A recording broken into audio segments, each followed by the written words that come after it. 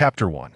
In the year 1508 of the Oceanic calendar, the 10th year of the Age of Pirates, the West Sea Potaten Island on the border of the Kingdom of Scythia, in a fishing village on the western shore, the fishermen, deep in slumber beneath the pallid moonlight, remained blissfully unaware of the approaching two-masted pirate ship, stealthily nearing the coast as the pirates cast their anchor into the sea.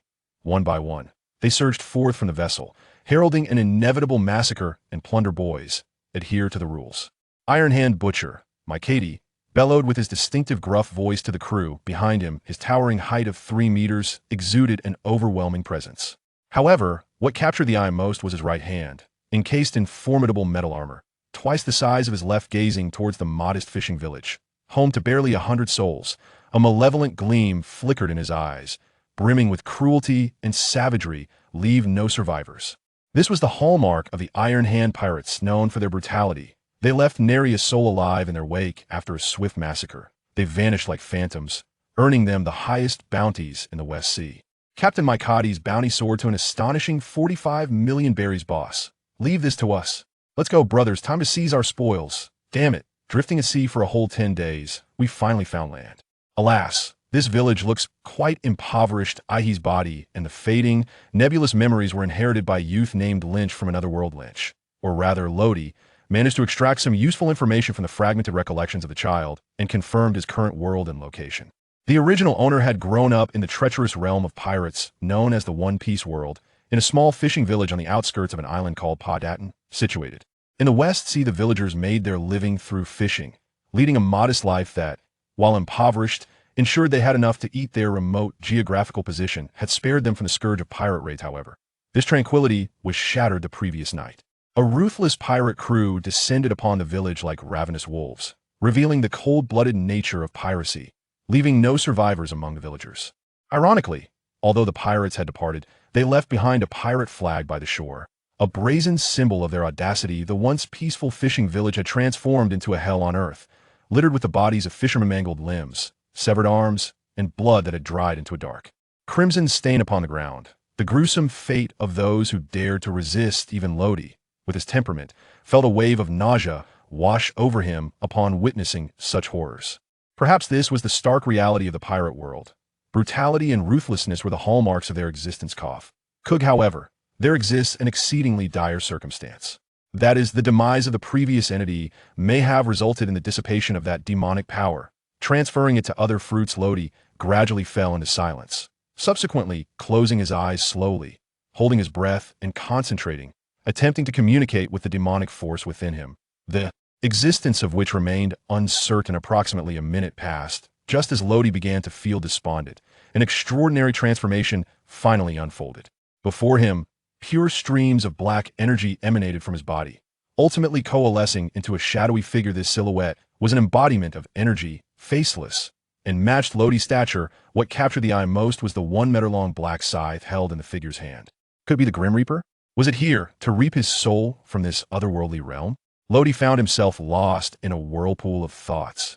He noticed that the figure remained motionless, and he could vaguely perceive a peculiar connection between himself and it. It is not a harbinger of death. It seems to embody the power of that demonic fruit. Next, let's see if I can command it. Lodi shifted to a safe distance, attempting to issue a mental command to the figure. Swing the scythe. The figure hesitated momentarily before it began to act. After several seconds, it grasped the scythe's handle firmly and swung it forcefully forward. The black blade struck the wooden wall, leaving a profound gash akin to slicing through vegetables. Following the scythe's swing, the figure appeared to expend its energy, gradually dissipating before transforming into countless strands of black energy that surged into Lodi's forehead. As the black energy fully entered, Lodi felt his mind blank out. Whether it was an illusion, he sensed as if the entire village lay within his vision. It was as though he had temporarily attained a clairvoyant ability, yet all was not yet concluded. As the final vestige of black energy melded into Lodi's forehead, the entire house trembled violently, as if struck by a powerful force. This was no mere illusion. Lodi distinctly witnessed the empty bowl on the table beside him shift from the center to the edge, clearly moving away from him. I am so exhausted. An overwhelming wave of fatigue washed over him. His legs buckled, and combined with his injured, frail body, he lost his balance and collapsed to the ground. The wound on his chest slightly reopened due to the tremors, and blood began to seep out slowly. I am so hungry. Once the fatigue subsided, a wave of hunger surged forth, compelling Lodi to endure the pain as he struggled to rise from the floor. With his blood-stained, tender hands propped against the wooden wall, he staggered out of the cabin in search of food in the other rooms. The sudden arrival of those pirates was matched only by their swift departure in the quaint fishing village. Remnants of sustenance surely lingered, albeit in scant amounts. After scouring 2 houses, Lodi finally uncovered some provisions. A small bag of coarse rice left in a corner, and 2 dried fish, salted and fallen to the ground. Each household had access to fresh water with whatever strength remained. Lodi hastily prepared a pot of rice on a nearby stove, famished beyond measure. He swiftly consumed the dried fish. As he felt his vitality gradually returning, Lodi endeavored to harness the powers of the devil fruit. However, perhaps due to a misapplication of the technique, the transformation he experienced this time diverged markedly from the last. Instead of the anticipated energy form, a tendril of unknown black mist began to emerge, swirling around him as if imbued with life. Yet the transformation did not cease there. His hands gradually darkened, and his black hair grew rapidly until it cascaded to his waist. A black vertical scar appeared on his forehead, accompanied by peculiar dark patterns around his eye. Scythe of the Grim Reaper, Lodi exclaimed, glancing down at the black scythe that had manifested in his grasp. The scythe was entirely ebony, its handle adorned with bizarre engravings, the blade serrated, sharp, and chillingly formidable. In that moment, Lodi finally comprehended the true nature of the devil fruit he had consumed. The zoantype, human fruit, mythical beast form, Grim Reaper. Undoubtedly, the zoantype mythical beasts are rarer than even the ancient or logia types of devil fruits. Their power unquestionable. As for the prior manifestation of energy, he remained in the dark nonetheless. One certainty emerged. He could wield the power of the devil fruit. This alone was sufficient. Subsequently, Lodi relinquished the Grim Reaper form, and his appearance returned to normal. Maintaining that form demanded considerable stamina in his current state. He could sustain it for merely a minute while stationary, and less than 10 seconds with any movement. In summary, it was not a sustainable endeavor. My wounds seemed to have ceased hurting, Lodi mused, unsure if it was mere illusion, yet he sensed a slight healing of his injuries. Ill wait until after I've eaten to reassess. Shaking his head lightly, he resumed his place at the stove, patiently awaiting the rice's completion. In that brief interval, his energy had nearly been depleted once more. To Lodi's astonishment, he managed to consume an entire pot of white rice remarkably. Even for a child, his constitution was beyond anything he had known in his previous life. With renewed vigor, he unwrapped the blood-stained gray cloth binding his chest. What met his gaze was a gash the length of a palm, spanning half of his chest. Curiously, the wound had already begun to scab, appearing less gruesome than before. Could it be that entering the Grim Reaper form accelerates wound healing? Embracing this mindset, Lodi once again entered the form of the Grim Reaper. Suddenly, a wisp of the surrounding black mist withdrew and enveloped his wound. He felt a slight itch at the site of the injury. The wound was indeed healing. Almost simultaneously, Lodi confirmed this. However, considering the considerable toll this form took on his stamina, he ultimately dispelled the Reaper's form. This time, the wound was in a better condition than before. At the very least, it no longer impeded his daily activities. By the way, when I previously entered what seemed to be observation hockey state, I sensed a faint trace of life force. Could there be others still alive here? Yes, it seems to be in that direction. Previously, due to hunger, Lodi had temporarily dismissed that trace of life force from his mind, only to recall it now. There was a particularly notable household in the small fishing village, the wealthiest family in the area before arriving here. They were merchants, but unfortunately encountered pirates at sea, leading to their entire merchant ship being overrun. With the protection of their guards, the family managed to escape on a small boat and drifted to this quaint fishing village. Perhaps weary of the constant anxiety that accompanied maritime trading, this family decided to settle down peacefully here. It is often said that merchants are driven by profit. Yet through Lodi's memories, it was difficult to discern any avarice in their demeanor. The heads of the household were amiable individuals. Occasionally, village children would visit their home to play, and they were never turned away. Instead, they would be offered delightful treats to enjoy. The couple had a daughter who was gentle and kind, lacking the wildness often found in the village children, making her a beloved playmate among them. This chapter is not yet finished. Please click the next page to continue enjoying the captivating content. Following the faint recollections, Lodi arrived at the quaint villa situated at the far end of the fishing village. The once exquisite floral decorations had become tattered due to the pirates pillaging at the entrance. On the dark, dried bloodstains, a battered corpse lay quietly. As Lodi approached, a wave of the metallic scent of blood assaulted his senses. The body bore over a dozen wounds, a sight almost too gruesome to behold. Lodi shut his eyes, held his breath, and gently maneuvered the corpse aside, then stepped into the house. If his earlier sensations were accurate, there were indeed living beings present here. They could either be the owners of this household, pirates, or perhaps the surviving villagers from the fishing community. Regardless of the possibility, Lodi felt confident in facing them. His assurance stemmed from his devil fruit abilities nevertheless. His movements grew increasingly cautious, nearly soundless as he traversed the space. Maintaining vigilance was undoubtedly prudent. If he couldn't defeat them, he could at least strike first inside. The disarray was even more pronounced than outside. After a thorough search, Lodi halted in front of the lone large bed in the room. He heard the faint sound of breathing. It seemed to emanate from beneath the bed. Following the sound, he slowly crouched down through the dim light. Luo-D discerned a blurred, petite figure. Aiko. For some inexplicable reason, those two syllables immediately flashed into his mind. Attempting to call her name twice, he received no response. So Luo-D had no choice but to pull her out. The little girl was adorned in a delicate dress, with flowing golden hair, exuding an undeniable charm. It was evident that she would blossom into a striking beauty in the future. "Hey, wake up! Aiko, awaken!" After persistent calls, little Aiko finally stirred from her slumber. "Ah, are you Luo-D? Why have you come to play with me so early today? I haven't had my meal yet." The soft, tender voice revealed a hint of innocence. Gazing at the innocent and adorable little girl before her, Luo-D found herself at a loss for words. Yet, time would not halt simply because Luo-D remained silent.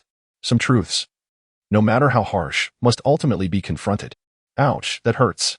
Little Aiko struggled to rise from the ground, the pain at the nape of her neck causing her to frown. "Mother, father." With no response, little Aiko slowly made her way outside. As Lodi watched her depart, she did not intervene, merely releasing a profound sigh. The scenes that would soon unfold were likely to leave a significant impact on the young Aiko. "Ah, father, mother, what has happened to you?" Little Aiko collapsed onto her father's body. Why are you lying on the ground? "It is cold down here. Please rise." "You must be pretending to sleep. Do not deceive me. Awaken now." "Woe betide. Do you no longer want Aiko?" "I promise, dear parents, I shall never again indulge in slumber or pilfer food. Please, awaken." The tender cries reverberated throughout the quaint fishing village, yet no one answered her. At merely 5 years of age, the little girl experienced the true essence of despair for the first time. The white clouds drifted back and forth, stirred by the sea breeze. The sun gradually ascended until it was directly overhead, and the temperature of the ground slowly began to rise. Lodi brought the emotionally steadied Aiko to the seaside. There stood a solitary pirate flag, a remnant left behind by the Iron Hand pirates. "Aiko, in their final moments, your parents rendered you unconscious, sacrificing their lives to save you, hoping only for your survival. However, I implore you to remember that the master of this pirate flag was responsible for taking your parents' lives. Their actions must be etched into your memory. Do not forget. As you can see, this vast ocean is merciless. The weak can only cry out in despair, while the strong can seize the lives of others at will. Aiko, do you wish to continue down this path?" The cascade of words from Luo-D left the young Aiko at a loss for how to respond, grappling with concepts beyond her comprehension. Yet she understood one thing clearly. She must grow stronger. She yearned for vengeance. Luo-D, I desire immense power. I seek to avenge my parents." The upheaval wrought by pirates revealed to the young Aiko the harshness of reality and crystallized her ambitions. "Very well. Let us strengthen ourselves together and pursue our revenge. However, first, we must ensure that those uncles and aunts fall into a deep slumber." With that, Luo-D led Aiko towards the back mountains. Meanwhile, an orderly battalion steadily advanced along a forest path towards the quaint fishing village. They belonged to the 101st Navy branch stationed in the capital of the Kingdom of Sidarea, Duzi Shenghuan. The leader, donned in a white coat, wore the striking emblem of justice emblazoned on his back. Lieutenant Colonel Breach, a master swordsman with a rapier at his side, glanced at the bounty notice in his hand. "A headache brewing. Damn you, my Katie, like a wretched rat. Do not let me catch you." Suddenly, the transponder snail rang. Moshi, Lieutenant Colonel Breach. "Colonel dear, regarding that village. It must remain a secret. Thus, I implore you to erase all traces of it." Yet again, is it for that damned face saving? Is this truly justifiable under the weight of our so-called justice? "Breach, remember, this is an order." The line went dead, and Breach flung the bounty notice to the ground in frustration, his expression darkening. What a farcical notion of justice. After standing in silence for a considerable time, the inquiries from the rear guard prompted a resigned sigh from Breach, compelling him to move forward. He was powerless against the dictates of his superiors. Ultimately, that impoverished fishing village could not escape destruction. Nevertheless, should any lives remain, he would extend his assistance, perhaps alleviating the weight of his guilt. An hour later, the sounds of cannon fire began to echo. Luo-D and Iko, who had been laboriously digging, paused and turned to glance behind them.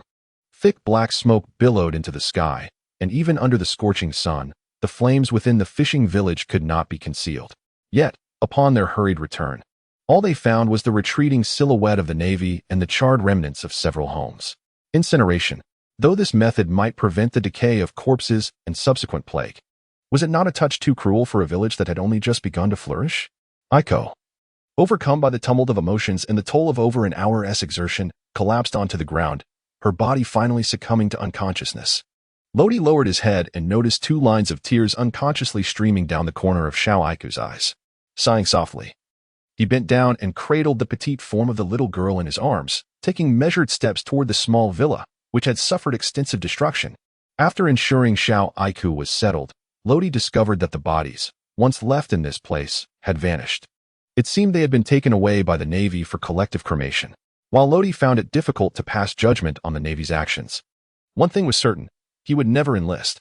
The shortcomings of the Navy were glaringly evident, with a hierarchy that crushed beneath it, culminating in the malevolent celestial dragons. To serve the celestial dragons like a mere hound, that was beyond Lodi's capacity. With the house reduced to ashes, the pressing question loomed: what to do about food? The most critical problem had emerged: food. After much contemplation, only one solution remained: hunting, to safeguard the little fishing village. The villagers had erected several barriers in the mountains to deter wild beasts. Beyond those barriers lay the treacherous expanse of the Gola Forest, a realm teeming with countless untamed creatures, untouched by human feet for years. As Lo-D traversed the terrain, he harnessed the powers of the devil fruit, shifting into the death god state and reverting back repeatedly, striving to ensure his immediate transition into this formidable form. Suddenly, a piercing howl reverberated through the forest, capturing Lo-D's attention. Peering through the trees, he finally beheld the creature's visage, with its gray fur and robust frame exceeding a meter in length. Its sharp teeth added a fierce edge to its appearance. The target was a rabbit, and the seasoned jungle hunter executed a precise and swift pounce, its lethal teeth effortlessly piercing the rabbit's pristine neck, which quivered only briefly before succumbing to stillness. To be candid, thus far, Lo-D had only faced Kunkin, and now, confronted with this merciless predator, he felt somewhat at a loss. A sudden snap. Unbeknownst to him, he had inadvertently stepped on a brittle branch, the sharp sound inevitably drawing the gray wolf's attention. It seemed he had no choice but to fight. As the wolf advanced with alarming speed, Lo-D steeled himself for battle. Death god form. The confrontation was imminent, and as the wolf leaped within 4 meters of him, he transformed into the death god state. At that moment, the wolf was airborne, ready to pounce. Lo-D grasped the scythe's handle with fervor, twisting his waist and exerting force. A glimmer of lethal light flashing as he struck. Scalding blood splattered across Lo-D's face. He had somewhat underestimated the scythe's might. The wolf's left leg was severed, its body crashing heavily to the side. Yet, Lo-D did not relent. Gritting his teeth, he propelled himself off the ground, his small frame soaring over 2 meters high. The scythe, propelled by inertia, cleanly severed the wolf's neck. Was it truly that simple? Gazing upon the wolf's lifeless form, even Lo-D found it hard to believe. In the death god state, his physical capabilities had undeniably been enhanced. The sharpness of the scythe exceeded his expectations, though its wielding was immensely taxing. However, the devil fruit he had consumed seemed to possess deeper complexities. It appeared to offer additional effects. Recalling the moment he vanquished the gray wolf, he sensed a warm current flowing from the handle through his body, enveloping him in warmth and restoring some of his stamina. Moreover, whether it was mere illusion or reality, he felt a certain enhancement coursing through him at that instant. Could it be that as I wield the scythe of the death god to slay formidable foes, it also replenishes some of my strength? For now, he decided to set aside these thoughts and continue seeking more beasts to test this hypothesis. With that in mind, Lo-D reverted from the death god state and ventured deeper into the forest, leaving the deceased gray wolf to be dealt with upon his return. Indeed, even if it were to be snatched away, it matters not. The formidable power of the death god form has already been witnessed. Thereafter, sustenance shall be effortlessly within reach. Not long after, Lo-D encountered a colossal creature, a behemoth of over 2 meters in length, renowned as the king of the forest, a magnificent white tiger. Without a moment's hesitation, Luwadi transformed into his death god form. As the white tiger lunged forward, his scythe was swiftly unleashed. However, this time, he evidently underestimated the ferocity of the forest king. Although the scythe struck the giant white tiger's midsection, its lethal claws did not relent, striking directly against Luwadi's chest. The sharp talons, upon the previous wound, left 3 deeper scars. The immense force sent Luwadi hurtling backward, ultimately halted by a nearby tree, where he barely managed to come to a stop. With a cough, the frail body of a child struggled to stand, blood frothing at his lips. The white tiger, its abdomen torn open, succumbed to excruciating pain, plunging into a frenzy as it propelled itself once more towards Luwadi. This time, it was determined to obliterate the diminutive human. Rise. With a powerful thrust of her legs against the ground, Luo-Di soared into the air, narrowly evading the ferocious assault. Immediately following this, her body executed a mid-air somersault, the scythe of death spinning in her grasp. Die! The blood-stained blade cleaved through the air with ferocity, striking deep into the neck of the white tiger. In that instant, Luo-Di relinquished her death god form, causing the scythe of death to vanish momentarily, only to re-enter the death god state again, the scythe reappearing in her hands as she delivered another devastating blow. This sequence of transitions continued several times until the white tiger could no longer withstand the onslaught and collapsed to the ground. Lodi gasped for breath as she delivered the final strike to the white tiger. A familiar warmth coursed through the hilt of the blade, permeating her limbs and bones, continuing to circulate until it ultimately faded away. Lodi clenched his fists, feeling an undeniable surge of power coursing through him. It was a palpable transformation. If his strength was once quantified as 1, it now soared to at least 1.5, a truly formidable growth. Yet, he acknowledged a hint of arrogance in his newfound might. Fortunately, the death god form possessed the ability to heal wounds. Otherwise, he might have met a fate akin to that of his predecessor. The size of the tiger was overwhelmingly vast, compelling Lodi to relinquish a portion of it, ultimately claiming only 4 massive limbs. In his haste to depart this place, he chose not to revert from his death god form. Under this guise, his speed reached extraordinary heights, tripling that of his ordinary state. To be frank, the moment he laid eyes on the white tiger, his instinct was to flee. However, to his dismay, it charged at him without offering a moment's respite. Upon returning to the dilapidated little house, Lodi carelessly discarded the 4 bloody tiger legs to the side. He then washed himself in the sea and tended to his wounds before entering the room. Yet, he was met by the sight of a diminutive figure.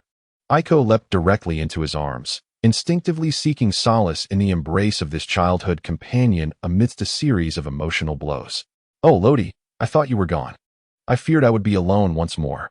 Lodi suppressed the pain coursing through his chest, forcing a smile as he gently patted her head, soothing her unease. There. Do not weep. I shall not leave you." But what about father and mother and the uncles and aunts in the village? They have all vanished. Will you two someday disappear? I am truly frightened, she sobbed. The uncles and aunts have merely gone far away. Once you grow up, they will return to see you. Really? Indeed. At just 5 years of age, Aiko was exceedingly fragile. The recent fire had pushed her to the brink of despair, casting aside promises made during daylight into some forgotten corner. Only Lodi remained her last bastion of hope, and she clung to him desperately. Aiko, you have not eaten a thing all day. Come, let us find something to eat. As he gazed upon the young Aiko, Lodi found a reflection of his own past within her. In his previous life, his mother had departed this world prematurely, leaving his father to raise him alone. Eventually, his father succumbed to illness, passing away on the night of Lodi's graduation, leaving with a smile. Yet, that night, Lodi wept bitterly. Undoubtedly, Aiko's plight was far more tragic than his own, evoking a sense of compassion within him. Moses, Colonel Breach, is it all taken care of? Breach, returning with the Navy, was interrupted by the sudden ringing of the phone bug. He inhaled deeply, stifling his anger. Yes, it is done. No survivors. Well done, Dare chuckled. Hurry back. There are matters here that require your attention. With a grimace, Breach acquiesced and abruptly hung up the phone bug. Damn you, Dare.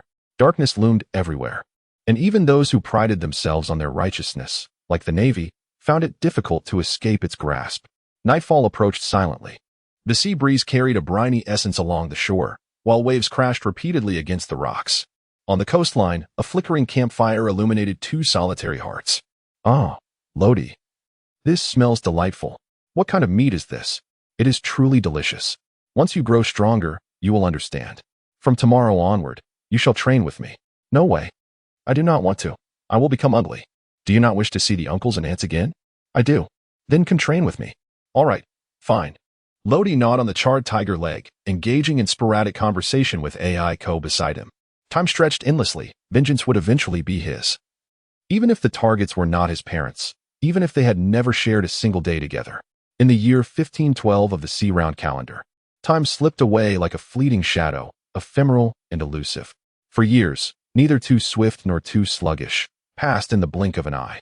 Every day, Lodi and Aiko diligently engage in their training, never pausing even for a moment. Now, at the age of 9, Aiko has reached a height of 1 meter and 50 centimeters. After extensive training, her once fair skin has transformed into a sun-kissed hue, radiating health and vitality. Her delicate features, coupled with her slightly youthful visage, captivate all who behold her. Over the span of 4 years, although Aiko remains a young girl, her abilities have evolved remarkably. She can now effortlessly confront several fierce wolves. Additionally, under Lodi's subtle guidance, she has learned to blindfold herself to evade attacks, significantly enhancing her reflexes and perceptive abilities. While she is yet to attain the mastery of observation hockey, she has begun to grasp its essence. If she continues her training and encounters the right opportunity, she may very well begin to master this skill. In comparison, 10-year-old Lodi stands out even more. At a height of 1 meter and 65 centimeters, he possesses a well-proportioned physique complemented by striking features and expressive eyes. Undeniably a charming young lad. After 4 years of dedicated research and development, Lodi has thoroughly familiarized himself with the powers of the devil fruit. Concepts that once eluded him have now been clarified. Most crucially, upon the death of his original self, the devil's power indeed departed from his body. However, it was forcibly drawn back upon his arrival, leaving half of the devil's power within his corporeal form, while the other half fused with his soul. He can now unleash the demonic energy from within his soul, manifesting it in the form of an energy body reminiscent of his initial encounter. This portion of the devil's power inherits the inherent flaw of the devil fruit, an aversion to seawater. Yet, when he releases this segment of demonic energy, he himself becomes impervious to the fear of seawater. Lodi has tested this theory. However, there are drawbacks. Maintaining the external manifestation of that energy body requires substantial physical stamina, and his own deathly powers are significantly diminished as a result. Lodi has bestowed a name upon the energy entity, the demon avatar. Furthermore, when the demon avatar fully returns to its original form, a momentary soul pressure is generated, akin to the conqueror's haki. In addition to this, the ability to perceive the world around him, known as observation haki, is also manifested. Through relentless practice, Lodi is now capable of initiating this ability even without the aid of the demon avatar, indicating that he has preliminarily mastered both the conqueror's haki and observation haki. The third point, which is of utmost importance, is that the scythe of death, when used to slay enemies, bestows energy back upon the host, thereby enhancing their physical form. Over the past 4 years, Lodi has tirelessly hunted the beasts in the Gora forest, resulting in a remarkable augmentation of his physical prowess. Presently, relying solely on his physical strength, he can deliver a single blow capable of felling a tiger. This formidable physique has motivated him to train his legs, placing greater emphasis on speed. The sixth form of the Navy's techniques, known as Soru, allows for a series of rapid footfalls on the ground within 0.36 seconds, generating explosive reactive force for swift movement, rendering the user seemingly invisible. Through continuous training, Lodi has ultimately mastered Sara. In truth, Sara is not particularly difficult. Once physical capabilities reach a certain threshold, its execution comes naturally. The fourth and final point pertains to the transformation into a death god and the semi-death god state. Over these 4 years, Lodi has persistently developed the powers of the devil fruit. A year ago, the death god robe made its appearance. This robe is impervious to fire and water, fears no thunder, and allows the wearer to fly, serving as a concrete demonstration of Lodi's preliminary mastery over the death god transformation. The mastery of the death god robe signifies the devil fruit's acknowledgement of Lodi. Consequently, the semi-death god transformation follows suit with ease. This semi-transformation enables Lodi to summon either the death god robe or the scythe of death independently, significantly reducing physical exertion. Lastly, Lodi has also grasped some unique skills. formidable techniques that can only be manifested through the power of the death god. After completing 5,000 slashes, Aiko wiped the sweat from her brow and hurriedly approached Lodi. "Brother Lodi, when do we depart?" Lodi tightly bound weights to his feet, slowly rising to his feet. He shook his legs and glanced at the sky. The expanse was clear and cloudless, indeed a splendid day for departure. It was time to bid farewell to them. It was likely he would not return again. For 4 years, Lodi and Aiko had not left this small fishing village. Even Lodi, an outsider from another realm, had developed a sense of attachment to this place, along with an added bond. Aiko, his cherished sister in his heart.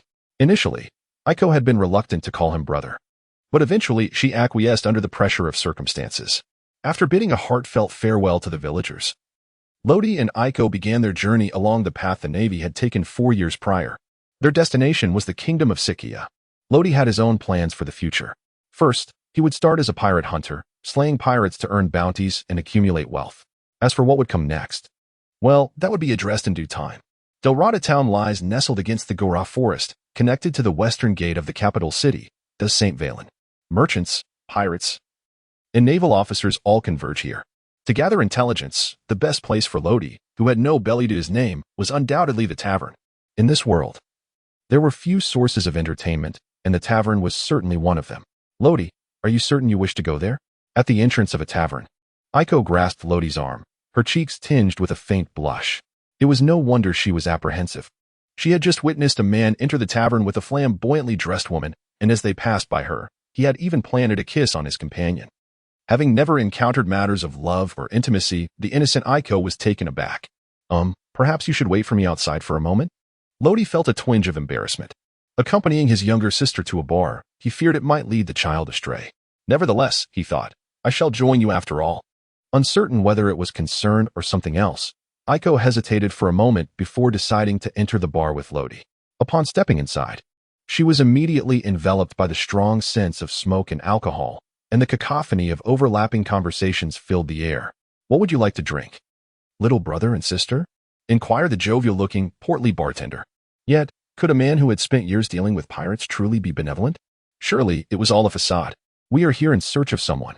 Lodi, preferring to avoid prolonged conversation, casually concocted an excuse to deflect, and then took Aiko by the hand, leading her directly into the inner chamber. The rotund proprietor, observing the retreating figures of the two, discreetly retrieved a communication device and began a hushed dialogue with an unidentified party. "Ha, the bounty for Captain Leba has soared to 12 million berries. If you ask me, soon it will be a breeze traversing the western sea. Reveling in the abundance alongside our esteemed Captain Leba, I shall drink to that." To a comrade, amidst the fog of inebriation, a young pirate noticed Aiko's entrance and, with a sly grin, whispered to the burly man seated at the center, "Captain Leba, behold that young lass over there. What do you think?" The bearded captain instinctively turned to follow the direction of the young pirate's finger. Upon closer inspection, he realized it was but a little girl. He then took a hearty swig of his drink and, with a wicked grin, declared, "Ah, you know me well. Go, fetch her for me." Endowed with the ability of observation hockey, Lodi overheard the conversation of the men. When he learned that the course captain, Leba, intended to lay hands on Aiko, a surge of uncontainable fury ignited within him. He had never felt such rage before. "Aiko, prepare for bloodshed." Upon hearing this, Aiko expressed surprise. It wasn't fear of killing that troubled her, for she had entered the fray just moments ago. However, over the years, she had slain countless beasts. While this would be her first act of taking a human life, she did not oppose the notion. Moreover, she had vengeance to exact upon her parents' murderers. Ultimately, killing was an inescapable fate. "Make your move." As the young pirate rose, Lodi and Aiko sprang into action. "Shave." As the shadow of Lodi swiftly vanished from her seat, Captain Leba raised his wine glass, only to find a figure materializing before him in the blink of an eye. Before he could utter a word, the figure clasped their hands, and a black scythe, nearly 1.5 meters in length, suddenly emerged. Indeed, it measured 1.5 meters. The scythe of death possesses a capacity for growth. At this moment, it was longer and more lethal than it had been 4 years prior. The visitor was none other than Lodi. With a fierce strike, she unleashed the ghost scythe, tremor slash. The scythe of death was swung with incredible force and then retracted as swiftly as if it were merely releasing pressure. The instantaneous explosion of power, infused with the essence of death, caused the air to tremble violently, followed by a rapid black slash. Just as the attack reached him, Leba's eyes rolled back, and he collapsed upon the sofa, appearing unscathed, as though the strike had merely been an illusion. Yet only Lodi knew that Leba was already dead. That blow had shattered his brain. In the next instant, Lodi returned to her original position. The entire sequence transpiring in less than 2 seconds, so astonishingly swift that scarcely anyone noticed. In stark contrast, Aiko was not as quick. "Hey, little beauty. Our captain requests your company," a small pirate called out as he approached, only to be met with the lethal edge of her blade. Without hesitation, Aiko struck and dispatched him in an instant. Bang. "Tybe, keep it down." "Hey, Tybe, what happened?" A pirate, who had been drinking, was startled by the loud noise. Just as he was about to reprimand, he found his comrade lying in a pool of blood, while the seemingly harmless little girl held a bloodied knife in her hands. This was intolerable. The other members of the Leba pirates were instantly filled with rage. How dare she? In this day and age, a mere girl dares to provoke pirates? Do they think we are pushovers? Damn it, little girl, you're courting death. A pirate, who had been friendly with Tybe, brandished a cutlass and menacingly swung it at Aiko.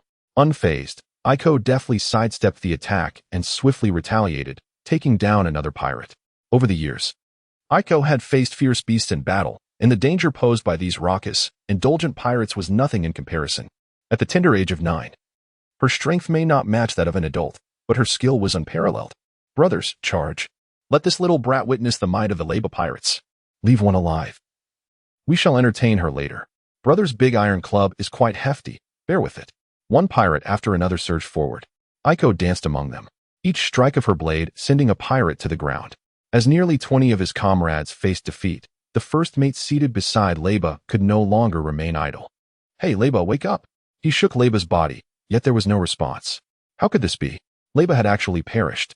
He leaned in slightly and was horrified to discover that Leba no longer breathed. "Flee. There are formidable adversaries here." The slightly intoxicated first mate broke into a cold sweat. Caring not for the fate of the other pirates, and without uttering a word, he hastened towards the exit. Did he realize? Lodi lifted her gaze slightly. So what? The phantom scythe, thunder slash. The dark strike penetrated the first mate, who had just stepped over the threshold. Nonetheless, his body continued to cross that boundary. 1, 2, 3. Lodi counted to 3, and a sound of something landing echoed from outside. At that moment, Aiko wiped the bloodied knife with the cloth on the table and gracefully seated herself beside Lodi. Phew, it was her first time taking a life, and she still felt somewhat unaccustomed to it. Lodi turned her head, only to see Aiko's delicate face slightly pale. Perhaps imagining them as mere beasts would alleviate some discomfort. After all, it was their first encounter, and a degree of nervousness was entirely natural. Aiko nodded and glanced around. Now that the crowd had dispersed, how could they gather information? Should they venture to other bars instead? Lodi shrugged, then rose to his feet and approached Leba. Our objective has been accomplished. The bar owner watched as Lodi and Aiko departed, wiping the cold sweat from his forehead. Those two formidable beings, having slain a pirate with a bounty of 12 million. Thankfully, the reinforcements I summoned have yet to arrive. The mere thought sent a shiver down his spine.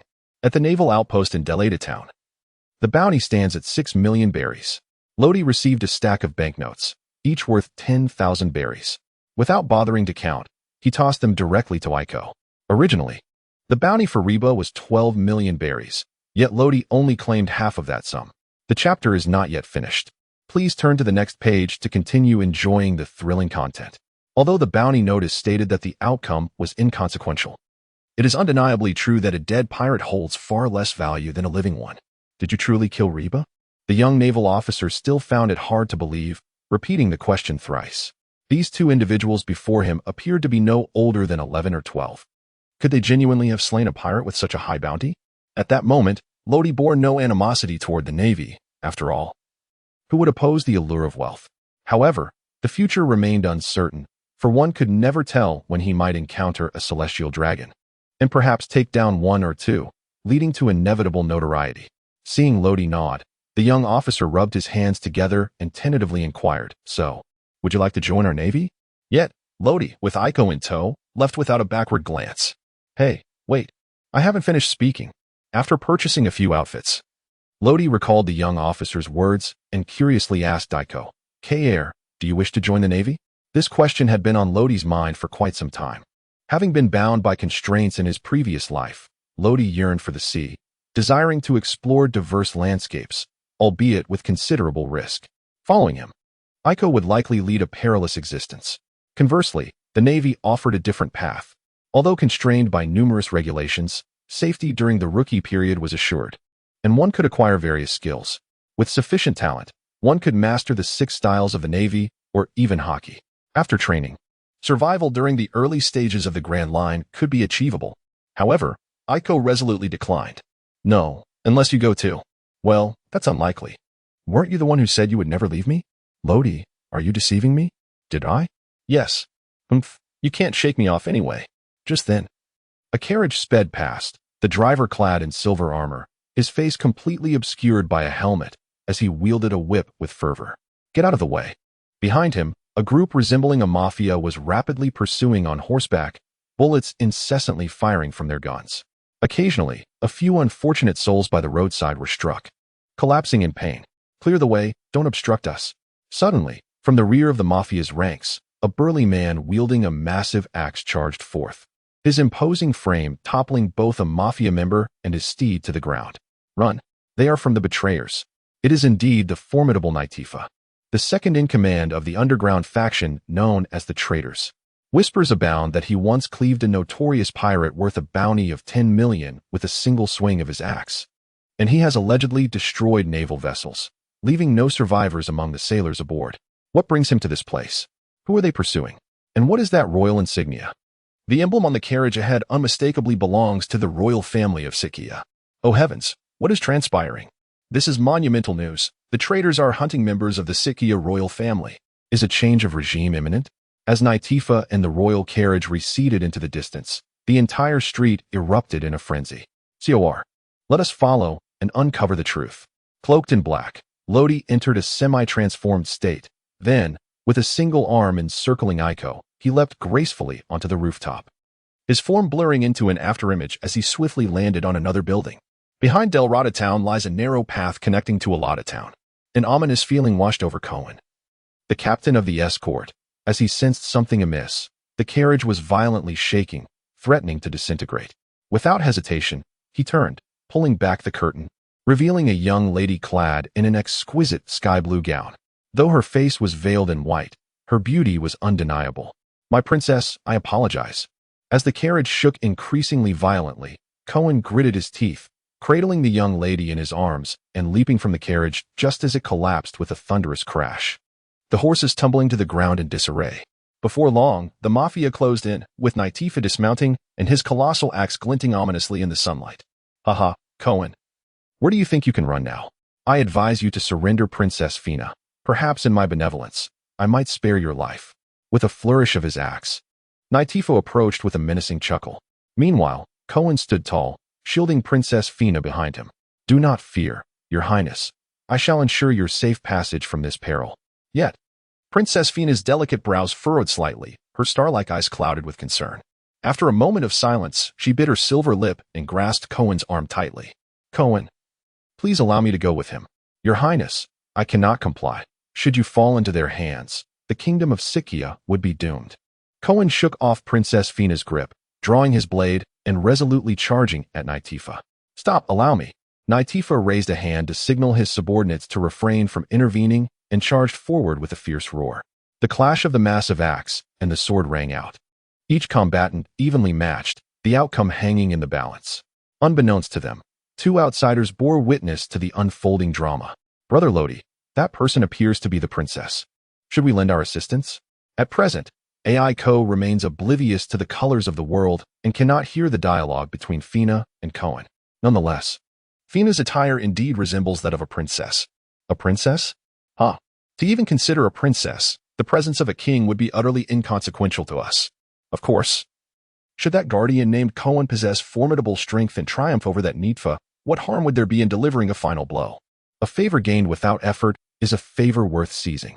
However, the ability to vanquish foes and thereby enhance one's prowess is paramount for Luo Di. Aiko, though somewhat confused, nodded in understanding. At long last, the battle reached a fever pitch. After hundreds of exchanges, Nitfa bore 3 wounds. While Cohen had only a single tear in his armor, making the disparity in their abilities abundantly clear. Suddenly, with a snap of his fingers, Nifa took a step back, his robust form retreating.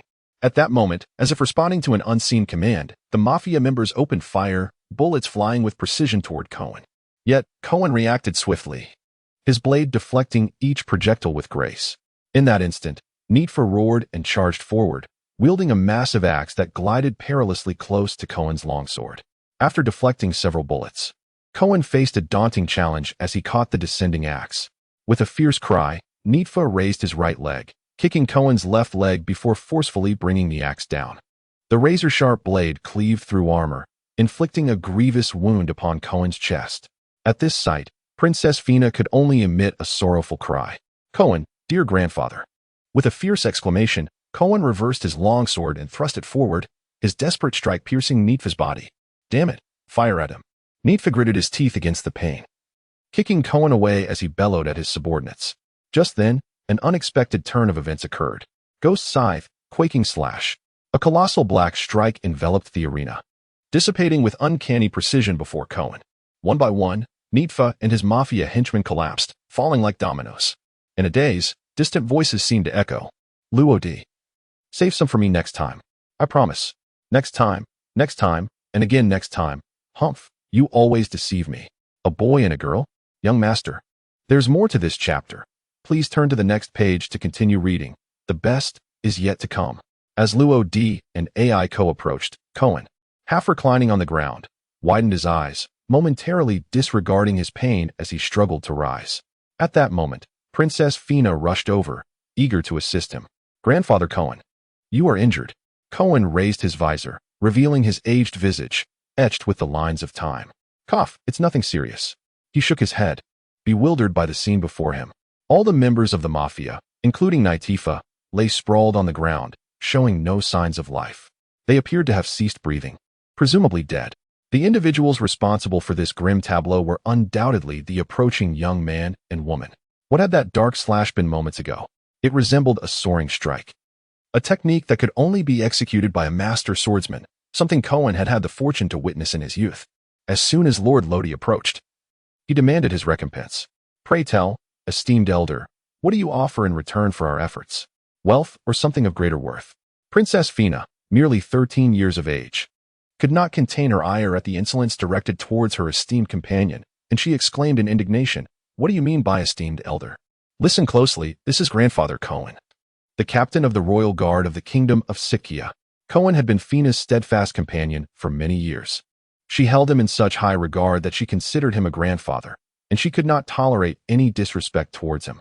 However, Cohen raised a hand in a gesture of calm, turning to Lodi to continue the conversation. "Young hero, please forgive the princess's youthful indiscretion. Allow me to formally introduce myself. I am Cohen, the captain of the royal guard of the kingdom of Sikya, and this is Princess Vladimir Fina of Sikya." The prowess displayed by the two before him was remarkable, and they appeared devoid of malice, prompting Cohen to reveal his identity without reservation.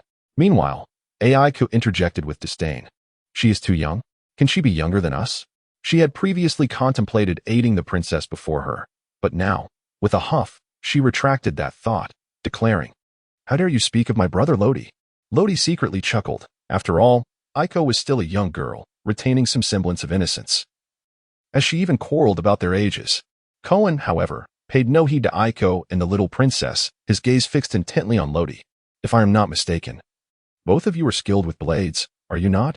A faint ache pulsed from his wound, prompting a brief pause before he continued. "In truth, within the treasury of our kingdom of Sikya, there lie 2 extraordinary blades." Curiosity piqued, Lodi inquired, "What sort of blades?" Cohen's expression turned serious. "Good swift blades. 50 in craftsmanship, breeze, and flying snow. Blades are categorized by their levels: swift blades, good swift blades, great swift blades, and supreme great swift blades. A good swift blade, for instance, commands a price exceeding 10 million belly, and they are often scarce. Encountering 2 good swift blades in the Western Sea is indeed a rare fortune." Intrigued, Lodi asked, "What are the conditions?" Hitting the nail on the head, a flicker of brilliance crossed Cohen's murky eyes, quickly concealed beneath his facade. "As a reward for eliminating these mafia members, breeze can be bestowed upon you. However, the current situation within the palace is exceedingly complex. making the retrieval of breeze somewhat challenging. A faint smile graced the corners of Lodi's lips. What should one do if one desires both blades? Such insatiable ambition. Yet, it is not impossible. It merely depends on whether this young lad possesses the requisite skill. Cohen lowered his head in contemplation, and after what felt like an eternity, he finally spoke. In truth, the kingdom of Siddharkaya is on the brink of a grave crisis. The left minister, Rihaku, is plotting treason. He has clandestinely allied with the underground organization known as the Traitors, abducting the families of loyal ministers to exert control over them. After nearly a decade of meticulous effort, he has resolved various unstable factors, and his reputation among the populace has steadily improved. Within the court, there exists no opposition to him. The common folk are quite satisfied with his governance. What might transpire should His Majesty the King unfortunately pass away? That would leave only the princess, the sole bloodline of the king. However, the princess is betrothed to the prince of the neighboring kingdom of Keonia, a union orchestrated by Minister Rihaku 5 years prior. At that time, under Rihaku's guidance, His Majesty had met with the visiting young prince of Keonia, leaving a favorable impression. The young prince subsequently proposed marriage. And in her innocence, the young princess, unaware of the implications of such a commitment, agreed without understanding. This morning, had it not been for the princess overhearing the treacherous plot of Rihaku and his intention to send her to Keonia, all would have been lost. At this juncture, Cohen wiped the corner of his eye, tears cascading down unbidden. Supporting him, Princess Fina also lowered her head slightly, softly weeping. Treason? Indeed, a most serious matter. Lodi crossed her arms, her brow slightly furrowed. If that is the case, then the left chancellor is not only associated with the traitor but also engaged in some sort of dealings with the kingdom of Keonia. It appears that obtaining those 2 blades will be rather challenging. Cohen's expression turned somber. Indeed, Lodi paced back and forth, suddenly lifting her head. That left minister, having long harbored ulterior motives and entangled with various factions, wields an unimaginable power behind him. What do you intend to use to resist? Cohen gritted his teeth and replied, My direct troops number 3,000. They'd only my commands. Lodi scoffed dismissively. Is that all? Perhaps, by the time you make your escape, your loyal troops will have already been subdued. Cohen remained silent for a considerable duration before finally speaking. Our kingdom of Siddharkaya is a member state of the world government. They shall undoubtedly offer us assistance. Lodi continued to counter the argument. However, this matter involves the kingdom of Keonia, which is also a member state, is it not? Will the world government intervene? Cohen found himself at a loss for words, as every avenue seemed to be blocked. After a prolonged silence, Lodi spoke again. In truth, I can assist you, but there is a condition. Cohen immediately raised his head, the pallor of his face giving way to a flush of excitement. What is the condition? Only through the experience of despair can one truly appreciate the rarity of hope. Cohen had no doubt that this young man before him would deceive him, for he possessed the strength to back his words. A sword master. Merely uttering these 2 syllables was enough to place him at the pinnacle of the Western Sea. In a single day, the people of the kingdom of Sikia learned of Chancellor Rehek's plot to usurp the throne, and Princess Fina was to testify that the organization had been consistently combating the forces. Upon hearing this, Cohen was somewhat perplexed. How could he ask Her Highness the Princess to take a stand? Just as he was about to negotiate further, Princess Fina, who had remained silent, suddenly stood up. Very well, we accept your terms. However, that's enough, Grandpa Cohen, let us settle it this way. Aiko pouted her little nose and huffed. Now that is how a princess should behave. Lodi stood quietly to the side, smiling yet remaining silent. In terms of his own abilities, within the relatively weak realm of the Western Sea, he could easily contend against an entire nation single-handedly. The Reaper's scythe not only enhances his physique after vanquishing foes, but also replenishes his stamina. When it comes to protracted battles, it is undeniably overpowered.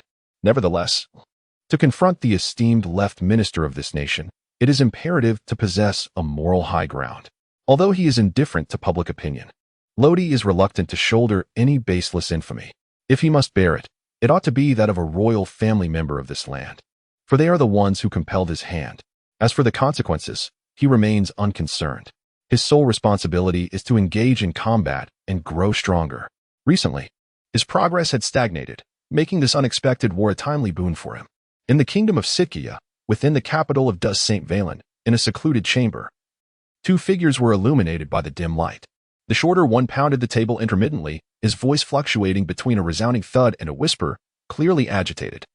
Is there still no news from Princess Fina and that old fool? The taller figure exhaled a plume of smoke. Naitifa has discovered their whereabouts. They should be returned shortly. The shorter figure slammed the table with renewed vigor. Do you have any idea how long I have been plotting? 10 years, an entire decade. I have endured a life of subservience while maintaining an outward facade. I can scarcely bear it any longer.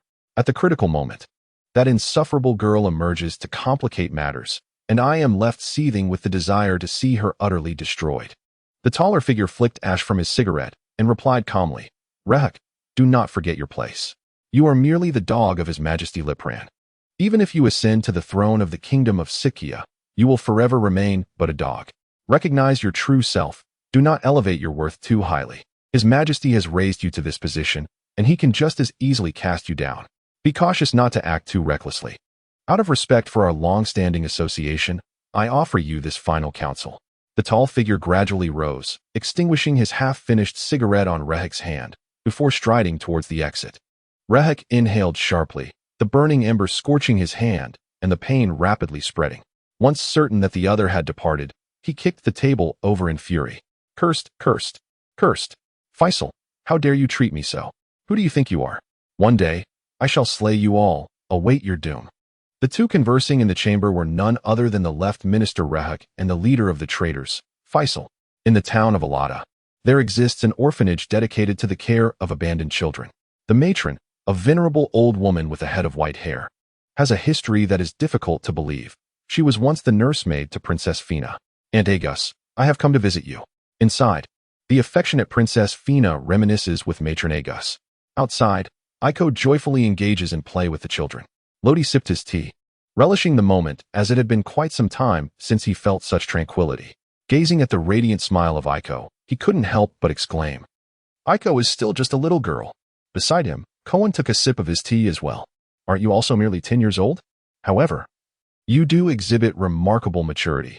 If one were to overlook your appearance, you could easily be mistaken for an adult. Lodi shook her head. You have no inkling of what I have endured. An entire village was massacred by pirates, and it is difficult to remain unscathed by such a tragedy. Although Lodi did not witness the carnage firsthand, the harrowing images of her village's demise remained vividly etched in her mind. Enough of that. Have you figured out how to inform the entire nation? Cohen did not expect that the youth before him had experienced such a lamentable fate, yet he refrained from probing further. It is already in motion. You need only wait patiently. Time flew swiftly. As a conspiracy woven over several years cast its shadow over the entire kingdom of Sidikea. Outside the port town connected to the southern gate of the capital, a fleet of ships quietly approached the coastal harbor. Figures clad in black suits stood upon the decks, each equipped with fine weaponry, be it blades or firearms. Undoubtedly, this was a well-trained battalion. On the main vessel, the traitor third in command, Smanton, leaped directly onto the dock. In the rear, his subordinate hurriedly called out to stop him. Lord Smanton, Big Boss Faisal instructed us to refrain from any rash actions. Smanton adjusted the brim of his hat, his voice laced with a casual nonchalance. Oh, it's quite all right. Our operation isn't until tomorrow.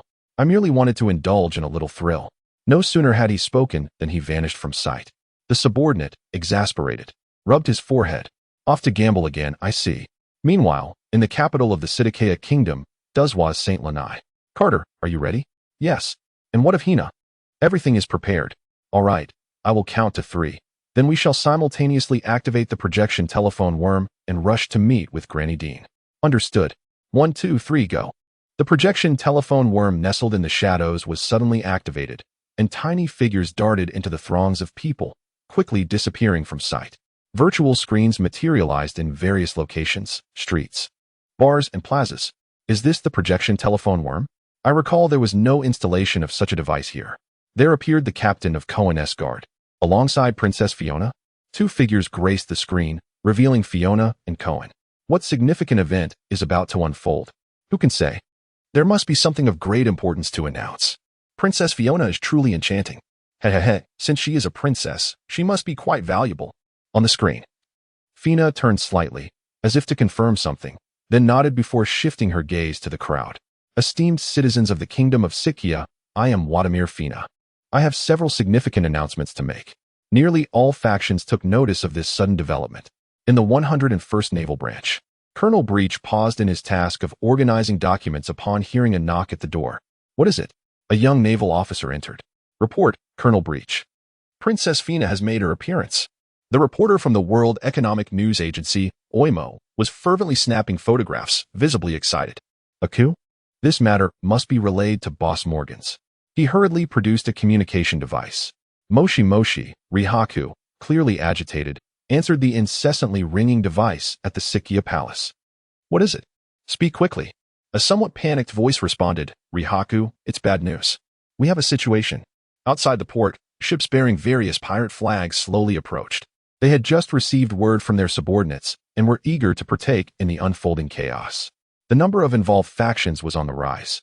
The entire kingdom of Sikia found itself at the eye of this brewing storm, and a great battle was inevitable. I almost forgot about that. There exists a device known as the projection telephone bug in this world. From above, Lodi observed everything transpiring below. His purpose for being here was to witness how Fina and Cohen were preparing, but he had stumbled upon this scene instead. Yet, to have the children from the orphanage engage in such matters was quite unexpected. Clearly, the guards at the kingdom's gates had been replaced, making it impossible to place a telephone bug within the city to summon Fina and Cohen. In contrast to adults, children were seldom suspected, allowing them to blend seamlessly into the royal city. As for trust, that concern was unfounded. The head of the orphanage was Fina's wet nurse, and their bond, cultivated over nearly a decade, could not be summed up in mere words. Under the observation of his Kinbunchika Haki, very few could escape Lodi's perception. He noticed an increasing number of formidable presences converging around him. The mafia, the navy, pirates, more and more were arriving. It appeared tomorrow would be quite eventful. When Lodi acquired the death god devil fruit, slaughter became inevitable. The more he kills, the stronger he becomes. However, his actions will embody a righteous form of murder. Everything remains within his control. By tomorrow, his strength shall ascend to an unprecedented height. The capital of Sikia is known as does St. Valen. The city boasts 4 grand gates: the East Gate, the West Gate, the South Gate, and the North Gate. Each gate connects to a quaint town.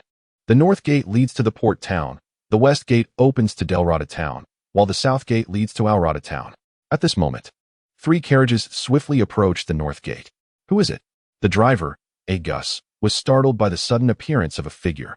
"Agus, it's me." The gentle voice of Lodi signaled her not to be anxious. "Oh, it is you.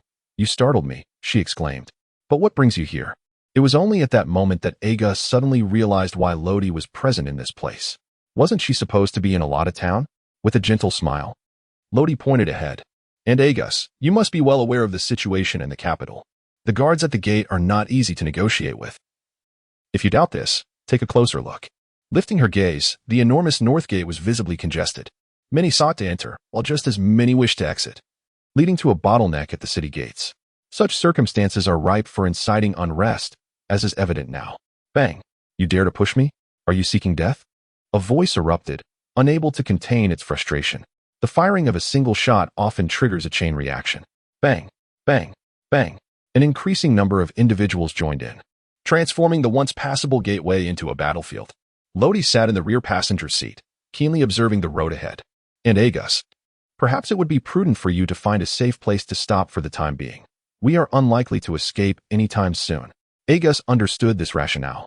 Yet as time progressed, the entire royal city became increasingly perilous. Pirates, mobsters, and even human traffickers would congregate here. While her own safety was of little concern, her apprehension lay with the defenseless children in the back. However, there was no alternative.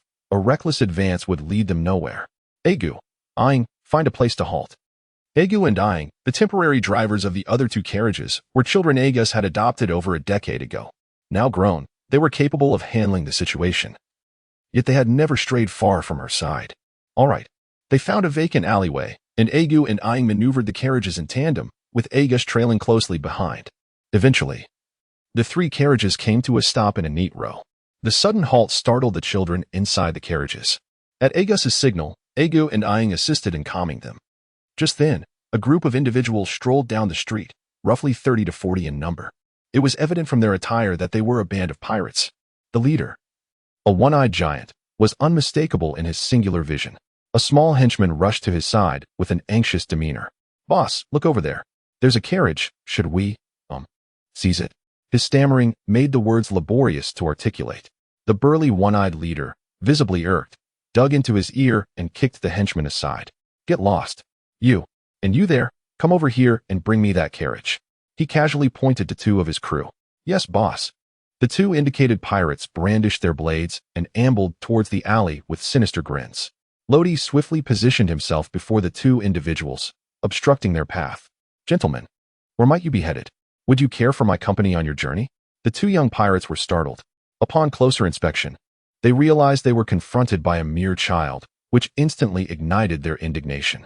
"How dare you provoke us, little brat? It seems you are courting death." One of them sneered. "Just don't be too rough. A missing limb won't fetch a good price." "Very well, then," came the reply. Lodi could no longer bear the tension. Suddenly, she raised her right hand, curling her index finger, and then gently flicked it. An invisible wave surged through the air, splattering forward like a bullet. The sound abruptly ceased. "What have you done?" The young pirate gasped in shock, only to discover that his companion had vanished without a trace. Upon turning around, he beheld the figure lying quietly on the ground 6 or 7 meters away, ensconced in a slumber reminiscent of an infant's. "Phew, you helped him close his mouth." Lodi gently blew on his fingertips, which were slightly warm to the touch. He referred to that recent strike as a line of heaven. With tremendous force, his index and thumb rubbed against each other, instantly stirring the air, and then, guided by the power of death, propelled forward in a flawless straight line, potent enough to pierce through wood and stone. That small pirate who received the blow was likely already impaled. In a word, it was penetrating. "You wait for me," exclaimed the pirate. "Captain, it's bad news." Remarkably, the remaining small pirate demonstrated considerable cleverness. Sensing the peril, he hastily alerted his captain. This was certainly more astute than simply charging ahead without thought. "Don't rush. Let us take our time, one step at a time." As Lodi raised his hand, another one-line sky attack was unleashed. The small pirate's body was pierced through, yet he did not cease his advance. Instead, he continued to surge forward as if ensnared by some unseen force. "Get lost, you worthless fool. You can't even handle a trivial matter." The Cyclops captain, Marty, kicked him aside in frustration. At that moment, Lodi calmly approached. Marty, the one-eyed captain of the pirate ship, had a bounty of 20 million berries. The tavern's entrance was plastered with numerous bounty posters, and Lodi meticulously noted each one, including that of Marty. A pirate with a bounty of 20 million berries could certainly carve out a place for himself in the West Sea. "Bah, little brat. Let me teach you how to write the word death."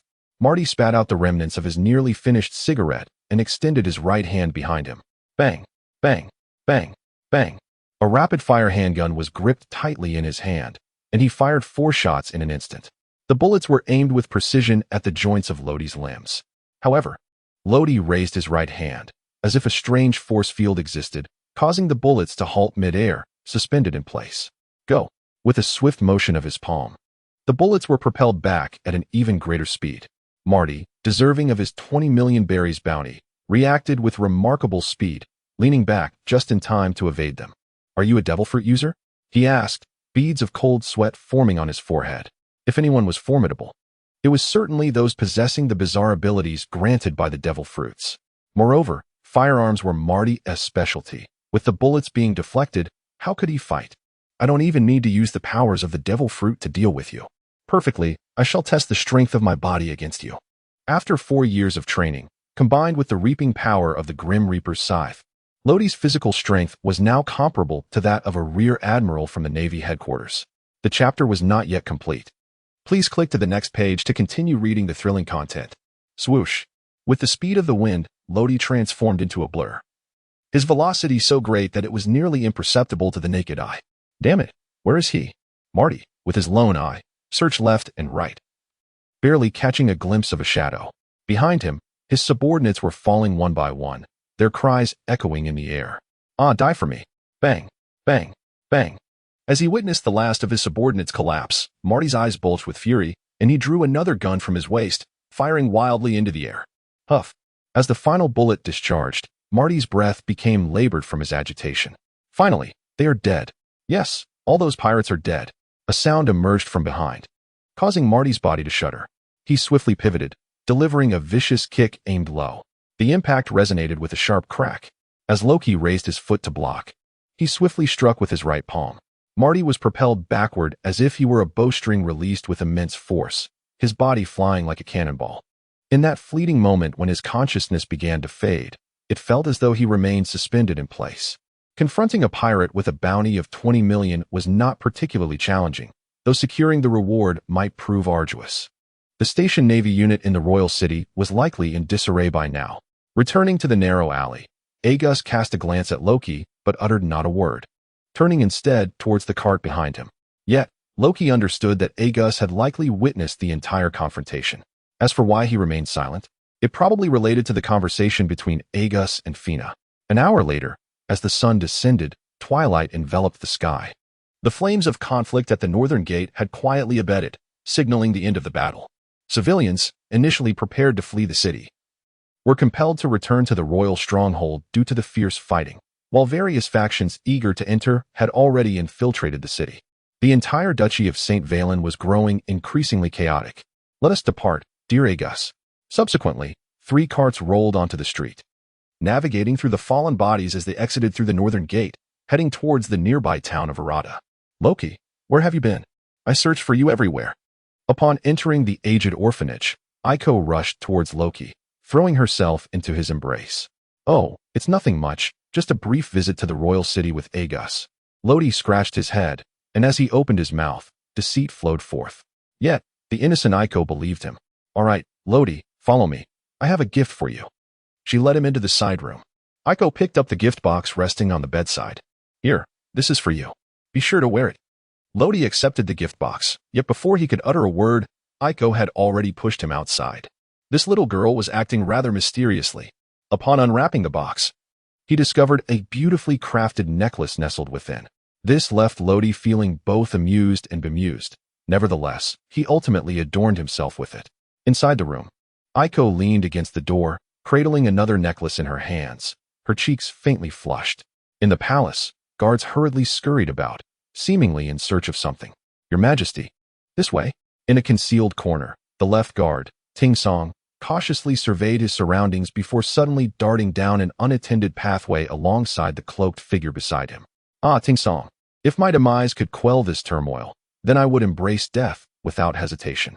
The cloaked figure was none other than Wadimir Zaluru, the king of the kingdom of Siderkea. He was well aware of the day's events, the treachery plotted by Minister Lihaku and his daughter's impending rebellion. A war was inevitable, shattering the peaceful existence of the populace, a scenario he never wished to witness. "Your Majesty, do you still not comprehend Lihaku's true nature? Failing to confront him now will lead to his successful coup, leaving the entire nation in despair." Truth be told, at times, Ting Song wished that Zaluru could adopt a more ruthless demeanor. His disposition was excessively gentle, almost exuding a sense of weakness.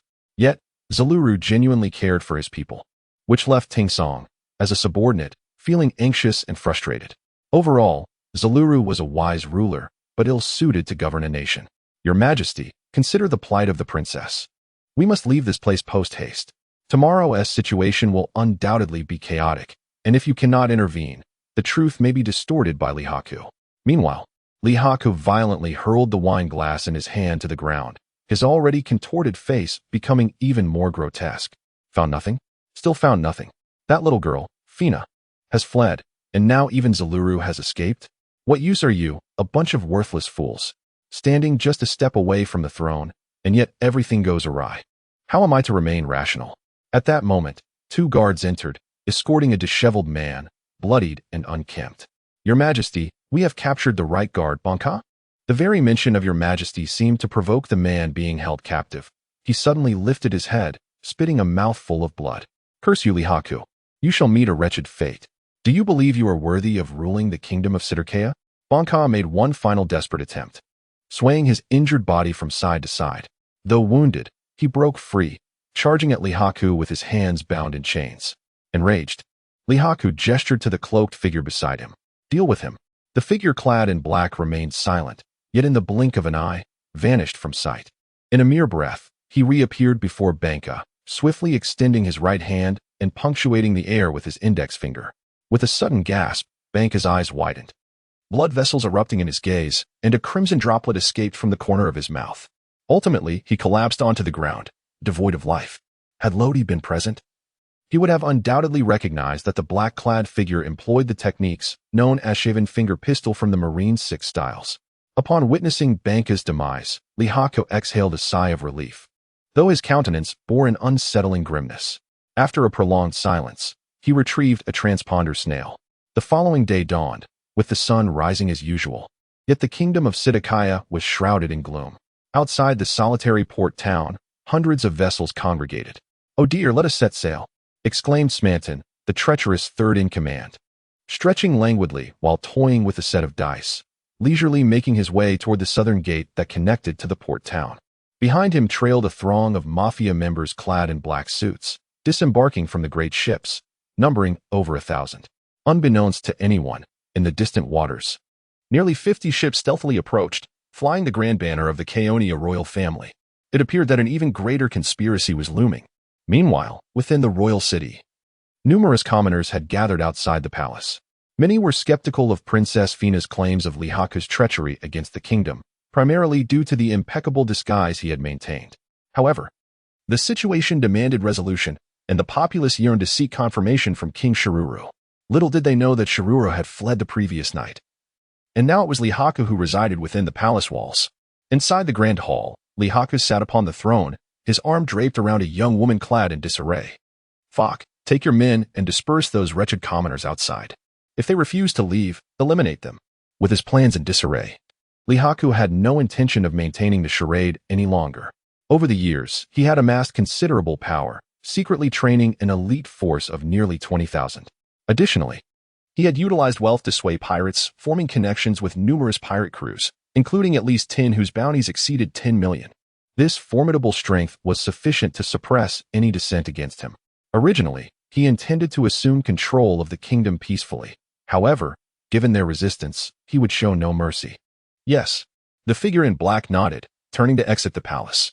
Outside the northern gate in the town of Arata, Lodi beheld the throng of over 10,000 crusaders, unable to suppress a gasp of astonishment. In the span of just one night, an army of this magnitude had assembled, impressive indeed, even without sophisticated armaments. Many wielded only hoes or shovels. Lodi is indeed filled with admiration. These individuals are not from the royal city. Rather, they hail from the three quaint towns of Arata, Dorada, and Glada. The fact that Cohen managed to gather them all here in a single night speaks volumes of his exceptional organizational skills and charismatic personality. As Lodi expressed his astonishment, Princess Fina's lips curled into a smile, her words betraying a sense of pride and satisfaction. "Isn't Grandfather Cohen remarkable?" Beside her, Aiko scoffed slightly. "Humph. Though I hesitate to admit it, Grandfather Cohen is indeed impressive. However, in the end, it all comes down to Lodi. He is truly the most formidable in this world." This sparked a lively debate between Princess Fina and her. Cohen, adorned in silver armor, stood as the first rays of sunlight illuminated his aged yet resolute visage, bestowing upon him an extraordinary charm. "August has informed me that you possess the fruit ability, correct, little brother Lodi?" Lodi was momentarily taken aback, suddenly recalling that elderly woman named Agus from yesterday, who had indeed been observing him intently. She had witnessed the battle in which he scarcely employed the powers of the devil fruit. Nodding slightly, he affirmed, "Yes, I am indeed a wielder of devil fruit abilities." Cohen turned his gaze toward him, his expression somewhat complex. He had heard tales of the formidable prowess of such individuals, yet witnessing it firsthand was rather unexpected. He could now ascertain that it was this mere 10-year-old boy who had vanquished the Nifa that had been pursuing him and Princess Fina. However, upon reflection, that dark slash was likely not unleashed by a master swordsman, but rather stemmed from the innate abilities possessed by the boy before him. With such a powerful ally, the prospects of this expedition appeared promising. Yet, Cohen harbored a flicker of concern. This apprehension did not go unnoticed by Cohen, prompting him to address it directly. "Captain Cohen, let me clarify that I harbor no intentions regarding your nation. My only concern lies with those two blades and the subsequent benefits." Upon uttering these words, Cohen realized he had been seen through, a rueful smile gracing his lips. "My apologies, I was overly apprehensive. You shall receive everything I previously promised, rest assured." The display of formidable strength often instills a sense of respect in others, and Cohen's words subtly conveyed this sentiment. regaining his composure. He promptly began to organize the somewhat disarrayed crusaders and devised a strategic plan. Among the ranks of the crusaders were seasoned veterans, retired warriors who had accompanied Cohen for many years, each possessing unique insights into deployment and leadership. Consequently, the over 10,000-strong crusading force was divided into 6 units. According to Cohen's strategy, 2 would assault the northern gate, 2 the western gate, 1 would lie in ambush outside, and the final unit would reach out to the civilians within the city of Does St. Valent, urging as many as possible to join the fight against Rihaku. This would significantly enhance their chances of victory. Once the plan was established, the operation commenced immediately. Princess Fina donned her armor, determined to partake in the battle this time. Along the way, unease gnawed at her heart. Grandfather Cohen, how is father faring now? Do not worry, your highness. His majesty will surely be unharmed. Fina clasped her hands tightly, murmuring to herself, yes, he will certainly be fine. Rihaku is no fool. While he possesses unwavering confidence in the forces behind him, some fundamental planning is undeniably essential. First and foremost, he deployed a substantial contingent to vigilantly guard the 4 city gates, ensuring that no one could escape. It is crucial to remember that Shiruru might still be within the city. He must extract him and execute him publicly to instill fear in the commoners. With the disruption of his plans, he cannot afford to be overly concerned. Simultaneously, this measure will guarantee that he receives immediate notification when Fina and Cohen launch their assault. Secondly, seizing the royal palace and detaining the guards left behind by Cohen has rendered the palace predominantly occupied by his own men, with several stubborn holdouts apprehended. Lastly, the traders and the mercenary pirate crew he has bribed are poised and concealed within the royal city, ready to spring into action at his command. This king of Sikya, Rihaku, shall prevail. Ha ha ha ha. As he indulged in cup after cup of fine wine, Rihaku succumbed to endless daydreams. He remained oblivious to the pair of eyes silently watching him from the shadows. Meanwhile, outside the palace, the cloaked figure of Fok gestured to the soldiers. Engage. Without delay, the soldiers surged forward, leaving the inquisitive commoners in a state of shock. What are you doing? Where is His Majesty? Ah, damn it, I will fight you all. At the Navy's 101st Division, Colonel Breach, seldom a smoker, found himself indulging in several cigarettes. What did they say? He inquired, as the naval major holding the communication snail shook his head. Among the 10 divisions notified, only the 105th intends to mobilize. The others have evaded with various excuses. Breach extinguished his cigarette and sighed heavily. The Navy headquarters turns a blind eye to this coup, permitting us to assist only after the war concludes. It is hardly surprising that they wish to abstain. Yet, is this truly justice? Breach lamented, echoing his sentiments from years past. It is vital to recognize that pirates are involved in this affair. Due to Rihaku's machinations, pirates have surged in numbers, and it is the innocent civilians who suffer. Please. No. Return my child. Mother, save me. A pirate ruthlessly kicked a middle-aged woman aside, clutching a young girl of merely 7 or 8 years in his grasp. Tragedy unfolds in every corner of this royal city. Curse that Rihaku, allowing pirates to run rampant. In his 40s, Shizuru appeared exceedingly haggard due to a sleepless night. Outside, the intermittent sounds of anguished screams and furious curses ignited his anger and resentment. Beside him, his left guard, Ting Song, incessantly urged him to remain calm. Your Majesty, please compose yourself. We must await the arrival of Princess and Captain Cohen. If we reveal our position, all will be lost. This plea had been reiterated throughout the night. Time flowed relentlessly. On the narrow path outside the northern gate, a cacophony of hurried footsteps echoed. Leading a contingent of nearly 4,000 was none other than Lodi and Aiko, flanked by 2 seasoned veterans of many battles. Observing this formidable assembly, one of the commanders stationed at the northern gate retrieved a communication device, while the other commanded his soldiers to open fire. In an instant, the air erupted with gunfire, and bullets surged forth. Demon Scythe, Quake Slash. With a gentle grasp of his right hand, Lodi seized the scythe of death. In a fluid motion, he unleashed a formidable black slash, as if in a symphony of chaos. The bullets that had rapidly approached fell to the ground the moment they made contact with the colossal strike.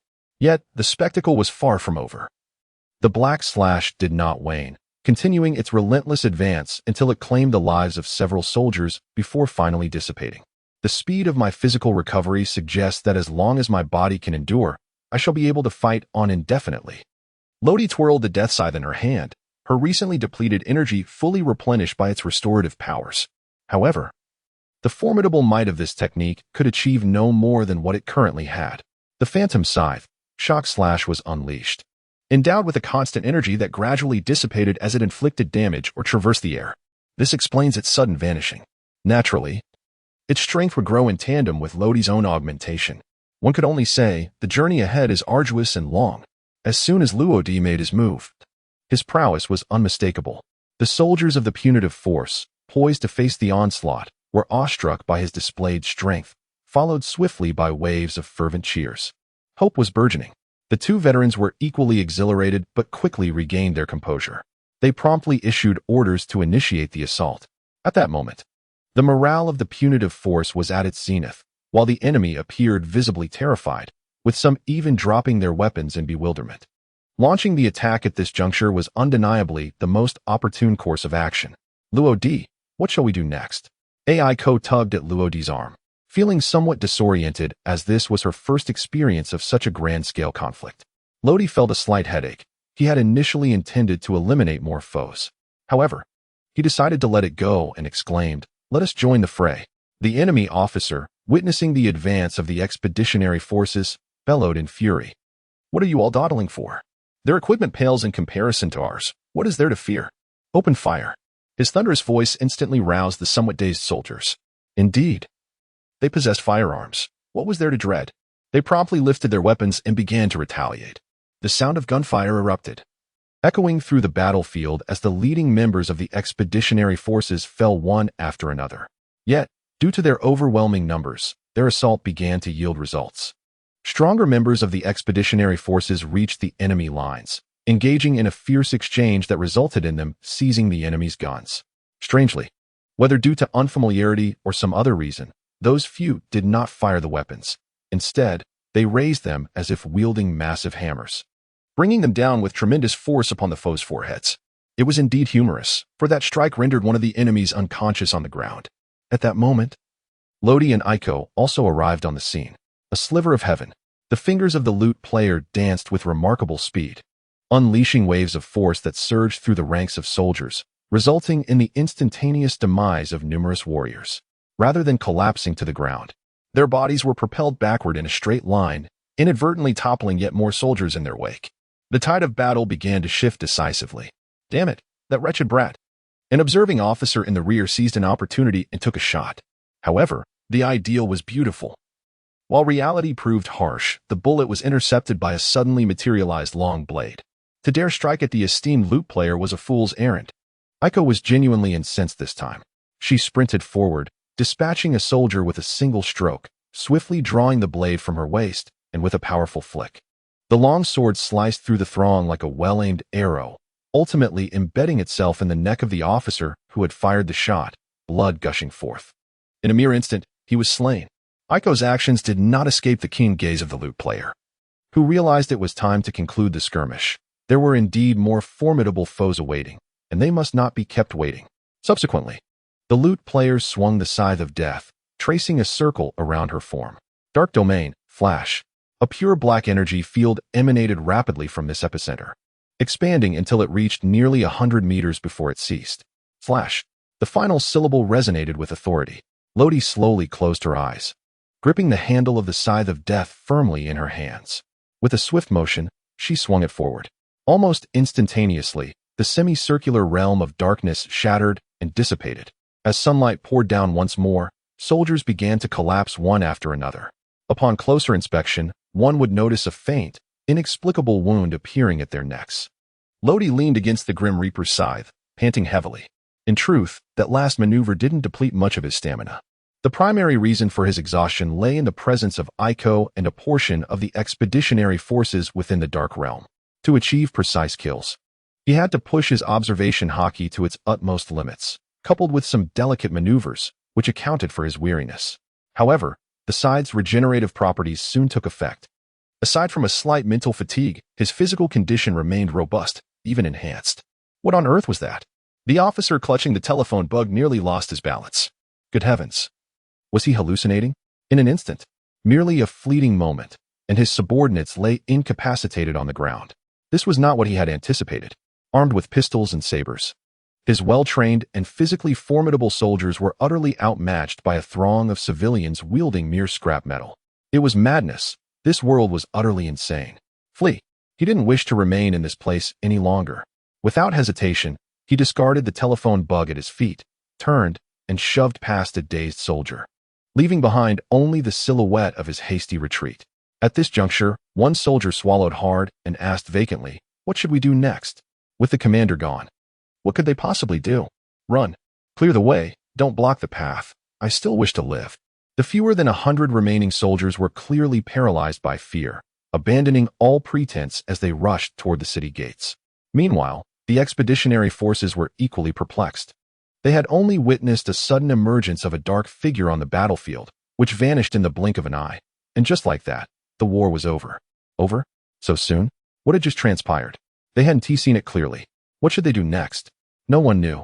The two veteran soldiers exchanged glances. Shock reflected in their eyes. In the next moment, both advanced simultaneously, retrieving weapons from the fallen soldiers. Everyone, gather around. Those skilled with firearms, take a gun.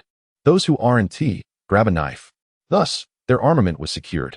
While the two veterans distributed the equipment, Lodi, accompanied by Aiko, made his way toward the northern gate, where more formidable foes were stationed, presumably pirates and the mafia. Under the influence of his observation hockey, nothing in the vicinity escaped Lodi's perception. However, just as he was about to enter the gate, he furrowed his brow and extended his right hand to halt Aiko. Wait. Aiko cast him a puzzled glance but came to a stop. What is the matter? In response to her, a bullet, inexplicably shot from an unknown source, struck the ground just before Lodi's feet, leaving little room for error. Had he taken even a single step forward, the consequences would have been dire. Astonishingly, it was a sea tower stone bullet. Upon seeing the projectile, Lodi furrowed his brow and then lifted his gaze. Someone was above. The individual seemed to notice that Lodi had spotted him and stood up from a crouched position. Ah, indeed, what a remarkable perception for one so young. No sooner had the thought crossed his mind than the figure leaped down from above, landing gracefully before Lodi and Aiko. The figure was a gaunt middle-aged man clad in a black suit, his thick lips set beneath a pair of sunglasses, and his unkempt beard lent him a disheveled appearance, further accentuated by a peculiar checkered cap atop his head. "Shall we engage in a game?" he proposed. "If you win, I shall let you pass, and I will take no further interest in your affairs. However, should you lose, you must remain here to gamble with me. What say you?" As he spoke, he spun around, and the gun once clasped in his hand vanished, replaced by a small die. "Were you the one who fired that shot?" Aiko exclaimed, her cheeks flushed with indignation, confronting him directly. "Ah, shot? What shot?" The man scratched his head, appearing bewildered. "Humph, I witnessed it clearly. You must have concealed it." Aiko, growing increasingly enraged by his feigned ignorance, drew her knife and lunged at him. The middle-aged man merely tilted his body slightly, evading her fierce attack. "Oh dear, young lady. Do temper your temper. Such fury may lead to unsightly blemishes on your lovely face," he said, extending his left hand to lightly tap the blade, yet curiously. There was no reaction. "Oh dear, this doesn't seem right. You ought to have been sent flying with a resounding bang," and cried out in surprise. The man tilted his head, a frown etched upon his face, as if dissatisfied with the outcome. Suddenly, he withdrew his hand and stepped back a couple of paces, now directing his attention towards Lodi. "It was you, wasn't it?" "No doubt about it." Abandoning his previous nonchalance, the man spoke with a newfound seriousness. In response, Lodi merely shrugged, offering no words, first signaling for Aiko to sheath her knife before pointing at the man's right hand. "Didn't you wish to play a game? I suggest you hurry, for I am pressed for time." With a startled exclamation, the man belatedly extended his right hand, revealing the very die he had previously concealed. "Oh, yes, then let us play a game of chance, shall we?" Lodi raised an eyebrow. "Very well, let us establish the rules. Here's how it shall unfold. I will count to 3, and then you will cast the die into the air. Simultaneously, we shall utter large or small. The one who guesses correctly shall be declared the victor. Now let us begin. 1, 2. On the count of 3, the die was thrown, with Lodi opting for small while the middle-aged man chose large. With a resounding thud, the die landed, revealing the number 2. "Congratulations, you have won. I shall now refrain from intervening in the ensuing matters." The middle-aged man picked up the die, wiped it carefully, and gingerly placed it into his pocket. Lodi cast a fleeting glance at him and then nodded slightly. Just as he was about to lead Aiko away, the middle-aged man spoke up again. "Oh, by the way, my name is Smanton, the third in command of the traders. However, it seems I may soon be retiring from this line of work." As Luwadi paused briefly, he introduced himself. At that moment, Smanton approached, and Luwadi, sensing no ill intent, did not deter him. In a short span of time, the two engaged in a brief exchange. The specifics of their conversation remained a mystery, even to Aiko. However, she had no desire to pry into such personal matters. Her unwavering trust in Luwadi was sufficient. Yet, there were certain things she could not tolerate. Upon stepping through the northern gate, she could no longer restrain herself and inquired, "Luwadi, why did you stop me just now?" That person had already made a move. "That shot nearly struck you. How could Aiko possibly endure such a situation?" Lodi reached out to gently ruffle Aiko's little head. A fleeting, inscrutable emotion flickering in his eyes. "That individual is perilous. I fear for your safety." Moreover, if his eyes did not deceive him in that fleeting moment, the one named Smanton exhibited the use of armament hockey. Even if it was merely the most rudimentary form of hardening, one must recognize that this is the West Sea, not the New World where such abilities are commonplace. However, it must be noted, should a confrontation arise between Lodi and Smanton, Lodi may not inevitably face defeat. However, victory will exact its toll. Thus, Lodi harbors no intentions of engaging in combat with Smanton. Furthermore, their paths may intertwine again in the future. The northern gate is fortified by two lines of defense. The first line comprises over 600 fully equipped soldiers, clad in heavy armor and wielding swords and firearms. Against unarmed civilians, they are capable of fending off 10 foes single-handedly. Yet, due to Lodi's solitary triumph over nearly 400 soldiers, this initial defense was swiftly breached. The attacking forces, numbering over 4,000, sustained only a few hundred injuries and a mere handful of fatalities. The second line consists of 2 pirate crews, each with bounties in the tens of millions, along with 200 members of the mafia, supplemented by formidable warriors dispatched by Ryaku. At the helm of this northern defense stands Smanton, the third in command of the traders. Remarkably, this intelligence was divulged to Lodi by Smanton himself. Bang, bang, bang. As Luo-D and Aiko crossed through the main entrance, they were instantly met with a hail of hundreds of bullets. The firepower was intensely concentrated. Any ordinary individual would have been reduced to a mere sieve. As Lodi twisted her form, she embraced Aiko, and in the next moment, she transformed into a reaper. Bullets rained upon the reaper's cloak, akin to striking a solid diamond. Not only did they fail to penetrate, but they also ricocheted off, falling harmlessly to the ground. "Aiko, the remainder is entrusted to you. Can you manage it?" "Yes." "Very well, then let us attempt that." Beneath the dark robe, as Lodi's voice resonated, Aiko underwent a remarkable transformation. Her once golden locks morphed into a deep ebony, her eyes tinged with a shadowy crimson. Her hands became enveloped in a peculiar force, adorned with layers of inky patterns, while a cloak of darkness draped over her form. However, in contrast to Lodi's attire, her garment appeared significantly more insubstantial. In 2 words, it could be described as otherworldly. In truth, this was an alternative application of the demonic fruit's power, which resided within Lodi's soul. By extracting a small portion and bestowing it upon someone who had not consumed the fruit, that individual could temporarily enter a reaper state. The duration of this transformation depended on the recipient's physical strength and stamina. Once their vigor was depleted, the fragment of demonic power would return to Lodi's being. Entering a diminished reaper state, Aiko felt the surge of energy within her. Drawing her blade from her waist, she felt the reapers might entwine around her in that moment. She was capable of severing steel. Lodi inquired, "Is 10 minutes feasible?" Aiko nodded, her words laced with confidence. "Absolutely." With a delicate push of her toes against the ground, her body seemed to defy gravity, swiftly propelling her several meters away in an instant. Aiko's innate prowess could rival that of pirates with bounties reaching tens of millions. And in this moment, her strength had multiplied several times over, effortlessly dispatching the minions. However, the Reaper state had its limitations. Previous tests indicated it could be sustained for approximately 30 minutes. In the streets, Aiko danced with grace, akin to an elusive serpent weaving through a throng of pirates and mobsters. Wherever she passed, foes crumpled to the ground, their cries of anguish unceasing. Where could the sniper, concealed atop a building, strike? All he could detect was a fleeting shadow moving too swiftly to target. Helplessly, he watched as one companion after another fell.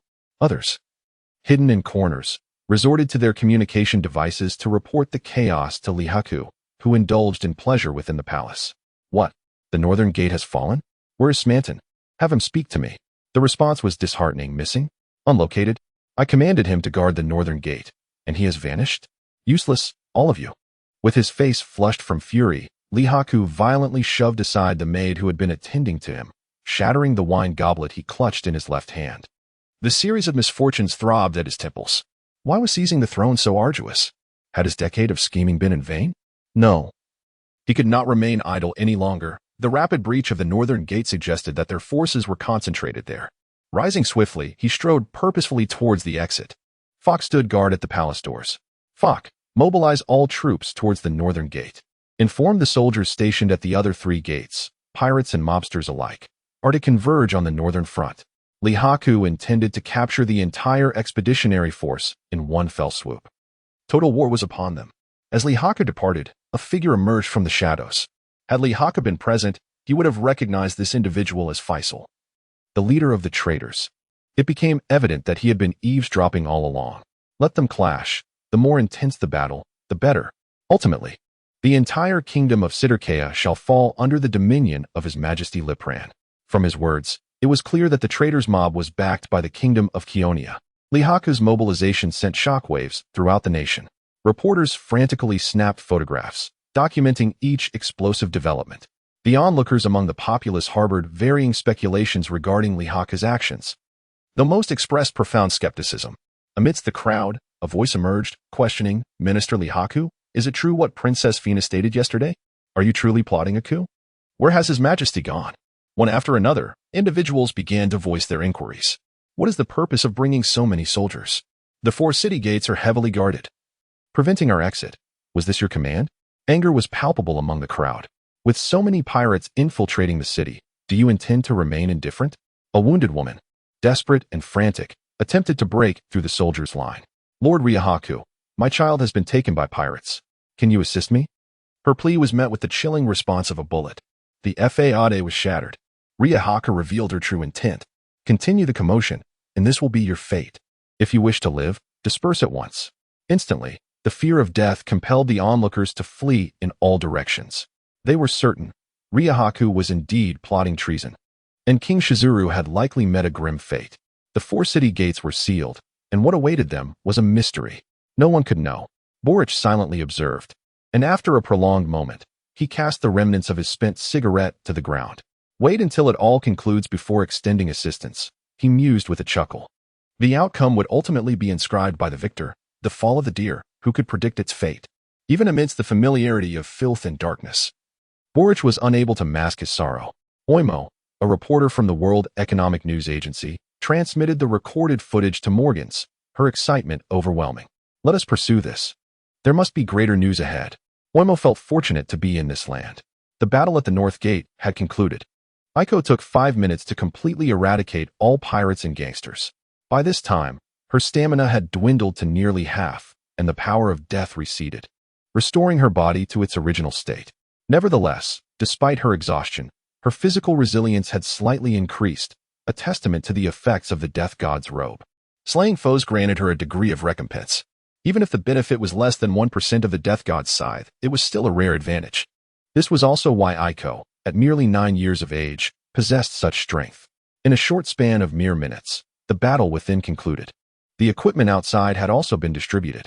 When the 2 veteran soldiers entered with the expeditionary force, they were met with the sight before them. Had the enemy been defeated? What then was their purpose for being there? Lodi picked up 2 firearms and casually tossed them to the 2 veterans. Stop dawdling. Quickly distribute these weapons. The real battle is only just commencing. The reinforcements that will arrive shortly will likely outnumber us by at least 20-fold. They will be here in no more than an hour. The perception of Lodi extends to cover half of the nation, providing him with a general understanding of Rehuk's movements. It would be prudent to inform your princess and the venerable Lord Cohen to hastily assemble a crusading army. A fierce battle awaits you. I have nearly fulfilled my promise to Princess Fina and Lord Cohen. So may I now receive the key and the map? In truth, upon parting ways with Cohen and Princess Fina, they had pledged to grant Lodi the treasury key and the location of the treasury. However, There was a stipulation. Lodi was to escort over 4,000 crusaders safely into the royal city. Following this, an old soldier named Ave would hand over the key along with the map to him. It must be said that Princess Fina is quite astute. With the palace under Rehek's occupation, the treasury key is essentially a worthless promise. Yet, they remain unaware that the palace is largely unguarded at this moment, its forces having been drawn out by Rehek. This inadvertently works in Lodi's favor. The old soldier Ave was evidently aware of this situation. He first retrieved a communication beetle to contact Princess Fina. After exchanging information, he presented Lodi with a golden key and a folded piece of paper. This is indeed the key and the map. Until we meet again, fate willing. Lodi took over, then immediately entered a state of semi-deification, donning the robe of a deity, and soared into the sky with Aiko in tow. Aiko clung tightly to Lodi's waist, seemingly apprehensive, her entire face buried in his embrace. "Brother Lodi, what shall we do next?" she inquired. "Naturally, we shall seek out treasures. It is high time you acquired a fine blade." A subtle smile graced the corners of Lodi's lips. Their destination was the royal palace. After nearly an hour, Cohen and Fina, accompanied by over 6,000 troops, finally arrived at the western gate. It was astonishing that Ave had successfully breached the northern gate, and even the guards there had been dealt with. Fina ended the call, her face alight with astonishment. Turning her gaze towards Cohen, who was observing intently, she inquired, "Grandfather Cohen, what is the situation at the western gate?" Cohen furrowed his brow, his expression clouded with confusion and gravity. "Something is amiss. The circumstances at the western gate differ entirely from those at the northern gate. There is no heavy guard outside. Could it be that they are lying in ambush within? Yet, this place shows no signs of habitation. Wait a moment, has the breach at the northern gate drawn all their forces there?" A wave of concern washed over Cohen's face. "This is dire," he exclaimed. "We must immediately contact Ave and urgently reinforce our ranks." He promptly conveyed his thoughts to Princess Fina. Thus, the scene was set at the Sikia Palace. Lodi and Aiko have successfully arrived. Throughout their journey, they encountered scarcely any guards. However, Lodi sensed a formidable presence, the source of which appeared to be within the palace. Were there others here? Luo-Di furrowed his brow slightly, yet he remained unperturbed. "Luo-Di, what is the matter?" "It's nothing. Let us first take a look over there." Subsequently, the two proceeded side by side into the palace. The palace was quite magnificent, resplendent in its grandeur, yet upon the highest throne sat an individual. This person donned a sleek black suit, possessed a tall stature, and sported short, light purple hair. A prominent scar marred the right side of his face, a long gash that bisected it, while his eyes resembled those of a falcon, strikingly sharp. At that moment, he held a cigar between his lips, crossed his legs nonchalantly, and rested his chin on his left hand, quietly observing the newly arrived Luo-Di and Aiko. "What brings you here?" His voice was deep, yet imbued with an inexplicable sense of authority. Lodi narrowed her eyes slightly. "The emblem on your clothing, if I am not mistaken, should be the distinctive mark of the traitor. Rather than inquiring about our intentions, why not enlighten us on your purpose here?" Lodi had encountered the traitors and had meticulously noted their attire, particularly the emblem of a handgun that Yuchi bore on his back, a detail that lingered in his memory. This individual was indeed associated with the traitors and held a significant position. He was none other than their leader, Fezhar. Fezhar took a deep drag from his cigar, releasing a plume of white smoke that enhanced his imposing aura. "Little brat, your words are rather excessive," he remarked with a smirk, "though I am uncertain how you dared to venture into this place. One thing is crystal clear, you shall never leave here again." As his words echoed, he lunged forward with the swiftness of an arrow released from its bow, propelled by a fierce gust towards Lodi. Lodi would naturally not remain stationary, as she deftly planted her left foot on the ground, leveraging it to execute a swift kick infused with the power of death from her right foot. With a resounding thud, Feazal, clearly taken aback by the ferocity of Lodi's assault, felt an immediate sense of unease as his arm made contact. In a desperate attempt to dissipate the force, he shifted his body to the side. However, it was too late. Lodi expertly utilized another surge of momentum, her body spinning gracefully in midair, and delivered a powerful strike with her left foot. With a sharp crack, Feazal, unable to withstand the blow, collapsed to the ground. "You little rascal, I truly underestimated you." At that moment, Feazal recognized that this seemingly insignificant youth was anything but ordinary. He promptly clapped his right hand, using the force to rise again, leaving behind a deep imprint in the ground that bore testament to his considerable strength. To withstand my kick and scathe, you are indeed no ordinary opponent. Lodi moved his legs slightly, and indeed, the person before him seemed rather formidable. It appeared that a fierce battle was imminent. However, Fiesel deviated from expectations. Taking a step back and drawing on his cigar. Young man, with such prowess at your age, would you care to join me? Lodi raised an eyebrow. I am not one to be subjugated. Faisal scoffed, seemingly dismissive. I was once like you, equally unwilling to bow to others. But what was the outcome? Reality dealt me a harsh blow. It was only after my ventures upon the sea that I comprehended the vastness of the world and the myriad ways in which others could contend with me. Indeed, he too had once been youthful and impetuous. Yet, reality inevitably seizes every opportunity to smooth out one's sharp edges. Lodi understood him, for he too had once succumbed to the harshness of reality. Yet, since the heavens had bestowed upon him a second chance, he would grasp it firmly, refusing to settle for mediocrity. With that, there was nothing more to be said. Let it be. Today, I shall lay you to rest. Henceforth, I shall unleash my full power. Immediately, he transformed into his complete Shinigami form. This marked the first time he would fully display his strength since leaving the village. The power of the Shinigami enveloped him, and the air seemed to solidify as the ground began to crack beneath him. Ko, you wait outside. What follows will be a battle between him and me. Aiko nodded. All right, Lodi, be careful. I'll step outside now. With that, she made her way out. Despite her unwavering confidence in Lodi, this form was a first for her, indicating the formidable nature of his opponent. Oh, this is intriguing. It seems you possess the power of a devil fruit. Is this your source of confidence? Fezar discerned the truth in an instant. However, you are not the only one with such abilities. I too have consumed a devil fruit. Behold, the Zoan type, dog fruit, jackal form. As the power of the fruit activated, Fezar's body contorted, bones cracking audibly. Ultimately, he transformed into a 3-meter-tall half-beast monstrosity. This was the hybrid form. Do you understand? The Zoan type devil fruit grants its user the feral strength of an animal. My physical prowess is greatly enhanced. You, a mere child of 11 or 12. How can you possibly contend with me? With that, he unleashed a powerful kick, with a swift sweep of the scythe of death in his hand. Lodi deftly parried the attack. Immediately, the power of death surged forth, unleashing an invisible aura that caused Fezar's expression to shift.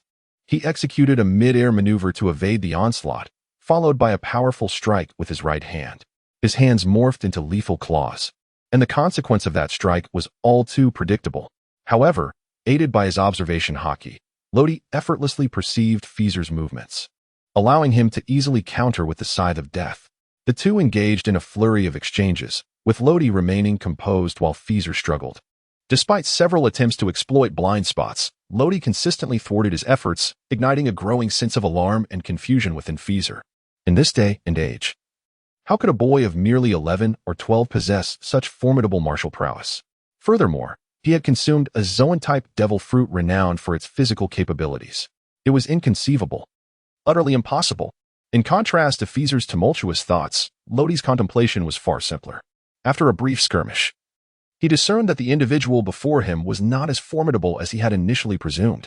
Initially, Lodi presumed that he would wield the Pusashoka haki akin to Smandon, but it has become evident that he was mistaken.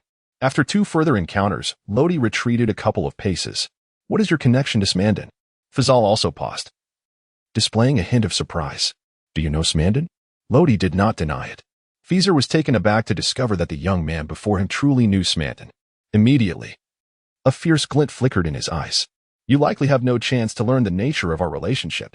With that, he crossed his claws and then forcefully tore at the air, unleashing two invisible wind claws that swiftly lunged towards Lodi. Ghost Scythe, Tremor Slash. Lodis displayed no fear, effortlessly deflecting the scythe of death with a graceful slash. However, that strike did not cease. Fezar's pupils constricted as he realized escape was futile. Placing his hands crossed before his chest, coughing softly, he managed to withstand the blow, though he sustained some internal injury. Very well. Now allow me to deliver the final strike. Lodi twirled the scythe of death, advancing step by step. Fezal let out a cold laugh. Huh. It seems you have underestimated me. Now, how about trying this move? Wind Blade Assault. As his claws tore through the air, a flurry of wind blades shot towards Lodi at an astonishing speed. One of them struck the ground, resulting in a miniature explosion that left a crater the size of a basketball. Quite formidable, but alas, I possess the ability of observation hockey. Lodi could not help but exclaim in astonishment. His body weaved left and right, evading every single blade of wind that was sent his way. In an instant, he unleashed the technique known as momentary flash, soul requiem. Suddenly, he grasped the scythe of death tightly in both hands and surged forward. As a flash of black light streaked past, Feazeral's pupils constricted, and the assault in his hands gradually ceased. With a resounding thud, he collapsed to the ground. Devoid of life, this technique was undeniably powerful, yet its activation conditions were rather demanding. Lodi gazed upon Feazeral's lifeless body, dispelling the transformation into the Grim Reaper. The fleeting technique, soul requiem, necessitated that the adversary be in a state of heightened mental tension while also experiencing a degree of physical depletion. With this foundation, Lodi employed the shave, augmented by the power of the Grim Reaper, to achieve an effect akin to instantaneous movement over a remarkably short distance, simultaneously unleashing the scythe of the Grim Reaper with swift precision. This maneuver demanded impeccable timing and required the enemy to meet specific conditions. While it could indeed result in a lethal strike, it was undeniably stringent. However, those who have consumed the devil fruit are truly exceptional. The power of the Grim Reaper's scythe this time was of an entirely different magnitude compared to previous encounters. Lodi felt a distinct enhancement in his physical prowess. If he were to engage in another match with Faisal, even without resorting to his divine transformation, victory would come swiftly. Alas, his true identity remained shrouded in mystery. Just as Lodi was about to depart, the unique chime of the telephone bug resonated. He crouched down to search Faisal's body. After establishing the connection, Lodi refrained from speaking immediately and waited for the other party to initiate the conversation. Naturally, he understood that the telephone bug had the ability to mimic human voices, so he aimed it at Faisal's face. The other party graciously spoke first. "Hello, Faisal. Why have you taken so long to respond?" At that moment, Lodi observed the appearance of the telephone bug, adorned with a handlebar mustache, its eyes filled with authority, and a crown resting upon its head. Could it be that the other party was a king? He could not help but speculate. After the other party inquired once more, Lodi lowered his voice, striving to maintain a deep timbre. "Ahem, Your Majesty, I sincerely apologize. I have been feeling unwell lately." Ultimately, he managed to evade suspicion. It was then that the conversation turned serious. "Has the war begun?" Upon hearing this, Lodi sensed an undercurrent of conspiracy. He vaguely recalled Cohen mentioning a kingdom named Chaonia, whose prince was betrothed to Fina. Could it be that he was conversing with the very king of Chaonia? If so, what interest did he have in this war? Lodi suddenly felt a surge of curiosity. Ahem, this time, Lihaku personally led the troops, and the battle has commenced. The phone bug erupted into laughter, almost frenzied. "Very well. Should Lihaku emerge victorious, you shall deal with him. However, if he does not, I shall arrive by tomorrow, and it will be my turn to bring this conflict to a decisive conclusion." Is that so? Lodi suddenly comprehended the situation. It appeared that Rihaku was indeed a great fool, having been sold yet still assisting others in counting their riches. Meanwhile, the individual on the other end of the line, suspected to be the king of Chaonia, was en route to the kingdom of Scythia. Tomorrow, it seemed, the civil war in Scythia would likely come to an end. However, after enduring the ravages of war, would they be able to withstand the onslaught from another nation? All remained uncertain. Following a brief exchange, the other party abruptly ended the call. Truly, it was a series of unforeseen events. With a deep sigh, Luadi reflected upon the uncertain fate of this nation. Luadi, is this truly a treasure map? Aiko glanced back and forth. Perhaps due to her youth or the map's intricate details, she still found it somewhat perplexing. To the heavens. Lodi, embracing a state of semi-deification, soared through the skies towards the palace, accompanied by Aiko. Ah, so that is how it is. In mid-air, Aiko, having deciphered the map, danced with excitement. The treasury must be located there. After a moment of contemplation, she pointed towards a tall building behind the palace. Let us proceed. Meanwhile, on the opposite side, Rihaku was leading nearly 20,000 well-equipped soldiers towards the northern gate. At that moment, his communication device emitted a shrill cry. "Your Majesty, trouble is brewing. There are intruders in the palace." Following a chilling scream, the device abruptly cut off. "What is happening over there? Clarify this for me, confound it." Rihaku clutched his head, feeling a throbbing headache. Never mind. Faisal remains in the palace. He ought to manage this. As if fate were conspiring against him. The device buzzed again.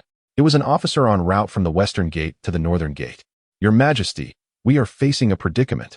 The rabble gathered at the northern gate seems to have sensed our movements and set an ambush in advance, armed with weapons, including firearms. We request reinforcements." In truth, all of this had been foreseen by Cohen.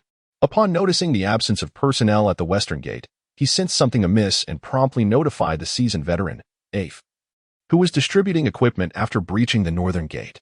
Though Afe had withdrawn from battle for several years, he was a true warrior with a broad perspective. He instructed the expeditionary forces to lay an ambush, which indeed proved successful. "Damn it, there must be a traitor among us.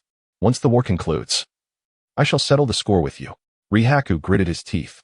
However, he understood the necessity of maintaining composure. The driver, Fook, with his icy demeanor, remarked, "Your Majesty, there is no need to panic. I have everything under control." Rihaku was momentarily taken aback, then burst into hearty laughter. "Indeed, I still have you. With you by my side, they shall not stir up any waves, ha." Regaining his composure upon realizing he possessed a formidable ally, Rihaku felt a renewed sense of calm. At the western gate, King Shiruru of the Sikya kingdom made his entrance, accompanied by his left guardian, Ting Song. Upon seeing her father, Fina was overwhelmed with tears, and Cohen discreetly wiped his eyes, having feared the worst for the king. After a brief exchange, Shiruru recounted the events of the previous night, expressing gratitude for their safe escape from the palace, largely thanks to the right guardian, Bonka, who had bravely diverted the palace pursuers. Otherwise, Shiruru might not have made it out alive. This means Bonka has likely been captured. Korn found it difficult to articulate his sorrow.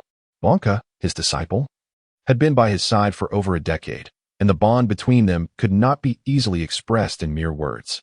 However, this was not a moment for lamentation. "Your Majesty, it was time to strike back. Many within the royal city eagerly awaited your emergence. If you would but voice your resolve, they would immediately seize their weapons and stand shoulder to shoulder with us." Numerous earnest gazes were fixed upon him. Shizuru recalled the tragic events of the previous night, the cries of children, the wails of women, and the raucous shouts of pirates. In that moment, a flicker of understanding dawned upon him. He had been excessively indecisive for far too long. His father had taught him to cherish his subjects and to treat others with respect. Yet, he had forgotten that his father also stated that without a firm and resolute hand, one could not effectively govern a nation. Indeed, it was precisely for this reason that Shizuru had never contemplated taking command of the military, which had largely fallen under the control of the chancellor. Perhaps everything that transpired today was, in some measure, a consequence of his inadequacy as a ruler. However, having come to terms with his own shortcomings, Shizuru resolved not to evade his responsibilities any longer. At that moment, he finally exuded a hint of imperial authority. "Korn, you shall lead the troops to the north gate to support Afe. Bonka, you shall protect Fina. I will organize the populace to initiate our counterattack." The kingdom faced peril, and the formidable Rihaku left him no choice but to harness the power of the people. His presence could indeed alter the tide of the situation. Korn felt a surge of excitement at the sight of this suddenly unfamiliar sovereign. Ting Song complied without hesitation. Fina opened her mouth, seemingly displeased with her father's arrangement for her, but ultimately, she merely let out a small N. After wandering through the intricately designed palace for quite some time, Lodi and Aiko finally arrived at a simply furnished room. According to Princess Fina, the mechanism was concealed behind a painting. The walls were adorned with a dozen or so paintings, and as Lodi lifted the fifth one, he felt a slight protrusion.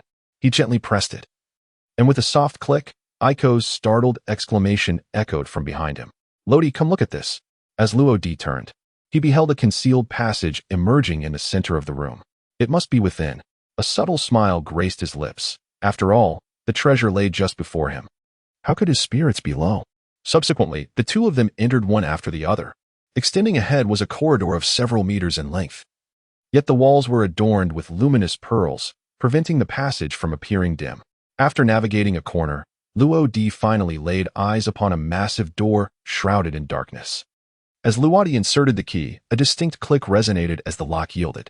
The door, robust and formidable, initially resisted his efforts to push it open. It was only after exerting considerable strength that he managed to slowly part the heavy barrier. Before him stood a counter of purple wood, adorned with two magnificent swords. One sheath gleamed a pristine white, while the other bore a subtle shade of blue-green. Could these be the legendary Chui Feng and Fei Shui? Drawing forth one of the blades, he found it surprisingly weighty, accompanied by a cool sensation, The blade was entirely white. Its edge formed in a chaotic pattern resembling a small T-shape. The other blade, in contrast, felt lighter, emanating a sharp and piercing aura. Its edge similarly crafted in the same chaotic T pattern. Lodi nodded in satisfaction and casually tossed them to Aiko. Aiko, these are for you. Both blades were exquisite. Yet Lodi felt little inclination towards them. In contrast, the scythe of death was far more fitting for him. This scythe possessed a unique potential for growth. The more souls it claimed, the more formidable its malevolent aura became, enhancing its power exponentially. Moreover, it had the capacity to augment the wielder's strength. Aiko accepted the two blades with a hint of joy, as they marked the first gift Lodi had bestowed upon her. However, she inquired, Lodi, there are two. Won't you keep one for yourself? Lodi shook his head. You know, I possess superior weapons. Aiko nodded, fastening two blades at her waist. Though she was a practitioner of the single sword style, wielding two blades was not a hindrance. Finally, Lodi rummaged through the treasury, filling a bag with gold before preparing to depart. Since he had come this far, he would not merely settle for two blades. It was time to assess the battlefield and reap further rewards. If there were fruit-bearing abilities among the foes, that would be splendid. Time flew swiftly. The sun gradually ascended. Yet its blinding rays could not dispel the gloom over Duzhevalen. Rihaku's troops had arrived at the northern gate, and the expeditionary forces led by Eve were also ready. Without any fanfare, the battle was on the brink of eruption. Fire! Eve commanded, and the hidden expeditionary forces unleashed a volley of gunfire.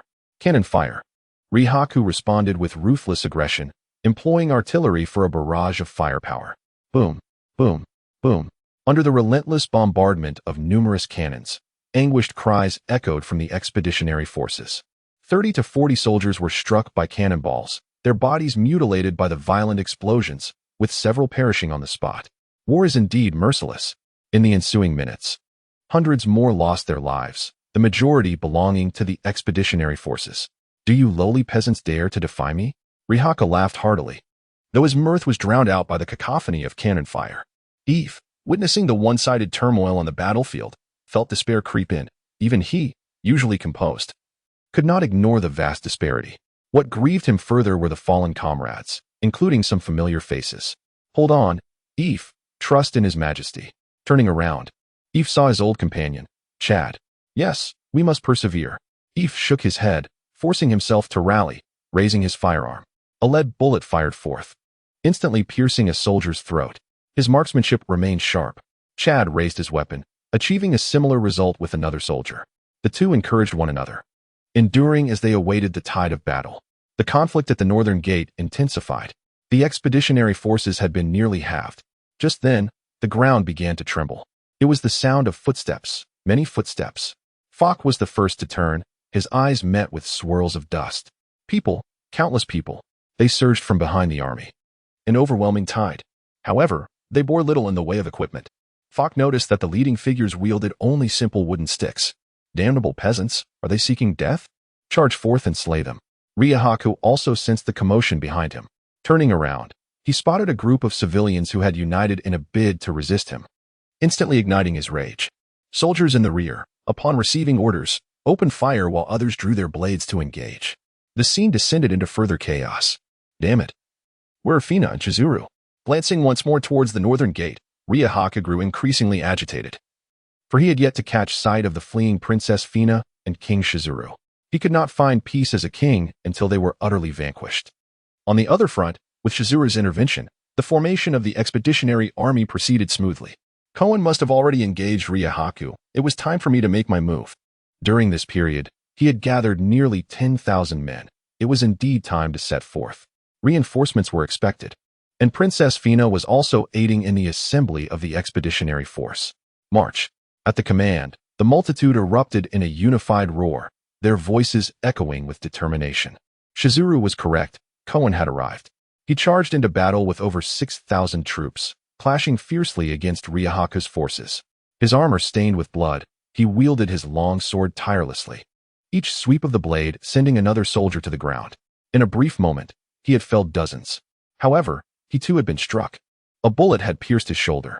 Age was catching up with him, not to mention the lingering pain from a previous axe wound inflicted by Naitifa. Meanwhile, Volk, who had been observing the situation from the rear, took note of Kohen. However, the helmet obscured Cohen's face, preventing Volk from recognizing him. Yet, Volk sensed a threat emanating from Cohen and prepared to strike. With a target in sight, he vanished from his position. In mere moments, he appeared before Cohen, his index finger thrusting forward. The finger gun, a technique from the Navy's 6 styles, it was said to possess the piercing power of a bullet, channeling all strength into the fingertip for an attack akin to a projectile. Although Cohen was aged, years of combat instinctively led him to lift his sword in defense. Clang!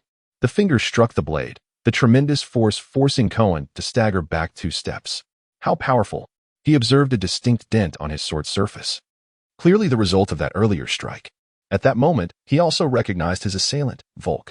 Cohen was aware that Volk was one of Riahaku's guards, but he had not anticipated such formidable strength in this sentinel. Volk, undeterred, did not cease his assault. With a swift motion, he darted behind Cohen and unleashed a rapid kick with his right foot. It was none other than the Gale foot, another technique from the Navy's 6 styles. The strength of the foot churned the air, akin to a sharp strike. Cohen witnessed the vanishing figure of Falk, instantly realizing the gravity of the situation. Upon hearing a disturbance behind him, he prepared to retaliate, yet it was evidently too late. The onslaught unleashed by Land's foot left a gaping wound on his armor, blood seeping along the edges onto the ground. Falk delivered 2 additional kicks, ensuring Cohen fell completely before he turned to depart. Upon his return, Rihaku furrowed his brow and inquired, "Falk, what were you doing just now? I dealt with a potential threat to you. Do not leave without my permission next time." Understood. Shortly thereafter, the battle neared its conclusion. The forces at the northern gate dwindled to fewer than 1,000. The Rihaku's army, caught in the fray, had suffered losses of over 1,000. Meanwhile, the 6,000-strong expedition led by Cohen had been halved, now reduced to just over 3,000. The lifeless bodies bore witness to the brutality of the conflict, blood nearly saturating the main thoroughfare. As the tide of battle turned decisively, King Shiro arrived with reinforcements. The sight before him was agonizing.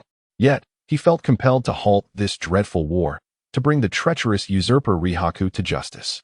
With a command, nearly 20,000 troops surged into the fray behind him. Why nearly 20,000? The additional forces had joined along the way. Many among them had witnessed Rihaku as soldiers slaying innocents. If such a person were to successfully usurp the throne, the future of the nation was already foreseen. Noticing the commotion behind him, Fox swiftly turned to observe.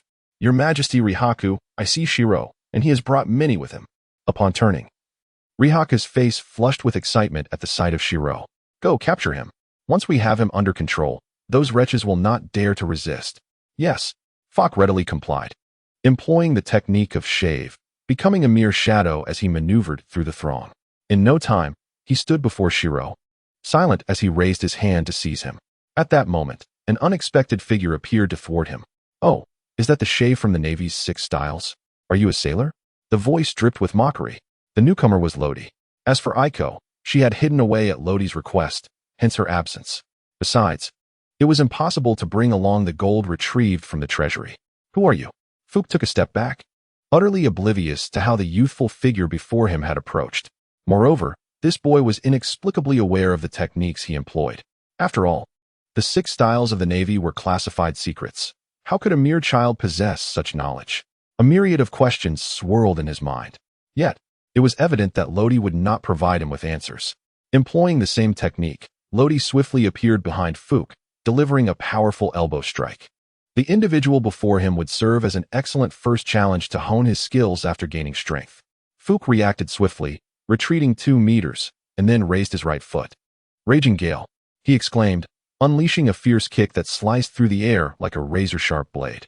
However, Lodi, with his keen observation, dodged effortlessly. Unfortunately, those behind Fook were not so fortunate. The Raging Gale claimed their lives in an instant. At this moment, Lodi confirmed his suspicion.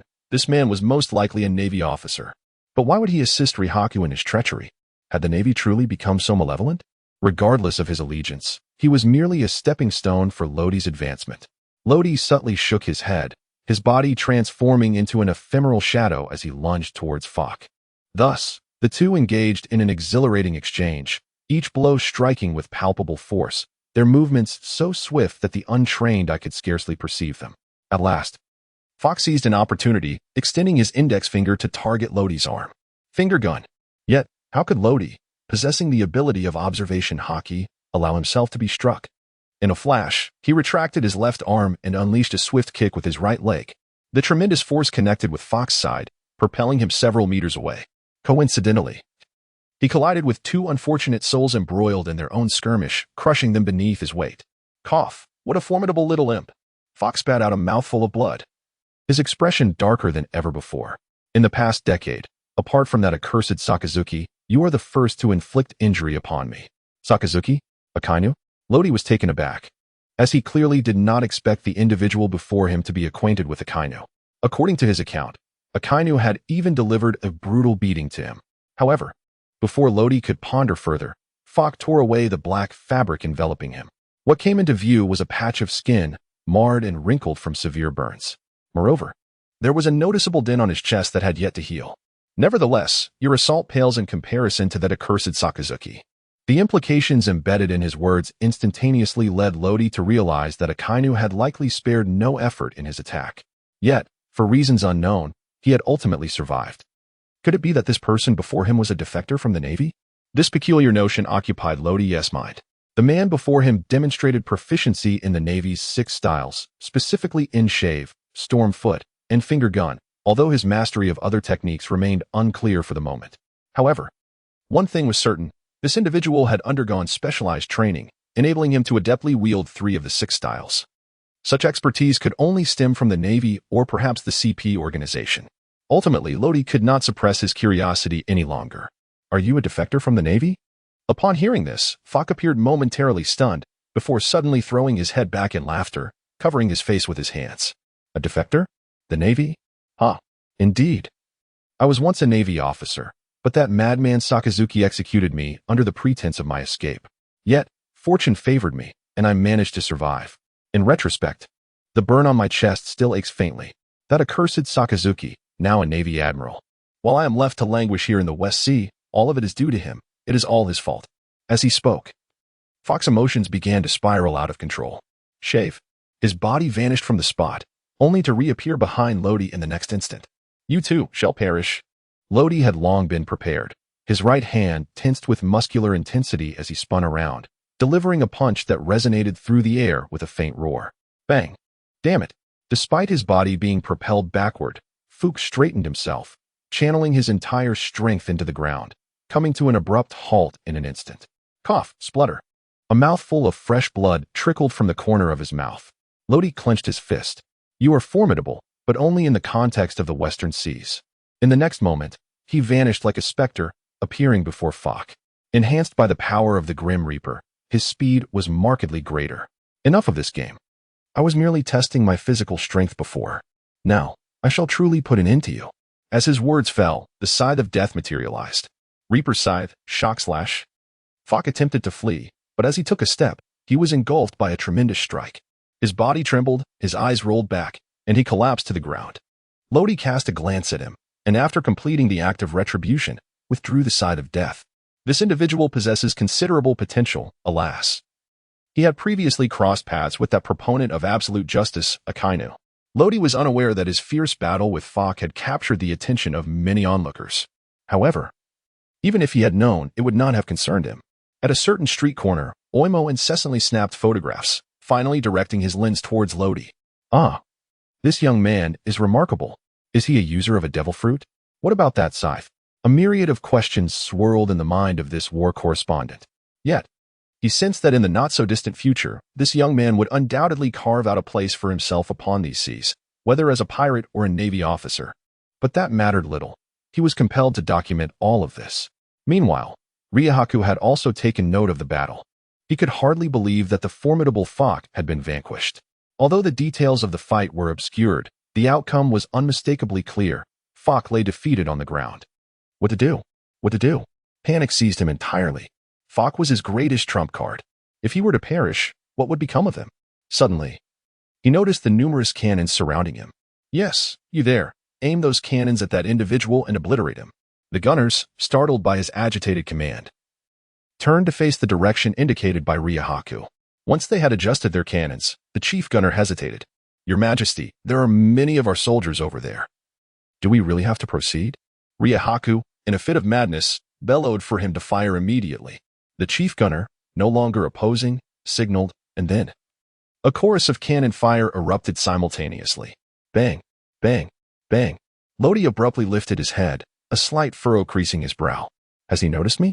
He then seamlessly transitioned into his complete death god form, gripping the scythe of the Reaper with one hand and delivering a mighty slash. In an instant, a flash of dark light surged forth, and the tremendous strike obliterated all incoming projectiles. Like the trigger of a time bomb, every explosive detonated midair, leaving no soldier below unscathed. Monster. The words echoed simultaneously in the minds of the artillerymen and Ryahaku. For the first time, Ryahaku witnessed someone unafraid of cannon fire and gunshots. Even the formidable Falk, whom he regarded as exceptionally powerful, could not achieve such a feat in that moment. A sense of trepidation took root in Ryahaku's heart. How could he possibly secure victory against such a monster that feared no artillery? Previously, he relied on troops and firepower. But what would happen if those became ineffective? It would appear right before you. Startled, Ryahaku gasped as a figure resembling the grim Reaper materialized before him. Upon closer inspection, it was indeed Lodi. Was it you who commanded them to fire? A subtle smile danced upon Luadi's lips, her expression radiating a delightful sense of mischief. Is it true? Or is it not? Such distinctions seemed trivial. Overwhelmed by anxiety and fear, Ryahaku's tongue felt nearly ensnared. Regardless of the truth, it no longer mattered. You are indeed the infamous Ryahaku, are you not? It has come to my attention that you are contemplating a treasonous act against the nation. Lodi stood imposingly, wielding the scythe of death that exuded a potent aura of mortality. Perhaps out of fear, Ryahaku shielded half of his face with his corpulent hand. Beneath the shadow thus cast, he covertly gestured to the surrounding marksmen. Suddenly, a gunshot rang out. Multiple bullets hurtled toward Lodi's back. Concurrently, Ryahaku's two other subordinates, the formidable Paddy and Remy, who had been stationed at the western and eastern gates, sprang into action. Once notorious pirates with a bounty of 20 million berries, they had been recruited by Ryahaku with a substantial sum of money, now serving as his right and left arms. The bullets struck against Lodi's shroud of death without leaving a trace, ricocheting off like hailstones as they fell to the ground. Immediately, Paddy and Remy, suspended in midair, felt a jolt of alarm. Yet, there was no time for hesitance. The arrow was knocked, and they had to release it. They launched their attack, one from the left and the other from the right, aiming for the back of Lodi's head. Their fist whistled through the air with the force of 1,000 pounds. However, an unexpected occurrence transpired. A resonant hum emanated from Lodi, as the air around him trembled ominously. This was the conqueror's haki that he had cultivated over 4 arduous years. Yet, he had not yet mastered its precise control. He could only unleash it without the finesse to direct it toward a specific individual. Thus, he had refrained from using it until now. Under the overwhelming force of the conqueror's haki, Ryahaku, nearest to Lodi, rolled his eyes back and succumbed to unconsciousness. Paddy and Remy, meanwhile, experienced an unprecedented sense of lethargy, their minds swirling, their bodies stiffening. When they finally mustered their wits, their fists had already descended. To their horror, they realized they had struck a miss. With a thunderous clap, Paddy and Remy's fists collided, compressing the air and generating a sonic boom. Their bodies, once headed straight for their target, lost their trajectory and veered off course, resulting in them inadvertently injuring one another. Meanwhile, Lodi remained stationary, revealing that it was the conqueror's haki that had thrown their thoughts into disarray. Although they did not faint, their faculties were undoubtedly affected. Demon Scythe, Shock Slash. Lodi offered no chance for the two to adjust. The Grim Reaper's scythe tolled the infernal bell, abruptly extinguishing their lives. Surrounding him, a multitude of fallen soldiers radiated outward, with a rough estimate indicating hundreds. This exemplified the formidable nature of the conqueror's haki. At that moment, nearly all who bore witness to this sudden turn of events cast their gazes upon Lodi. The soldiers, armed with blades and firearms, fell into a deathly silence, their hands seemingly weighed down by lead, rendering them incapable of even the simplest act of pulling a trigger. What manner of monster was this? The formidable figures they had known, Remy, Paddy, even Falk, had all been vanquished by this youth. Even Ryahaku trembled in fear, uncertain of his own fate. Moreover, nearly 100 soldiers lay unconscious around Lodi, further asserting their inability to contend with such a beast. Among the ranks of the expeditionary force, aside from those still fighting desperately, the rest silently observed Lodi. Cohen, having been stepped on by an enemy soldier, gradually regained his senses. Fortuitously clad in heavy armor, He might have otherwise succumbed to unconsciousness. Struggling to rise, he noticed something amiss. The majority of those present were fixated in the same direction, with even some engaged in fierce combat pausing to gaze. Curiosity piqued. He squinted through the throng, eventually honing in on a singular figure. His vision blurred. He tapped his head and rubbed his eyes, managing to discern the identity. Was that Lottie? A mix of disbelief and confusion washed over him. Previously, Afe had mentioned that after leading them to breach the northern gate, Lottie had departed with a map and key. So why was he here? Furthermore, was that Lihaka beside him? Startled, Cohen glanced around, ultimately locking onto the furrowed brow of King Zuru. Your Majesty, King Zuru. A familiar yet weakened voice echoed in his ears. Zuru turned to look. It was Cohen. However, he appeared gravely injured. He stepped forward, supporting Cohen, and anxiously inquired, Cohen, what has happened to you? Cohen shook his head to indicate he was fine, then pointed towards Lottie, exclaiming, Your Majesty, that person is Lottie, the one I told you about. He saved me and Princess Fina.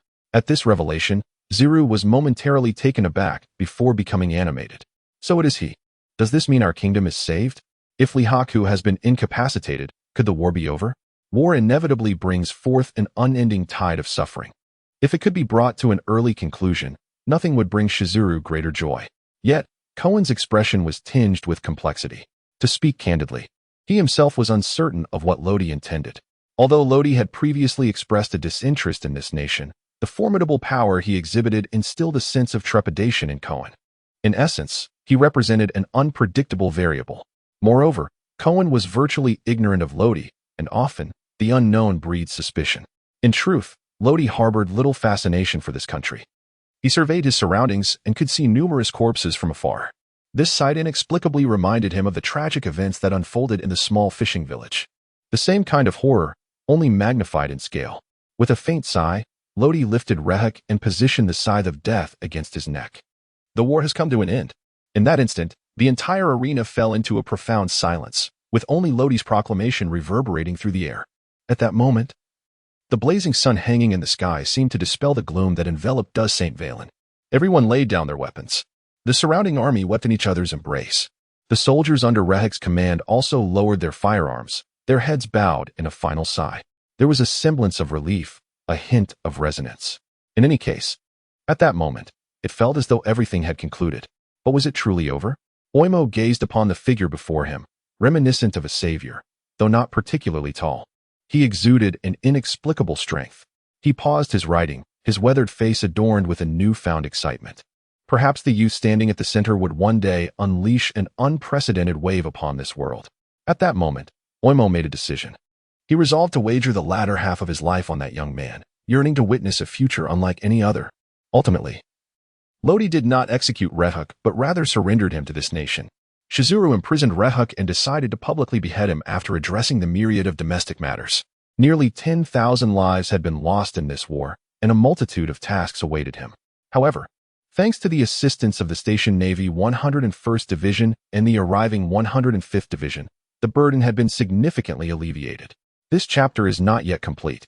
Please turn to the next page to continue reading the captivating content. After the war, Lodi has been revered as a hero by the people of this nation. It is he who has brought an end to the turmoil.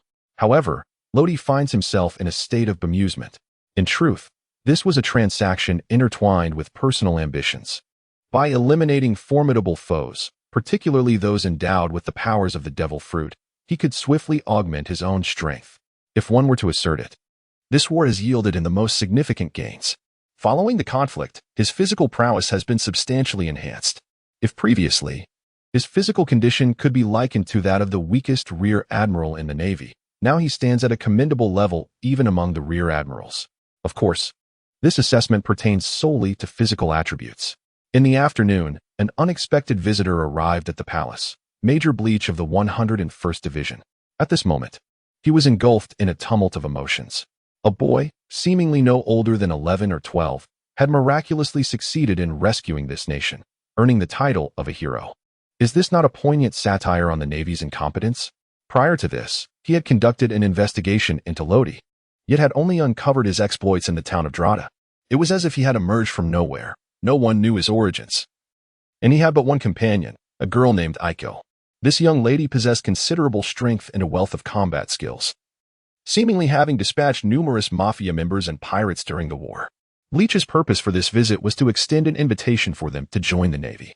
This was a special directive from the Navy headquarters. They were reluctant to see the powerful Lodi and Aiko embark on a path that diverged from, or even opposed to, that of the Navy. In a guest room, Bleach encountered Lodi. After a brief introduction, he proceeded directly to the point, extending his invitation. Lodi, might you have any intentions of enlisting in the Navy? Lodi shook his head without the slightest hesitation, indicating his refusal. No, of course not. Do not even attempt to persuade me. Regardless of the circumstances, I shall never join the Navy. This proclamation effectively silenced any rebuttal that Bleach might have wished to voice. However, there were still certain matters he felt compelled to address. In truth, it was Admiral Zephyr who tasked me with extending this invitation to you. He harbors concerns that you may stray down a misguided path, perhaps even becoming a pirate. Nonetheless, since you have no interest in joining the Navy, I shall not compel you. With this clarification, Bleach had no intention of lingering any longer. He prepared to take his leave. Lodi's words left him rooted to the spot. Colonel Bleach, let me speak candidly. I harbor no fondness for the Navy. Of course, there are commendable individuals within its ranks who have accomplished noble deeds, and I do not dispute that. However, certain events are indelibly etched in my memory. On the western shore of this island once lay a quaint fishing village. For years prior, a band of pirates descended upon it, wreaking havoc and departing as swiftly as they had come. The following day, a contingent of Navy personnel arrived, seemingly to clean up the mess or perhaps to mask their own ineptitude, setting ablaze the entire village until nothing remained. My sister Aiko and I are the sole survivors of that tragic ordeal. Lodi perceives all matters with profound rationality. He would not enlist in the Navy, for it is fraught with numerous limitations. Bleach stiffened momentarily. For years ago? A pirate raid on a village? A small fishing hamlet? Each word surged into his mind, awakening a long-buried memory. He recalled that 4 years prior, he had been a lieutenant colonel, and it was he who had been dispatched to handle that incident. With a hint of frustration, he tapped his head, uncertain whether he should voice his thoughts. Ultimately, however, he lacked the courage to speak up. Perhaps the passage of 4 years had eroded the once righteous essence within him. He was no longer the fervent and pure-hearted champion of justice he once was. Very well. I shall refrain from further comments. In closing, I express my gratitude for your salvation of this nation. Bleach bowed deeply and turned to depart. Lodi cast a peculiar glance at him. Just moments ago, his demeanor appeared to undergo a certain transformation. Yet, Lodi soon shook her head. It is only natural for one to experience a range of emotions. Fluctuations in feelings are quite commonplace, are they not? That night, a grand banquet was being held within the palace, filled with joyous song and dance, creating a lively atmosphere. King Zilialu expressed his gratitude towards Lodi. Lodi remarked that this was inconsequential, merely a transaction in his eyes. He subsequently produced the map and the key to the treasury. Having taken what was necessary, the key was rightfully returned to its owner. Without any pretense, Shizuru accepted the key back. In the wake of this conflict, numerous citizens were injured or even perished, and several homes were destroyed in the turmoil. Thus, a substantial sum of money was urgently required. The treasures within the treasury were precisely what was needed at this moment. Lodi straightened his posture and suddenly lowered his voice. Your Majesty, the King of Shirzulu, I have a matter of great significance to convey to you. One that pertains to the very survival of this nation. Upon hearing these words, Shirzulu placed his wine cup down, his demeanor turning grave. Pray speak. Lodi nodded slightly and proceeded to recount the contents of the phone call originally intended for Faisal. Zilla listened in silence, yet his expression grew increasingly grim. What?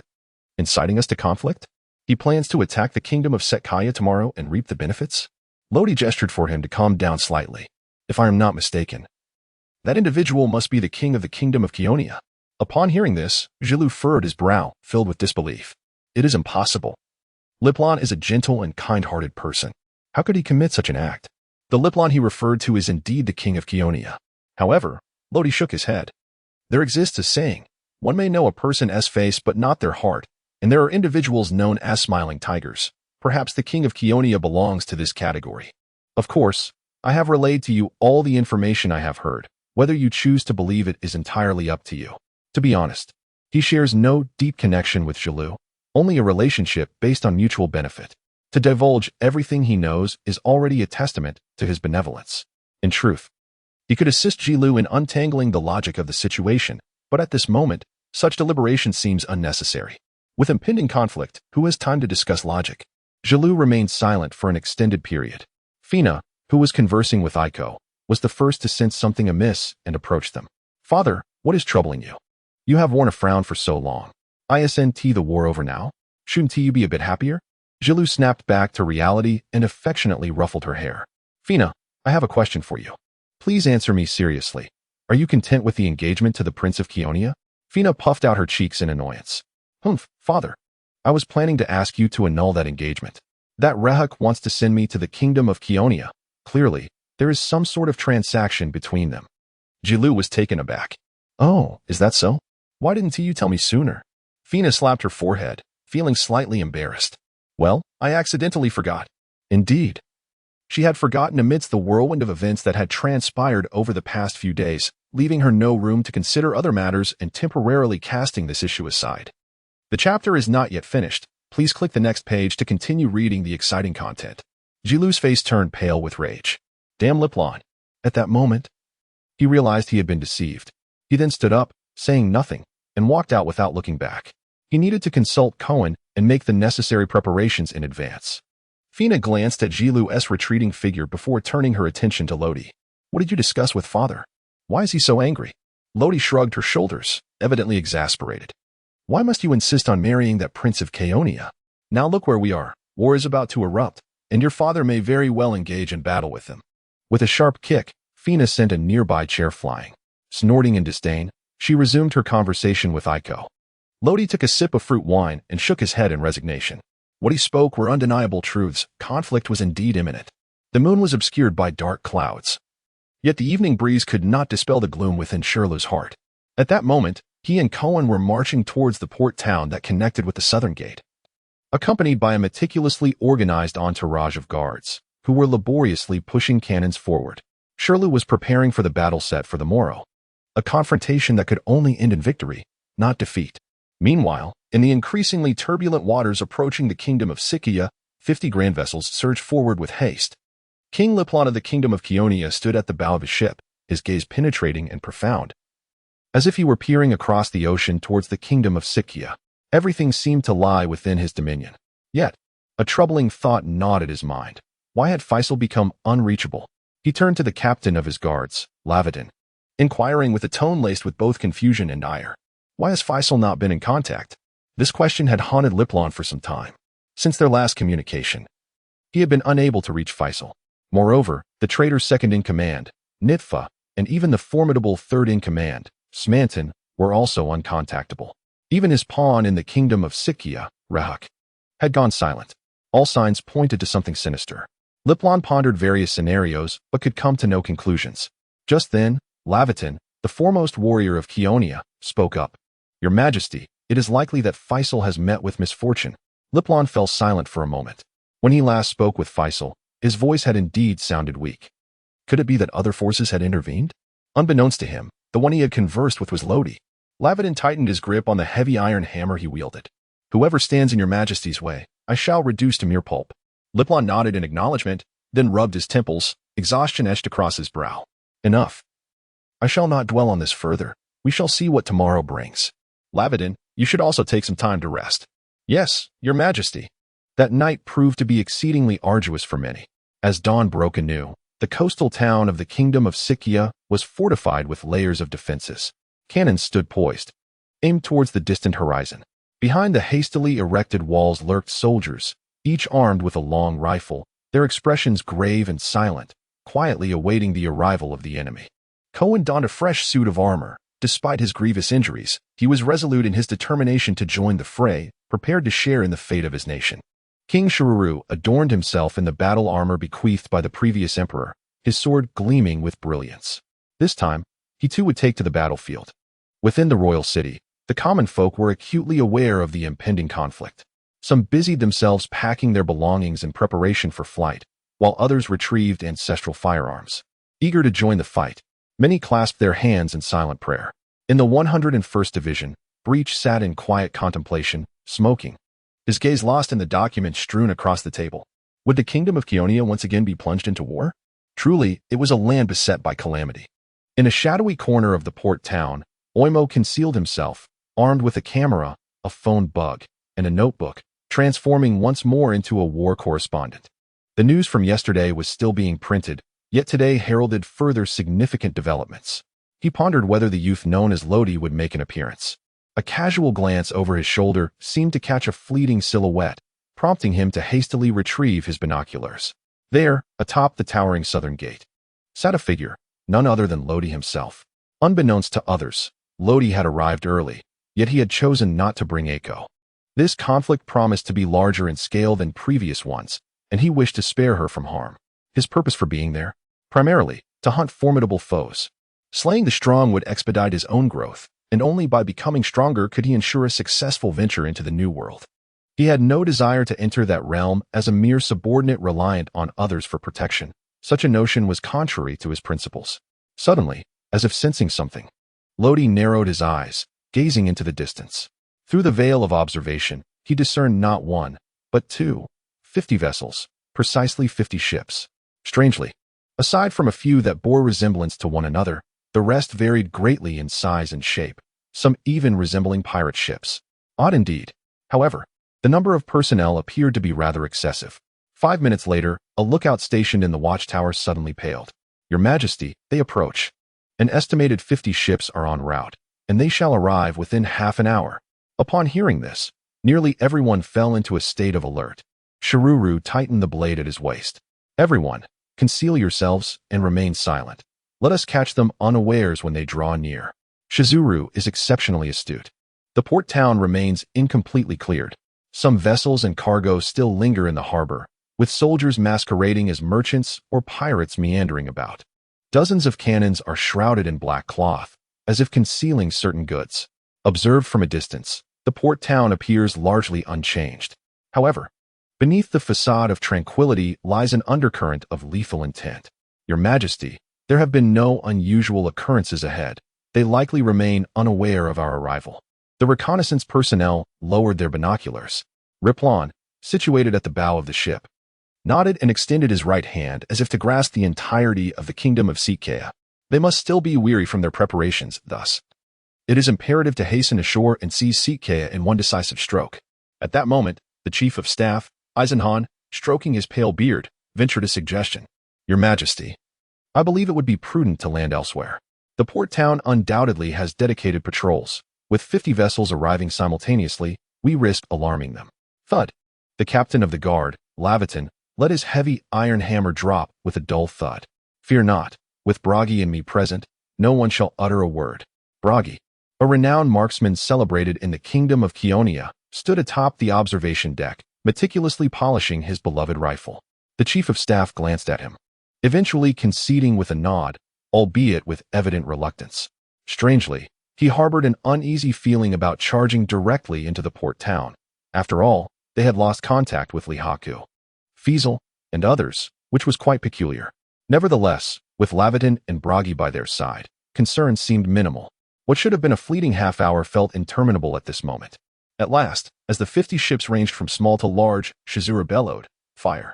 The soldiers concealed behind the walls had long awaited this moment, springing to their feet as bullets erupted from the darkened barrels.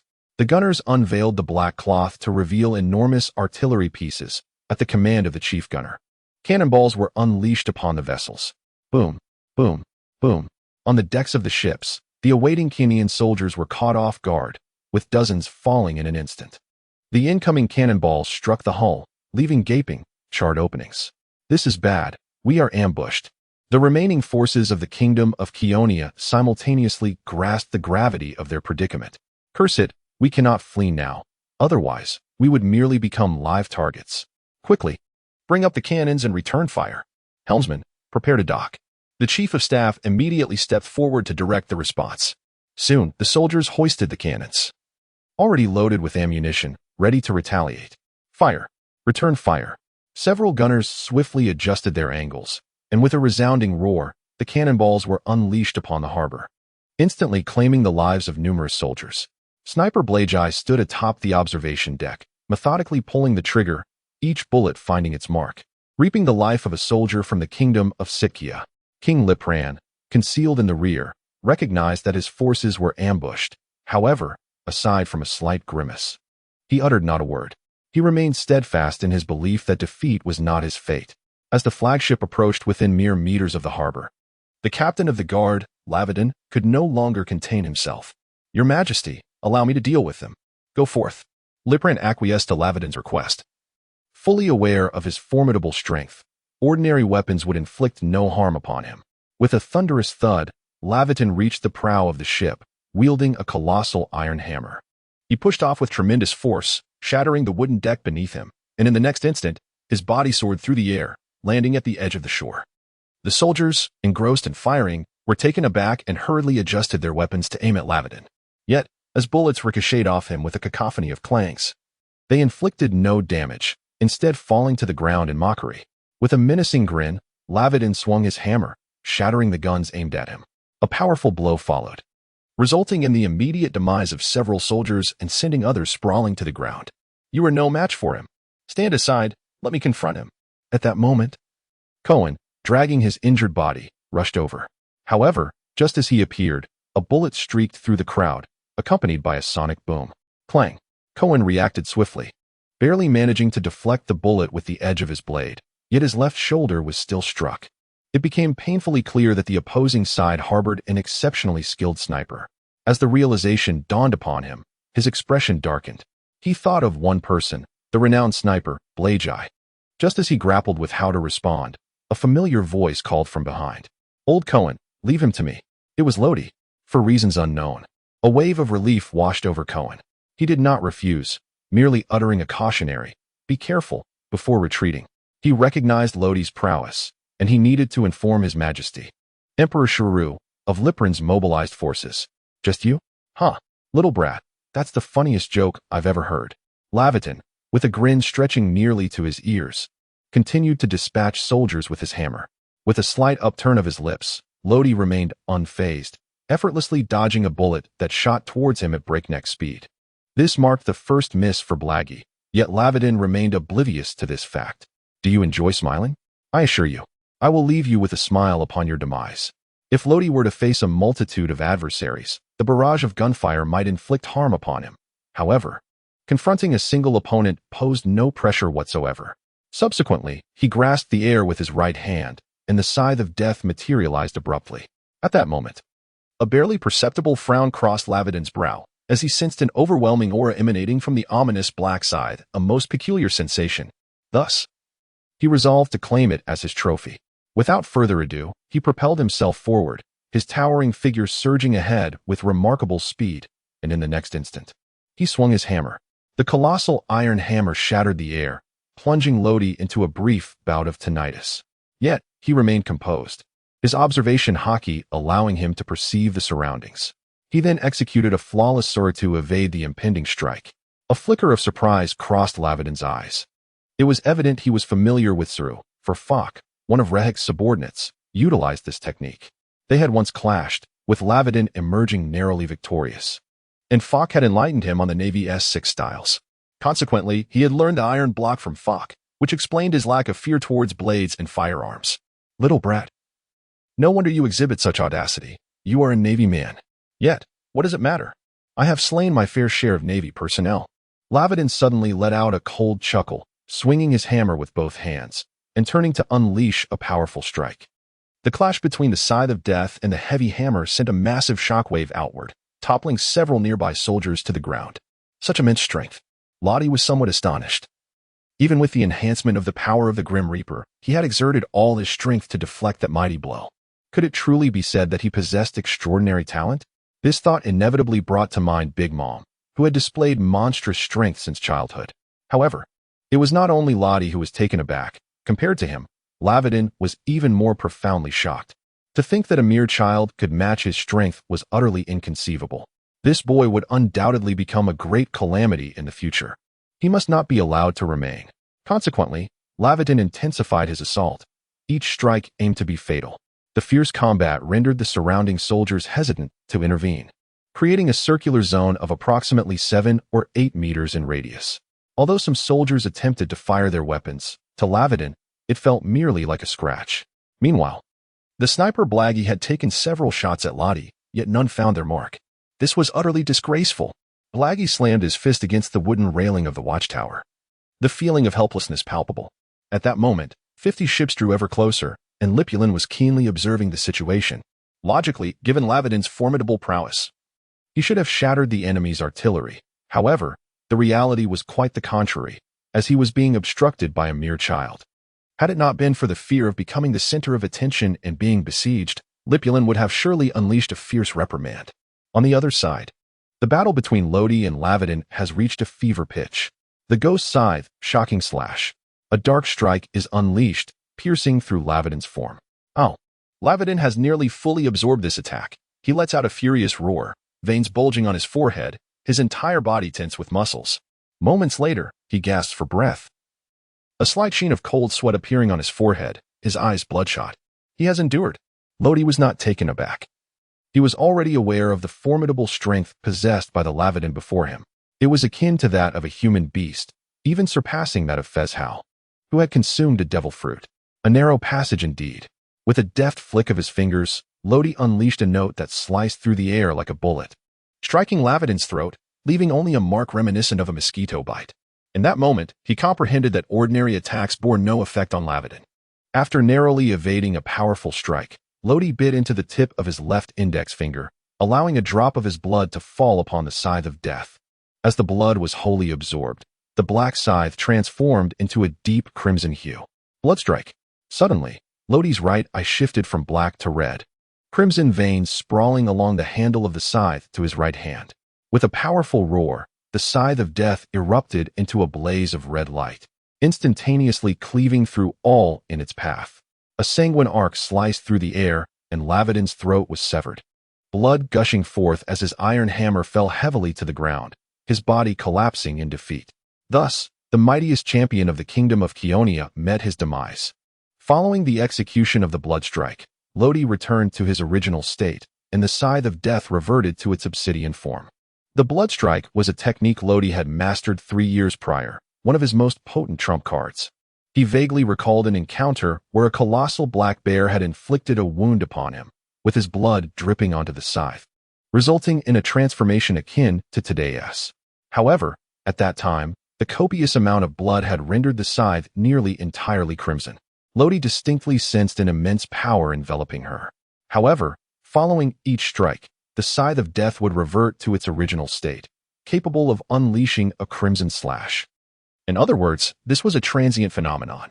Lodi refers to this unique transformation as a liberation, also known as the initial release. The formidable presence of Lodi left the surrounding soldiers utterly speechless. Naturally, some recognized him as the hero of the nation, and they erupted into cheers. In the rear, Kohen and the dissuaded Shizuru both exhaled in relief. Out of pride, Shizuru had refrained from seeking Lodi's assistance the previous night, feeling that Lodi had already rendered ample help. He could not muster the audacity to solicit further aid. Nonetheless, Lodi's appearance astonished him, especially as he had swiftly dealt with the most formidable enemy. They had seized the initiative, catching the adversary off guard, and now, with the loss of a formidable general, the ensuing battles would undoubtedly be much less arduous.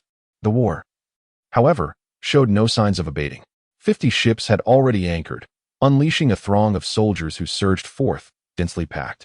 They advanced while firing, drawing their blades to swiftly dispatch any soldiers from the kingdom of Sikkia who dared to approach. Their combat prowess was evidently far superior to that of Sikkia. Meanwhile, Lodi paid them no heed, instead directing his gaze towards the lookout of the flagship, where the long-haired man, Blagi, who had missed him with several shots, stood.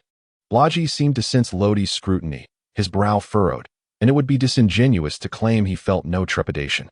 It was indeed the very boy who had slain Lavedon, a staggering, yet undeniable reality. Confronted with such an enemy, it seemed that only an unrelenting barrage of gunfire could suffice. Before he could ponder further, Lodi hurled an object, none other than Lavedon's hammer. This left Blagi utterly flabbergasted, gripping the railing with his left hand for leverage. He swung and clutched the mast, sliding downwards as the massive hammer pierced the lookout, obliterating it into splinters. The terror of the moment left Blagi devoid of any inclination to retaliate. He needed to flee. He clung to life, with only a sniper rifle slung over his shoulder. He disregarded everything and sprinted towards the rear of the ship, where a spare small boat awaited his escape. After casting that fateful hammer, Lodi had no intention of pursuing further. The remainder of the adversaries held little interest for him and would offer scant value. His gaze was fixed solely upon the strong. Yet, it was time to bring this to a close. Subsequently, Lodi summoned forth his demon doppelganger, only to retract it almost immediately. In that fleeting moment of fusion, he unleashed the full extent of his conqueror's haki. Under the dual pressure, few could withstand the onslaught, particularly the soldiers nearest to him, who fell one after another. In a matter of moments, nearly 90% of the soldiers from the kingdom of Keonia lay prostrate on the ground. A few unfortunate souls traversing the gangway connecting the ships to the port town succumbed to the immense pressure, collapsing into the sea. In contrast, the forces of the kingdom of Scythia experienced only around 50% incapacitation, with the soldiers concealed within the port town remaining largely unaffected.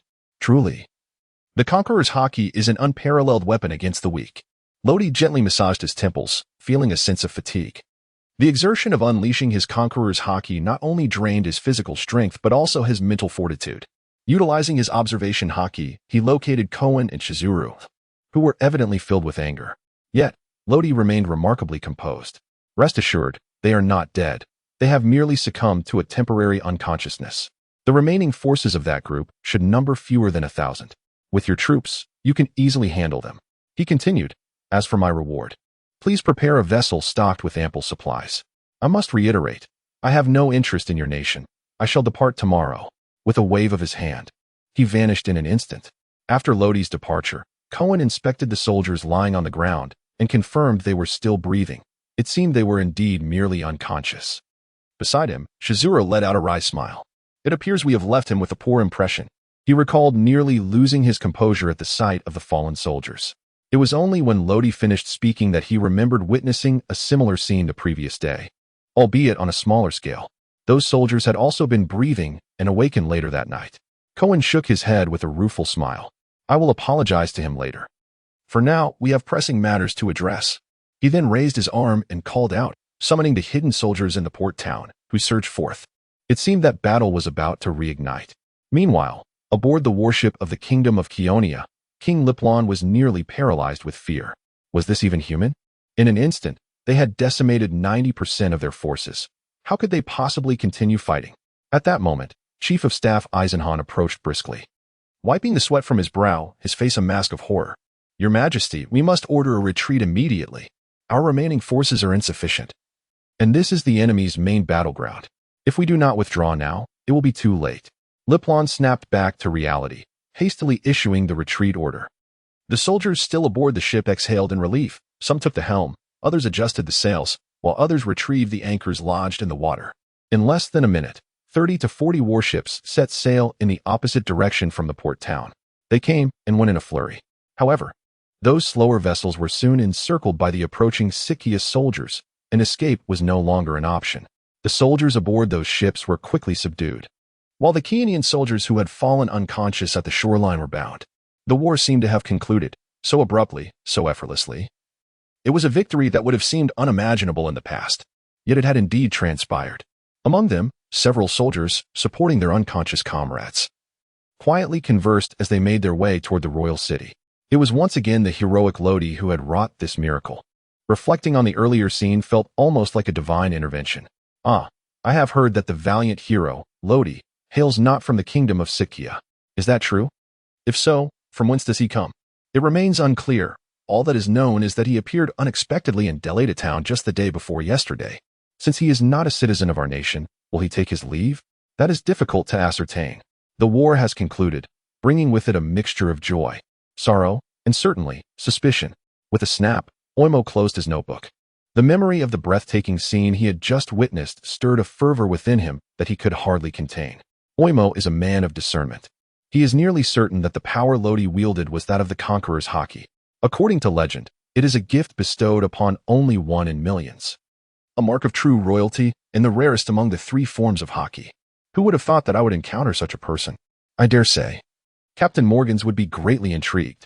At the 101st Navy Branch, Breach hung up the transponder snail. Having just received a report from the naval officer responsible for reconnaissance regarding the battle's outcome, the news left him utterly astonished.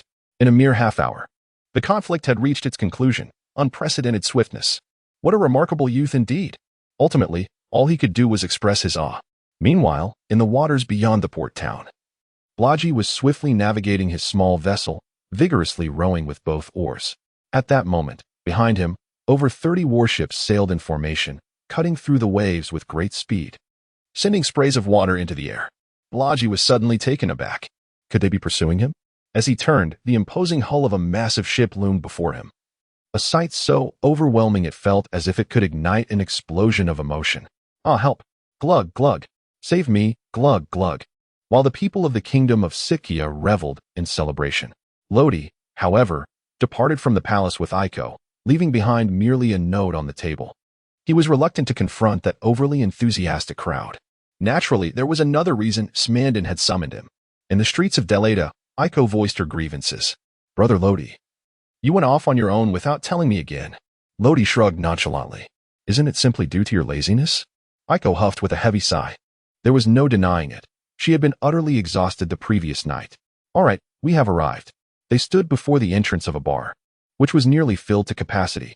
Whispers of Kingdom of Keonia, battle, and heroes occasionally drifted into their ears.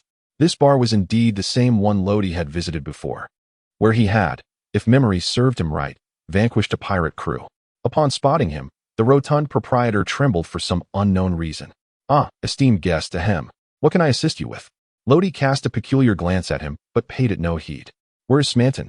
The rotund proprietor gestured towards the inner room, and Lodi nodded, leading Iko inside.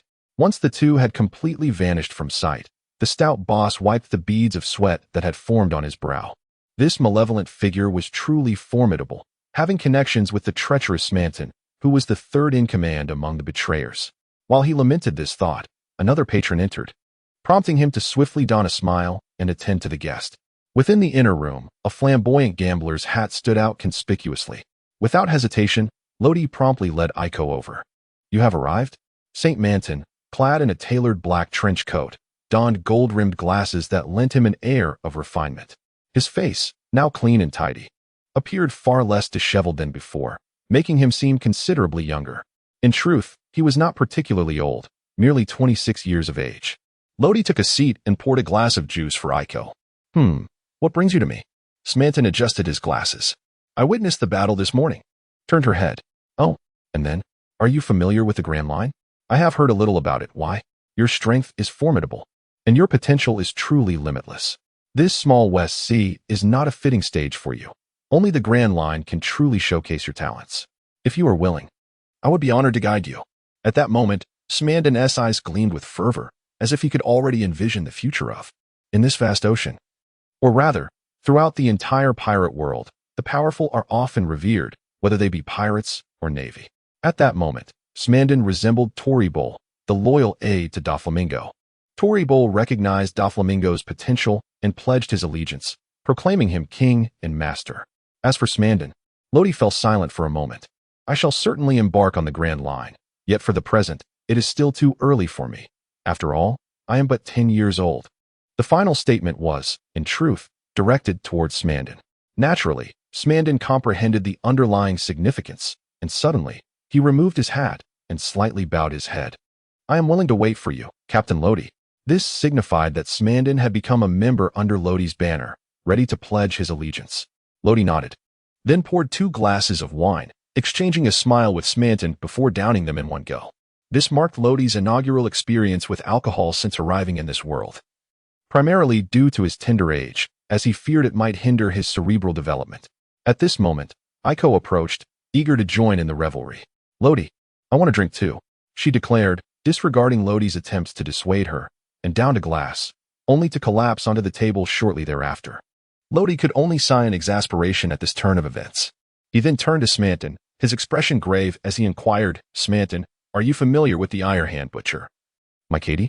Mikady was the notorious architect of the destruction of the small fishing village for years prior. Initially, Lodi had no knowledge of this individual, only recalling the pirate flag he had seen by the sea. However, he had stumbled upon a bounty notice on the Navy's departure, which bore the very same pirate flag. The bounty was issued for the captain of the Iron Hand Pirates, the Iron Hand Butcher Mikady, with a reward of 45 million berries. Smanton pondered for a moment, adjusting his glasses. I haven't delved deeply into Mikady, but I've certainly heard of him. He was originally a formidable pirate who, 2 years ago, fortuitously consumed a devil fruit, which only amplified his arrogance, causing his bounty to soar to 70 million berries. However, due to his notorious reputation, the Navy dispatched a commodore to capture him.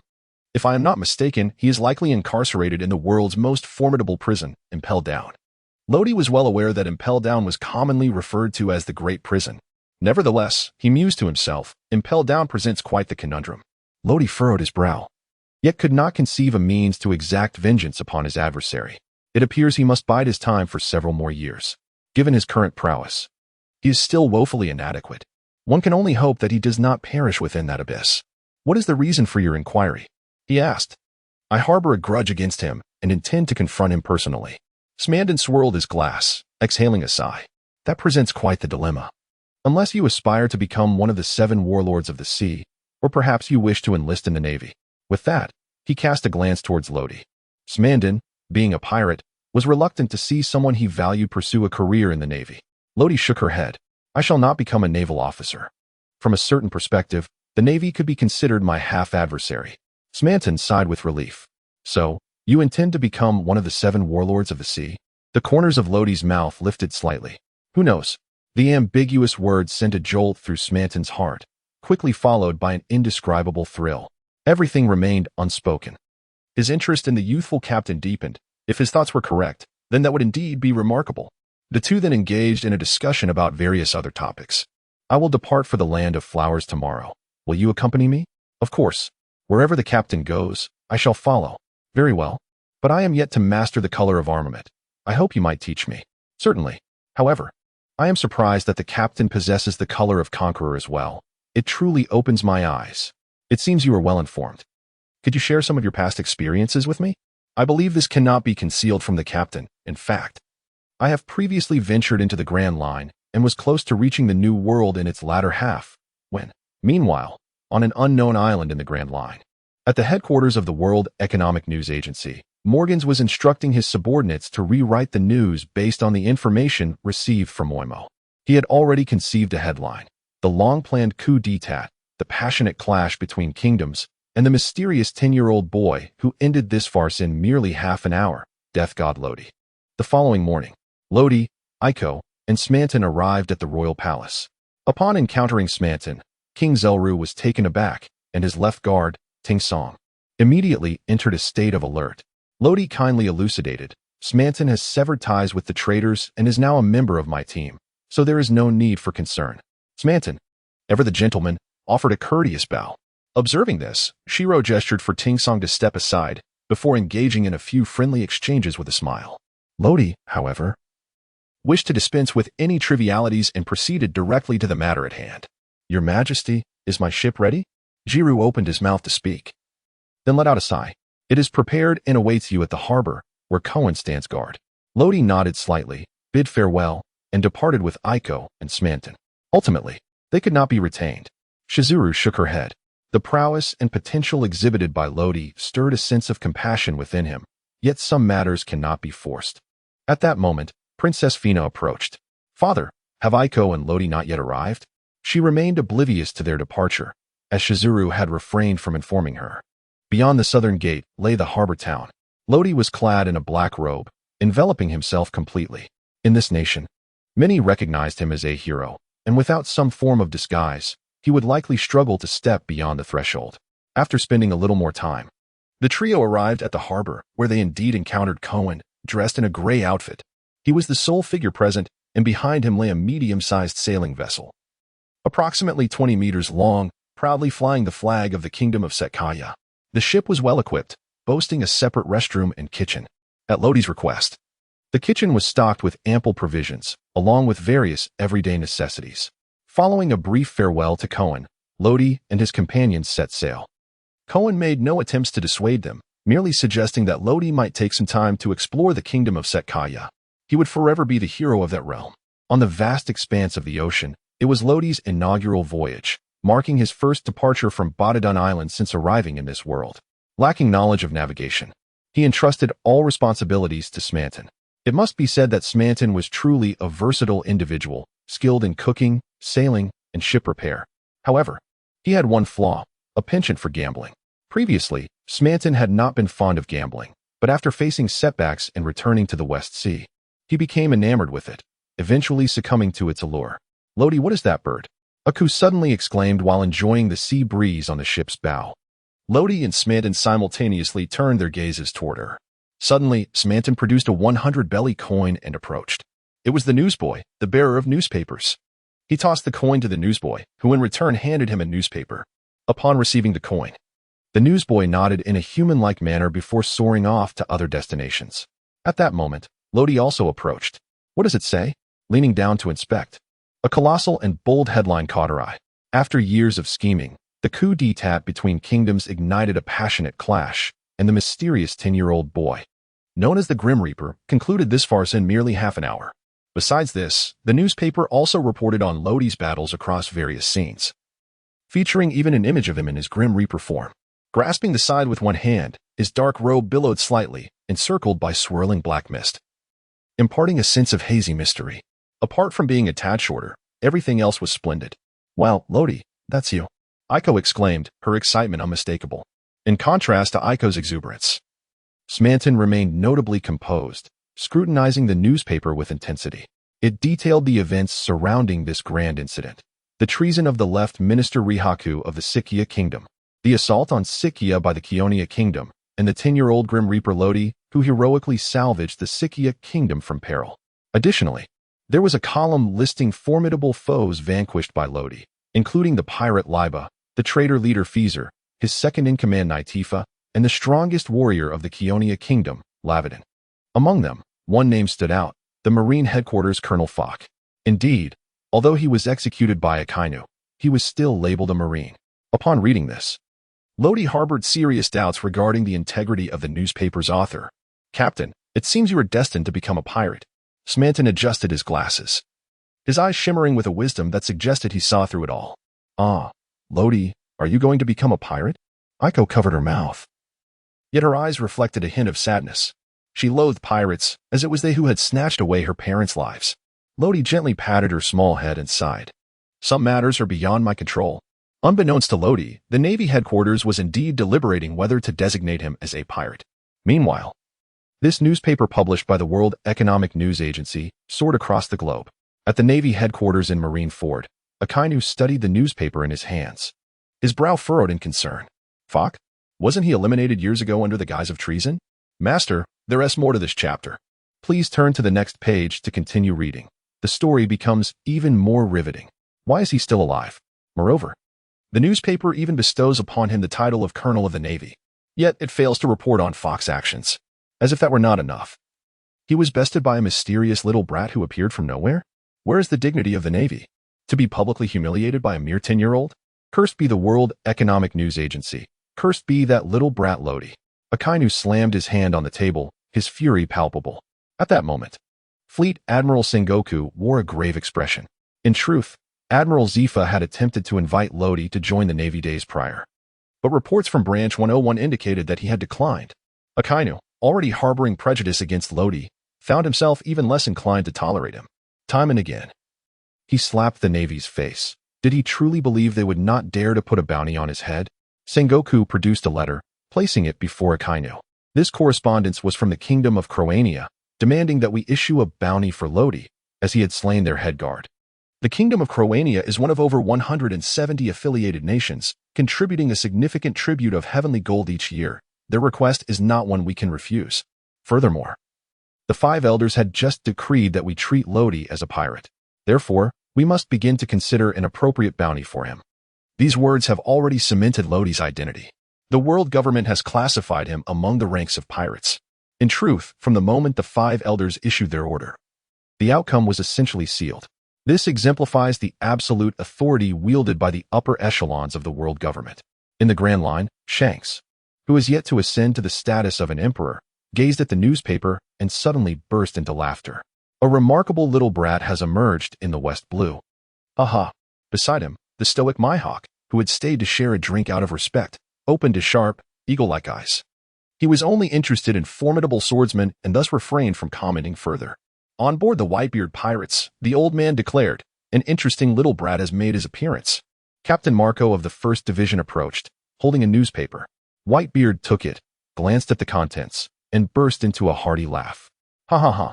It's been a long time since I've seen such a promising young lad, but the East Blue cannot compare to the Grand Line. With that, he tossed the newspaper back to Marco. He had lived for quite some time and had encountered many potential newcomers. Yet how many truly stepped into the new world? The East Blue?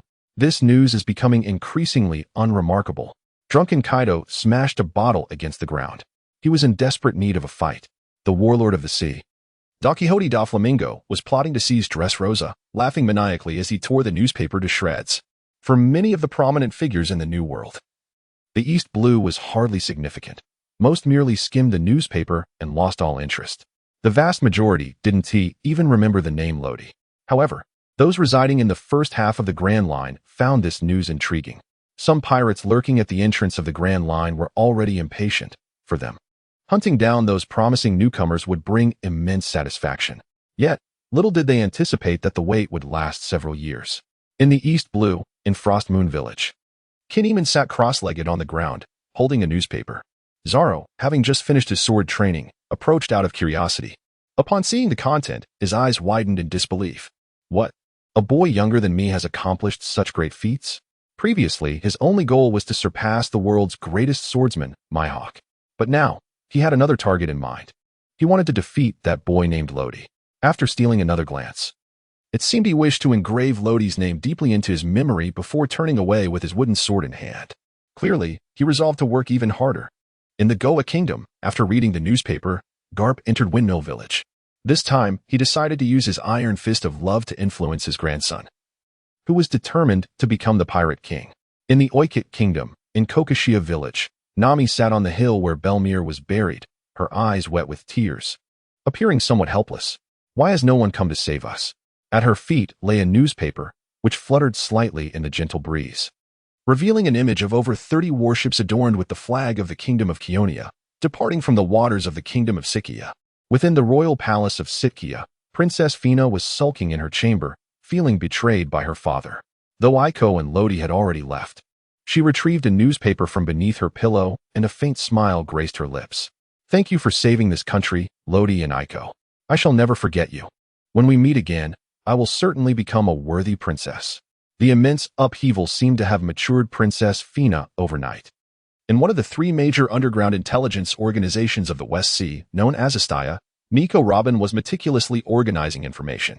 Since the destruction of O'Hara, she had been navigating through various factions, evading the relentless pursuit of the Navy, and was currently working under the leadership of Nero, the head of Astaya. When she noticed today's newspaper headlines, her hand paused momentarily. Is this the Grim Reaper Lodi? She swiftly scanned the contents of the article, committing vital information to memory, perhaps for a day when it might be of use. She did not believe that remaining in one place ensured safety. It was likely that she would soon escape to another location and join a different organization.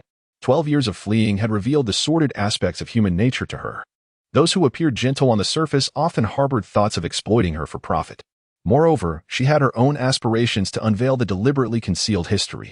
She harbored a deep disdain for that history, for it had brought destruction to O'Hara, yet paradoxically, she yearned to unravel it, perhaps drawn by the allure of the unknown secret served the lingering will of the scholars of O'Hara and her parents.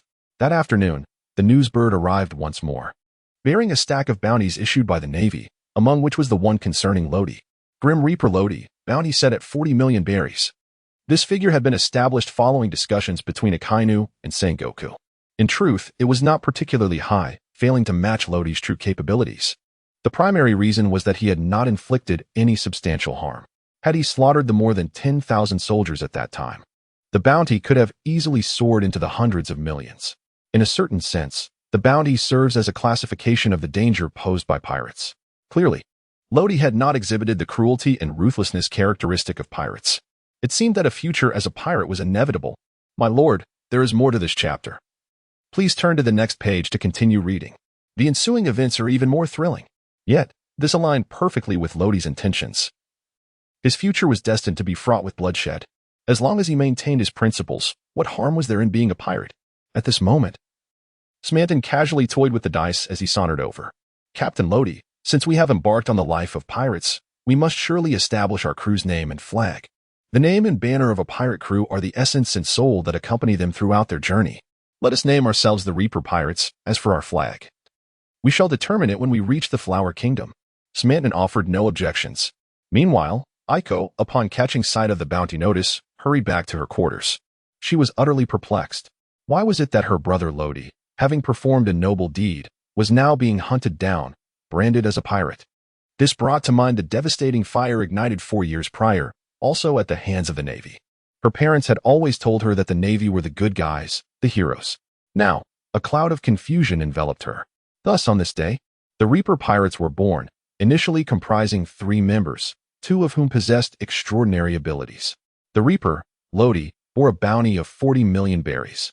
Wielding the powers of the mythical Zoan type of the human fruit in the form of the Reaper, the Raptor, Smanton, had a bounty of 60 million berries.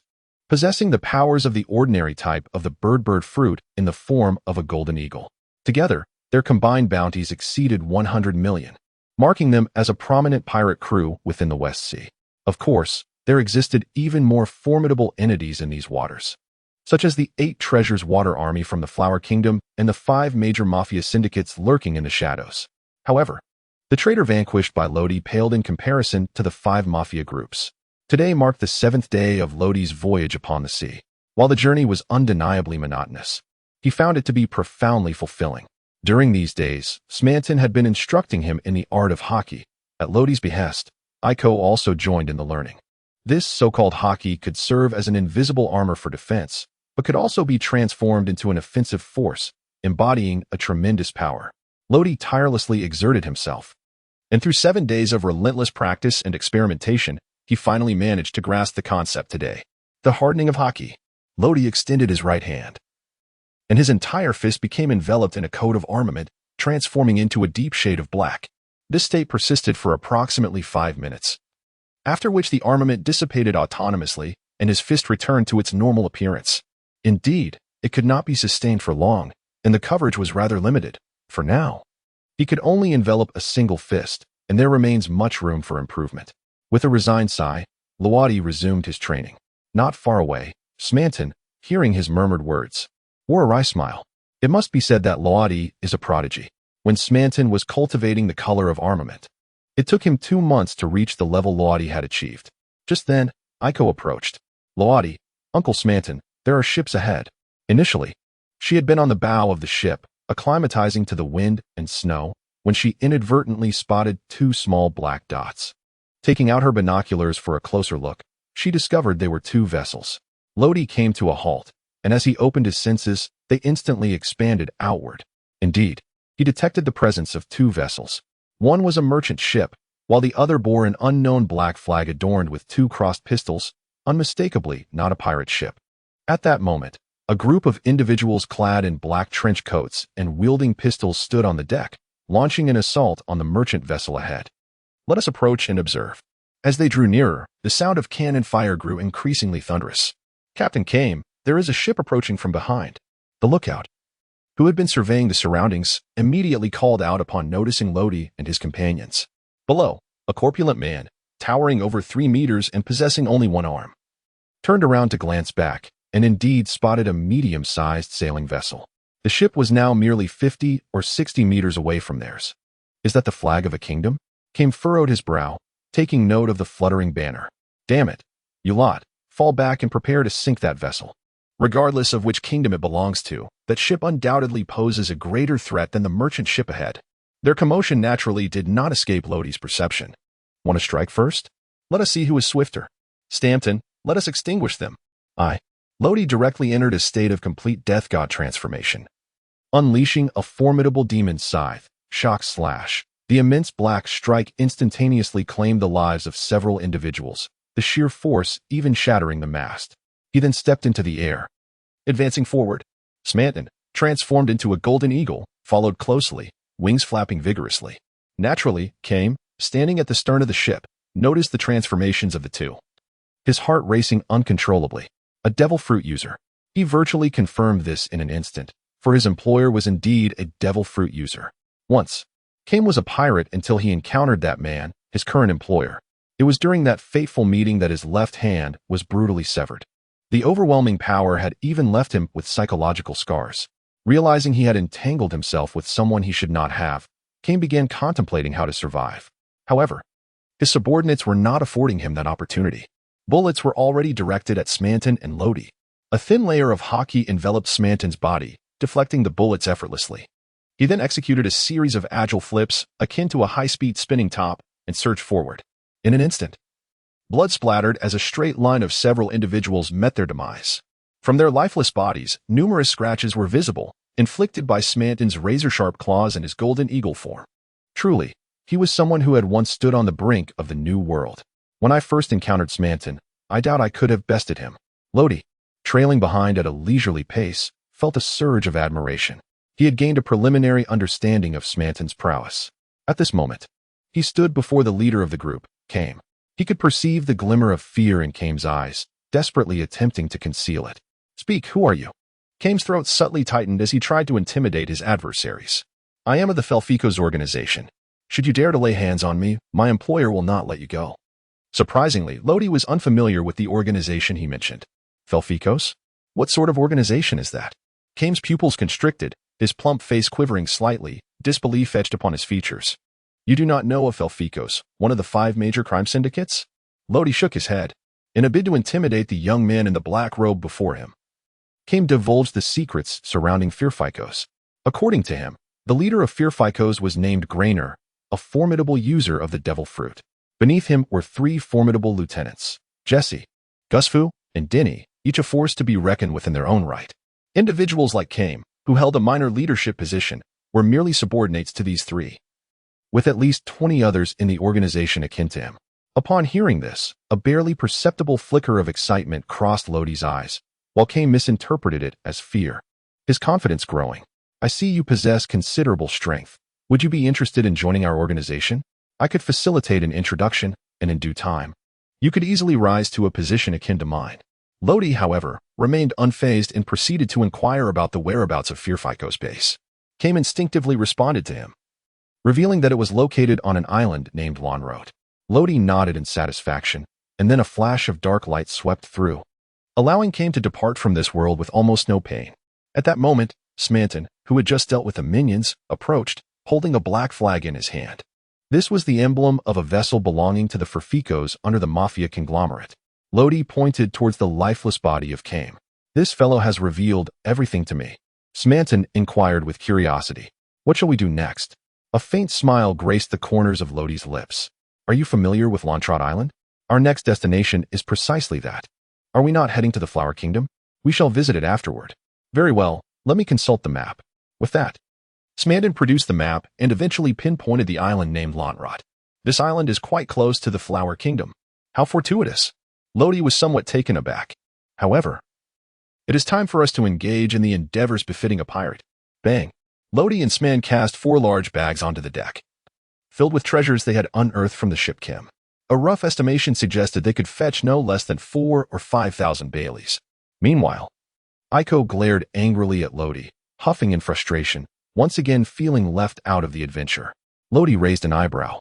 "Once you master the art of armament hockey, only then shall you join us." "Humph. In just a couple of days, I will." With that, Aiko turned on her heel and dashed towards the rear deck. At that moment, Smanton gestured towards a merchant ship that had come to a halt not far ahead. "Shall we proceed towards it?" Lodi shook his head. "There is no need to concern ourselves with them. Let us proceed directly to Lonrod Island." Smanton ceased his chatter and made his way to the helm. Once the course was set, the ship resumed its voyage. At that very moment, a figure rapidly approached from the distance.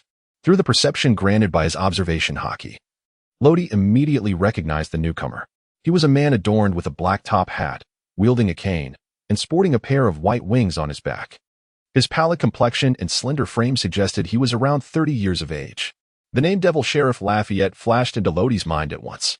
What could he possibly want here? With a thud, Lafayette successfully reached the deck, and Lodi grasped the scythe of death.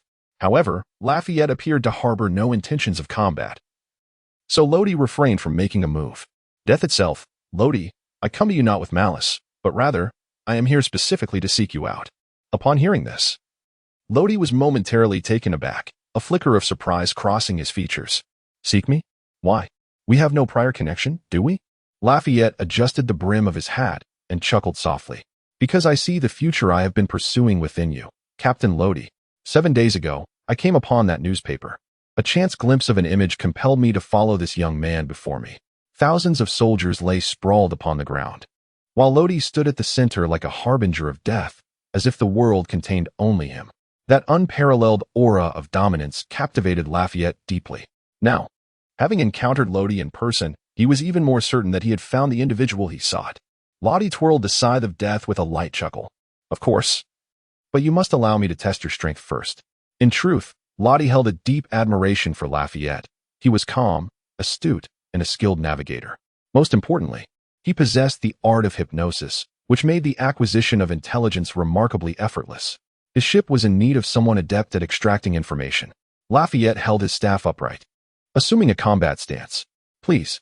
Lodi wasted no words as he unleashed the scythe of death with a sweeping strike.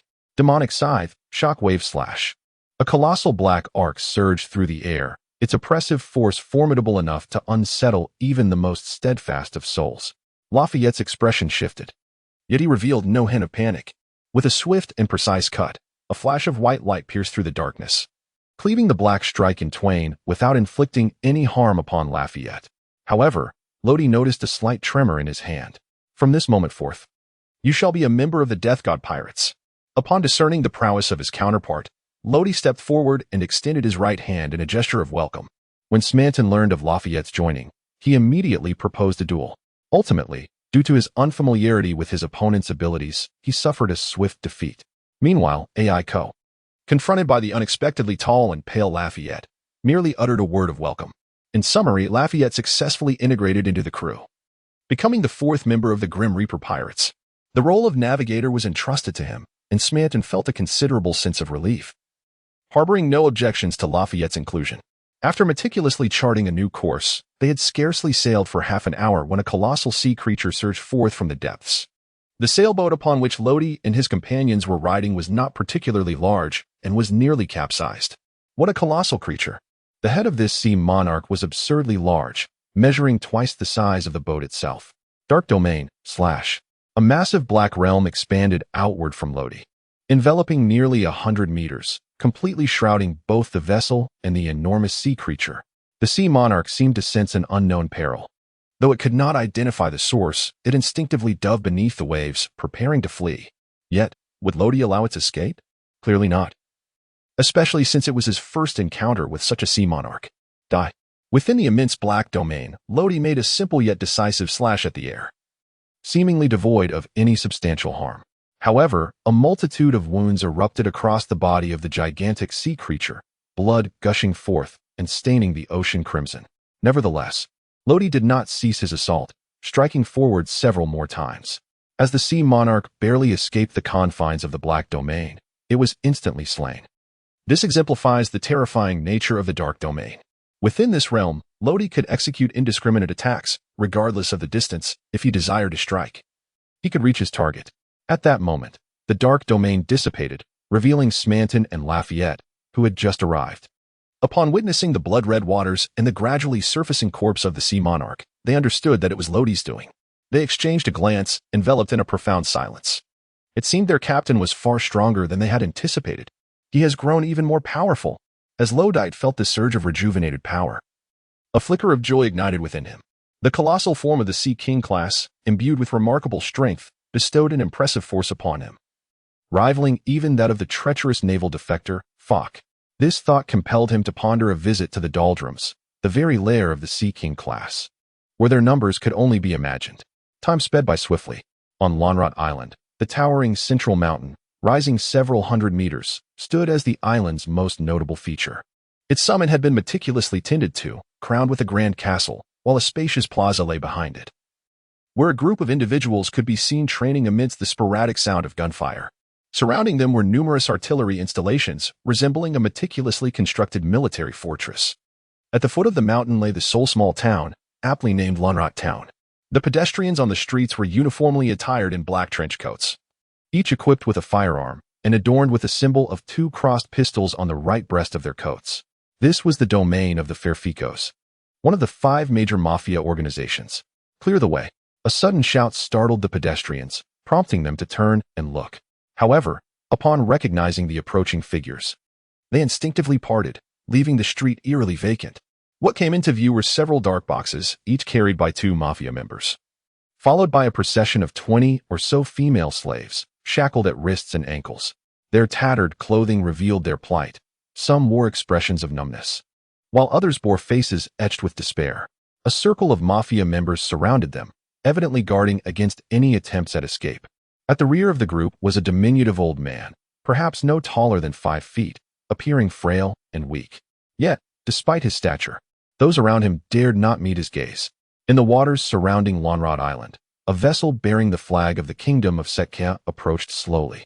As the ship neared the only port, dozens of individuals clad in black trench coats stood waiting on the shore. The leader among them raised a firearm, aiming directly at the ship while demanding, "Who are you?" Uncertain of whether the newcomers were friend or foe, he refrained from firing. "Captain, shall I eliminate them all?" Lafayette adjusted the brim of his hat, an unmistakable thirst for blood evident in his demeanor.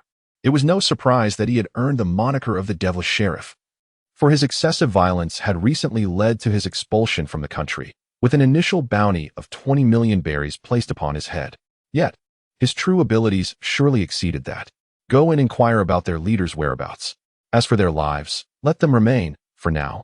Lothy showed little interest in these insignificant characters, for slaying them would yield no substantial gain. His focus lay solely on the 3 officials and the leader present.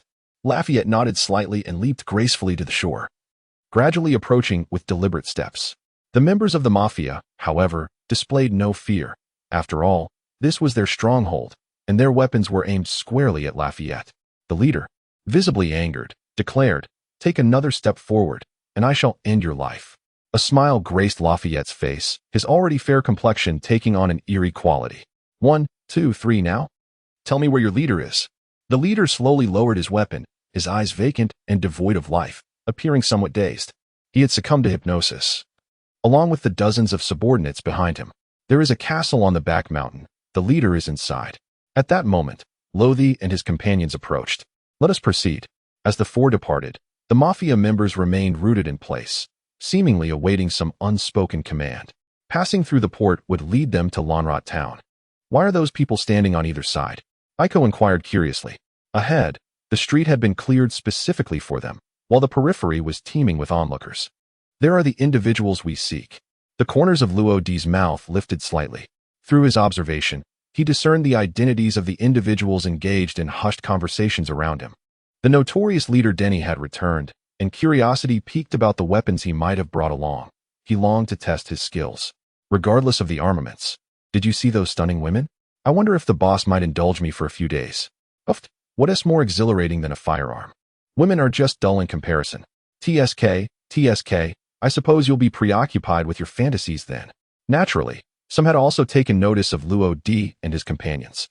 They made no attempt to conceal themselves. Their attire starkly contrasted with that of the surrounding crowd, and it was inevitable that they would be recognized upon arrival. "Look over there. Who are those people? They seem rather suspicious. Should we take action?" "I believe it's best to refrain. They are likely individuals brought back by Denny. Otherwise, how would they have reached this place without permission?" "That is a fair point." However, someone recognized Luo-D. "Wait, I have a vague recollection of that person. I think I saw him in the newspaper a few days ago. He seems to be the infamous Reaper Luo-D, now with a bounty of 40 million berries on his head." "Now that you mention it, I too recall.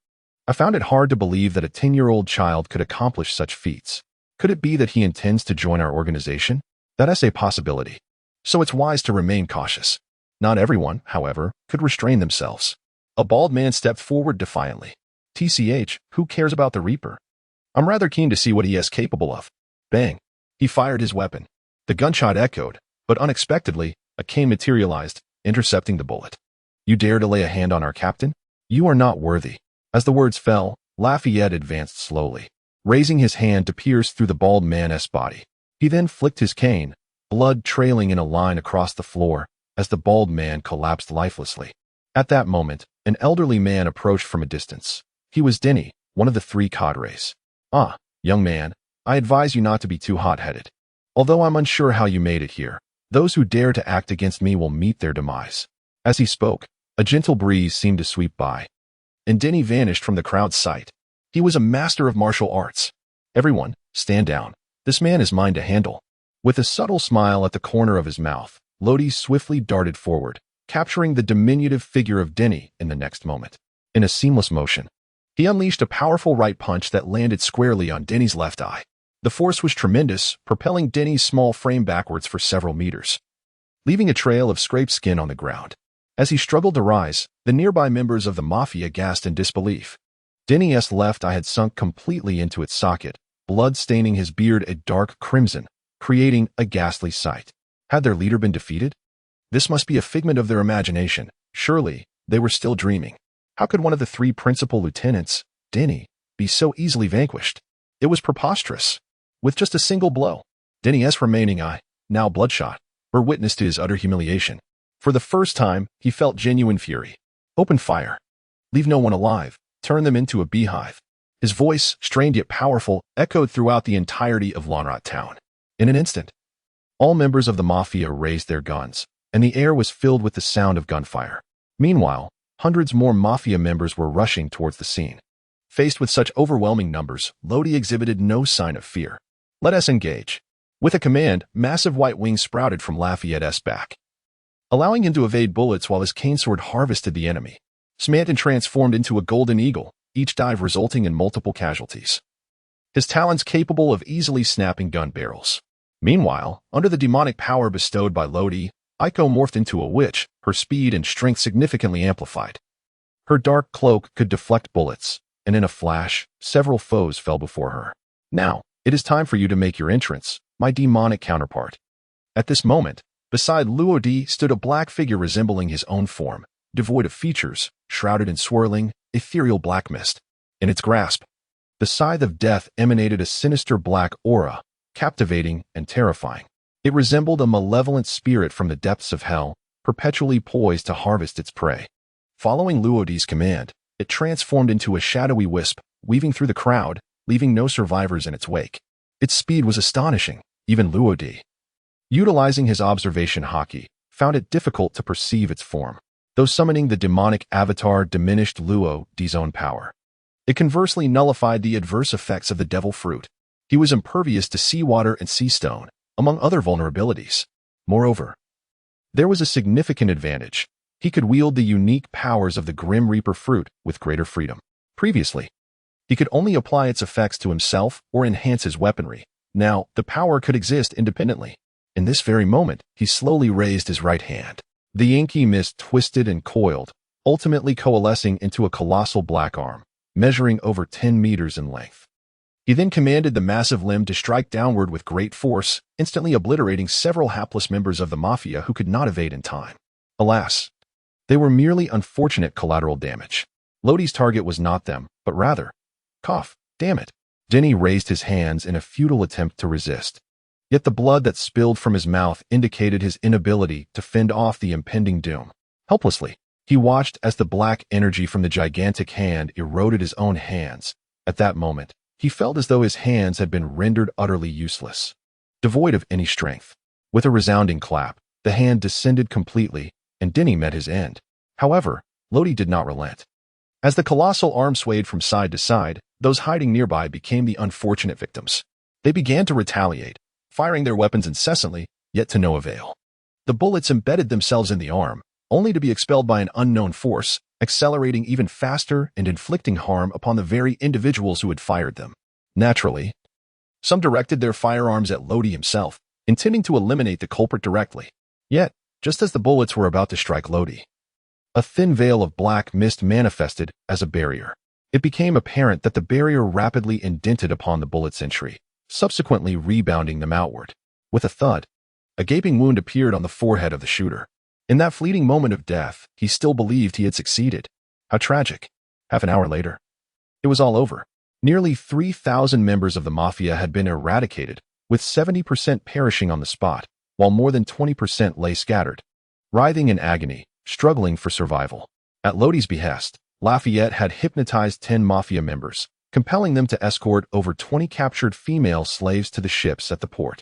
Numerous vessels awaited there, ready to ensure their safe departure once the matters at hand were settled. Phew, Brother Lodi, I'm so exhausted. After battling for nearly half an hour under the rudimentary death transformation, Aiko clearly showed signs of fatigue. Lodi shook his head in resignation. Smandan, take Aiko back to the ship and allow her to rest for a while. It would also be an opportune moment to arrange for the female slaves to board other vessels and depart from here. Smandan sighed, wishing to accompany his captain. But he cast a somewhat resentful glance at Aiko. This little girl ought to practice more. It seems that as her half-master, I must diligently supervise her in the future. After a brief acknowledgement, he led Aiko toward the port, while Lodi and Lafayette made their way toward the rear mountains. The towering mountains, hundreds of meters high, were fortified with numerous strongholds, artillery emplacements, and watchtowers. A regiment of organized mafia members patrolled the slopes, marching in measured steps. The only swift route to the summit was via a cable car, yet there was but one, stationed at the top. This place resembled a heavily fortified fortress. At that moment, a sentry atop the watchtower was scanning the surroundings with a telescope. Upon catching sight of Lonrot town at the foot of the mountain, he was rendered speechless. The ground was littered with their comrades, blood staining the streets extensively. The scene was drenched in crimson, with dismembered limbs and crawling figures, both eerie and unsettling. In truth, many atop the mountain were aware that something was amiss below. The harrowing screams had begun half an hour prior, making it impossible to ignore. However, most dismissed it, as such cries were not uncommon. Nevertheless, a team was dispatched to investigate. Yet they had yet to return. It was at this moment that the sentry finally comprehended why they had not come back. They were unlikely to return at all. A calamity had befallen Lonrot town. The sentry's panicked cries drew the attention of others. A junior leader raised his firearm and fired a shot, the bullet narrowly grazing the sentry's scalp. Had it been aimed any lower, he would have met his demise on the spot. For heaven's sake, speak properly.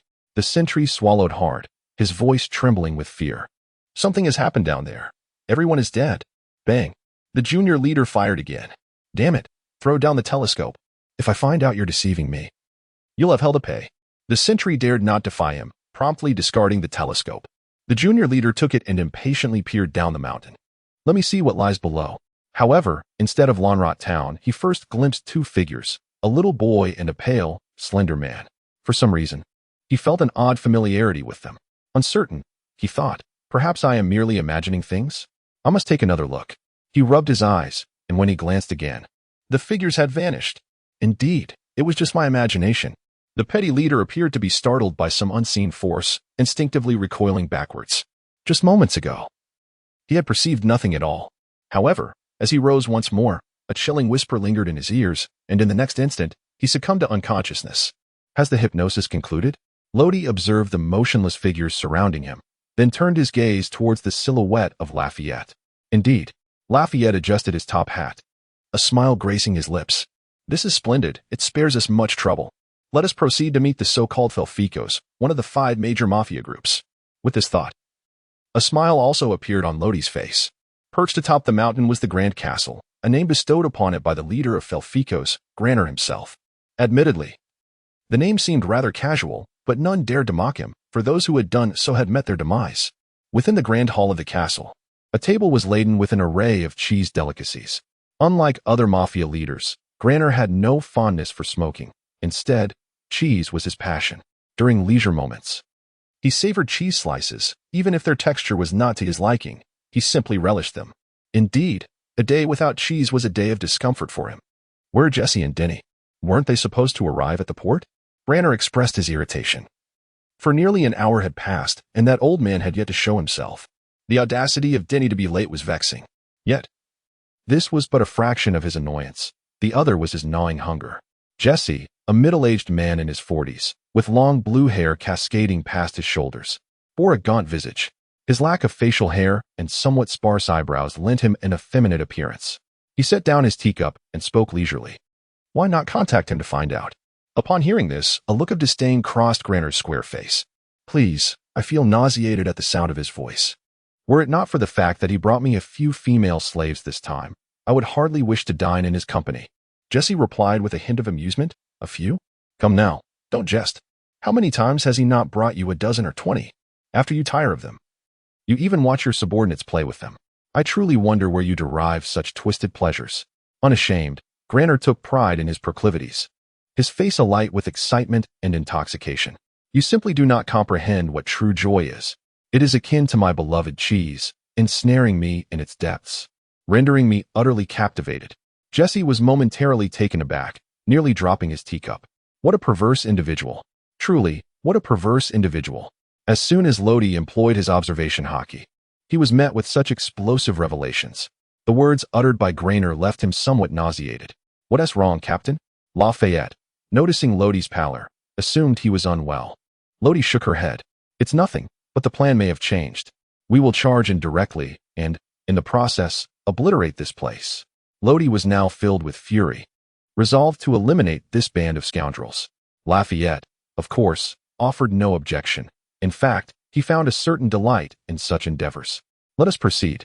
The two then split their forces, advancing into the fray, one to the left, the other to the right. Outside the Grand Castle, the first sight that greeted the eye was a pair of formidable turrets. The outer one was relatively low, while the inner tower soared to double its height. Each turret was guarded by two members of the Fearficos. On the outer turret, two men were indulging in drink. One of them glanced outward, and in the next moment, his eyes widened in shock, the effects of alcohol momentarily dissipating. He quickly shook his companion. Hey, wake up. Damn it, someone has breached our defenses. When his companion remained unresponsive, he slapped his own head and hastily activated the intercom. Warning, an unidentified intruder. His warning was abruptly cut short. His voice silenced as he fell to the ground, the intercom clattering beneath him, emitting a jarring sound. Almost instantaneously, he collapsed to the side, inadvertently toppling onto his inebriated companion, who was jolted awake by the impact. Ugh, what the hell are you doing? In his haze, the drunken man instinctively pushed the body off himself, only to feel something warm trickling down his face, from his forehead to the corner of his eye. Is this snow? No, it's blood. Blood is flowing into my eyes? Startled by the crimson liquid on his hands, he gasped in horror. This exclamation caught Lodi's attention. In a fleeting moment, the drunken man met the same fate as his companion, a gaping hole appearing in his forehead, leading to his immediate demise. Previously, his companion had fallen atop him. Now, the roles were reversed, as he lay upon his fallen comrade. Truly, the tides of fortune had shifted. Lodi did not waste time on them and commenced the cleansing of the next artillery. However, upon reaching the fifth artillery, the sound of cannon fire erupted. The target of the cannonball was none other than Lodi himself. So he had been discovered. Very well, Demon Scythe, Shock Slash. A colossal black slash was unleashed in an instant, causing the incoming cannonball to tremble slightly before plummeting to the ground. The resounding explosion reverberated through the skies, leaving a nearly 1-meter-deep crater on the ground. The power exhibited was immense, further affirming the extraordinary nature of these artillery shells. Were they to be utilized in warfare? The consequences would be unfathomable. Yet, as Lodi gazed upon these shells, he was reminded of Buggy's infamous buggy bombs, whose destructive capacity could only be described as terrifying. Indeed, the power of technology is beyond imagination, and Vegapunk had harnessed it to its fullest potential. Nevertheless, contemplating this did not deter Lodi. He employed the technique Shave to transform into an afterimage and dash straight towards the artillery operator with unimaginable speed. The assailant, having reloaded the cannon for a second shot, found himself unable to catch a glimpse of Lodi, leaving him in a state of anxious frustration. At that moment, a comrade forcefully shoved him aside. Move aside. Stop aiming. Are you still going to aim when he's already upon you? What a fool. Even if you can't hit him, you must fire the cannon. What if you happen to strike true? He chided as he adjusted the angle, promptly firing the cannon in one fluid motion, without a hint of hesitation. Immediately after firing, regardless of whether he had hit or missed, he prepared to load another shell. However, as he bent down, something struck his forehead, and his consciousness began to blur. In his fading awareness, he could faintly perceive the silhouette of a youth. That face seemed oddly familiar. Was it not the infamous Grim Reaper Lodi? But it was too late. His demise left the remaining Mafia member trembling in fear. If the Mafia member had felt elation when he fired the cannon, now he was engulfed by terror. A narrow escape, like a shockwave. The air filled with a suffocating sensation of death as this Mafia member caught up with his recently departed companion. The two souls, now united, may no longer feel the pangs of solitude. This chapter is not yet complete. Please proceed to the next page to continue enjoying the captivating narrative. What is happening outside? The thunderous sound of the cannonball startled Grainer, who was preparing to dine. He cherished the ritual of his meals and loathed being interrupted while eating. Consequently, The Grand Hall's doors remained firmly shut, leaving only himself and Jesse inside. However, due to Denny's impending arrival, the door was not securely closed, allowing the external commotion to seep in. In that moment, Grainer was exceedingly irate. He was determined to discover which insolent fool had caused such a disturbance. Jesse poured himself another cup of tea, blowing gently on it before speaking leisurely. Grainer, your stubbornness is truly remarkable. What if Denny's newly acquired weaponry has arrived, and the special squad is testing its capabilities outside? Are you really considering executing them? Upon hearing this, Grainer stiffened momentarily, then strode towards the slightly ajar door. Ahem. The chief merely intends to close the door. You cannot genuinely believe I would venture out? Having secured the door, Grainer returned to his seat. Jesse cast him a sidelong glance, teasingly remarking, "Hurry up and eat, lest you find yourself unable to when Denny returns, just like last month." Grainer, who had never truly been angry with Jesse due to the latter having saved his life, merely huffed in response and resumed his meal. Unbeknownst to them, the intruders outside had already made significant progress in their plundering. The special squad was the most formidable team under Grainer's command, consisting of 5 members. Their name did not stem from their prowess, but rather from their exclusive usage of uniquely devastating weaponry. At that moment, 5 oddly attired individuals stood before Lodi. They comprised the special squad, codenamed E, Ku, Sai, Xin, and Nual, identifiable by the inscriptions on their garments. You are the first to trespass here in years. I shall ensure you receive a warm welcome, starting with reducing you to ashes. At that moment, Nual stepped forward, drawing a rocket launcher from behind, and with a resounding bang, fired a shot at Lodi. Lodi remained utterly composed, effortlessly evading the impending threat, only to reappear behind Nual like a wraith. A rocket launcher is not a toy for you to play with. Ahead, a missile had obliterated a turret. Yet Nual felt as though that very missile had struck at his heart. How could he evade it at such close range? Moreover, he had somehow ended up behind him. Just as Nual prepared to turn around, he realized that the rocket launcher he held had vanished, along with the string of missiles secured at his waist. Suddenly, a sense of dread washed over him, prompting him to shout urgently to his 4 companions, "Quickly, eliminate him." In an instant, E, Ku, Sai, Xin, and Nual drew their weapons and launched an assault against Lodi. However, Lodi seemed to toy with them, swaying momentarily before vanishing into thin air.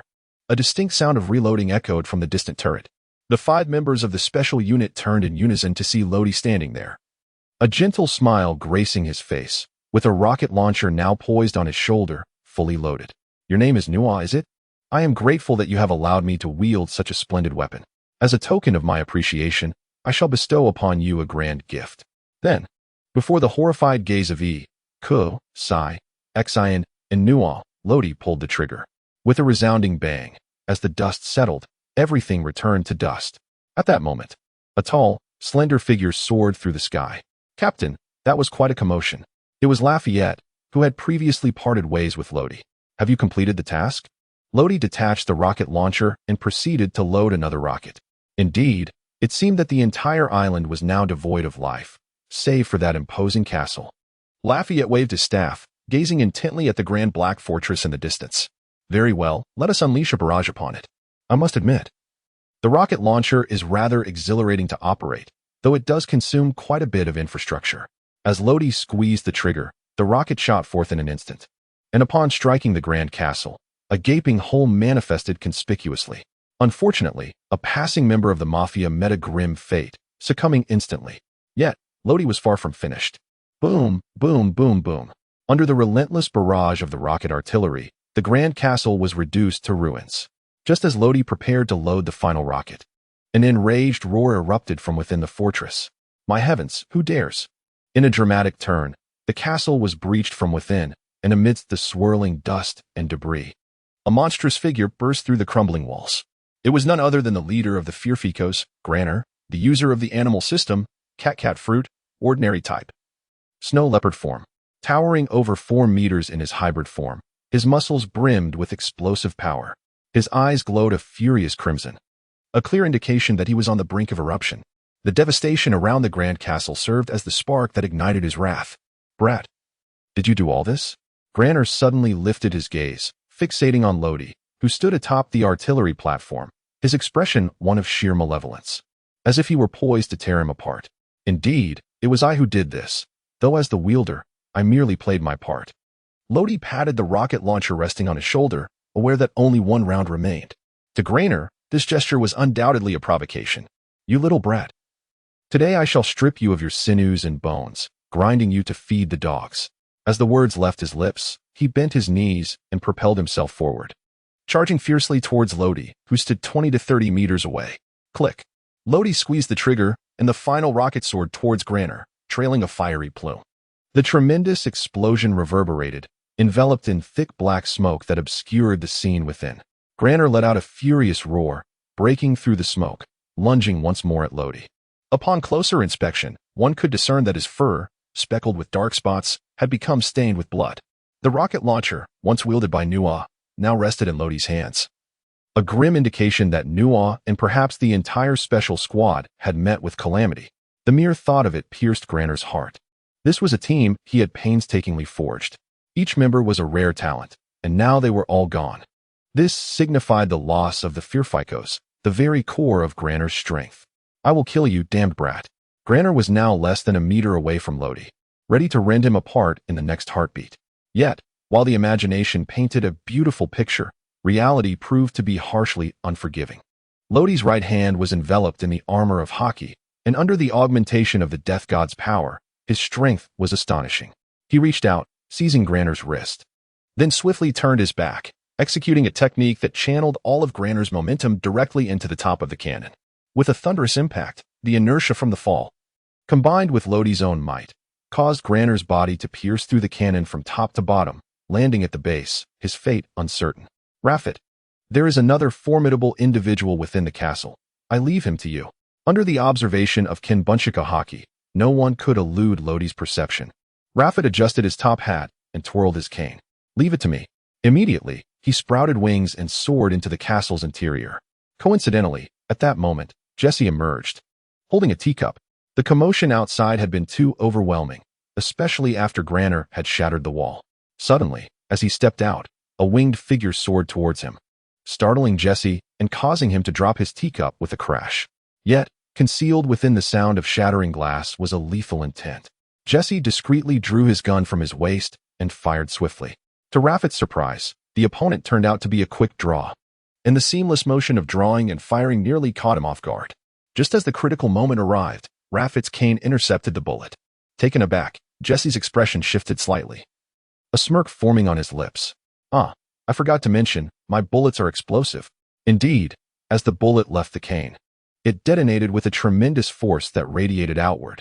Ultimately, Rafet had no choice but to shield himself with his wings. While it was somewhat unexpected, it was unfortunate that the explosive power was insufficient, especially since it was not a sea stone bullet. When the wings retracted, Rafet emerged unscathed, a playful smile gracing his face. For the Mafia, their strength did not lie inherently within themselves, but rather in the potency, quantity, and sheer number of their weaponry. The more capable leaders might possess some martial skills, yet they paled in comparison to genuine pirates or navy officers skilled in the Rokushiki. Among the so-called five great Mafia, only the leader Grainer of the Furfikos bore significant power. Impossible. Even the typically composed Jesse could no longer maintain his composure. He was well aware of the power of his sidearm. It could fell even a tiger, yet it had inflicted no harm upon this individual before him. Was he truly a devil fruit user? A surge of jealousy began to swell within Jesse. Why could he not possess a devil fruit? Why did others have the privilege? Yet, jealousy proved to be of no consequence, merely a manifestation of impotence. With a sardonic smile, Lafayette drew forth his cane sword, illuminating the surroundings with a chilling gleam. In an instant, Jesse awoke from his stupor, instinctively firing multiple shots. However, having been ambushed once, Lafayette was not foolish enough to fall prey to a second assault. With a swift and decisive strike, a flash of cold light cut through the air, and in the next heartbeat, Lafayette materialized behind Jesse, having retracted his weapon, leaving behind a trail of blood at his feet. With a gasp, Jesse, unaware of his impending doom, felt a piercing pain in his abdomen, blood gushing forth like a fountain. Moments later, he collapsed to the ground, consumed by a mixture of resentment and envy, never to rise again. One of the three major lieutenants, Jesse, had met his demise. Meanwhile, at the base of the artillery, Grainer dislodged the rubble that encased him and emerged from the nearly 1-meter deep pit, his mind still buzzing from the recent trauma. The blow he had just endured was indeed brutal. Without the aid of the devil fruit he had consumed, he would have surely been rendered incapacitated. Yet, clarity began to return to him. The prowess of that young adversary was not to be underestimated. Even with all his might, Grainer doubted he could emerge victorious. A glance at his wrist revealed the brutal mark left by Lottie, now fractured. He was oblivious to the nature of this force, but he understood that he was ill-equipped to confront it. Who exactly was that youth, and what motivated him to strike against the Felificos? The question lingered in his mind, perplexing him further. He had never crossed paths with this individual. There was no enmity, no grievances, yet they had chosen to assault his stronghold without provocation. Resolving to prioritize survival, Grainer felt a wave of relief wash over him. He raised his hand, creating a breach in the wall, and then fled. Having weathered many storms, Grainer possessed the wisdom to discern what actions were prudent and which were not. He had made his choice. Now it was time to escape. In an instant, Lodi captured the silhouette of Granel and instinctively pursued him using Shave. However, Shave allows for rapid movement over short distances, and its continuous use can be tremendously exhausting. In contrast, Granel possessed extraordinary leaping abilities, capable of bounding 20 to 30 meters with each jump, and once airborne, he expended no energy. Had Lodi not intercepted him immediately, it would have been exceedingly difficult to keep pace thereafter. Ha ha, pursue me if you dare. In the end, it will surely be you who tires. Granel glanced back at the swiftly moving Lodi and burst into laughter. Yet, in the next moment, his amusement was extinguished. Is this a trick? Can he actually fly? Indeed. While Shave might not suffice to catch up, entering the Death God transformation would undoubtedly close the distance. Granel, no longer daring to underestimate his opponent, exerted all his strength to sprint, and this time, he leaped an astonishing 40 meters. His speed had increased. Lodi furrowed her brow, resolved to exert some pressure on her opponent. In the next moment, a wave of oppressive energy emanated from her, expanding outward with great swiftness. The Conqueror's hockey indeed affected Grainer, causing a fleeting lapse in his awareness. His footing faltered, and he stumbled to the side. As his senses returned, he hastily braced himself against the ground with his left hand, exerting force through his waist to stabilize his descent. However, in that brief respite, Lodi closed the distance. Ghost Scythe, Tremor Slash. A colossal black slash followed closely behind. Helplessly, Grainer crossed his hands in a desperate attempt to defend himself. The shockwave accompanying the Tremor Slash left him disoriented, rendering him unable to discern up from down or left from right. At that moment, Lodi had already approached him. Her left fist, imbued with armament hockey, struck mercilessly against his forehead. The immense force sent Grainer crashing to the ground. Yet, the ordeal was not over. Just as Lodi prepared to finish him off, Grainer, in a panic, implored, "Wait, brother. I realize my mistakes. Spare my life." His head buried in the earth. The terror of death eclipsed all else, compelling him to abandon his dignity. However, upon hearing his plea, Lodi showed no mercy. With a swift motion, she executed him. Creatures like him did not deserve to inhabit this world. Lanfrot Town was once a peaceful settlement, yet everything changed with Grainer's arrival. He set his sights on the island, subjugating the entire populace. Men were captured and turned into slaves to construct his military fortress, while women were distributed among his subordinates, subjected to unspeakable indignities. Children were sold to human trafficking rings, and he exploited all that he could, transforming them into resources for his own gain. But his malevolence did not end there. Once the military fortress was successfully erected, he cruelly executed the enslaved men. The fate of the women was even more tragic. They were further exploited by Grainer and sold elsewhere, continuing to endure persecution. This was all relayed to Lodi by Smanton. Fairficos was likely established a decade ago, at a time when Smanton had yet to venture into the seas. However, his curiosity about the ocean drove him to gather various intelligence, which he indeed did. Among the myriad of information he collected was that concerning Fairficos. Their brutality left a profound impact on the then 16-year-old Smanton. Scum. Lodi cast a final disdainful glance at Grainer before turning away. Thus, the curtain fell on Fairficos, one of the 5 major crime syndicates that had terrorized for over a decade. They would be eternally trapped on this island, which they had once tormented. The restless spirits of Lanfrot Town would incessantly haunt them. Of course, as a pirate of renown, Lodi, of course, would fulfill his obligation. Fairficos had dominated the underground forces for over a decade, and his foundation was undeniably formidable. The arms he had amassed, if sold en masse, could fetch several hundred million berries. not to mention the various treasures of gold, silver, and precious gems, along with exceedingly valuable collectibles, which could also amount to a substantial fortune. However, what surprised Lodi most was the discovery of a peculiar blade in the subterranean chamber. The sword measured a full meter in length, slightly longer than the average blade. Its scabbard was entirely black and somewhat antiquated, yet its material was remarkably unique. Lodi struck it with other knives, but not even a single mark was left behind. As for the blade itself, it bore strange patterns, with a jagged edge reminiscent of a reverse T shape, exceedingly sharp, yet somewhat dull in luster, evoking the essence of a dusty jewel. However, when Lodi grasped the hilt, he was met with an overwhelming sense of repulsion, along with the pressure exerted upon his very soul. It was an unabashed manifestation of malevolence. How extraordinarily sinister! Lodi gazed at the long knife that had slipped from his grasp, a flicker of astonishment crossing his eyes. After a brief moment of silence, he reasserted his grip on the blade, this time unleashing his conqueror's haki. Yet, as if provoked by some unseen force, the blade trembled with increasing intensity, seemingly striving to escape Lodi's control. Still resisting? With his right hand enveloped in a layer of armament haki, Luo-Di gripped it firmly. Simultaneously, the conqueror's haki was unleashed to its utmost extent, and the power of the Grim Reaper surged forth. Under the suppression of these three forces, the blade gradually fell silent, until it ceased to make a sound altogether.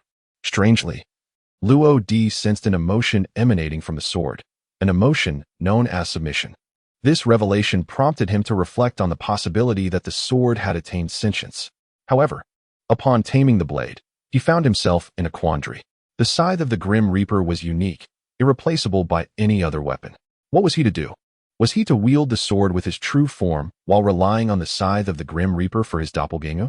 A shadow of worry first graced Luo-Di's visage. Just as he found himself at a loss, a peculiar thought swiftly flickered through his mind. The yellow ape, through the power of the devil fruit, had conjured the heavenly Amigumo sword.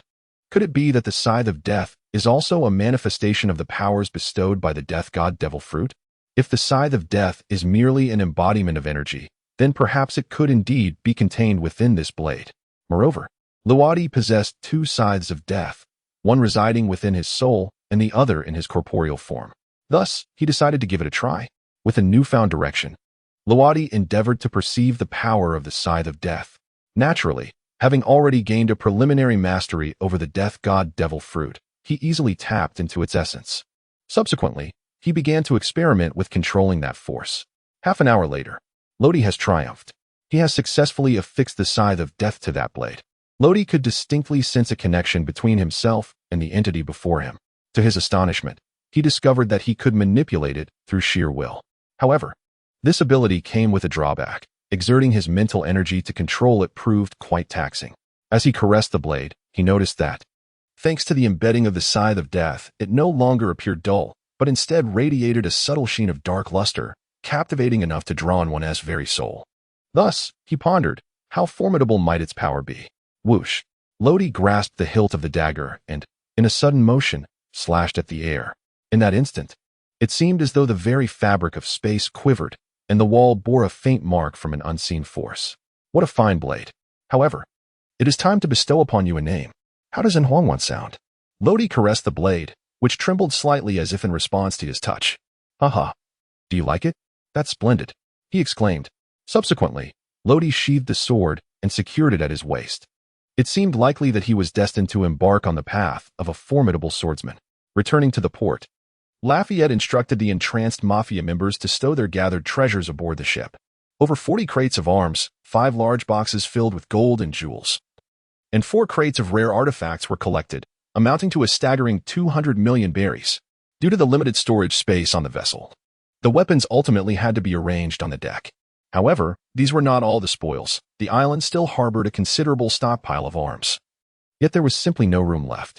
In truth, Lodi had contemplated acquiring a larger ship, but after a thorough search, he was astonished to discover that the largest vessel available was only marginally bigger than the one Shizuru had provided them. Thus, he resolved that on his next journey to the Flower Country, he would seek the finest shipwright to construct a ship. If that proved impossible, he would have no choice but to venture to Water City on the Grand Line, though that was likely years away, as he was still quite young. After putting everything in order, Aiko returned from a nearby ship housing the female slaves. However, Upon noticing the dagger at Lodi's waist, her bright eyes sparkled with curiosity. "Wow, Lodi, where did you get that knife?" she inquired, just as she prepared to reach for it. Lodi swiftly grasped her hand, cautioning, "I found this blade on the island. But it's best if you don't touch it. It can be quite perilous." Lodi was, in truth, rather uncertain whether the subdued Huangquan would exhibit any hostility towards others. Aiko, on the other hand, was somewhat displeased. I do not believe you. You simply refuse to show me." In response, Lodi felt a sense of helplessness. When suddenly his gaze fell upon Lafayette, who was busily organizing the armaments nearby. A spark of inspiration ignited within him. He then summoned Lafayette to his side. Lafayette appeared somewhat puzzled. "What is it, Captain?" Lodi extracted Huangquan and handed it to him. "Give it a try. See if it suits you. It is an exceptional blade." The quality of Huangquan left Lafayette astonished, and he grasped the hilt. However, in the next moment, his already pale face turned even more ashen. The blade quivered in his grasp, causing Lafayette to instinctively release it as if shocked. Observing this, Lodi extended his right hand and deftly reclaimed Huangquan, sheathing it with ease. From Lafayette's reaction, it was evident that Huangquan exhibited an aversion to anyone other than its rightful owner, and the repulsion was increasingly pronounced. Lafayette glanced at his trembling right hand, betraying an unconscious fear. "Captain, I cannot truly assess this blade. But it is clear that it cannot be wielded by an ordinary person." Lodi nodded, then glanced at Aiko with a hint of amusement. "Do you still wish to watch?" Aiko responded with a playful grimace. If you don't want to watch, then I'll go play with those older sisters, you stingy boy." As Aiko's figure receded into the distance, a faint smile graced Lodi's lips. Aiko seemed to be growing increasingly, how should one put it? Vibrant. After all, she was merely a child just shy of her 9th birthday. "Captain, do you truly have complete control over that blade?" Lafayette inquired, eyeing the yellow spring at Lodi's waist, a flicker of concern crossing his face. The malevolence of that knife was formidable, reminiscent of the legendary cursed blades. Such a blade could herald misfortune, and those who failed to earn its recognition were likely to meet an untimely demise. "It has entirely submitted to me," Lodi declared, "and apart from myself, I doubt there exists another capable of wielding it, for in a certain sense, it has become a part of me." With that, Lodi raised his hand and unsheathed the yellow spring, striking it heavily against his own left arm under Lafayette's astonished gaze. "Captain Lodi, you." Lodi shook his head. As the blade was raised once more, Lafayette was astonished to discover that Lodi's arm remained unscathed, not even bearing a scratch. Yet, he could distinctly sense the formidable force behind the strike Lodi had just delivered. But what could account for this anomaly? Lodi proceeded to provide an explanation. "This is the testament to my complete mastery over it. As long as I do not wish for it to harm me, it cannot inflict any injury." Subsequently, Lodi hurled the yellow spring with great force, only for it to circle midair and return to his hand. "Furthermore, I can manipulate it at will, as effortlessly as I would my own limbs, without any hindrance." Its power, Lodi casually selected an empty vessel, gripping Huangquan and gesturing towards it momentarily before executing a simple yet powerful slash. The force of the strike was remarkable. The black, soaring cut darted swiftly across the ocean's surface.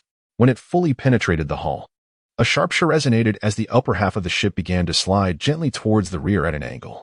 With a resounding thud, the splashing white foam indicated that the upper portion had entirely submerged into the sea, while the lower half remained afloat. From a distance, one could distinctly observe a smooth, cleaved surface, a testament to the flying slash Lodi had unleashed. "Captain Lodi, is this not a feat only achievable by a master swordsman?" The flying slash is a technique reserved for the elite, a fact well known among swordsmen. Lafayette, being a swordsman himself, instantly recognized the significance of this extraordinary display. Lodi sheathed his sword, the yellow springs, and after a brief moment of contemplation, nodded slightly. "It could be considered so, I suppose." Upon hearing these words, a flicker of astonishment crossed Lafayette's eyes. A 10-year-old swordsman, it was truly remarkable.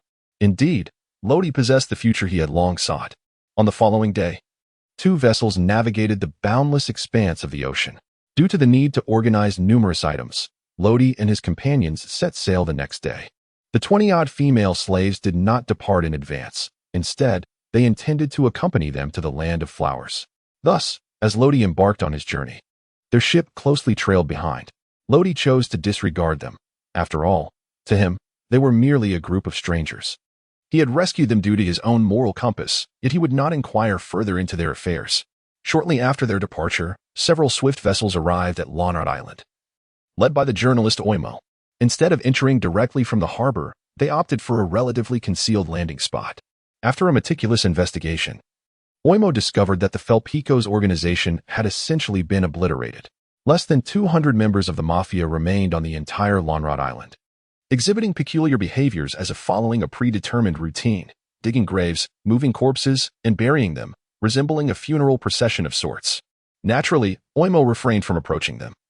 Despite the fall of Felpicos, these survivors remained a ruthless mafia.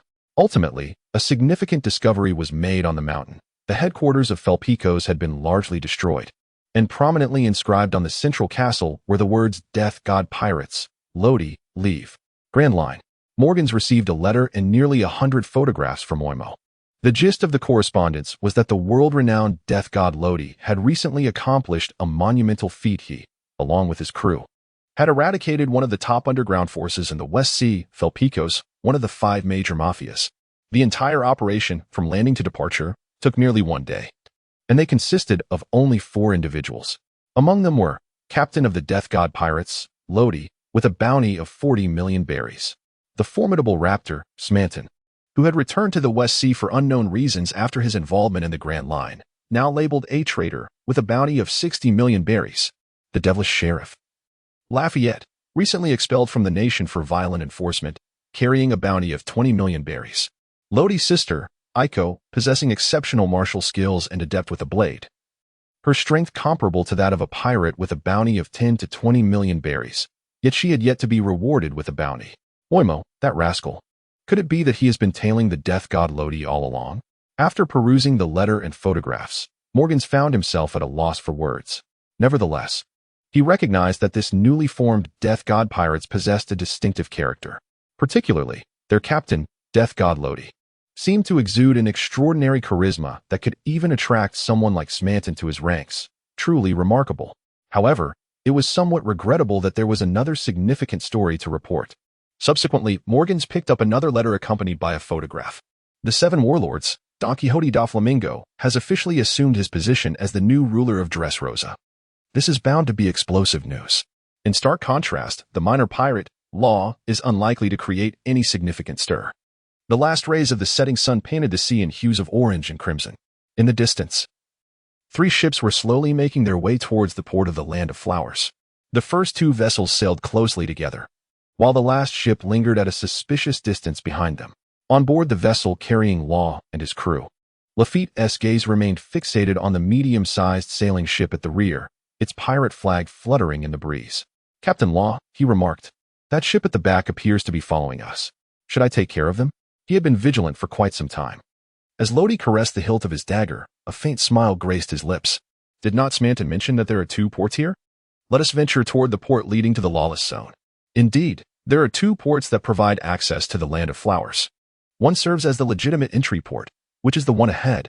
Entering requires the payment of a certain amount of berries, but it is patrolled by soldiers from the Land of Flowers, thus ensuring safety.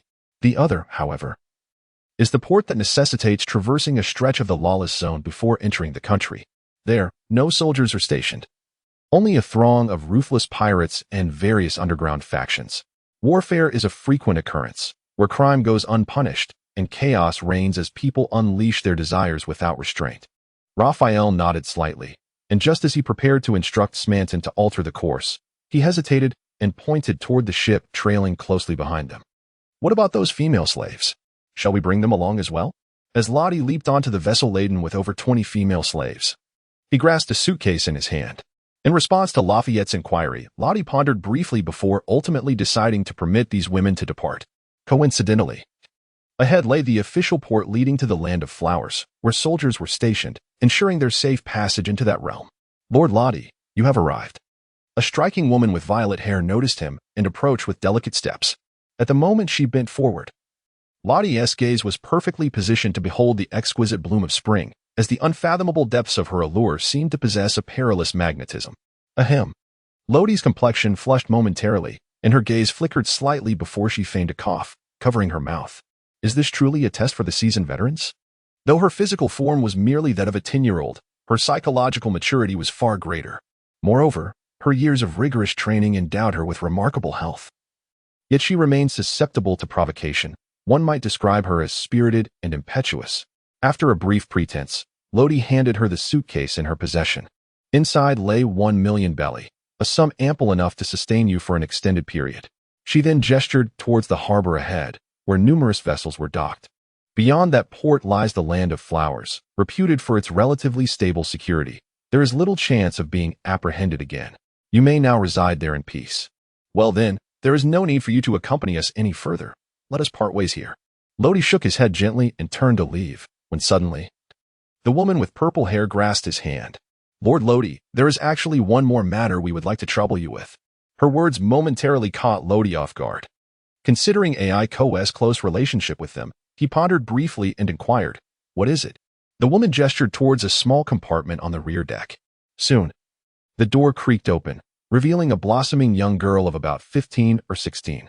She wore a light yellow knee-length dress, and her soft pink hair cascaded gracefully over her shoulders.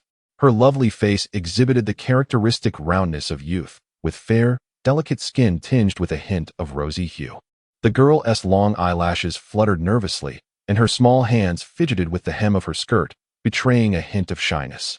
As she approached, the purple-haired woman tenderly caressed her head. "This is Winnie, a pitiable orphan. While we hold her dear, we may no longer be able to care for her due to certain circumstances. We simply hope you can take her in, even as a maid." The girl's eyes glistened with unshed tears, clearly having cried not long ago. She said nothing, folding her hands across her abdomen, and bowed slightly to Lodi, pleading earnestly. "Lord Lodi, please accept me." Lodi quietly observed the two individuals, the silence rendering the atmosphere somewhat oppressive. At that moment, a petite figure suddenly darted across and seized Winnie's hand. Upon closer inspection, it was Aiko. Lodi brother, I heard everything. With such a kind-hearted sister like Winnie, you can't have her." After speaking, she patted her flat chest and winked at the purple-haired woman. "Aunt Chinzi, please leave Winnie in my care." Lodi gazed at the familiar faces of several individuals, a lingering sense of being ensnared washing over her. Subsequently, under Aiko's fierce gaze, she reluctantly nodded in acquiescence. With a jubilant spin, Aiko grasped Winnie's hand and departed. The sea breeze swept through, leaving only Lodi and the woman with violet hair upon the deck. After a brief exchange of words, Lodi took her leave. The two vessels then charted their separate courses, likely to never cross paths again. Lodi rested her hands upon the wooden railing, gazing vacantly at the surface of the sea. Eventually, she let out a soft sigh, imbued with a sense of compassion. Truly, they are a group of pitiable women, yet they possess an extraordinary strength. Lodi had a vague understanding of their intentions, realizing that this venture might lead to certain demise. The port here stood in stark contrast to that of the Flower Kingdom's main entrance. After half an hour, the sailboat successfully arrived, leaving Lodi with the immediate impression of chaos. Along the shore lay a multitude of pirate ships adorned with various flags, roughly estimated to number over 100. Additionally, vessels belonging to certain underground factions had also gathered in this locale. Among them, one particular flag evoked a sense of familiarity in Lodi. Two pistols crossed in an emblematic stance. Indeed, was that not the insignia of Fairficos? It seemed there were still remnants to be dealt with. Thus, they must be eradicated. As the blade of the knife was gently caressed by Lodi, a cold gleam flashed, and a swift, lethal slash imbued with the power of death was unleashed, accompanied by a whistling wind. What transpired? The ship was cleaved in two. The vessel of Fairficos was severed at its midpoint, and the weightless halves plummeted into the sea. The mafia members within the cabin found themselves unable to escape, sinking alongside the ship's remains, while those on the deck were somewhat fortunate, thanks to their commendable swimming skills. They managed to reach the shore and evade disaster. This sudden upheaval startled the surrounding pirate crews and mafia factions, particularly the pirate crew that had been trailing Lodi and his companions, who were thoroughly unnerved. "Captain, perhaps we should reconsider this." On the pirate ship, a cautious officer observed the imposing figure seated on the deck, devouring a large piece of meat. The robust man, named Soli, was the captain of this pirate vessel, notorious in the West Sea with a bounty of 15 million berries. Soli feasted heartily, seemingly unfazed, even exuding an air of arrogance. "Do you think I am anyone of significance? Let me tell you, I have set my sights on the arms aboard Lodi's ship." As he stated, his interest had been piqued by the munitions on Lodi's vessel, which was why he had been shadowing them. At that moment, a tall, slender figure leaped down from the central mast, landing directly before them. So, your objective was indeed those arms. Alas, it is a pity you will not acquire them. But I do have plenty of tickets to the underworld to offer you. Lafitte adjusted his black top hat, stepping forward, and with a gentle tap of his cane sword. The officer beside Sully collapsed, lifeless. Upon realizing that his subordinate had lost his breath, Sully's fury erupted, blood splattering in all directions. Indeed, Lafitte had struck again. Sully, who had lived within his own delusions, remained oblivious to the truth until his last breath. Lafitte, indifferent to his demise, proceeded directly toward the cabin. There were still many pests to eliminate, and he needed to ensure the area was clear. He had more pressing tasks ahead and could not afford to waste time here. The emergence of Lodi's strike ignited a tremendous uproar along the coastline, where a cacophony of voices reverberated through the air. Bewildered pirates, caught off guard, inquired about the unfolding events, expressing their confusion over the unexpected gathering. Indeed, it was unusual to witness such a multitude congregated in one place. Some pointed towards the splintered remnants of a ship, which had just moments ago been intact and now lay in ruin. What transpired here? The transformation occurred far too swiftly for me to comprehend. Yet, amidst the chaos, there were those with discernment. That was a soaring slash, a technique only wielded by a swordmaster. However, such prowess ought to be found in the Grand Line, not here in the West Sea.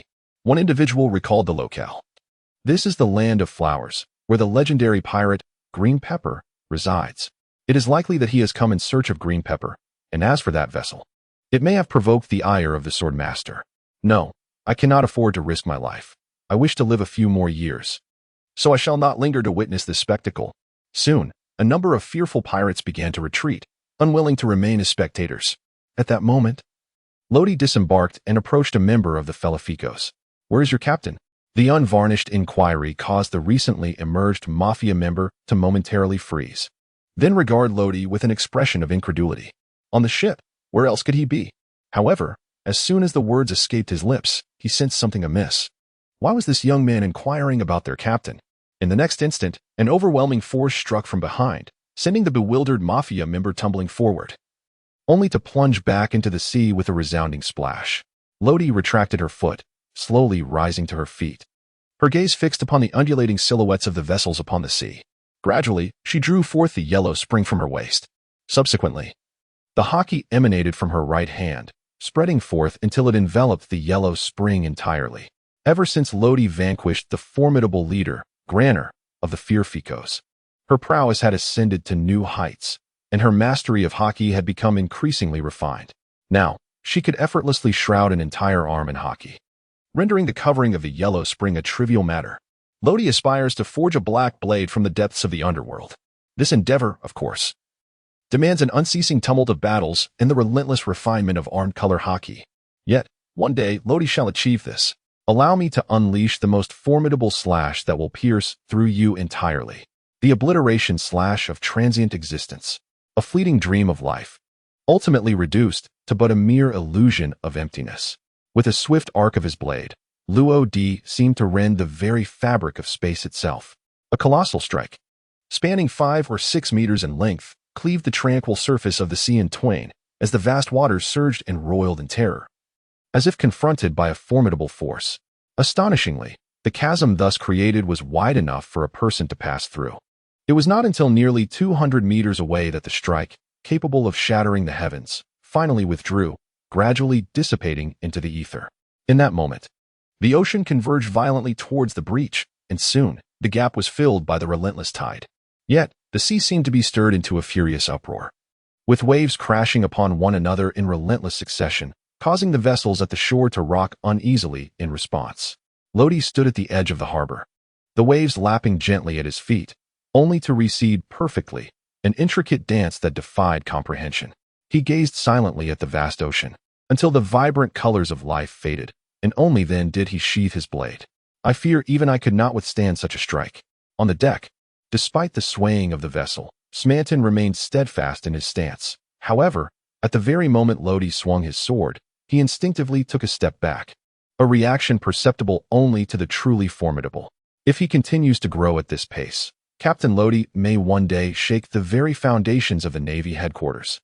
A few days ago, Lodi spoke with Smanton, indicating that he would remain in the West Sea for an additional 4 to 6 years. He also mentioned that if Smanton was unwilling to wait, he was free to depart. At that moment, Smanton, without a hint of hesitation, chose to stay. Lafayette made the same choice. Ouch! The ship was swaying violently, and within the cabin, Winnie was forced to cling tightly to the doorknob as her body swayed side to side. In contrast to Winnie, Aiko appeared far more composed. She leaned against the window, pouting in irritation as she glared at Lodi, who stood firmly on the shore. Humph, this is all you're doing. The formidable prowess exhibited by Lodi filled Aiko with joy. Yet the contemplation of her current predicament ignited a fierce indignation within her.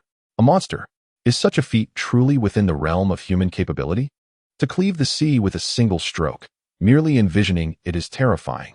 Who is he? Surely, such a powerful figure must be renowned, right? Wait, isn't that individual referred to as the Grim Reaper Lodi?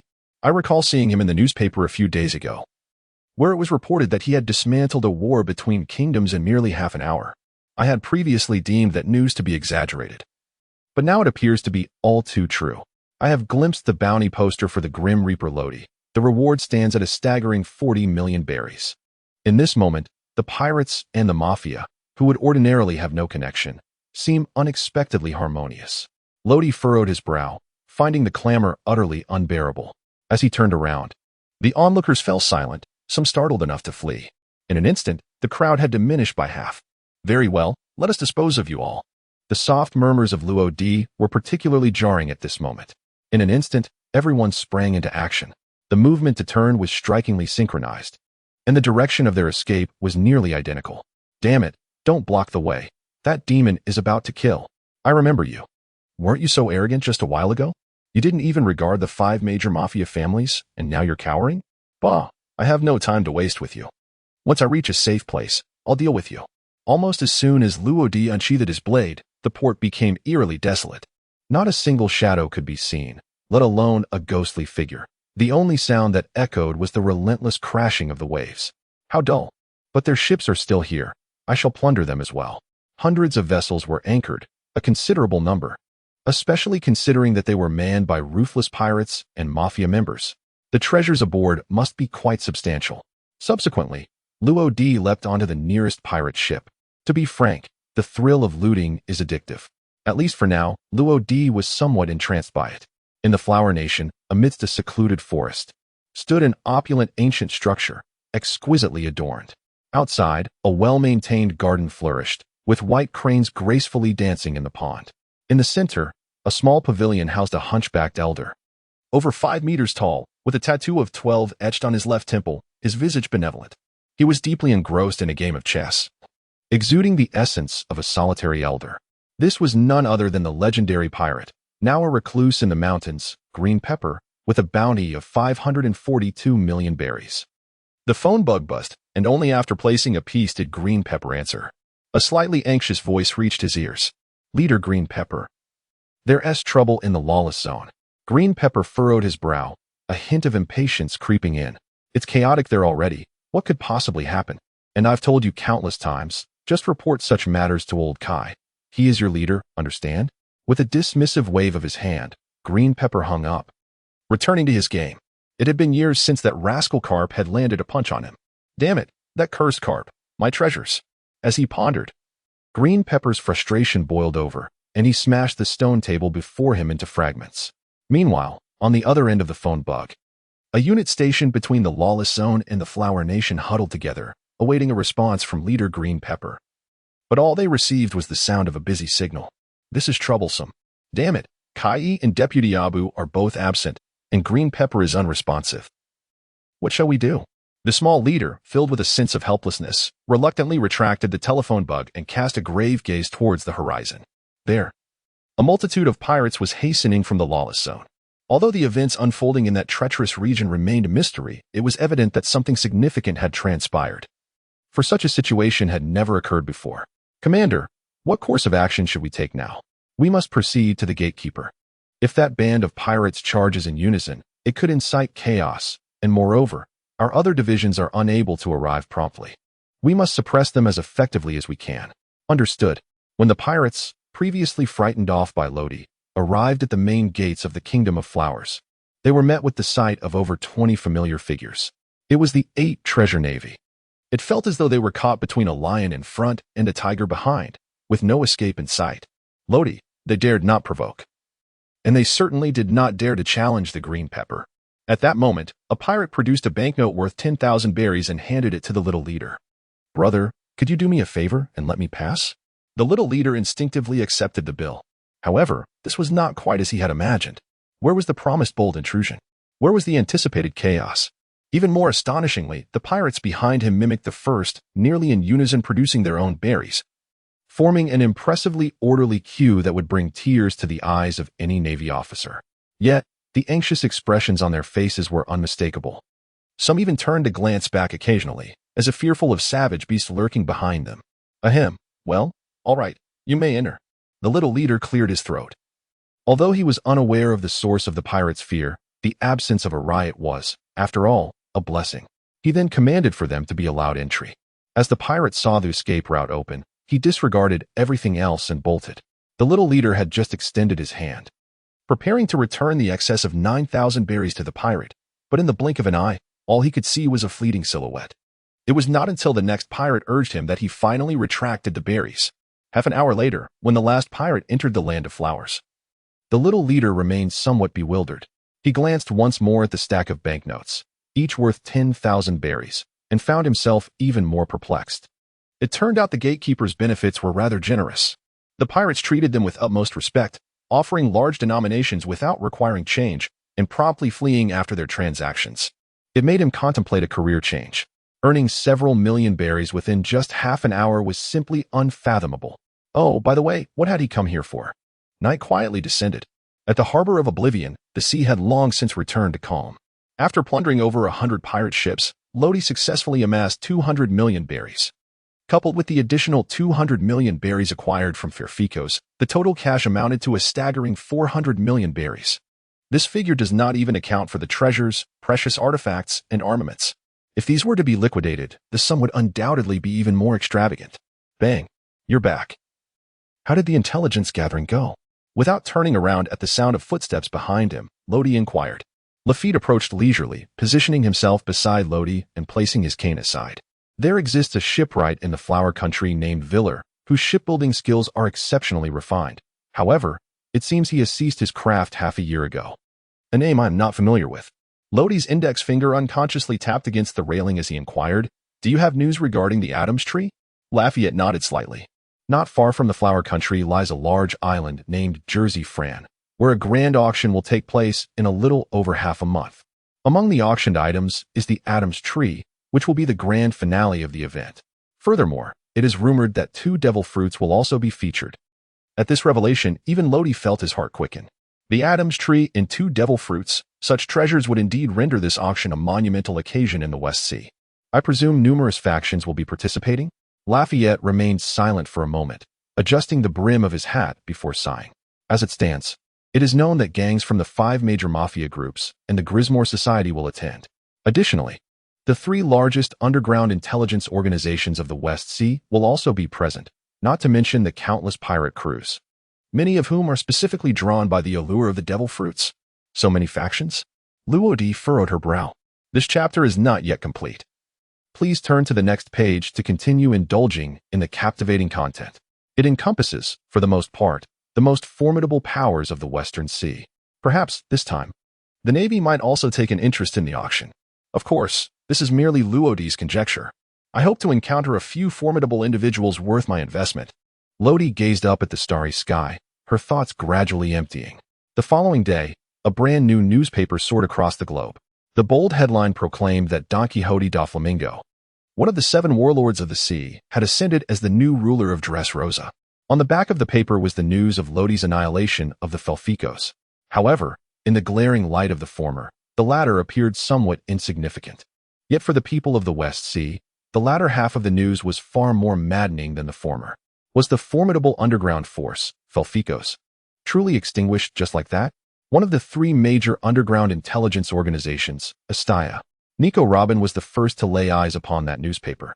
Before her, the leader, Canaro, puffed on a cigar, his crossed leg unconsciously twitching.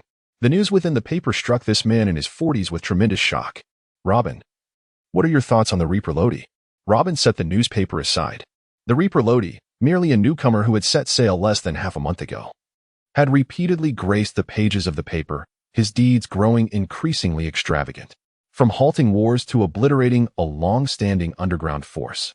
No one knew what his next move would be, nor which faction he would target next. Yet Robin understood that in this West Sea, it was likely no one could hinder him any longer. Ultimately, she uttered just 8 words to Kenaro. We cannot be enemies. We can only ally. The downfall of Felficos awakened a grim realization among the other 4 mafia organizations that stood alongside it. The leaders of the gangs, Capone Beach, Knight Rain of Grissamer, Ivan of Barrington, and Dolanton of Menash, were all engulfed in trepidation, fearing that Lodi's next target could very well be them.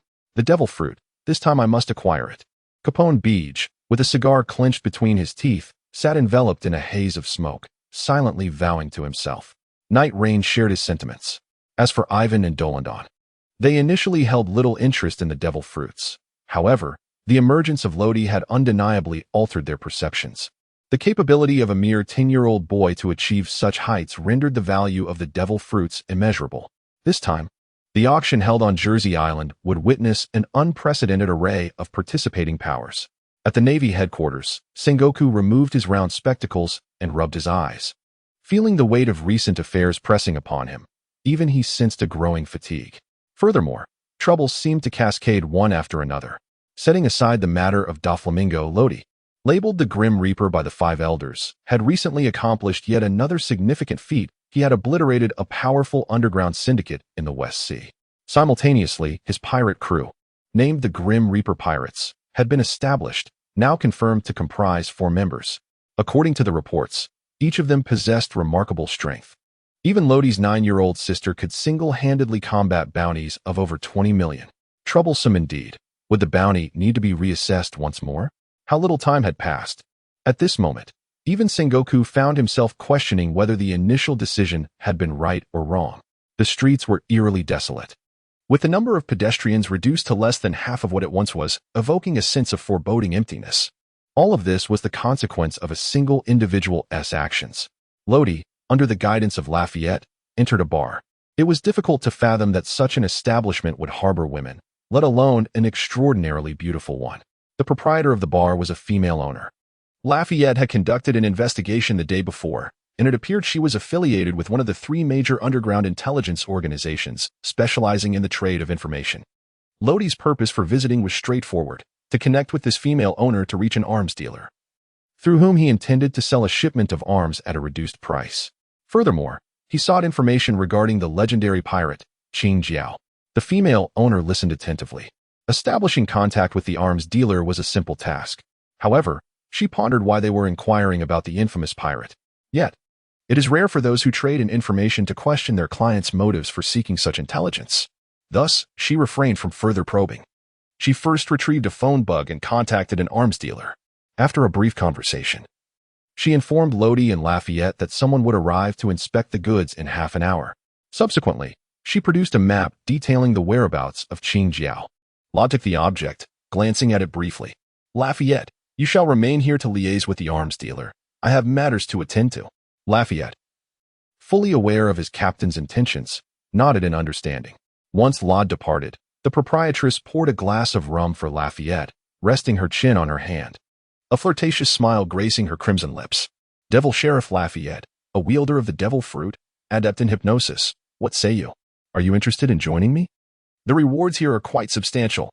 Lafayette took a sip of his drink and shook his head. You wouldn't comprehend. I consider myself fortunate to have encountered the captain. Moreover, can the benefits you speak of truly outweigh the entirety of Ferficos' wealth? The proprietress poured herself a drink, swirling the glass, lost in contemplation. Indeed, that was the Grim Reaper lot. In the Flower Kingdom, behind the towering palace, a mountain shrouded in clouds loomed. Huangji-O resided on the mountainside. With a soft patter, Huangji-O was engaged in a game of chess within a pavilion. Just as he placed a piece, he heard a faint sound of footsteps nearby. He rubbed his ears, dismissing it. After all, he was aging, perhaps succumbing to auditory hallucinations. He did not turn around, merely attributing it to his imagination.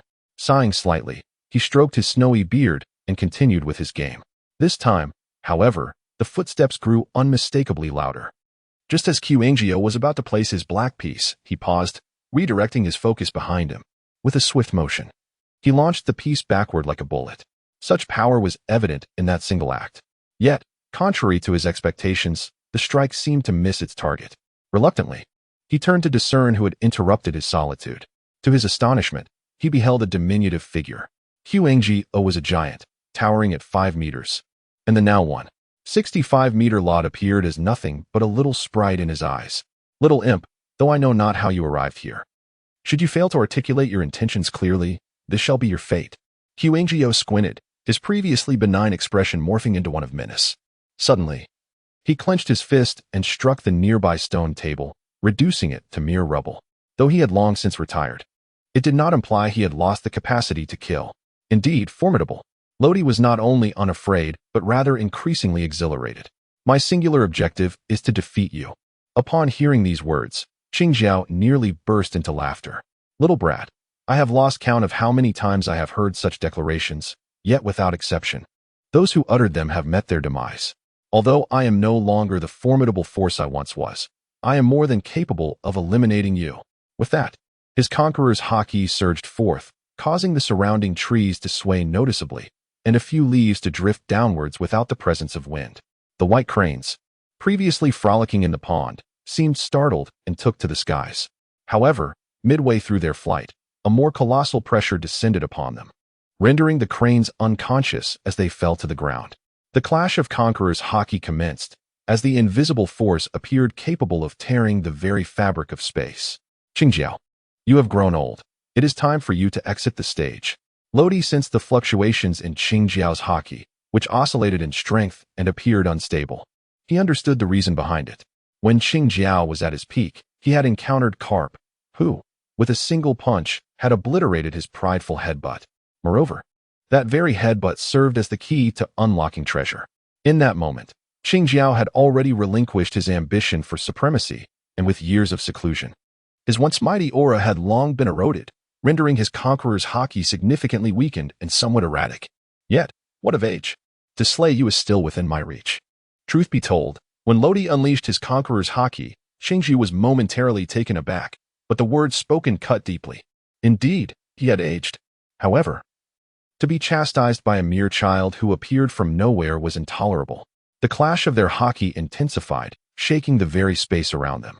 The trees swayed violently, and leaves scattered in a frenzy. The birds in the forest shrieked once, but fell silent thereafter. Deep within the thicket, a robust tiger, startled, abandoned its prey and fled in haste. At that moment, Qingjiao's beard fluttered, resembling a malevolent spirit, as his conqueror's haki began to stabilize, even showing signs of enhancement. Opposite him, Lodi's attire billowed, his dark hair defying the absence of wind, as he unleashed his conqueror's haki to its utmost potential. The two remained locked in a stalemate. Yet, inevitably, one would emerge victorious in this battle of wills. With a sudden thud, Qingjiao took a small step back, and the overwhelming pressure in the arena dissipated. Lodi remained steadfast, unyielding. Ultimately, Lodi had gained a slight advantage. Damn it! Qingjiao seethed with fury. His hands enveloped an armament haki. In the blink of an eye, his massive form surged forward, closing the distance to Lodi. As he raised his hand, his colossal fist generated a gust of air, hurtling directly towards Lodi's face. Clang! Lotus remained utterly composed, swiftly drawing her weapon, Huangquan, as its blade, enveloped in a coat of haki, collided with the fist of her adversary, Qingjiao. A formidable gust of wind emanated from the two, sending ripples outward, causing freshly fallen leaves to be swept into the air. Both individuals were momentarily staggered, retreating a step in response to the sheer force of their encounter. As Lodi's right toe touched the ground, his body leaped into the air, delivering a heavy strike with Huangquan. Qingjiao intertwined his arms, enveloped in the color of armament haki, successfully blocking the attack aimed at his face.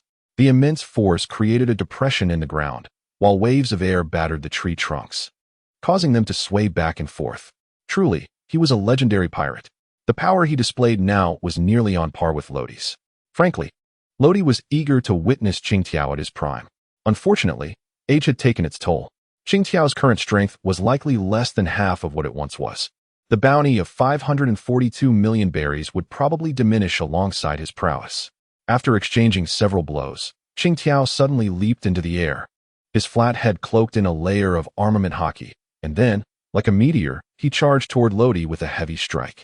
With his full weight and inherent strength, the impact of this head-butt was formidable. Qingtiao's speed was astonishing, leaving Lodi no choice but to grasp Huangquan and retaliate. Huangquan, quake slash. The immense black strike diminished Qingtiao's force, yet he did not relent. With a clang, Huangquan collided with Qingtiao's iron head, and the force unleashed at that moment rendered the surrounding air searing hot. Violent slash. Empowered by the Grim Reaper's strength, Lodi's arms suddenly thickened, and the explosive force successfully repelled Qingtiao. With a thud, Qingtiao's massive frame crashed to the ground, leaving behind a substantial crater. In an instant, dust enveloped him completely. He rubbed his head, feeling some pain, and faintly sensed a shallow dent. It was not from carp, but rather a mark left by Lodi's blade. That little brat. At this moment, Qingtiao's emotions were complex. The younger generation was overtaking the old, wave after wave, each stronger than the last. He felt the weight of his age, a sense of resignation washing over him. Yet, despite this, he still possessed his pride. Let him unleash his strongest technique for one final understanding. The 8th wave fist, ultimate technique. No spike dragon, no spike nail. Qingtiao gradually rose, reapplying the layer of armament hockey to his head. Then, with a sudden surge of power from his legs, he charged at Lodi with all his might and weight. This headbutt, infused with the shockwave of the 8th wave fist, concentrated all its force into a single point, capable of utterly shattering its target. The legend would inevitably reach its conclusion. Allow me to serve as the final catalyst. Lodi inhaled deeply, biting into her fingertip, allowing several drops of crimson blood to fall upon the blade of the Huangquan. Almost instantaneously, the weapon transformed, emanating a faint yet sanguine glow that seemed to saturate the air with a palpable aura of bloodlust. The initial release, floating life, annihilation slash.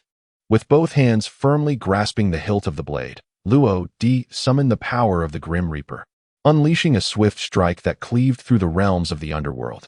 A radiant aura of crimson and obsidian intertwined, as a colossal slash, spanning 5 to 6 meters, seemed capable of rending the very heavens asunder. Even the ground, untouched by its edge, succumbed to the overwhelming force, gradually warping downwards until it formed a deep depression nearly half a meter in depth, matching the width of the strike. The length of this fissure continued to extend as the mighty blow surged forward with relentless speed. With a thunderous clash, the red-black strike collided with the strongest essence of the legendary Qing Jiao, sending shockwaves rippling through the air, altering the very hue of the sky. Nearby clouds were gradually dispersed by the upward rush of energy. The instantaneous eruption of power triggered a formidable gust, uprooting several trees in the vicinity. A resonant roar, akin to a tsunami, reverberated across the sky. In that moment, the entire populace of the Flower Kingdom halted, their gazes collectively drawn towards the towering mountain behind the palace. In the distance, a fleeting glimpse of a red-black radiance streaked skyward. Half an hour later, as tranquility returned, the once exquisitely adorned garden bore no semblance of its former self. The ground was marred by the profound indentation left by Luo-Di's tremendous strike, leading to an even deeper pit at its terminus. A rough estimate suggested it measured no less than 4 to 5 meters. Upon closer inspection, one would discover a massive figure lying at the bottom of the pit, a venerable elder, his garments tattered beyond recognition. His skin bore countless lacerations, as if raked by some unseen force. Atop his balding head, a gaping wound cleaved through half of his skull, blood seeping profusely. The legendary pirate, Qing Jiao, had met his demise in this decisive battle, marking the end of his illustrious saga. Yet, perhaps this final confrontation was his most exhilarating. He perished, but in that moment of death, he felt no regret. No, it was his treasure that haunted him, cursed carp. Ultimately, Qing Jiao had fallen, leaving behind a lingering sense of unfulfilled desire. Lodi leaned against a half-broken boulder, his forehead glistening with sweat. This was not a result of fatigue, but rather the overwhelming force of the energy he had absorbed. Luo-Di felt as though her body could scarcely endure any longer. The power of feedback harbored inherent risks. Should it exceed the limits of the host's physical capacity, it could lead to catastrophic demise. Hence, for the past 4 years, Luo-Di had been diligently training every day, preparing herself to withstand the forces of feedback. This power required 2 stages for complete absorption. The first stage involved acceptance, transforming her body into a vessel for these energies. The second stage was absorption. Over time, the power would be gradually assimilated, ultimately becoming a part of her very essence. The rate of absorption would accelerate as her physical strength increased. Furthermore, combat and training would facilitate her swift acquisition of this power. It appeared that, for at least the following month, she would be unable to engage in further feedback, but she could still offer assistance to Huang Quan. An hour later, the king of the Flower Kingdom, Marast Bairu, set down the communication device, feeling a sense of urgency. He still could not reach Qing Jiao. What on earth had transpired there? Since the resounding noise had echoed through the skies, he had been attempting to contact Qing Jiao, yet each attempt ended in failure. He wondered whether the envoy he dispatched had arrived yet. Just then, the communication device rang again. He quickly answered, and a voice, tinged with anxiety, came through. Your Majesty, we are faced with a grave situation.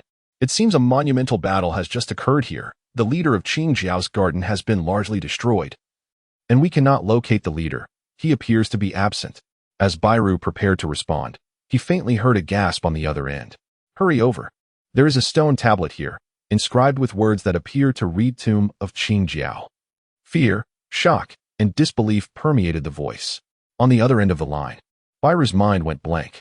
The guardian of the Flower Kingdom, the leader of Qing Jiao, was dead. Impossible. How could Qing Jiao possibly be dead? He nearly shouted in desperation.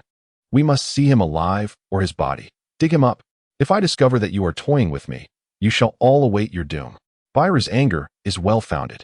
Firstly, Qing Jiao has been a close friend for many years, and their bond is exceptionally strong. Secondly, other nations have long harbored covetous desires toward the Flower Kingdom. Were it not for Qingjia's illustrious reputation, they might have already taken action. However, if Qingjia were to perish, the consequences would be dire. Kai, the 13th generation pillar of the 8 Treasure Navy, though exhibiting nascent leadership qualities, is still woefully inadequate in comparison to Qingjiao. Only Qingjiao possesses the authority to instill fear in adversaries. The weight is always excruciating. The 2 soldiers dispatched to dig tirelessly began their task with relative ease. But as they excavated to a depth of 4 or 5 meters, a familiar piece of tattered clothing emerged before them. Continuing their efforts, they unearthed Qingjiao's lifeless body. Qingjiao is dead. Your Majesty, the leader Qingjiao has truly passed away. Please accept my condolences. Bairu felt darkness envelop him, and he fainted. 3 hours later, when Luodi returned to the unreachable zone, at the unreachable port, a group of individuals clad in gray uniforms was transporting dark boxes, just as Luodi brushed past them. At that moment, Smanton stood at the bow of the ship, idly tossing dice in his hand. Upon spotting Luodi, he immediately perked up and leapt to the shore. Captain, you finally returned. Well, you see, there is something I wish to purchase. Might you allow me to, take a stroll inside? He gestured toward the path leading into the unreachable zone, his demeanor slightly bashful. Upon observing his demeanor, Luodi immediately surmised his intentions and, with a resigned nod, remarked, You must truly amend your gambling habits. Very well, go ahead. Simonton promptly acquiesced, though whether he would indeed change was an entirely different matter. Upon returning to the ship, the deck appeared remarkably desolate. The munitions that had once been stored there had vanished, presumably indicating the completion of the transaction. The individuals he had previously seen were likely those tasked with the transportation of the arms. At that moment, Winnie emerged from the kitchen, carrying a glass of juice, which she presented to Luodi. Here you are, Master Luodi, she said, her gaze lowered, too timid to meet his eyes. Quite the timid one, indeed. Lodi, with a sense of resignation, accepted the juice, sipping it as she inquired, How much did those arms sell for? Winnie, nervously fidgeting with her fingers, replied in a hesitant tone, Lord Lafayette mentioned it was approximately 300 million berries. Her voice quivered slightly, revealing a hint of uncertainty. Indeed, it was the first time she had encountered such a staggering sum of berries. 300 million, is it?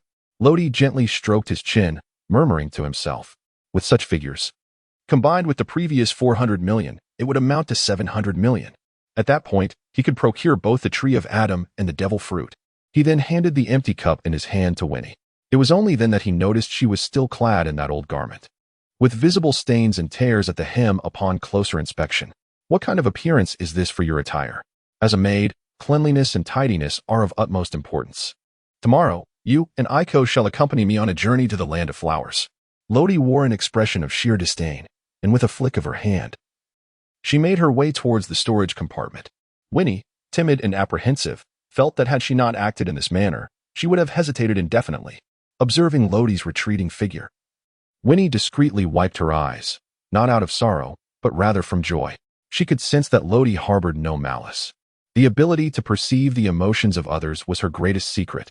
The headmaster had once cautioned her against revealing this gift to anyone, for it could bring her endless calamity. Thus, she had kept this secret buried deep within her heart. Perhaps, apart from herself, no one else in this world would ever come to know of it. That night, in the conference room, Lodi handed the freshly prepared fried rice to the returning Lafayette and inquired, "How is it?" "What did the old sailor say?" The old boatman spoken of by Lodi is none other than the renowned shipwright of the Flower Kingdom, Viller. Lafayette took a sip of water and nodded with a smile. Initially, he had his reservations, but upon my mention of the Adam's tree, he immediately acquiesced without a moment's hesitation. Perhaps the notion of crafting a vessel from the Adam's tree had become an obsession for him. This chapter is not yet complete. Please turn to the next page to continue indulging in the captivating narrative. In truth, many shipwrights may never encounter materials of such caliber as the Adam's tree throughout their entire lives, let alone utilize them in shipbuilding. Old shipwright Viller was one such craftsman. Despite his exceptional skills, he had never laid eyes on the Adam's tree, nor had anyone been inclined to commission him to construct a vessel from that exquisite material. However, it may not be long before the wish that had tormented him for half a lifetime comes to fruition. In the royal palace, Bailu had locked himself alone in his chamber. His hair was tousled from anxious raking, and several empty wine bottles cluttered the table, evidence of his recent indulgence. Suddenly startled, Bailu shook his head, his face flushed from the wine, now bearing an air of determination. "No, this matter must not be disclosed. Otherwise, other nations may act swiftly, plunging the Flower Kingdom into peril." Moreover, it was common knowledge that green pepper had long been in seclusion. As long as that information was not maliciously disseminated, no one would be aware of green pepper's demise. Just as he was buoyed by his resolve, a wave of despondency washed over him. "Green pepper, I am truly sorry. Even at such a time, I must deliberately conceal this. But rest assured, I shall uncover the perpetrator and exact vengeance for you." Yet, this proclamation served only as self-soothing. If someone could kill green pepper, how could he possibly seek retribution? For Bailu, another pressing dilemma loomed. Should he inform Kai, and Abu of green pepper's death? Perhaps it would be best to wait until he could ascertain the identity of the culprit before revealing the truth. After much contemplation, the alcohol took hold of his senses, and he collapsed onto the table, closing his eyes. The following day, two figures in black robes arrived, their white masks obscuring their identities, rendering them unrecognizable. Outside a tavern, the two paused in silence. The leading figure in black softly inquired, "The person is here, correct?" The one behind him responded affirmatively, "Indeed." They proceeded inside without delay. As the morning was still young, the tavern was sparsely populated, and the stunning proprietress languidly perused a thick stack of documents. This very proprietress was the one who had provided information to Lodi the previous day. "Knock, knock." The black-robed figure approached the counter without uttering a word.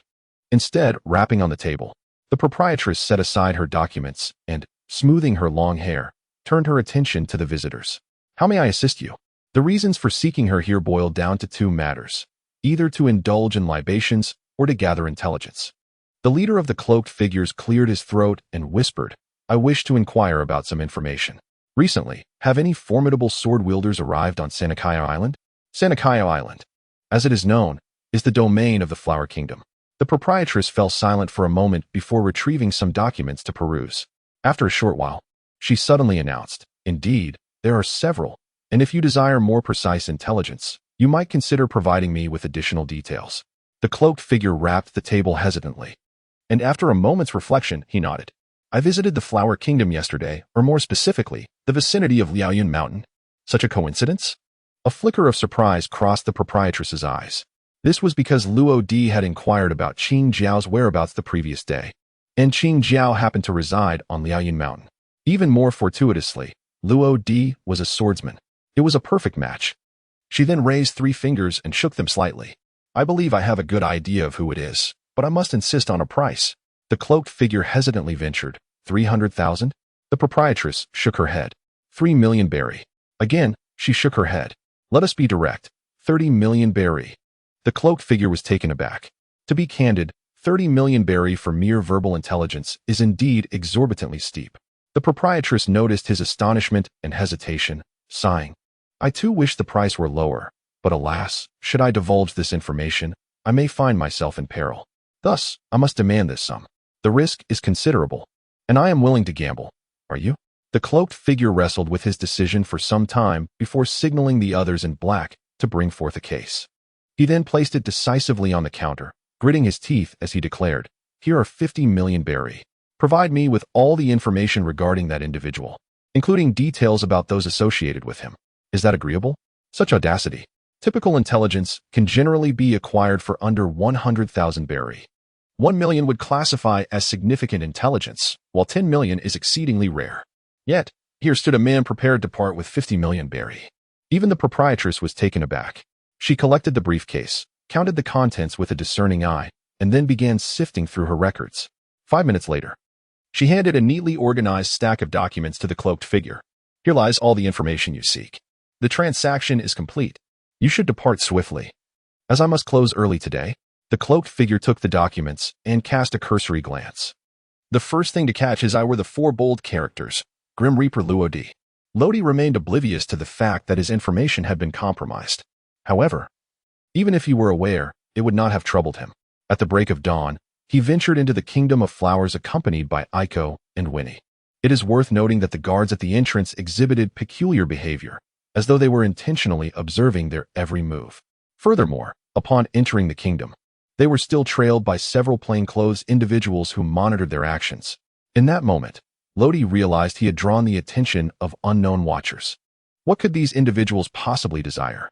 To ascertain their intentions, Lodi purchased clothing for Aiko and Winnie before leading them down a secluded, dimly lit alleyway.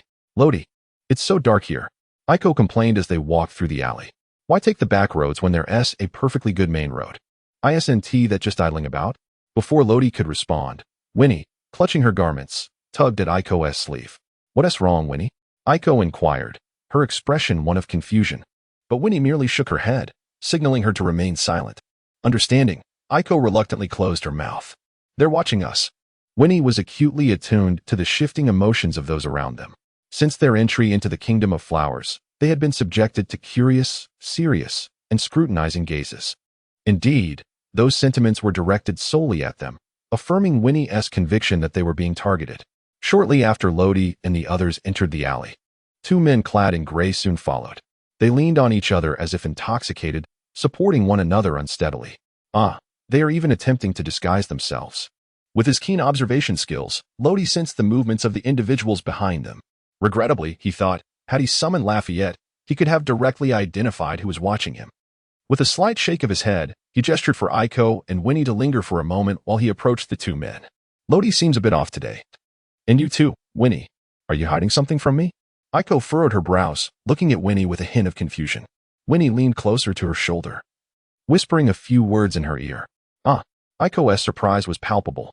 So, there were indeed people following them. And it appeared she was the only one left in the dark. Speak. Who sent you? Luo-D obstructed the path of 2 men clad in gray, his expression remarkably frigid. To speak candidly, this was indeed his first experience of being followed. How should one articulate it? It was decidedly uncomfortable. Who are you? Quickly. Move aside, do not block the way. Strangely enough, their performance was quite convincing. Their speech was slurred to the point that one might genuinely believe they were inebriated. However, they did carry a hint of alcohol on their breath, albeit not overwhelmingly so. It was only pronounced when they spoke, and their clothing bore little trace of any liquor. This suggested that they had only recently indulged in their libations. It was akin to a last-minute sharpening of the blade. Observing their feigned ignorance, Luo-D raised his leg and delivered a kick to each of them. With a resounding thud, they were caught off guard and fell to the ground. At that moment, it seemed those stationed outside the alley had heard the commotion and turned their gazes inward, and Luo-D was fortuitously locking eyes with them. In that instant, it felt as though time itself had come to a standstill. Just then, the phone's buzzing chimed in perfectly. Luo-D bent down to retrieve the fallen phone bug from the ground. During this act, the 2 gray-clad individuals nearby attempted to snatch it back. However, Luo-D merely lifted his foot and sent one of them flying with a powerful kick. This strike was executed with unrestrained force. And under the watchful gaze of the pursuers at the entrance, the man was propelled out of the alley, hurtling across the street and crashing heavily into the building on the opposite side. The other individual was left in front of the phone book. Hello? Hello? Lodi cleared her throat, attempting to render her voice less juvenile. The other party was evidently taken aback for a moment, yet they managed to respond. How is the situation over there? Lodi fell silent for a moment, organizing her thoughts before speaking. The target has entered a narrow alley. Should we follow? After all, she trailed off, leaving a void of uncertainty. Her counterpart also paused for a while before continuing. Let us strive to remain inconspicuous. It appears His Majesty does not wish for us to confront that individual. Lodi uttered a simple yes before abruptly terminating the call. Your Majesty? Huh. It appears to be the king of the Flower Kingdom. No wonder he had been under constant surveillance since entering this realm. With those guards at the entrance, only the king possesses such authority. This raises a pressing question. Why would he send someone to shadow him? Is it due to the green pepper incident, or does he perceive him as a threat to this kingdom? Regardless of the reason, Lodi felt compelled to pay a visit to the royal palace. After all, who relishes being watched? He placed the phone bug on the unconscious figure in gray, exerted his strength, and forcefully flung it out into the alleyway. With a dull thud echoing in the air, Lodi disregarded the remaining individuals, turning back into the depths of the alley. Outside, those watching could only glimpse Lodi's vague silhouette and sensed impending doom. Surely they had been discovered. One among them produced a phone bug and, upon establishing a connection, whispered urgently, Captain, we are in trouble. At midday, the palace was under exceptionally stringent guard. The atmosphere oppressive. The security detail patrolled in layers, 3 inside and 3 outside. The captain of the guard, Gastai, with his slightly wrinkled visage, stood solemnly at the palace gates, his weapon poised. Inside the grand hall, King Morastai Biluo of the Flower Kingdom paced restlessly, anxiety etched across his face. What to do? What to do? Damn it, they have been discovered. The thought that Lodi might be the mastermind behind the assassination of the green pepper only heightened Biluo's unease. Meanwhile, the advisor, now aware of the truth, stroked his slightly curled beard, contemplating a strategy.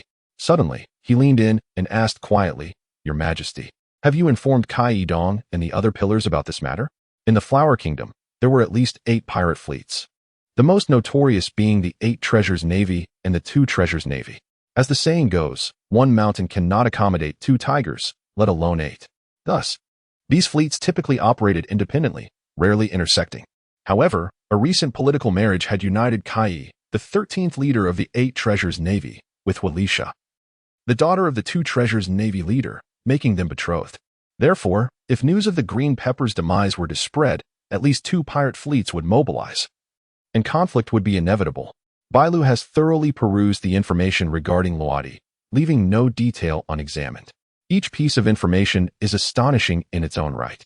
As a ruler, Bailu has many considerations weighing on his mind. Thus, despite acquiring the knowledge of the perpetrator behind Qingjiao's demise, he refrained from disclosing this to Kai Yi and the other esteemed officials. Observing the turmoil etched on Bailu's face, his advisor, Kadi, grasped the gravity of the situation and sighed deeply. Alas, Your Majesty, the assassination of the leader of Qingjiao within our territory is undoubtedly a slap in our face. Moreover, hidden truths will inevitably surface. Kai and the other dignitaries are already en route back. We cannot possibly prevent him from meeting his father, can we? Furthermore, should our deliberate concealment come to light, what would the others think of you? They would surely be profoundly disappointed. At this juncture, Kadi's tone shifted, his expression turned grave, and his voice sharpened. Therefore, this battle is imperative, and it must be executed flawlessly. Ideally, we should eradicate the Death God pirate crew in one fell swoop. Silence enveloped the chamber. After a prolonged pause, the only sound was the echo of Bailu's restless pacing. Eventually, he exhaled deeply and retrieved the telephone worm. 2 hours later, Lodi escorted Aiko and Winnie back to the ship before making his way alone to the palace, unaware that a sinister plot was quietly approaching. Beyond the harbor of Wufang, several pirate ships were steadily advancing, summoned by Bailu, the formidable forces of the Daba and Sambao navies.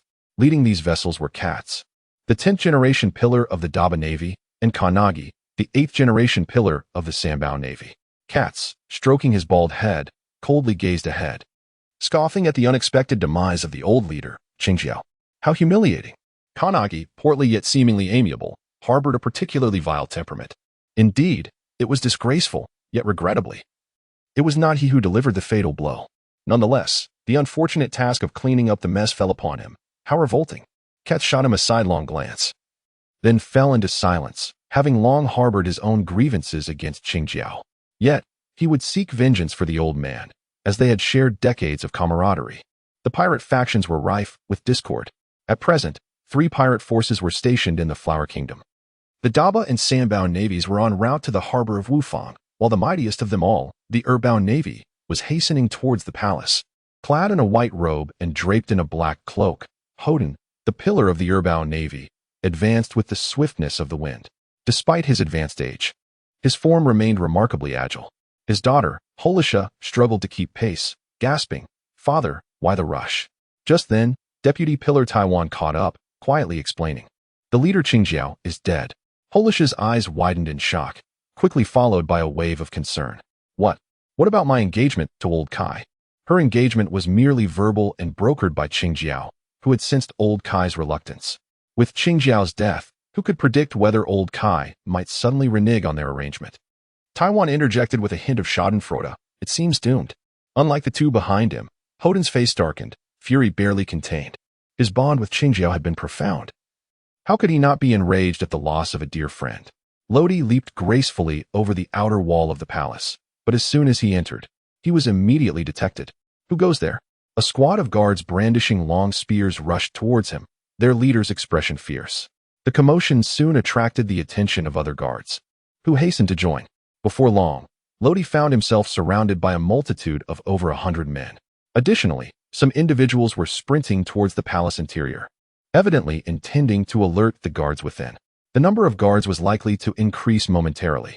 In response, Lodi stood silently in place, an invisible pressure emanating from him. Expanding outward, the conqueror's haki enveloped the area. The guards nearest to him fell unconscious, while those who had only just begun to run towards the palace collapsed with a thud. That was the conqueror's haki. Hoden, racing down the street, felt a sudden shift in his demeanor. He was all too familiar with that surging aura. It was indeed the conqueror's haki. No wonder Qingjiao had faltered. He mused briefly before springing onto a nearby rooftop with a nimble leap. To reach the palace as swiftly as possible, he needed to take a shortcut. The conqueror's haki? Was he that a skill exclusive to the old man Qingjiao? How could it be possible? Holisha halted, disbelief etched across her face. Taiwan gazed towards the palace, then patted the somewhat dazed Holisha. "We must hurry. The leader has vanished." He followed suit, leaping onto the rooftop. Meanwhile, the group of pirates from the Erbao water army trailing behind were left dumbfounded. Was it possible to do that? What were they to do now?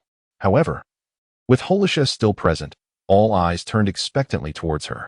The next moment, Holisha leaped and swiftly disappeared from the sight of her fellow pirates. Now, they were left to make their own way to the palace. On the other side, Lodi had arrived outside the grand hall of the palace, where a formidable gathering of over 100 guards stood. Remarkably, they remained conscious under the influence of the conqueror's haki, which surprised even Lodi. Yet, recalling that Qingjiao possessed the same ability, he found it somewhat understandable. Halt! Just as the guards were about to take action, a deep voice resonated from behind. Instinctively, the guards ceased their movements and parted to create a passageway. Approaching them was a middle-aged man over 4 meters tall, clad in golden armor and wielding a broadsword. He was the captain of the guard, Gast, whose strength was comparable to the weakest pillar among the pirates. "You must be the Grim Reaper, Lodi. You are indeed quite young. What a pity." He let out a faint exclamation as his foot struck the ground, causing the stone floor to fracture rapidly like a spider's web. With a sudden push, a thunderous roar erupted. The crescent moon slash. The great blade in his hand swung in a sweeping arc from behind, the charged strike resonating with a sound akin to a sonic boom. The sheer ferocity of this blow was evident. A resounding clang echoed throughout the square, prompting the surrounding guards to clasp their ears tightly. Lodi made his move, but it was not his true self. Instead, it was a demonic doppelganger. What on earth is this? Gast stared at the faceless shadow before him, brandishing a black scythe, astonishment flickering in his eyes. Moreover, he sensed an insidious power emanating from the scythe, coursing along his beheading blade and seeping into his being.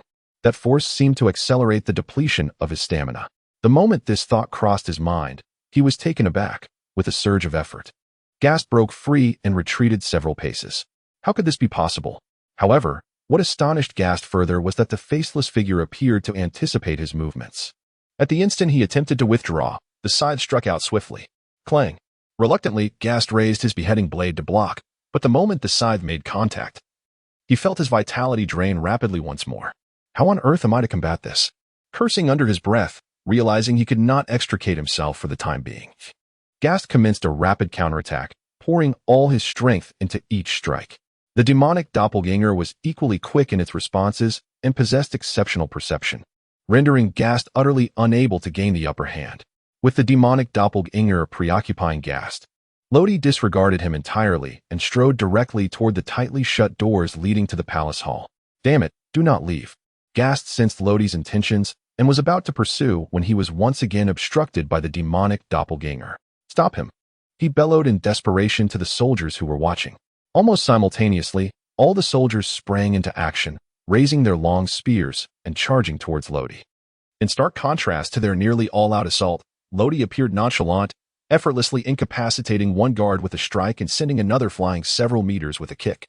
By the time he reached the great doors, all the soldiers lay sprawled on the ground, some instantly slain, others knocked unconscious.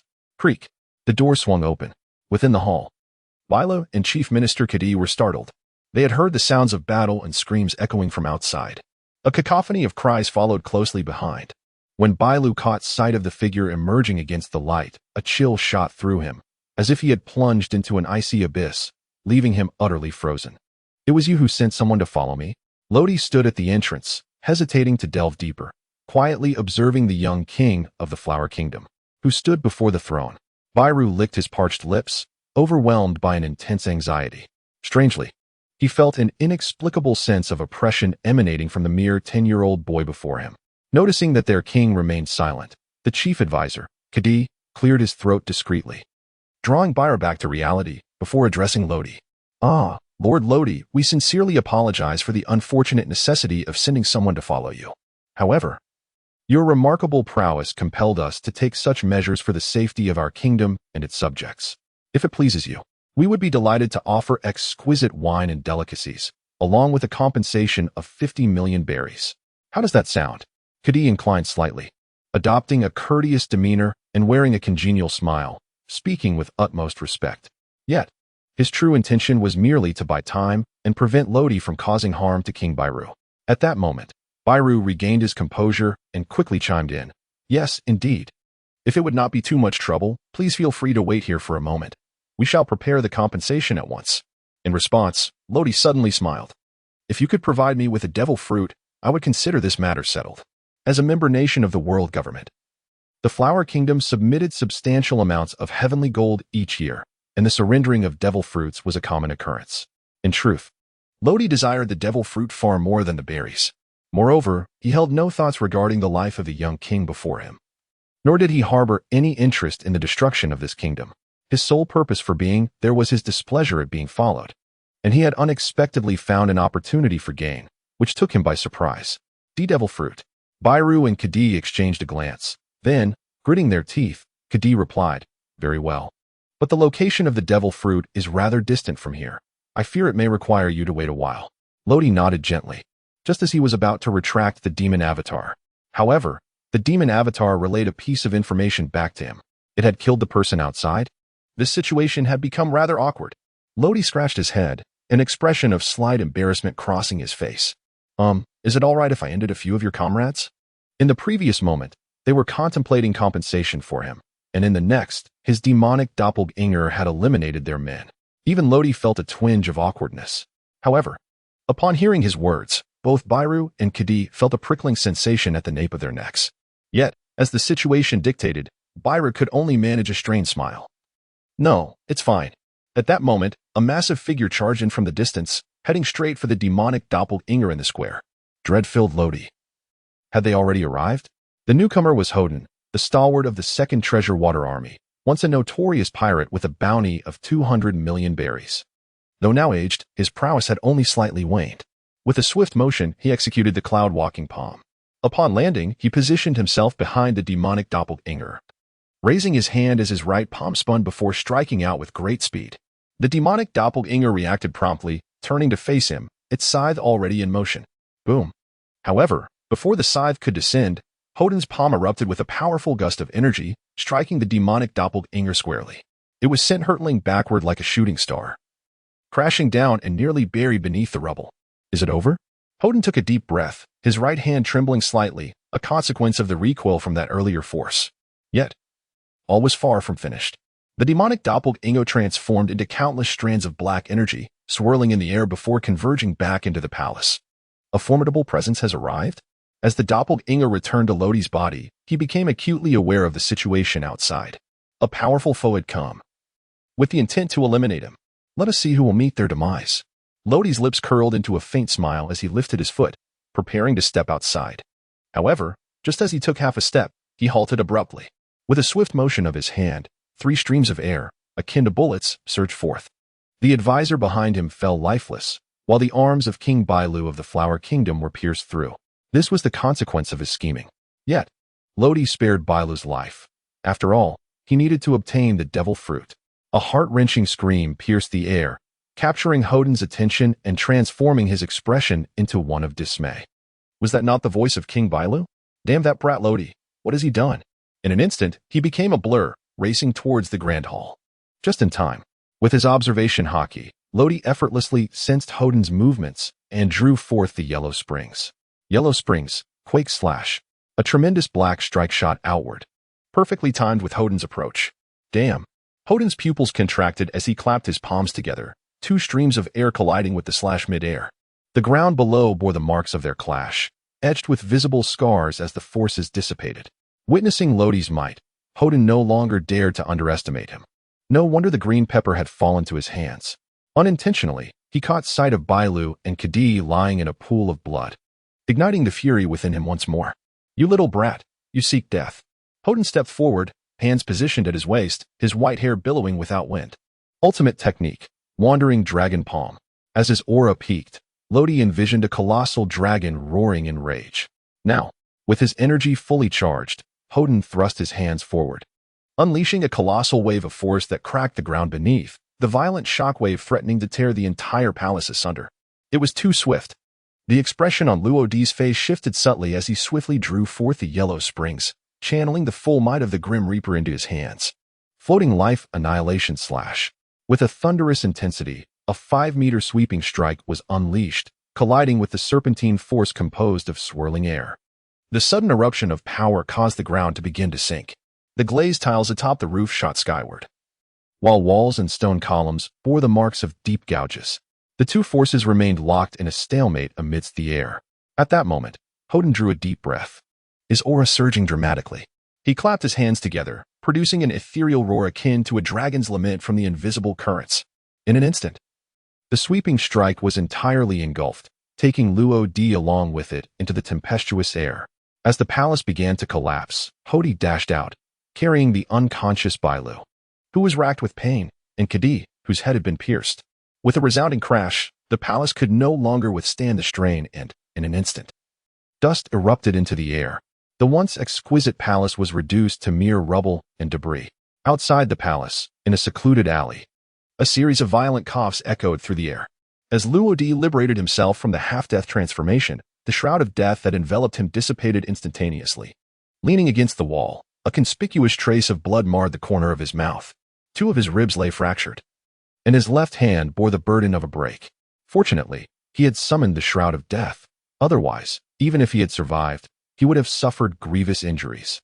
As he grappled with the waves of excruciating pain, a bitter smile involuntarily crept across Luodi's lips. To be candid, the root of his predicament stemmed from his own hubris.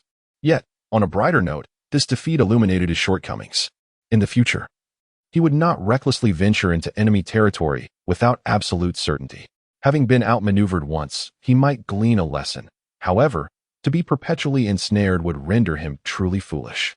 I shall settle the score with you all once I have absorbed that power. Just as Luodi was lost in thought, the shrill voice of the phone bug interrupted his reverie. He casually answered the call. Hello? The voice on the other end belonged to Lafayette. Captain Luodi, we have come under attack. At those words, Luodi momentarily paused, taken aback. Attack? Are those who assaulted you formidable? At this moment, Lafayette's voice was noticeably weakened. Indeed, they are exceedingly strong. Neither Smanton nor I could contend with them. Captain Luo, I am deeply sorry. We were unable to hold them off, and ultimately had to abandon the ship. Lodi furrowed his brow and inquired once more, have they all escaped? To be honest, he was quite concerned. Meanwhile, Lafayette on the other end of the call chuckled. Indeed, it was largely thanks to Winnie, as she informed us in advance. Otherwise, we might not have made it out at all. Winnie? Upon hearing that name, Lodi was somewhat taken aback. From his perspective, Winnie was merely a decorative figure. He never anticipated that she possessed such capabilities. Could it be that Winnie had awakened her observation hockey? Setting that thought aside for the moment, the fact that they had escaped was certainly a relief. That's good to hear. Do you know who the assailants were? Lafayette paused for a moment before responding. If I'm not mistaken, it should be the Great Treasure Navy and the Three Treasure Navy. So, it was indeed the pirate forces from the Flower Kingdom? All right, understood. Let us convene at the main port of the Flower Kingdom. After agreeing on the meeting point, Lodi hung up the phone. The Flower Kingdom. The pirate forces. It seemed that the attack against him was likely orchestrated by some pirate crew. Given their formidable strength, they were likely a significant threat. As he pondered these matters, Lodi entered a semi-death transformation and vanished into the horizon. 3 days later, a newspaper was dispatched worldwide. The headline read, "The final elegy of the Grim Reaper Lodi. The legend of the pierced green pepper comes to a close as the pillar of the Flower Kingdom, Hoden, makes his entrance. The demise of the Grim Reaper pirate crew." The report detailed how Lodi had slain the legendary pirate Green Pepper, only to be killed by Hoden, the pillar of the Flower Kingdom's second treasure navy. The remaining crew of the Grim Reaper pirates, cornered by the Great Treasure Navy and the Three Treasure Navy, managed to escape by seizing a ship at the main gate of the Flower Kingdom. Yet, could the Grim Reaper pirates still be considered as such without their captain? No one knew. In the Grand Line, Shanks gazed at the newspaper in his hands, a flicker of regret crossing his eyes. What a pity, he was ultimately too young. Beckman, smoking a cigarette, remarked with a calm demeanor, arrogance and pride are flaws that become more pronounced in the young. Without guidance, he could achieve nothing in the end. On board the Whitebeard pirates, Marco handed a newspaper to Whitebeard. Gulalala, Green Pepper has actually met his end? That brat Lodi does possess some skill. But he never even set foot in the Grand Line. After saying this, Whitebeard took a swig of alcohol, a complex emotion flickering in his eyes. Perhaps it was the death of Green Pepper that stirred his feelings, or perhaps he lamented Lodi's failure to witness the grandeur of the vast ocean. At that moment, Marco furrowed his brow and cautioned, "Dad, considering your health, you should really drink less." Whitebeard laughed heartily, exuding a sense of bravado. "Nonsense, I am Whitebeard. Marine Headquarters." Marine Admiral Tsuru furrowed her brow as she pointed to an image featured in a newspaper. "Look here. This figure in a black cloak is undoubtedly that of the Grim Reaper, Lodi. Have you noticed? This newspaper merely reports Lodi's demise, yet where is his body?" Sengoku leaned closer to observe, noticing that the image illustrated the crew of the Grim Reaper pirate crew fleeing from the Land of Flowers, with a corner of the Grim Reaper's cloak prominently displayed. At that moment, Admiral Tsuru retrieved another newspaper from a stack beside her. "See here. Is it not an exact match?" This time, she presented an image of Lodi fully transformed in the kingdom of Sidakaya. Upon comparing the two images, it indeed appeared plausible. Sengoku examined the details, then nodded in agreement. "It seems he is still alive, though likely gravely injured." Admiral Tsuru scoffed. "Now is the opportune moment. We must issue orders to the branches to swiftly apprehend them while we have the chance." Moreover, Vice Admiral Vika is also present, perfectly positioned to assist. "Indeed. Let us capture them all at once," Sengoku concluded, finishing the last piece of senbei before dialing the transponder snail. East Blue, Frost Moon Village. Zaro, recently handed a newspaper by his master, Gung Shiro, wore an expression of disappointment. How could he be dead? Damn it. Just prior, he had vowed to defeat Lodi. But now, Windmill Village. Garp delivered a punch to Luffy's head. "Luffy, you must become a Marine." He glanced at Ace, who was eagerly staring at the newspaper in his hands, and offered him a punch as well. "And you too, West Sea." Nico Robin quietly observed the newspaper in her hands. "I can't believe he is actually dead." Nearby, the leader of Astaya, Canero, erupted into laughter. "Huh, what a joke. The so-called Grim Reaper has met his end. It seems there is no longer a need for collaboration. Joy for some, sorrow for others."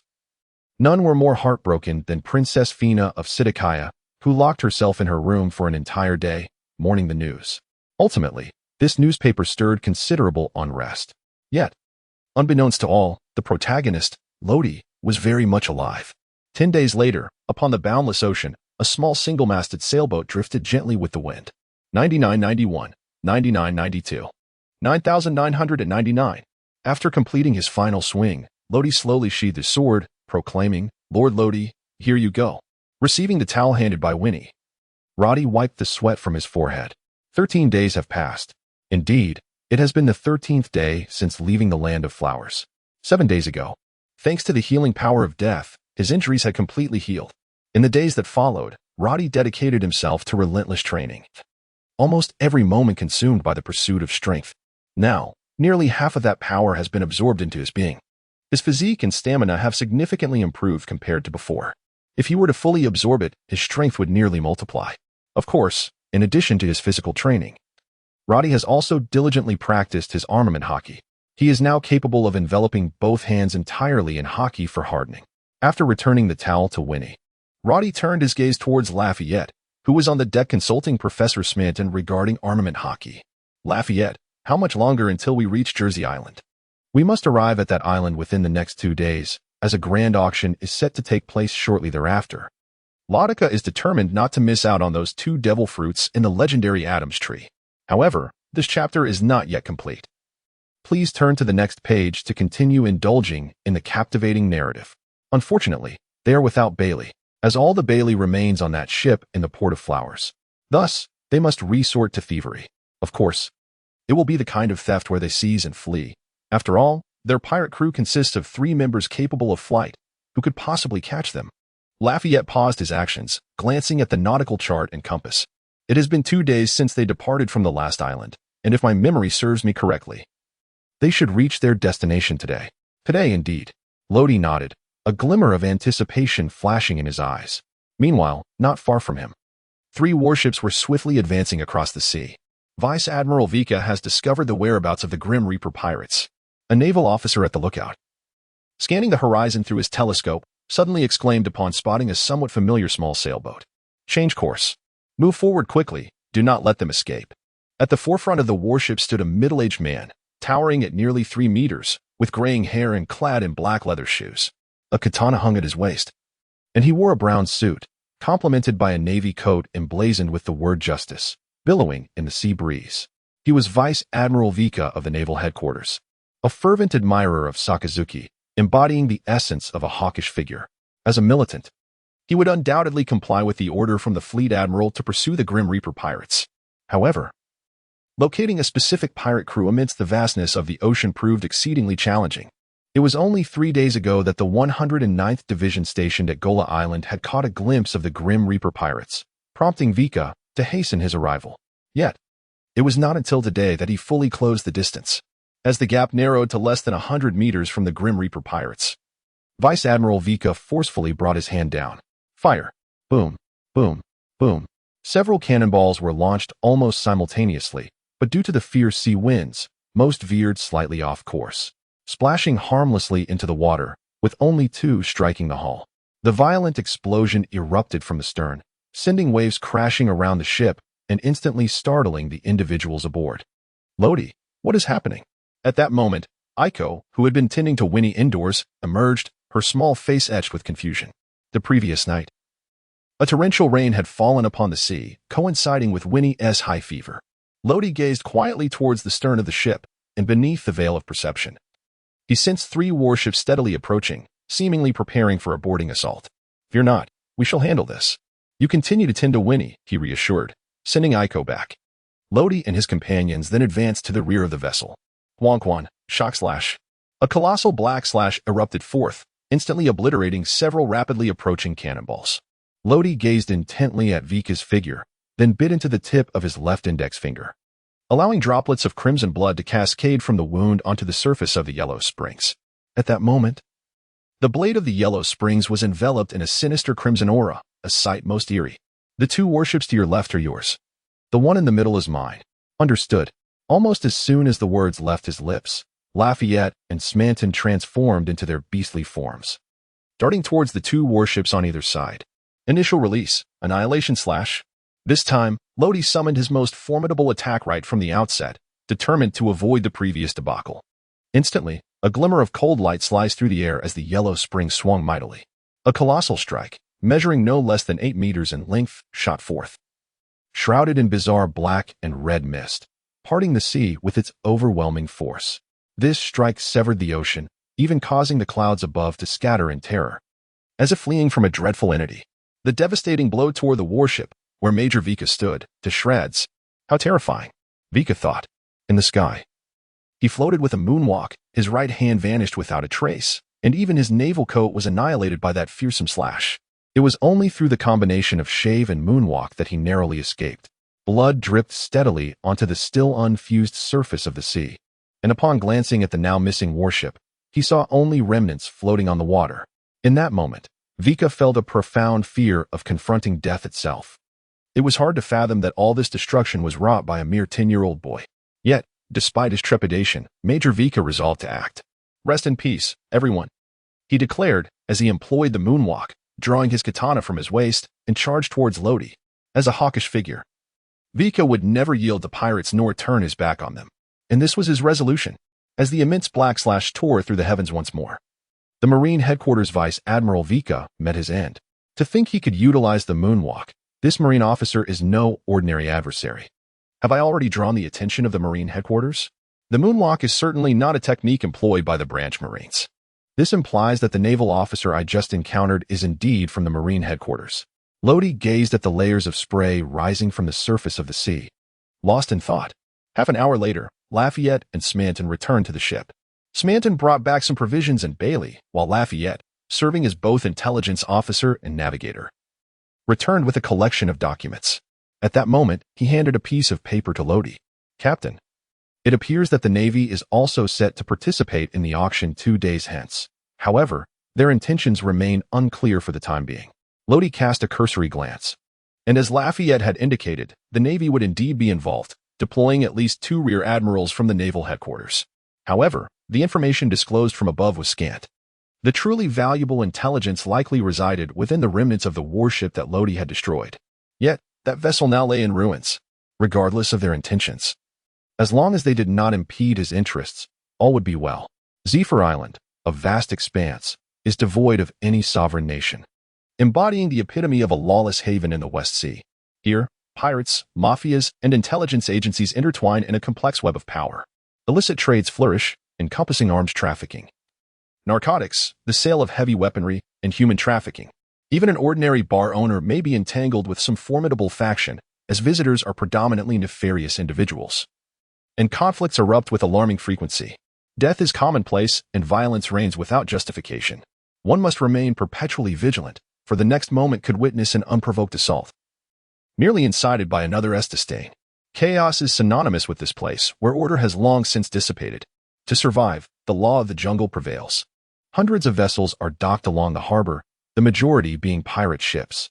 At this moment, 2 massive ships, each nearly 100 meters in length, approach the shore side by side. "Godfather, we have arrived." Capone Becky, puffing on a cigar, slowly opened his eyes at the respectful call that reached his ears. Gaze fixed upon the lawless coast before him, Becky's expression remained unchanged, devoid of tension. Rather, a glimmer of excitement flickered in his eyes. Finally, he had arrived. The devil fruit was within his grasp. However, as he turned his head, his gaze met that of another. The 5, no, now merely the 4 great mafias. The leader of Grissomer, Knight Ryan, stood atop another grand vessel, his eyes filled with scrutiny and curiosity as they assessed Becky. While he had only a fleeting acquaintance with Capone Becky, he recognized him as an exceedingly formidable individual, rising from obscurity to this esteemed position by merely his 30s. It was difficult to fathom how far Becky might ascend in the future. Could he unify the underworld of the West Sea? Knight Ryan was uncertain. However, he was acutely aware that this time, the devil fruit must not fall into Becky's hands, nor should he be allowed to leave this place alive. It seemed that Becky had secretly conspired to eliminate Grismar. As the leader, Knight Ryan could not allow such a situation to unfold. Furthermore, if circumstances permitted, he would first eradicate the bandits. Knight Ryan harbored his own ambitions. In recent days, an unusual number of individuals had ventured out to sea. The grand auction was drawing forces from all corners. On the boundless ocean, the grand ship of Astaya cut through the waves with remarkable speed. Planaro spread his arms wide, savoring the caress of the sea breeze. "Here I come, devil fruit." Robin gazed dreamily at the sky, inexplicably haunted by a sense of foreboding. Meanwhile, in a nearby sea region, the Blood Rose, one of the three major underground intelligence organizations, was swiftly approaching. At the bow of the ship stood a stunning woman clad in a red evening gown, delicately swirling the ruby-red wine in her glass. Her slightly purple, cascading curls danced in the wind, and her alluring eyes sparkled like rubies in the sunlight. If Lodi were present, he would be astonished to discover that this woman was indeed the informant from the lawless land of the Flower Kingdom. Lucia, the leader of the Blood Rose, was a woman of striking beauty, yet akin to a thorny rose. Her exquisite exterior was merely a fade to ensnare the unwary. The devil fruit and the tree of Adam. Ultimately, they were but enticing traps. Attempting to seize anything from that group would exact a tremendous toll. Clearly, she possesses knowledge of certain intricacies, yet her arrival is driven by her own ulterior motives. Presently, 2 of the 3 major underground intelligence organizations have arrived. As for the remaining one, it resides on an uncharted island in the West Sea. The leader of one such organization, Makelady, known as Tashi, gazes at the intelligence in his hands and after a prolonged moment, gently shakes his head. It is inconceivable for him to venture there. He wishes to prolong his existence. Setting aside the potential consequences of acquiring a devil fruit, the mere thought of that cannibalistic island is sufficiently terrifying. Moreover, according to the intelligence, the Navy intends to dispatch a high-ranking admiral from headquarters, and that accursed island is destined for obliteration. In any case, he will not partake in this endeavor. Among the 4 major mafia families, aside from the already arrived Capone Beji and Yi Lane, the other 2 factions, Iwan of Ballantyne and Dolantor of Menash, are hastily approaching. This time, unlike previous instances, the Navy has also mobilized. Vice Admirals Mao and Mackey lead 30 warships across the sea, their destination being Jersey Friend Island. Following them is an additional special warship, upon which stands a man adorned in a purple suit and patterned tie, with striking violet hair. He towers at approximately 3 meters, his robust physique bearing the marks of time. As he turns, the naval coat he wears billows in the sea breeze. He is Zephyr, known as the Black Arm, also referred to as the Admiral of Non-Lethal Force. His purpose for being here is unequivocal. At the port of Jersey Friend, a throng of individuals clad in black infiltrates the crowd, swiftly vanishing from sight. They are journalists from the World Economic News Agency. How could they possibly miss such a grand auction? Oimo gazes at the 2 dimly lit photographs he intercepted, seemingly speaking to himself. Lodi, I have yet to witness your ascendance as the sovereign of the seas. You will undoubtedly make an appearance here, will you not? Since witnessing Lodi's rise, he has been profoundly captivated by the charisma that radiates from him. If fate allows, he envisions penning a biography titled The Legend of Lodi in the twilight of his life. As more factions join the fray, the trajectory of this exceedingly rare and grand auction becomes increasingly enigmatic. Who shall emerge victorious, and who will face defeat? None can foretell the outcome. As time swiftly elapses, twilight descends upon the waters surrounding Jersey's Friend Island. A modest sailing vessel, akin to a merchant ship, swiftly approaches. In stark contrast to other vessels, this ship is strikingly rudimentary. Even the smallest pirate cruise ship far surpasses it in quality. Such vessels are often the prime targets for those with malevolent intent, as the law of the jungle prevails here. Indeed, a small pirate crew of a dozen or so lies in wait at the harbor, anticipating the arrival of their unsuspecting prey. However, the majority of pirates dismiss it, knowing that even if they were to seize the ship, the spoils might not even cover the cost of ammunition. "Haha, it must be my turn now," cackled the captain of the flying dance pirate crew, Fei Wu, twirling his pistol with a derisive grin plastered across his donkey-like visage. His anticipation had been building since his arrival, though each time he was outpaced by others. The vessel successfully docked, and Fei Wu, along with his band of pirates, rushed forward. At that moment, 5 figures clad in black robes and donned with black masks descended from the ship, exuding an air of mystery that often incites trepidation, though some impetuous youths remained unfazed. "How foolish. Playing tricks," Fei Wu scoffed, promptly pulling the trigger. A series of bangs echoed as bullets rapidly discharged. Seeing their captain firing, the pirates behind him hastily followed suit.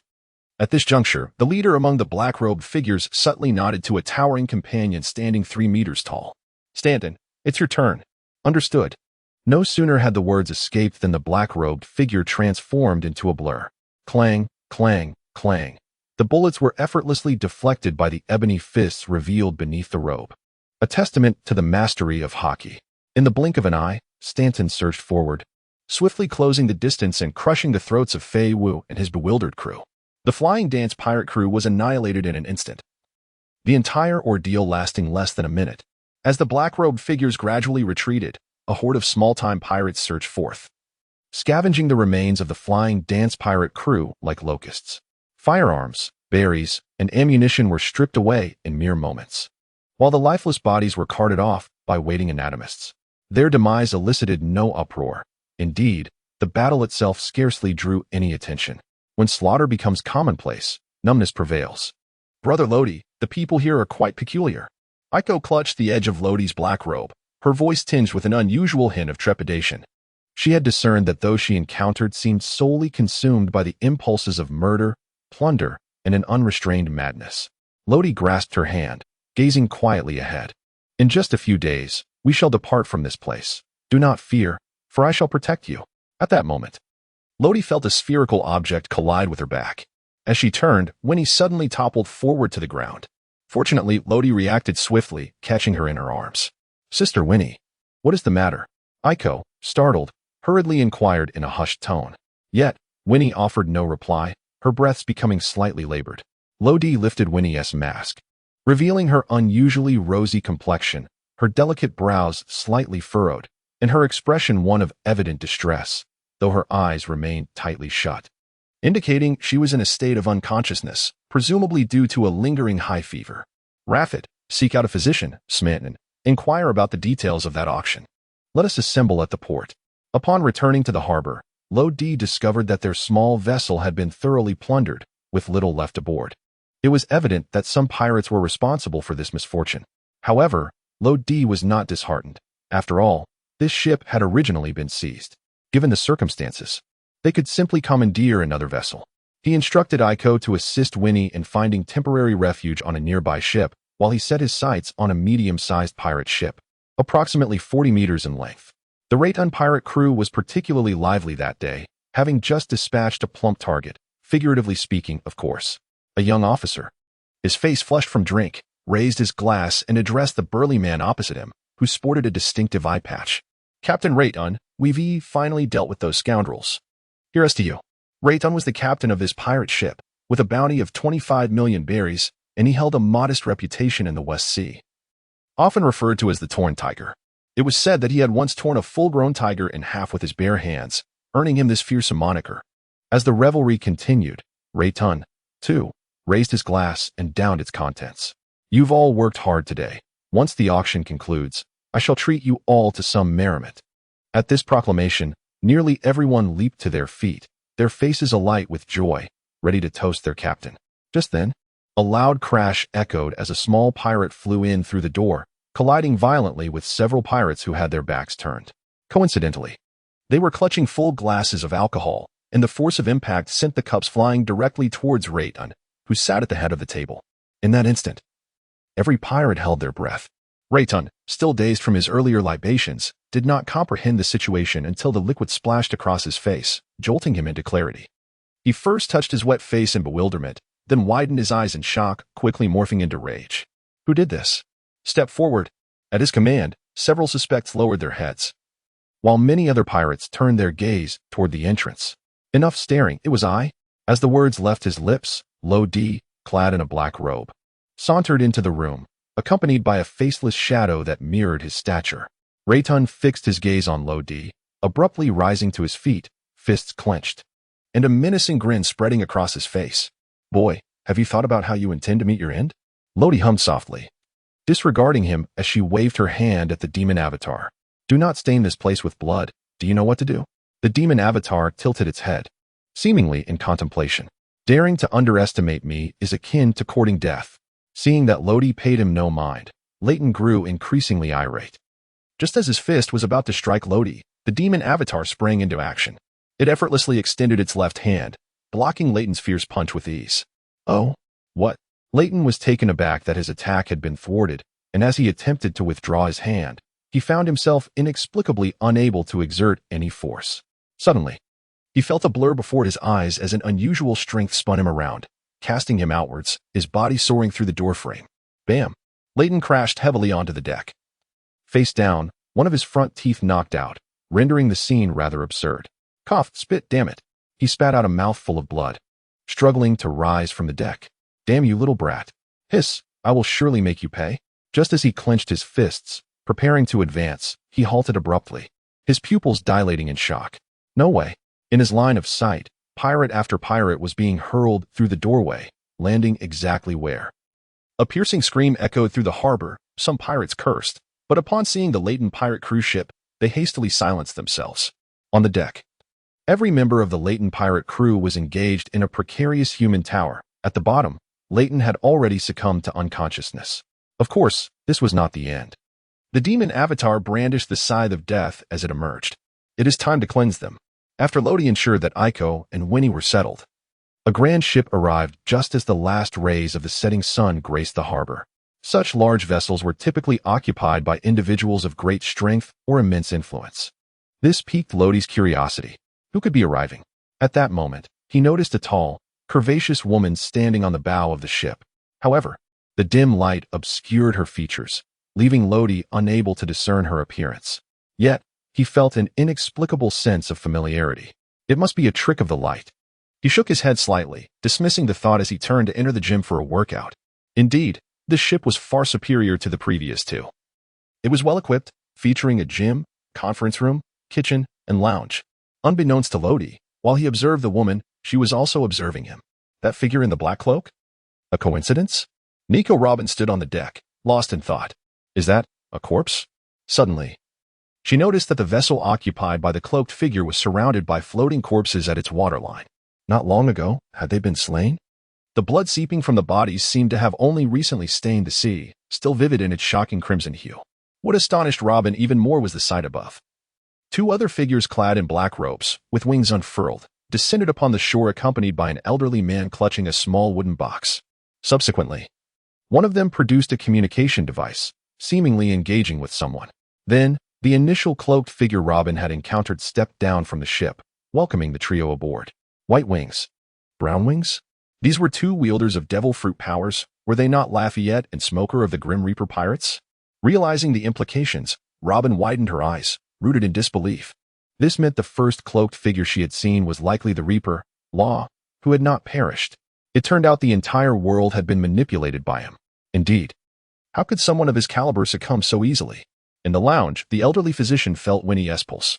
After a prolonged moment, stroking his pale beard with a furrowed brow, he spoke. This young girl seems to have experienced an intense shock before losing consciousness. Even now, her heart rate remains somewhat erratic. However, there is no grave concern. I possess a tranquilizer. Administering it will allow her to rest and recuperate in a couple of days. So, she fainted due to a shock? Lodi, lost in thought, nodded slightly before settling the medical expenses and requesting Lafayette to escort him back. However, the elderly doctor steadfastly refused. With no other recourse, Lodi reluctantly offered a bit more in payment to allow him to return on his own. The coins were freshly acquired, and surprisingly, quite appealing. The elderly doctor seemed quite pleased, though it was uncertain whether it was due to receiving double the remuneration or the relief of not having to fly back. After a restful 2.5 days, Winnie finally began to feel somewhat better. Lodi inquired if she had seen anything before falling into a coma. But Winnie merely shook her head, indicating that her fatigue, compounded by a high fever, had rendered her unconscious, and she had not witnessed anything. Yet, it was evident that she was not adept at deception. Nonetheless, everyone harbors their own secrets. If Winnie chose not to divulge hers to Lodi, he would not press further. Today marked the commencement of the auction, which, according to Smanton's investigation, was set to begin at noon. However, to gain entry into the auction venue, each individual was required to pay a deposit of 1 million Baileys. This measure was implemented to filter out those lacking the means to participate in the bidding. After all, the number of attendees was overwhelmingly large, and even the spacious auction hall could not accommodate such a crowd. As for whether the deposit would be refunded, it was unlikely. One must remember that this was the Isle of Sin. What is credit? Merely a casual verbal assurance. For the auction, Lodi intended to bring only Lafayette. Firstly, Lafayette possessed the ability to hypnotize, a skill that would prove exceedingly useful. Secondly, Lodi required assistance in seizing the devil fruit and the tree of Adam. Managing this alone would undoubtedly be challenging. As for Smanton, he would remain behind to protect Iko and Winnie, as well as to navigate the ship to the designated waters predetermined a few days prior. Both Lodi and Lafayette possessed the ability to soar through the skies, allowing them to swiftly escape to the ocean after seizing their plunder, making it nearly impossible for anyone to pursue them. After paying the necessary bounty, Lodi and Lafayette, cloaked in black robes, successfully entered the auction venue. The seating within the hall was distinctly categorized into 3 sections: inner, middle, and outer. The innermost area, closest to the auction stage, was undoubtedly occupied by the leaders of various underground factions and renowned pirates from the West Sea. Among them were the heads of the 4 major mafia groups: Capone Becky of the Gang, Knight Rain of Grismere, Ivan of Ballanton, and Dolan of Minash. Additionally, 2 of the 3 major underground intelligence organizations were represented: Canalo, the leader of Astaya, and Lethia, the leader of the Blood Rose. Lodi was taken aback upon spotting Lethia, the barmaid who had previously provided him with intelligence, now revealed to hold such a significant identity. In the innermost layer, aside from these well-known underground leaders, Lodi also recognized a familiar figure: Hoden, the pillar of the Second Treasure Navy. Clearly, such a grand auction would not be overlooked by the Flower Kingdom, especially considering their recent windfall, the combined value of which surpassed 1 billion berries. King Pyru of the Flower Kingdom was undoubtedly elated, nearly forgetting the recent death of Qingjiao. Captain, the man beside Hoden, is named Katz, a formidable pillar of the Great Treasure Navy. He was the one who drove me and Smanton back, showcasing remarkable strength. Hoden was accompanied by a bald elder whose scalp bore a tattoo inscribing the character Great. Through his perception, Lodi discerned that the elder's aura was nearly as potent as Hoden's.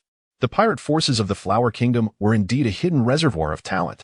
However, large-scale warfare relies heavily on weaponry. Individual prowess alone may not guarantee victory. Otherwise, why would the king of the Flower Kingdom dispatch Qingjiao years later to investigate Don Quixote da Flamingo's underground arms dealings and order their destruction? It was precisely because rival nations had acquired powerful armaments that dealt a significant blow to the Flower Kingdom. This illustrates that even pillars like Hoden and Qingjiao cannot withstand overwhelming firepower. Subsequently, Lodi shifted his gaze away from the 2 pillars of the Flower Kingdom. Among the pirates seated at the forefront, there were 9 in total, 4 of whom Lodi had seen on bounty posters, each with a reward exceeding 30 million. As for the remaining pirates, though unfamiliar, their strength was undoubtedly formidable. In the middle tier, one could find influential underground factions and pirates with bounties around 10 million, totaling over 200 individuals.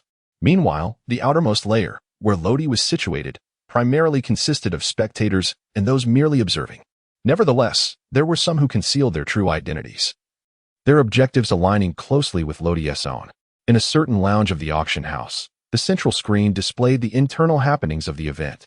One could sense the oppressive and dreary atmosphere from this vantage point. A middle-aged man clad in a gray coat, with slicked-back hair and a gaunt visage, smirked as he pointed to 2 black boxes resting on the table. TSK, tell me, how many times do you think these 2 devil fruits could multiply in value? Seated comfortably with his legs crossed, another middle-aged man in a floral shirt pondered for a moment, resting his hands on the sofa. Perhaps twice? The man in the gray coat shook his head. Unto, it appears you remain oblivious to the fervor those individuals hold for devil fruits. In the New World, the typical devil fruit fetches around 100 million. Here at auction, we could easily see threefold the return. Unto raised an eyebrow and lit a cigarette, inhaling deeply. Huh. Sham, is this the reason you brought me here? Were your previous words mere deception? Sham chuckled, rubbing his hands together. If I didn't entice you, how could I expect you to accompany me to such a place? Fear not, you shan't suffer a loss. I'll ensure you receive half of the profits. Fair enough?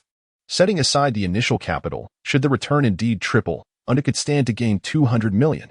He nodded, though a hint of concern crossed his face. All right. But I wonder how I'll explain this to the captain upon our return. At that moment, Sham leaned in closer, lowering his voice. Unto, I must confess, I have no intention of returning. I've had my fill of the bloody and perilous life of a pirate.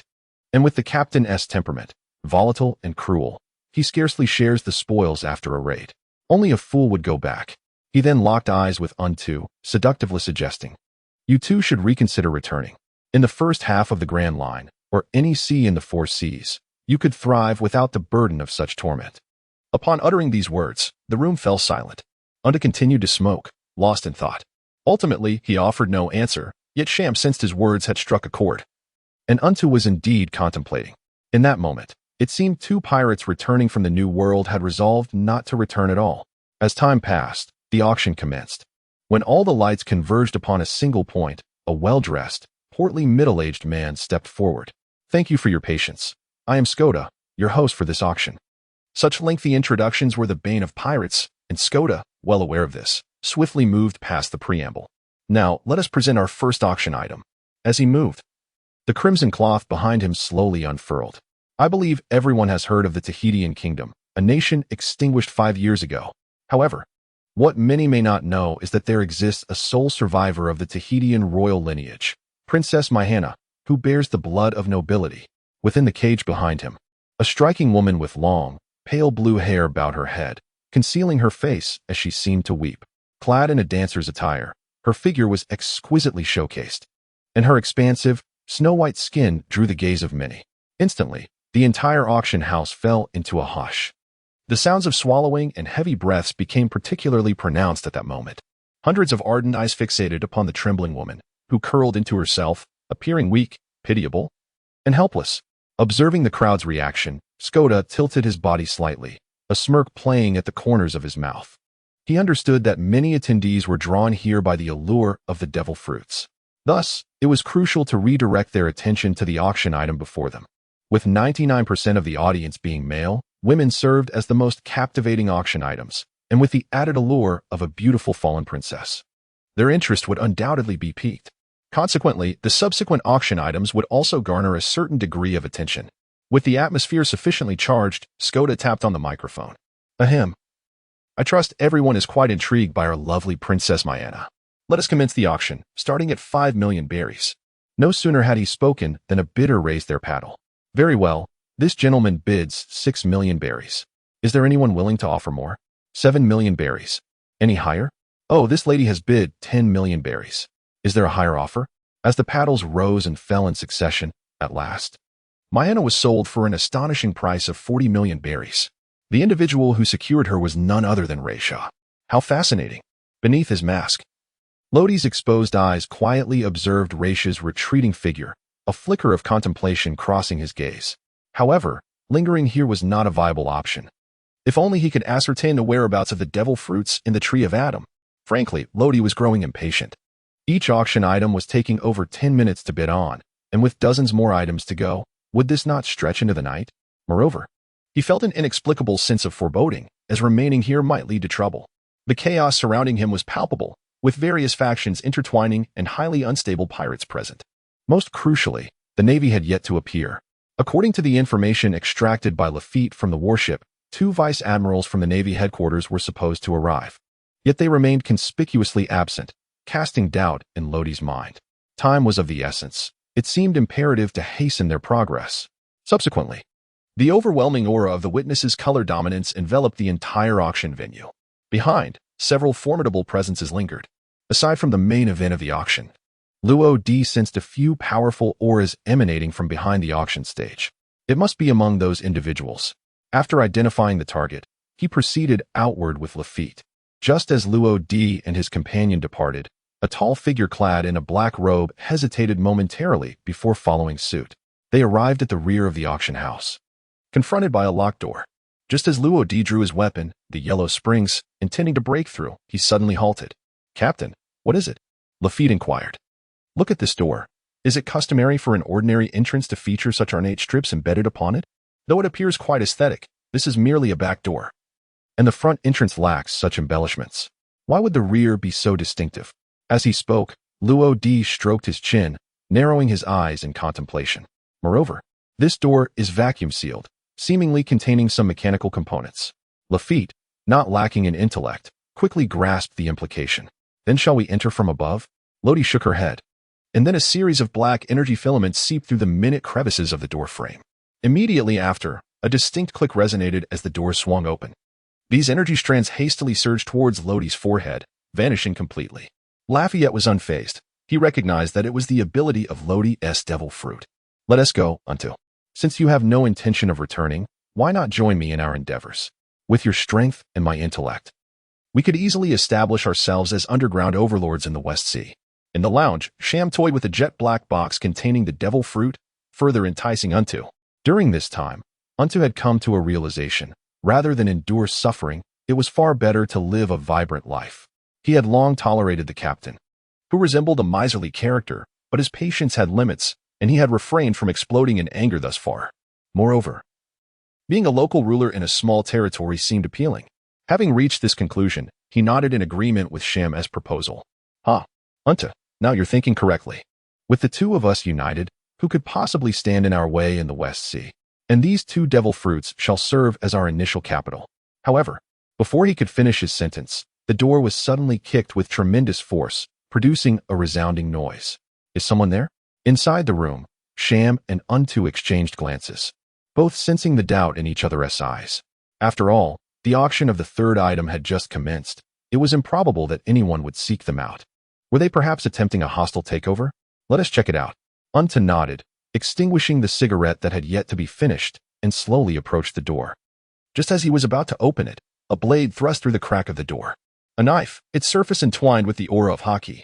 Unto's pupils constricted sharply, his heart racing, and he quickly retreated several steps to a safer distance. What's wrong? Due to the angle, Sham did not see the knife and found Unto's actions peculiar. Unto's gaze remained fixated on the door, where the knife had since been withdrawn. But the lock was now damaged. Sham, secure the devil fruit. The individual outside bears ill intentions, and they possess hockey. His voice was laden with gravity, clearly overwhelmed by the pressure of the situation. As Lodi retrieved the door to the underworld, it creaked open slowly, accompanied by a haunting sound. Beneath the veil of perception, he overheard the conversation between the 2 individuals. The devil fruit lay tantalizingly close, ensconced within their grasp. How audacious to attempt a double cross. Upon witnessing the entrance of 2 figures clad in black robes and adorned with dark masks, Unto instinctively presumed them to be part of the auction house's entourage. What audacity! With a fierce gust of wind slicing through the air, Unto's fist enveloped itself in a layer of hockey, hurtling towards their faces with unyielding intent. As anticipated by Lodi, his fists were similarly enveloped in the color of armament as he advanced. The 2 fists collided in mid-air, compressing the atmosphere with a resounding crackle. As Lodi took a step back, leveraging the moment, he exchanged a glance with Lafayette before re-engaging in combat with Unto. Mastering the power of armament hockey and possessing 2 devil fruits, it seemed evident they were not inhabitants of the West Sea. In the midst of his words, Lodi moved like the wind, swiftly arriving at Unto's side, his right leg empowered by the might of death and armament hockey, delivering a devastating kick. How could this be? Unto reacted instantaneously, yet his body lagged behind his mind, his limbs unable to keep pace. Before he could block the blow, a searing pain shot through his abdomen, accompanied by the faint sound of cracking bones, as the tremendous force propelled him through the air. The wall, constructed from special materials, emitted a dull thud as Unto's body crashed heavily to the ground. Behind Lodi, following their brief exchange of glances, Lafayette had already closed the door once more. This was a completely enclosed room, and due to the unique construction materials, its soundproofing was exceptional. The closing of the door meant that the sounds of the struggle hardly escaped into the outside world. With Unto defeated, what were these individuals? Sham, hiding behind the sofa, was drenched in a cold sweat. Unto was a cadre of the Black Sword pirates, with a bounty of 70 million berries. Even a Marine Rear Admiral would find it challenging to contend with him. Yet now, behold, he had been brought low by someone from the West Sea. Utterly unbelievable. What should he do now? Escape? This damned room was sealed. The only door was blocked by another cloaked figure. Curse be it. It seemed the only hope lay with Unto. If Unto could hold off these 2, he might still have a chance to flee. With a plan forming, Sham hurriedly approached Unto, lifting him with a sense of urgency tinged with concern. Unto, are you all right? His right hand gripped Unto's waist tightly, as if fearing he might not awaken. Unto grimaced, shooting him a fierce glare, before forcing himself to stand. Several ribs were broken.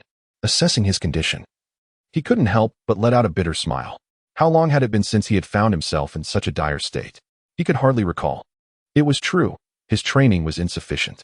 Had his armament hockey enveloped his entire body, he might not have been in such a predicament. Just as he prepared to strike again, a fierce gust of wind rushed towards him. It was Lodi. Reluctantly, Unto raised his arm to attempt to block the incoming attack. The armament hockey barely covered half of his arm when an overwhelming force surged through him. Unto was sent flying once more, crashing violently against the wall. Lodi had exerted 80% of his strength in that kick, nearly shattering Unto's arm. Truly terrifying. Beside him, Sham observed Unto being subjected to such a wretched beating and, sensing the imminent danger, prepared to make his escape. However, just as he took a step forward, he halted abruptly. Don't move. At that moment, a cane sword was pressed against Sham's neck, wielded by none other than Lafayette. We can discuss this. There's no need to brandish such a dangerous weapon. Sham raised his hands above his head, clearly surrendering any notion of resistance. Meanwhile, Lafayette fixed his gaze intently upon Sham's eyes, silently counting down. 3, 2, 1. As the final number echoed in the air, Sham felt his mind cloud over, his consciousness gradually slipping away, leaving him devoid of control over his own body. Produce the devil fruit. At Lafayette's command, Sham offered no resistance, mechanically retrieving 2 ebony boxes from behind him. Captain, shall we open them? Upon receiving the box from Lafayette, he felt its cool, slightly coarse surface, though the quality of the box itself was excellent. No need. Lodi remained hesitant to open the box. He possessed the ability to discern whether it contained a devil fruit, relying on the remnants of demonic power embedded within his soul. Beneath his dark cloak lay a pouch he had meticulously prepared. He casually placed 2 boxes within it, only to retrieve another pair shortly thereafter. These boxes contained apples. Albeit with a peculiar twist, their appearance is rather eccentric. Ultimately, he intended to hand these over to the auctioneer. Lafayette accepted the boxes with a nod and proceeded towards the hypnotized Sham and the unconscious Unto. Now, only the Tree of Adam was missing. Its whereabouts remained uncertain. Nevertheless, Lodi surmised that the Tree of Adam was likely still in the possession of its holder. After all, was not the devil fruit also found with its bearer? 5 minutes later, Lodi sat upon the sofa, the faint sound of footsteps reaching his ears. He lifted his gaze towards Lafayette. Have you completed it? Lafayette adjusted the brim of his hat and replied with a smile, the hypnosis is done. However, if the auction attendees were to discover that it contains apples, even if we do not take their lives, they shall not see the light of tomorrow. Lodi nodded slightly. Let us proceed. We still need the Adam's wood. Shortly after the 2 departed, the door creaked open just a crack. 2 figures emerged, both alive. Upon discerning the circumstances within, Robin promptly shut the door once more. The soundproofing of the room was remarkably effective. She had heard nothing. However, one of them appeared to have been in a scuffle, with a deformed arm and bruises on their face, suggesting the altercation had occurred recently. Could they have been responsible? Robin found herself lacking in information. If it were a matter of murder and pillage, why had the 2 cloaked figures spared their lives? Or were the cloaked figures allies, conspiring towards some ulterior motive?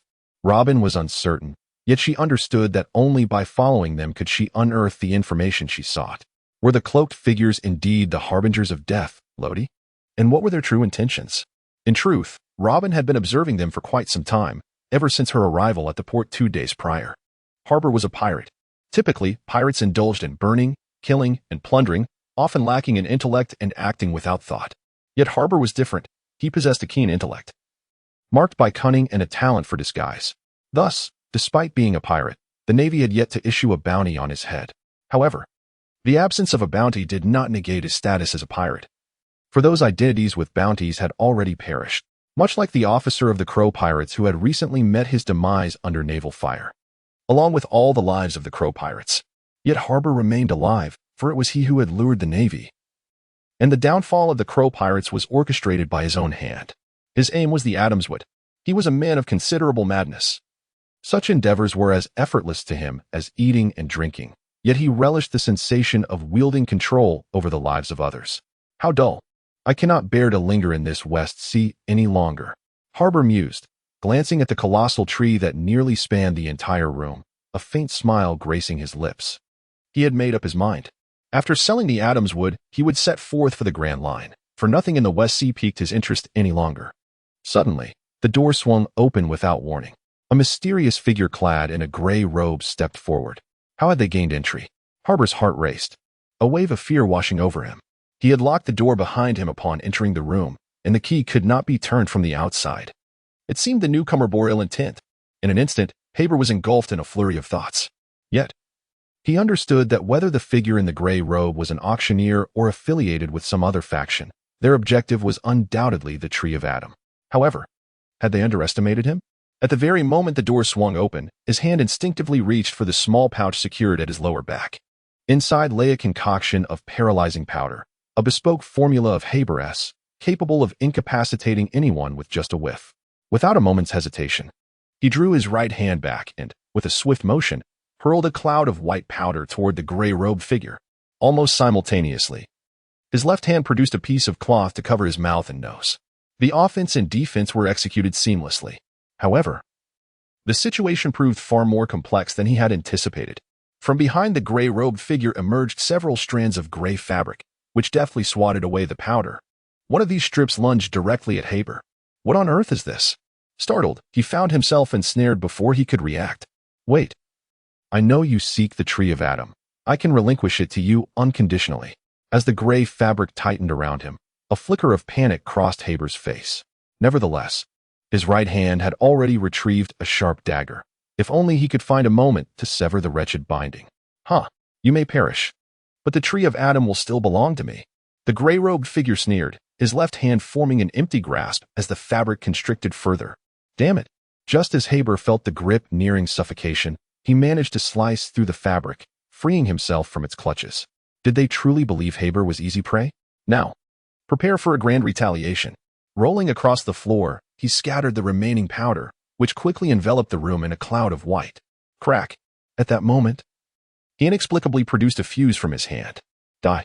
The dazzling flames ignited the airborne powder, and in an instant, a conflagration surged throughout the chamber, culminating in a violent explosion. Boom!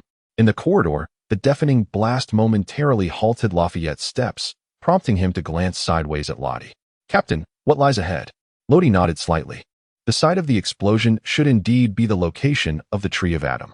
However, it was unexpected that someone could outpace us, and that individual appeared to possess abilities as well. Moreover, it seemed that others were also hastening towards us. Nevertheless, before that, we must deal with the little mouse that has been trailing us. As he spoke, Lottie paused momentarily, and with a swift turn, he employed the technique known as shave.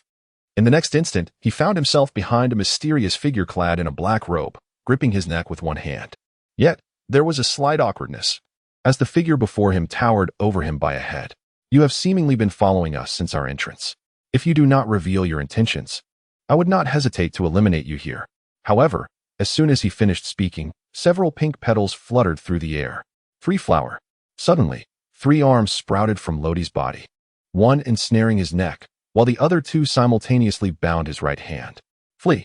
Sensing the grip around him momentarily weaken, the figure in the black robe seized the opportunity to break free from the restraints and, without hesitation, turned to escape.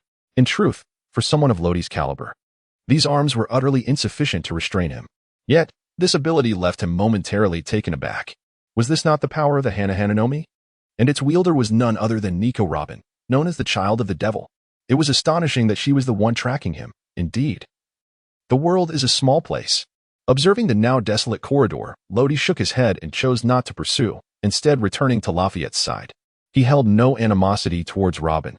On the contrary, her circumstances evoked sympathy.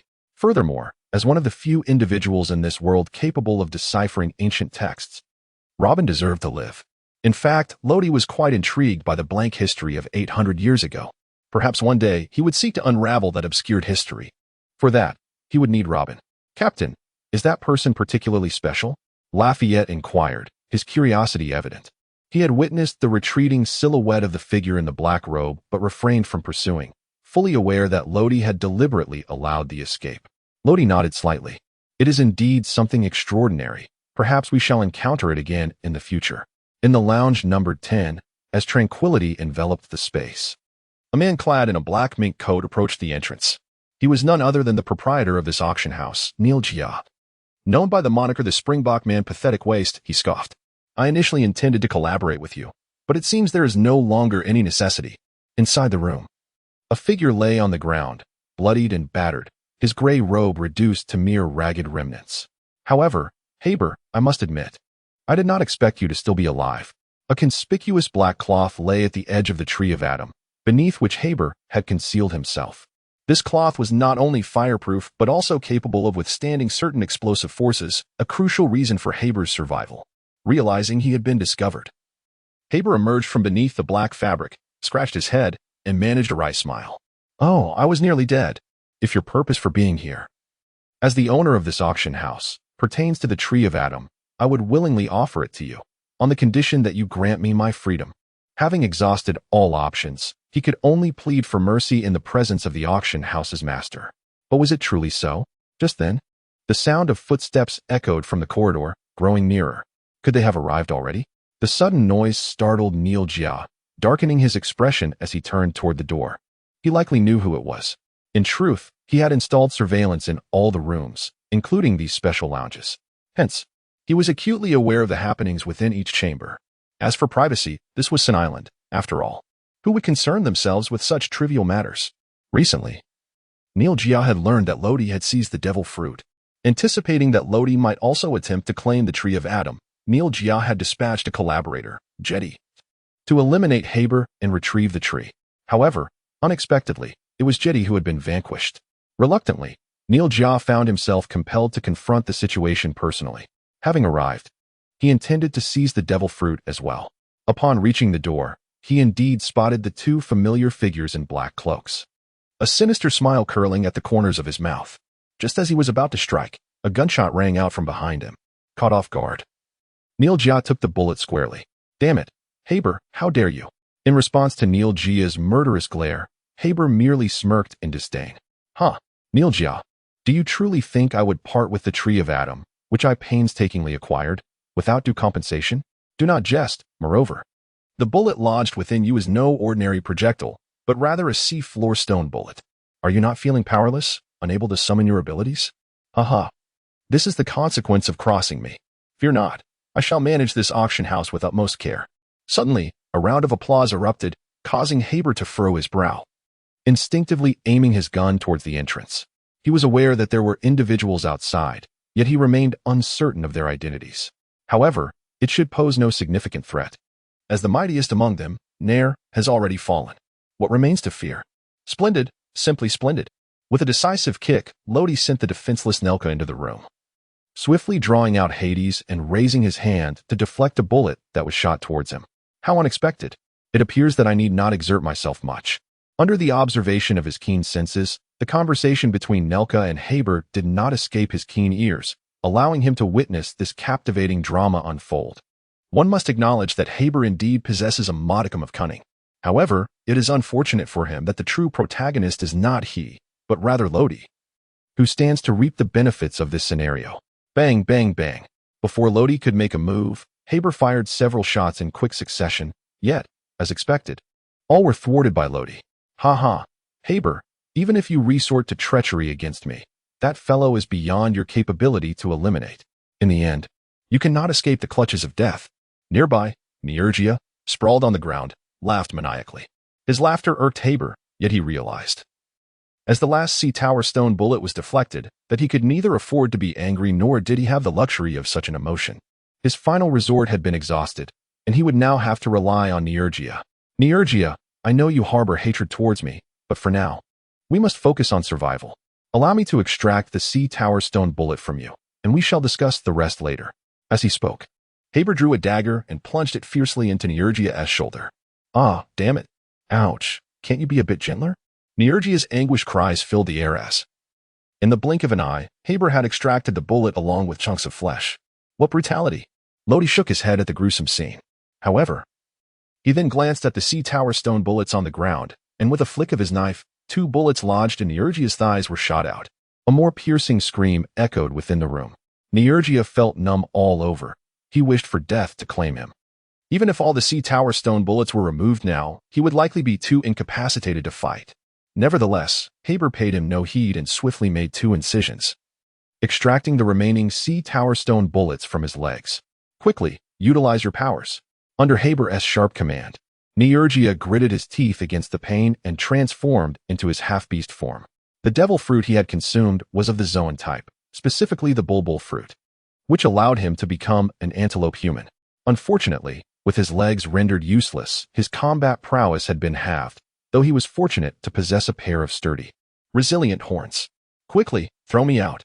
Upon hearing those words, Haber, without the slightest hesitation, grasped Neurgia's legs and, after gathering his strength, spun him around thrice before violently casting him away. Enduring the torment of pain, Nirja harbored an intense loathing for Haber. If circumstances allowed, he would have relished the opportunity to eliminate him then and there. Yet, his current focus could only be directed towards Lodi. Midair, he aligned his trajectory and thrust his sharp horns directly at Lodi. Unperturbed, Lodi enveloped himself with the power of the underworld, infusing his hands with the essence of death. With both forces combined, he leaped into the air and delivered a powerful downward strike. The blade of the underworld descended closely along Nirja's scalp, severing his horns with precision. Haber's eyes widened in disbelief. Unaware of what had transpired, Nirja merely felt a sudden chill on his scalp as his body propelled forward. He seemed to witness his horns tumble to the ground, only to collide violently with a wall, rendering him unconscious. Haber, I must admit, you possess a remarkable ruthlessness, and it is often individuals like you who prove to be the most perilous. My lord, there is more to this chapter. Please turn to the next page to continue reading, as the story becomes even more thrilling. The chilling voice of Lodi echoed in Haber's mind. Before he could utter another word, a colossal slash came hurtling towards him. A soaring strike. A master swordsman. With a final flicker of shock and reluctance, Haber departed from this world. Almost simultaneously, a surge of restorative energy flowed into Lodi's being. Not bad, not particularly formidable. Now, it was time to conclude the task at hand. Lodi lifted his foot and stepped into the corridor, witnessing the imminent demise of Nirja at the hands of Huang Quan. Suddenly, his expression shifted dramatically. Who possesses such formidable strength? Through his observation, he sensed an overwhelming and undeniable aura rapidly approaching the auction house. Although the observation could not precisely discern the opponent's strength, the sheer presence emanating from them was unmistakable. This aura was unlike anything he had ever encountered. Or rather, it should not exist in the West Sea. Could it be the red-haired? Lodi was uncertain, yet one thing was clear. He could not overpower that individual. Lafayette, please bring Adam Wood over. Lafayette nodded and turned to head towards the lounge. Suddenly, a glimmer of cold light flashed as Lodi swiftly dealt with the unconscious Nirja. However, the power he had unleashed did not reintegrate within him. Instead, it was entirely absorbed by Huang Quan. Under the baptism of that force, Huang Xuan's aura grew increasingly formidable. Now, it is time to create an opening here. With that, Huang Quan enveloped himself in a layer of armed color, and Lodi gazed upward at the ceiling. Floating life annihilation slash. He struck down with a single, decisive blow. The 5-meter-long black strike appeared capable of obliterating all in its path, penetrating wall after wall, sending debris soaring into the sky. Upon reaching an altitude of over 200 meters, it rapidly dispersed and fell, tracing perfect parabolic arcs. Lafayette, hand me Adam Wood. We must depart swiftly. For if we delay any longer, we may not escape. Enveloped in an additional layer of black robes, with grayish smoke swirling around him, Lodi transitioned into a state of semi-death god. He then gestured towards Lafayette. Without hesitation, Lafayette exerted his strength, launching Adam Wood forward. Let us go. Lodi hoisted the burden onto his shoulder, then propelled himself swiftly towards the gaping hole above, driven by the swirling mists. Lafayette followed closely behind. Suddenly, a fist-sized rock hurtled towards Lodi as he burst forth. The force was tremendous and the speed alarming, catching Lodi completely off guard. Fortunately, Adam Wood intervened. Otherwise, he would have sustained some injuries. Yet, Lodi still felt the impact acutely. Although the stone was deflected, the residual force caused him to lose his grip and topple towards the adjacent rooftop. Adam Wood initially became wedged in the opening, only to begin plummeting downwards due to inertia. Fortunately, Lafayette, arriving just in time, managed to brace him, preventing a disastrous descent. Has something gone awry above? Lafayette sensed the disturbance and summoned all his strength to push Adam Wood through the opening. This time, fortune favored them as no stones rained down, and he successfully propelled Adam Wood outside. Captain, what happened? Lafayette exclaimed, astonished to see Lodi just rising from the rooftop. Could it be that a calamity truly unfolded? Being below, he had been oblivious to the events above, and moreover, he lacked the ability to perceive such occurrences. Quick, get out of the way. Lodi paid him no heed and suddenly shouted, shave. In a flash, he moved like the wind, nearly teleporting to Lafayette's rear. The yellow spring in his hand, enveloped in armament hockey, swiftly struck out. In the next moment, a rapidly approaching stone was cleaved in two by the sharp blade. However, perhaps due to the overwhelming force applied, the severed stone did not scatter to the sides under Lodi's slight exertion but rather hurtled directly towards his chest. Armament hockey solidified. Lodi reacted swiftly, enveloping his chest in a layer of armed color. However, perhaps due to the delay in his defense, one stone was deflected. Yet another struck him squarely in the chest. The tremendous force propelled him backward, and just as he was about to plummet from the rooftop, his left hand, cloaked in armed color, grasped the eaves. Utilizing the momentum, he executed a mid-air reversal and landed gracefully. Rafit, take Adam Wood and leave at once, without hesitation. Lodi commanded, his gaze resolute. Rafit nodded, his wings flapping as he ascended into the sky. At that moment, two more stones hurtled toward him, aimed precisely at Rafit's retreating figure. Damn it! Lodi cursed, forced to endure the searing pain in his chest. He propelled himself forward, shrouded in mist. This time, Lodi had learned from experience. Rather than shattering the stones, he maneuvered across the river of the underworld, using the blade's body as a shield. Nevertheless, the impact was sufficient to send him tumbling 4 or 5 meters away. Fortunately, Rafit had already soared far into the distance. Otherwise, a collision would have been inevitable. Who could it be? Lodi shook her weary hands, her observation hockey unfurling as her focus sharpened and her vision intensified. Following the trajectory of the stone that had soared through the air, she beheld a man adorned in a purple suit, draped in a navy coat. Towering at approximately 3 meters, he possessed a robust physique, and time had etched subtle lines of experience upon his somewhat weathered visage. The Admiral, Black-Armed Zephyr? The instant she recognized the assailant, Lodi was rendered utterly speechless. Why would the Admiral appear here? Had he come specifically to apprehend her? That could not be. Lodi did not believe that his current stature could provoke an admiral, coincidentally passing by. No, at that moment, Lodi noticed 2 additional naval officers following Zephyr, accompanied by nearly 10,000 sailors. Could it be that their intention was to eradicate? No, Zephyr was renowned for his principle of not killing admirals. It seemed they aimed to capture all the pirates present, preparing to cleanse this island of its wickedness entirely. One must admit, it was a rather audacious notion. However, deploying an admiral should indeed make such an endeavor feasible. At this juncture, Zephyr's right arm remained uninjured, although he was over 60 years old. His prowess may not rival that of the other admirals, yet as the saying goes, even a fallen tiger retains its might, despite a decline in strength. He was not a foe to be trifled with by ordinary pirates. Ultimately, Lodi acknowledged that he was no match for the opposing force with his current capabilities. Moreover, the mere 2 stones that struck him illustrated the vast chasm in their relative strengths. It would be prudent to retreat swiftly. With a long sigh, Law moved gracefully, the swirling mist enveloping him as he soared into the distance. He attempts to flee. Zephyr furrowed his brow, extracting a sea stone bullet from his pistol. And with a swift whoosh, the bullet was discharged. Given the pistol's effective range of approximately 50 meters, it was evident that such a distance would render the shot futile. He has escaped. However, Zephyr's precision was evidently not as adept as that of a stone. Ultimately, the bullet merely grazed the edge of Law's dark cloak, veering off course. Regrettably, the opportunity to pursue was lost. Zephyr harbored a deep-seated animosity towards pirates, yet he found himself powerless to thwart Law and Lafitte's escape. After all, he lacked the ability to fly. Surround the auction house. Allow not a single pirate to escape. Nevertheless, this was not the moment to squander time. Rather than fixating on Law and Lafitte, it would be more prudent to seize the opportunity to apprehend the pirates within the auction house before they could react. Indeed, under the leadership of 2 rear admirals, the Navy gradually dispersed, forming 3 complete circles around the auction house. The dark muzzles of their guns were pointed resolutely ahead. Any pirate daring to emerge would be met with a hail of bullets. However, at Zephyr's behest, the bullets were coated with a tranquilizer. Should a pirate be struck and fall, further shots would be unnecessary. Yet, for those Navy personnel who loathed pirates, would they truly adhere to such orders? Sometimes, even the commands of superiors pale in the face of hatred. Moreover, there were certainly extremists within the Navy. Outside the auction house, behind a building, Robin pressed herself tightly against the wall, watching the encircling Navy and the formidable Admiral Zephyr. In truth, she considered herself fortunate, after Law had spotted her. She had not returned to the auction house but had instead made her escape. This flight had fortuitously allowed her to evade disaster. She needed to leave this place quickly.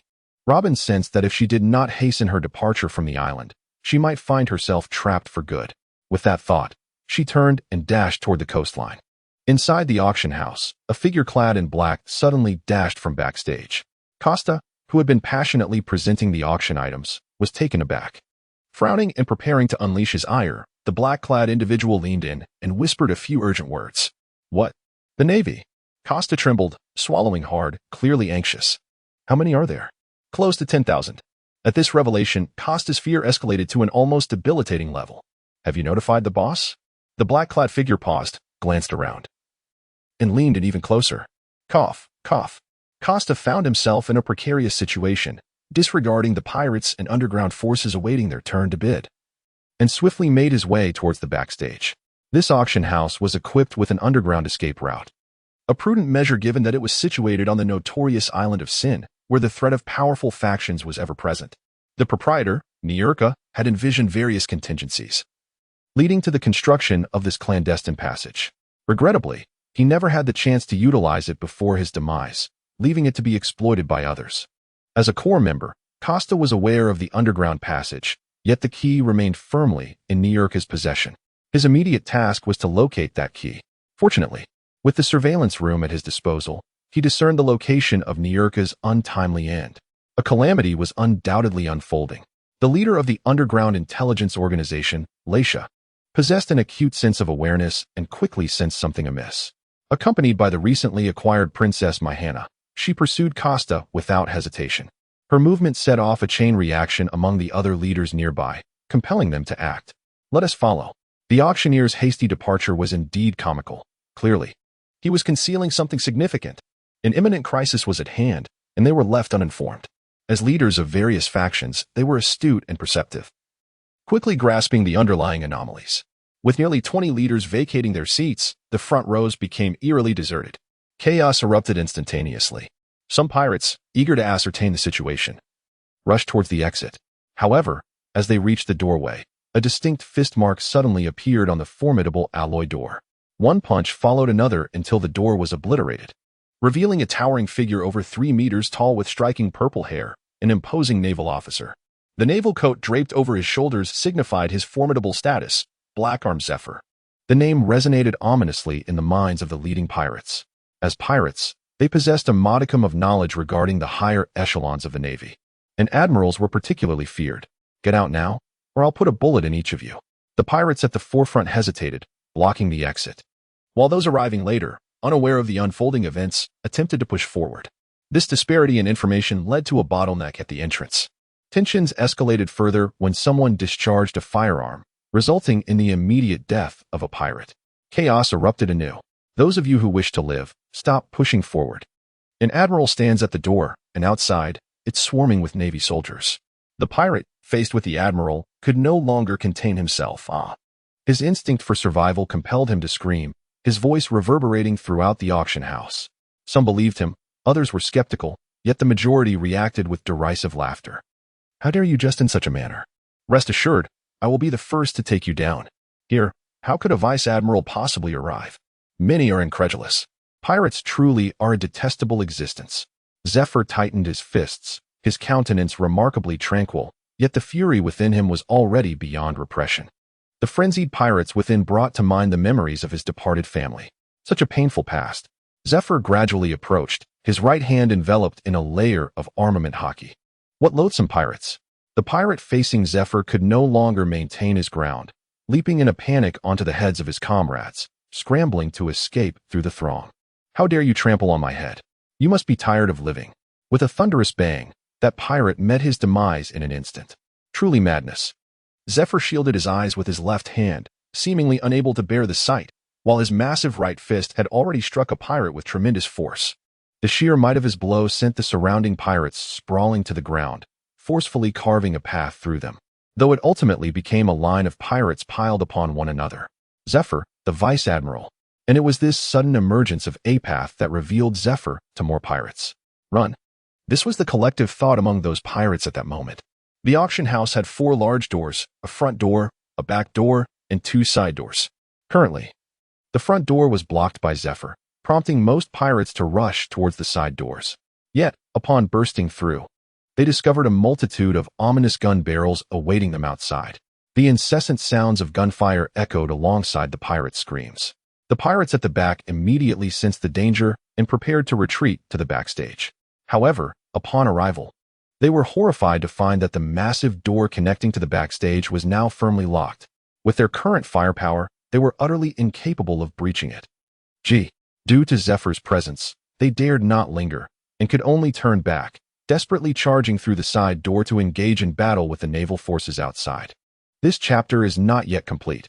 Please click the next page to continue enjoying the thrilling content. Only by carving out a bloody path might they find a chance at survival. However, Zephyr's arrival already signified everything. They were doomed to be trapped. Backstage, in the resting area, according to the surveillance, Costa finally located the corpse of Nurkis. Thankfully, the key was still there.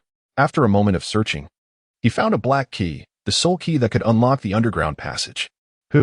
Suddenly, a flurry of footsteps approached from behind, startling Costa, who quickly concealed the key. This person was none other than, I can't believe it, the master of this auction has met his end. The leader of one of the mafia factions, Grismore, Knight Ryan, clicked his tongue, a flicker of astonishment crossing his eyes. Was it you who did this? He directed his ire towards Costa, who merely shook his head, a pained expression etched upon his face. It was the doing of two enigmatic figures cloaked in black. Not only did they abscond with the devil fruit and the tree of Adam, but if you harbor any doubts, you may verify the footage in the surveillance room.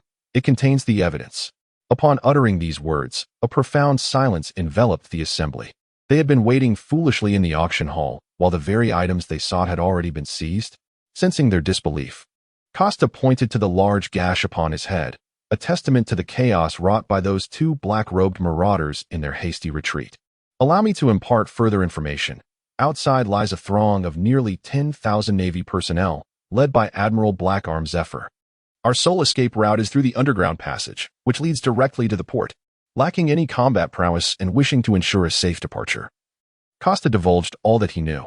The following day, the events that transpired on the Isle of Sin, Jersey, were laid bare.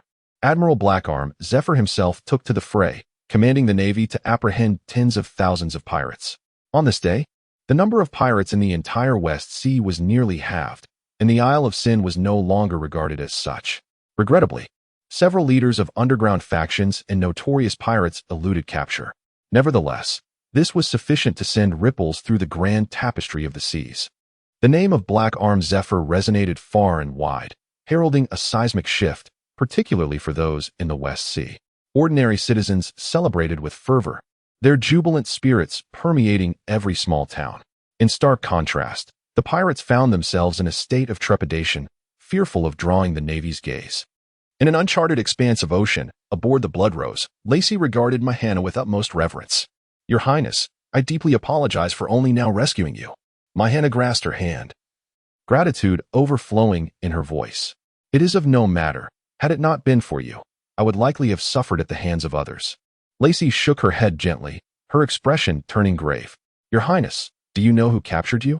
In truth, Mahana had been abducted a month prior. A fact that had nearly driven Lacey to despair. Not only was Mahana a princess, but she was also Lacey's dearest childhood companion. No. I was unconscious at the time. When I awoke, I found myself imprisoned, and the same individual brought me my meals each day. Beyond that, I encountered no one else. Mahana lowered her head, a look of utter confusion upon her face. Just then, a lookout on the watchtower suddenly exclaimed, Lady Lacey, there is a medium-sized pirate ship ahead. Shall we sink it? Lacey paused for a moment, then glanced at Mahana before replying, No need. Mahana is an exceptionally gentle and pure soul, and before her, Lacey strives to avoid inciting any violence. The sea breeze caresses the air. As two ships glide past each other, Lacey's pupils dilate sharply. Aboard that vessel is the fabled Adam's Wood, and those aboard are members of the Grim Reaper pirate crew. Fortunately, tranquility prevails, and no one initiates conflict. Leaning against the side of her ship, Lacey watches the medium-sized pirate ship recede into the distance, her heart racing with unrelenting intensity. The Grim Reaper, Lode, is indeed alive. Adam's Wood, and perhaps even those two formidable devils, are likely in their possession.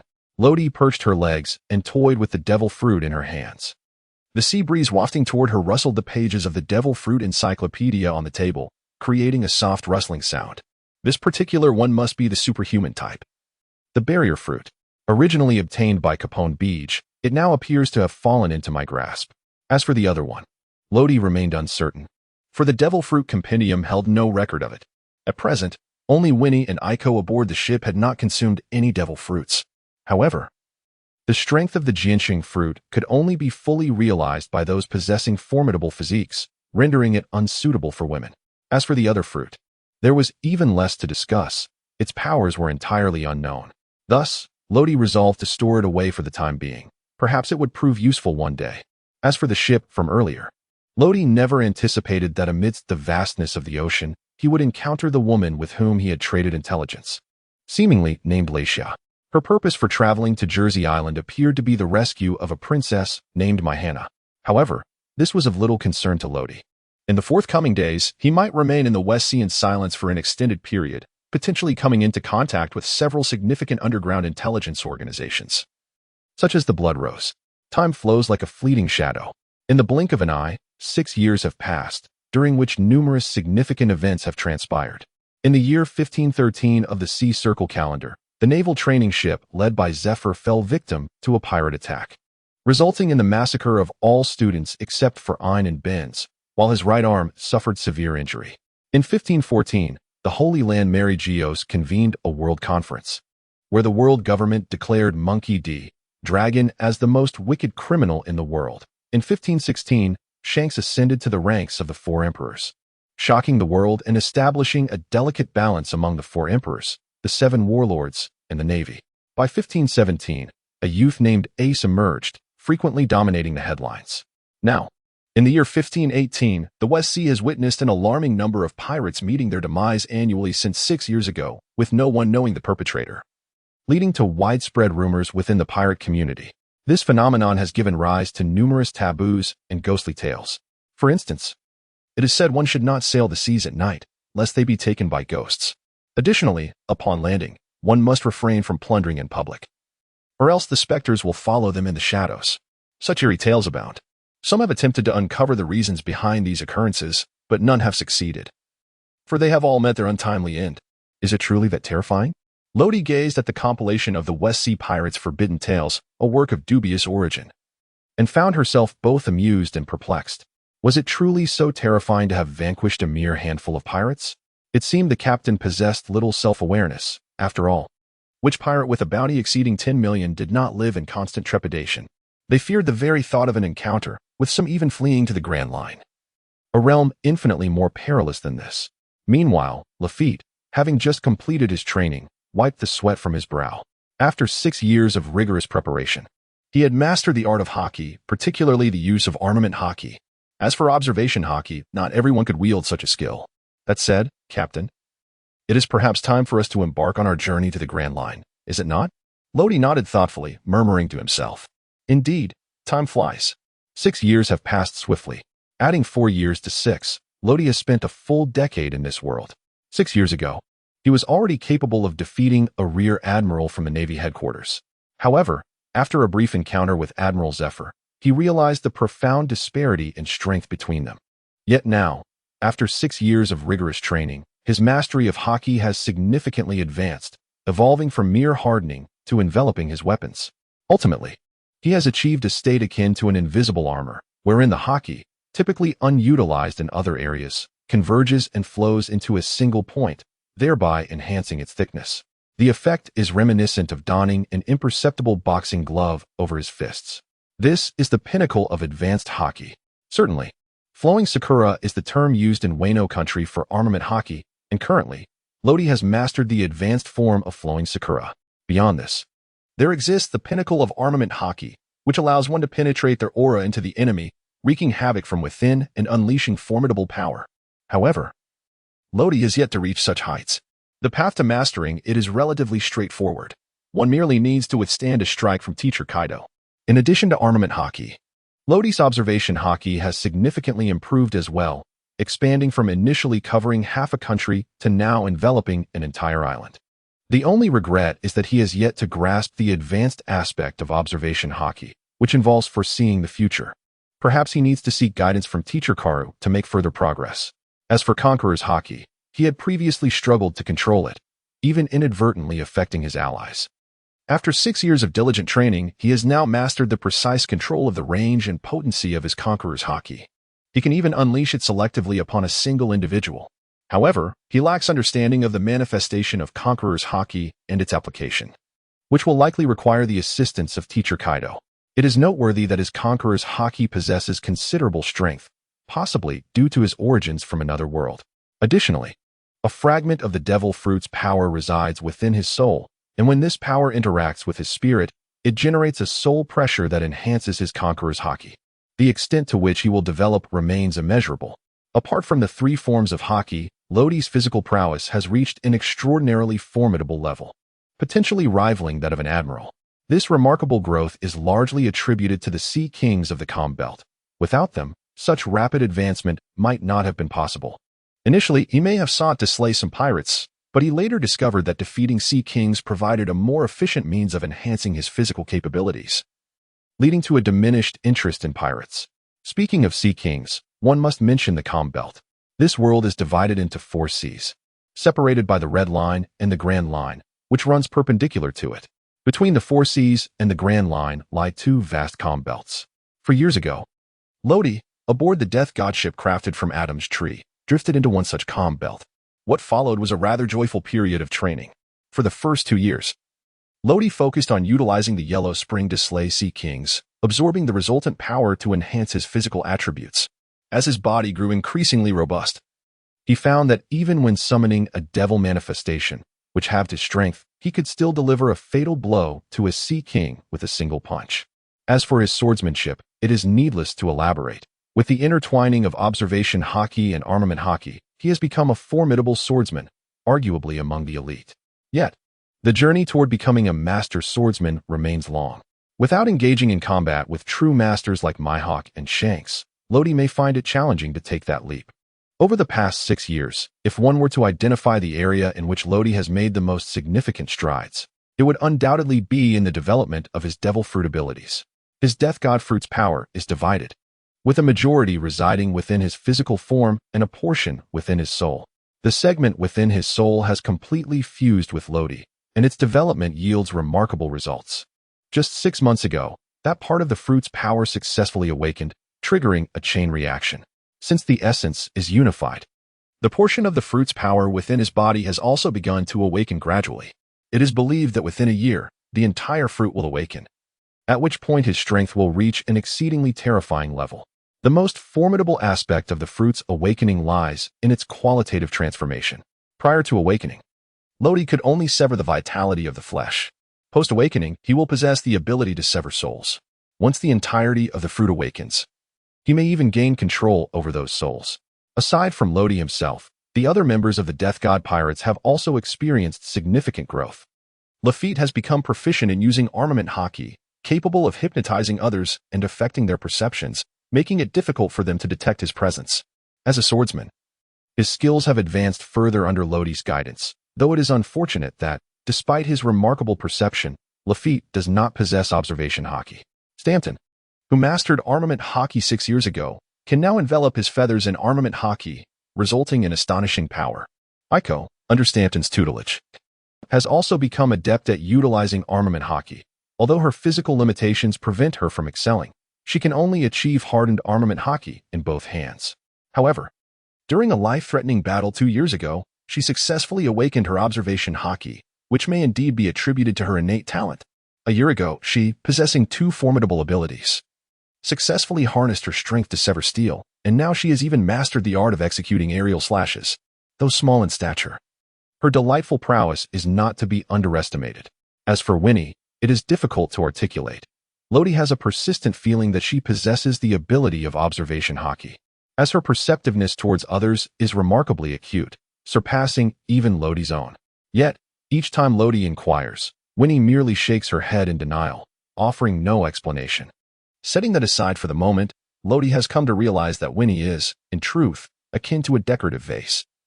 Her mastery of armament Haki remains entirely out of reach, and her physical strength pales in comparison even to Aiko. In terms of combat, after 6 years, she has only managed to grasp a few basic skills, rendering her little more than a novice in battle. Perhaps her sole redeeming quality lies in her exceptional culinary skills. It appears that her future may be confined to the role of a cook and maid aboard the ship. However, the question lingers, Should she offer her this devil fruit? Lodi retrieved a remarkably peculiar devil fruit from the box. Its surface an intricate tapestry of intertwining colors, the patterns forming faces that expressed laughter, sorrow, anger, and madness. It was bizarre and uncanny, truly a unique fruit. Well, I might as well give it to Winnie. It serves no purpose for me. With that thought, Lodi slowly rose, clutching the fruit. Winnie, here you go? Winnie, who had been tidying up the room, paused. At 21, she had blossomed into a graceful beauty, standing at a height of 177 centimeters. Her gentle and lovely visage bore a hint of allure, with pink hair cascading down to her waist. Even clad in a flowing white gown, her exquisite figure remained unmistakably apparent. Isn't this a devil fruit? Why are you giving it to me? Winnie scrutinized the peculiar fruit, then cast a puzzled glance at Lodi. Eat it. Although Lodi is merely 16 years of age, he already stands at a remarkable height of 1.80 meters, nearly able to meet Winnie's gaze directly. Really? Do I truly have to eat this? She questioned, her expression shifting subtly. Yet, upon seeing Lodi's unwavering demeanor, she reluctantly gritted her teeth, closed her eyes, and took a bite. Ugh, how revolting. Winnie found herself at a loss for words to describe the flavor, fearing she might be unable to eat for the next 3 days. In the end, she consumed it all, leaving not a morsel behind. Lodi fixed her gaze upon her, her expression impassive, yet internally, she was brimming with joy. In response, Winnie could only wear a bitter countenance as she consumed it piece by piece. After 5 minutes, noticing her expression soften slightly, Lodi inquired with curiosity, "How do you feel?" Winnie gently closed her eyes, and after a considerable pause, she finally spoke. "It seems that I am able to alter the emotions of others, and I believe I can also absorb their feelings."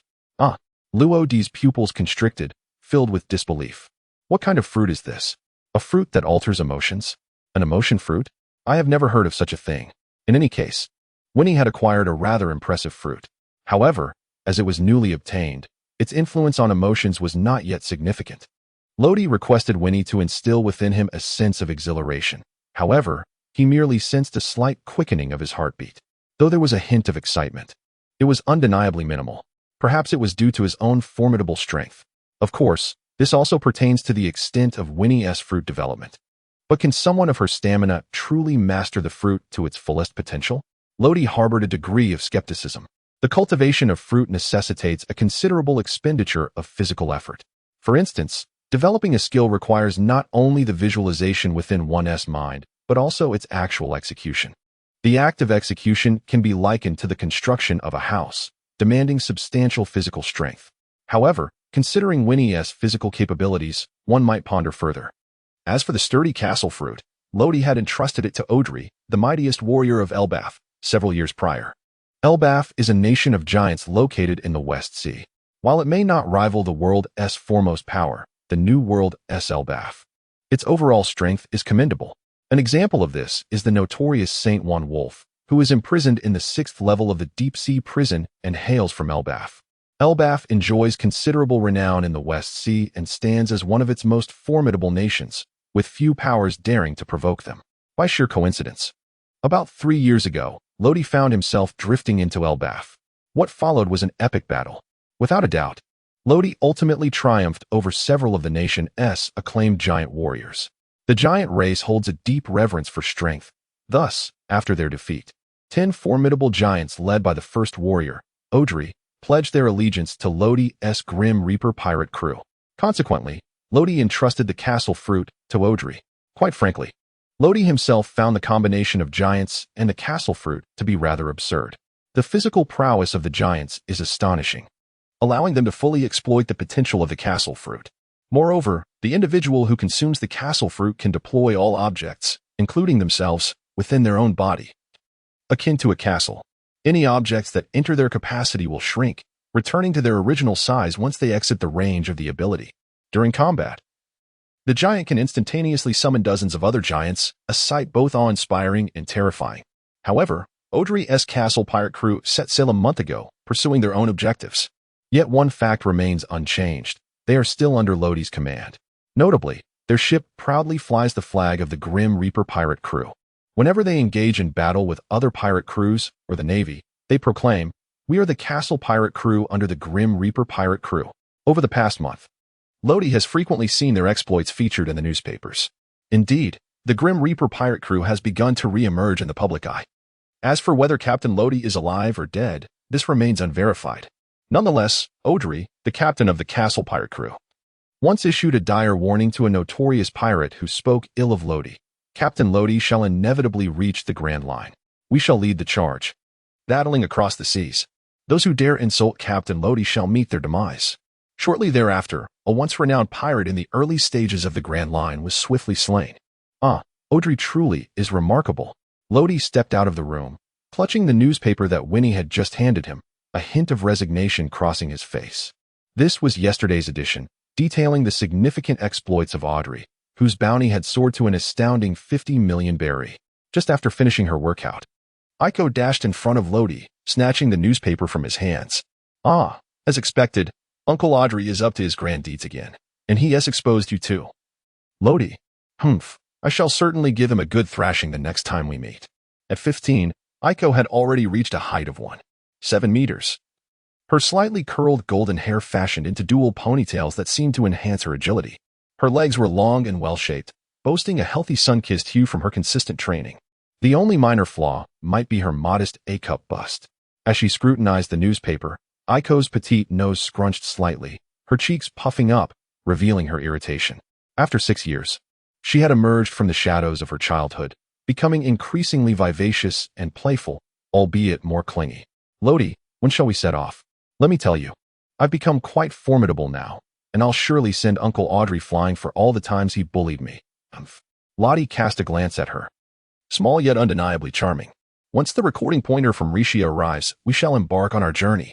The recording pointer is an essential item for entering the Grand Line. Without it, one would find themselves at a standstill. To traverse the new world, 3 recording pointers are required, though Lodi does not yet need them. As for Risha, their connection primarily stemmed from intelligence matters. Subsequently, Lodi inadvertently eliminated several pirate crews, who were the very culprits responsible for the destruction of the Tahitian kingdom, which led Risha to integrate the Crimson Rose into the ranks of the Grim Reaper pirates. Furthermore, Lodi assisted her in unifying the underground intelligence organization. As for the Mafia, Lodi chose not to intervene. At times, healthy competition is necessary. Moreover, the Mafia provides substantial funding for intelligence to the Crimson Rose, making Lodi an indirect beneficiary. The recording pointer? It seems that Sister Risha mentioned it would be delivered today. Aiko patted her head, suddenly recalling what Risha had told her the previous night. That settles it. Lodi nodded, feeling a sense of anticipation for the Grand Line. However, before embarking on his journey, there was one essential task he needed to attend to. He must first make a trip to the Land of Flowers. The memory of that palm strike 6 years ago still lingered vividly in his mind. Gordon, are you prepared? Lafayette, set sail for the Land of Flowers. The sound of Lodi's voice jolted Lafayette, who then adjusted his top hat and wore a peculiar smile. Indeed, the captain has finally taken action. It is high time he sought revenge on the pillars of the Great Treasure Navy, Cats, and the 3 Treasure Navy, Conagy. At that moment, Smanton approached, idly toying with a pair of dice, pushing up his glasses as a glimmer of cold light flickered in his eyes. Lafayette, do not think for one moment that I am unaware of your thoughts. Remember, I have my share as well.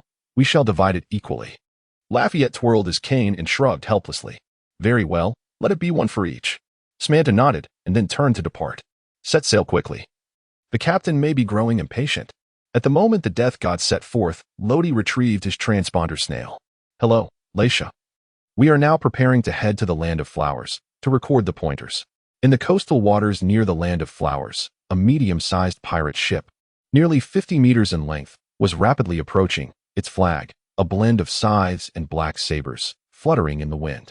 Meanwhile, at the grand entrance of the port in the Land of Flowers, today was of particular significance.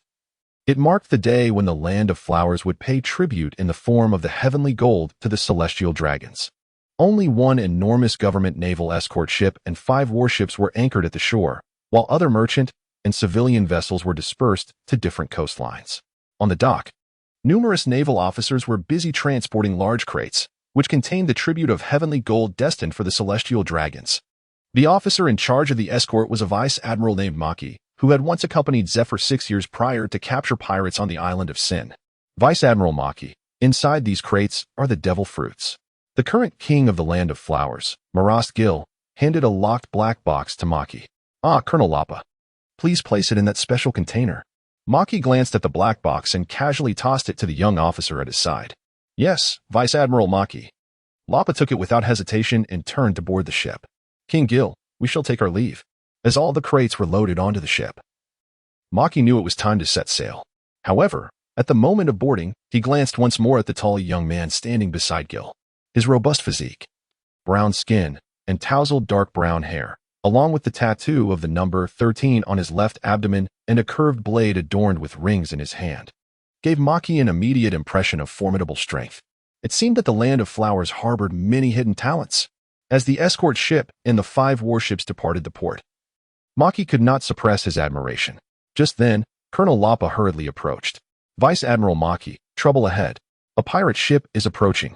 Maki furrowed his brow, hands clasped behind his back, and admonished, "Is it merely a pirate ship? Why the frantic commotion? Immediately issue orders to sink it."